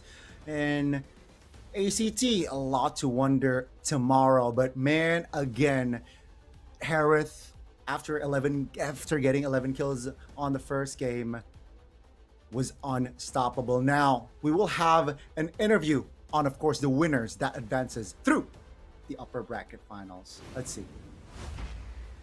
ดีมากคังล่ะคะ ก็เราเตรียมตัวมาดีมากครับ เฮ้ยวันนี้คาดหวังนะอยู่กับ B1 B2 กล้วยหอมจอมซนอะมันต้องมีคำตอบที่แบบเฮ้ยขิงหน่อยแค่นี้เลยเหรอเตรียมตัวมาดีแค่นี้เลย แค่นี้ครับ อ๋อ จริงๆผมคิดว่าทีมเราโหดที่สุดอยู่แล้ว เพราะว่าพูดไปแล้วเนาะว่าเราจะเป็นแชมป์ซีซั่น1ใช่ครับ แล้วเป็นไงคะรอบที่แล้วเราชนะเขา 2-1 แต่วันนี้เรา 3-0 กดดันไหมมีความกดดันไหมหรือว่ายังไงบ้าง ก็มีบ้างนิดหน่อยครับเกมแรกก็รู้สึกกดดันนิดหน่อย พอชนะได้ก็ปลดล็อกครับ แล้วก็ยาวๆเลย ใช่แล้วก็เล่นแบบชิวๆเลย คังล่ะ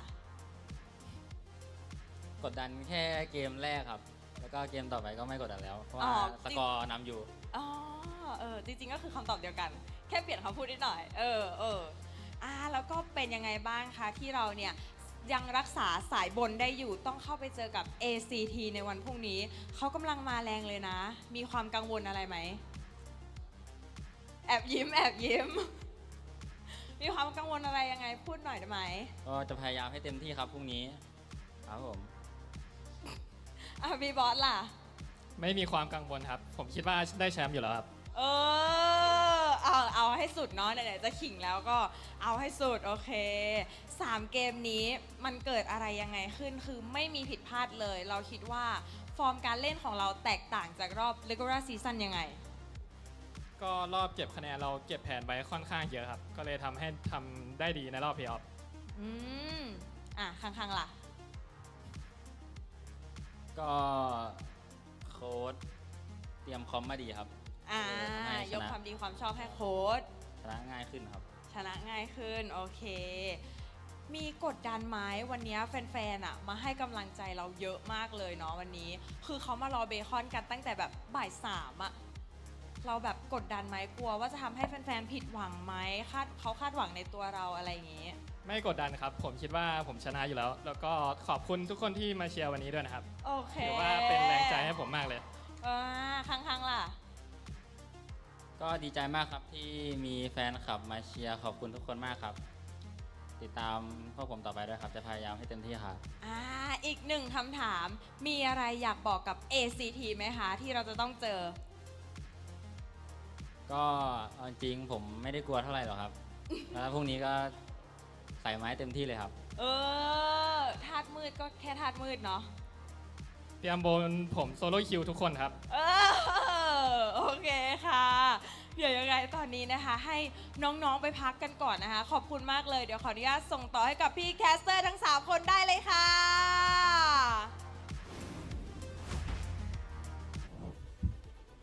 Thank you so much, Miniman. Of course, congratulations to Bacon Time. They were able to clinch a clean sweep. And now, Leo, you don't speak Thai, but you always know the translation of an interview, of that interview, or the previous interview. So, what were they saying, Leo? What were they saying? I've already asked, and it will come. We will explain.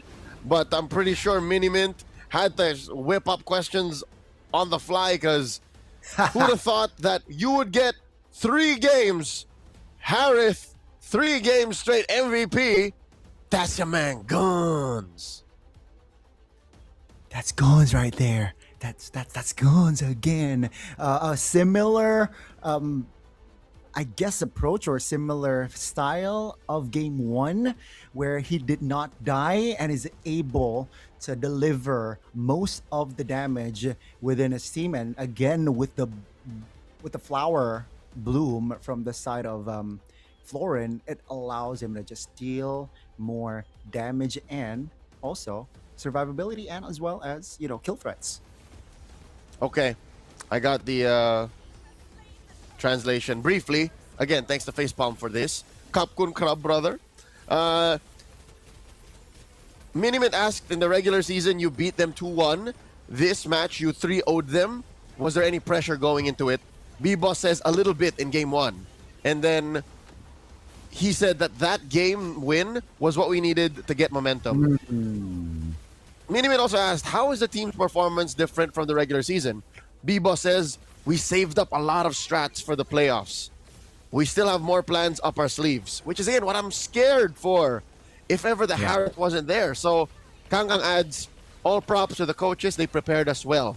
And to close off, Minimint asked, you have any words for ACT tomorrow? B-Boss says, prepare to get soloed by me. And Kangkang says, just to reel it back a little bit, we'll do our best. Oh my goodness. I love the confidence there from B-Boss. But yeah, again, I expected the Harith man to come through at least for game 3. Just to, maybe have a sniff on what type of hero that guns. Of course, there are others, but like at least to force another approach from the side of Bacon side. What we did not get to see that, which will not help ACT tomorrow here. But yes, you can see here it's 11 minutes of game time, and yes, you're seeing it right. 0 kills on the board for Tenacity. The cleanest game that Bacon Time has played possibly in the whole season. Don't quote me on that. You can look back at the records. But again, under 12 minutes, not a single kill, just 2 turrets, no turtles. It's close to damn perfect. I'll tell you that much, Gani. This was close to perfect. And Smiles was our best wingman, 10 assists. He sweat less in this game than in game 1. On the floor. Smiles, Spider Miles definitely showed up again. And yeah, game 1, game 3, he rocked the floor in, and again, based on their interview, they have other cards that they haven't shown. So maybe other heroes from Spider Miles here for playoffs. You can definitely expect that sort of approach, Leo. I think it's more than just Miles. Even the whole Kangkang Benedetta situation that was forced to ban on. Again, the elephant in the room, guns. And B-Boss, that's criminal. To allow Baxia through, that's criminal. So ACT tomorrow definitely should watch out. ACT should cover their bases, cross their T's, dot their I's, and then that should, give us a better match. Definitely, it was. Hopefully, we get to see that. But boy, the 4 matches that we get to see today, Leo, it was impressive. We gotta say goodbye, though, still to Solix, right earlier on, and so unfortunate that we didn't get to see other matches as good as that as well. We get to see a 3-1, but we get to see a sweep as well today. So we got everything, a little bit of everything. There's more to it because it's just day 1 of playoff MSL first ever. And there'll be more tomorrow. There will and the be day after more that. Tomorrow. And the day after that. So this is us, Gani and Leo, signing off. Thank you so much, guys. This is just the day 1 of MSL playoffs. See you tomorrow for more MLBB action of MSL playoffs. Let's see. ขอบคุณครับ การแก้เกมแก้ดาบกันยาวขึ้นทำให้ทีมที่เก่งกว่าหรือว่าเตรียมความพร้อมมาได้ดีกว่าจะสามารถชนะได้มีโอกาสชนะมากกว่า โอเคเลยค่ะแล้วรอบที่แล้วเนี่ยเทนาแพ้เบคอนไป 2-1 แต่ว่าในวันนี้ก็คือ 3-0 เลยแบบม้วนเดียวจบเลยจริงๆสำหรับเบคอนในวันนี้โค้ชคิดว่ามีจุดไหนไหมคะเพิ่มเติมที่ต้องการทำบ้านก็ต้องกลับไปทำกันบ้านทางดราฟแล้วก็คุยกับผู้เล่นเรื่องคุมสภาพจิตใจอารมณ์ระหว่างเล่นนะครับก็ประมาณนี้นะคะในความคิดของโค้ชยิดไดเดี๋ยวตอนนี้นะคะขออนุญาตส่งต่อกลับไปให้กับพี่แคสเตอร์ทั้ง3คนได้เลยค่ะ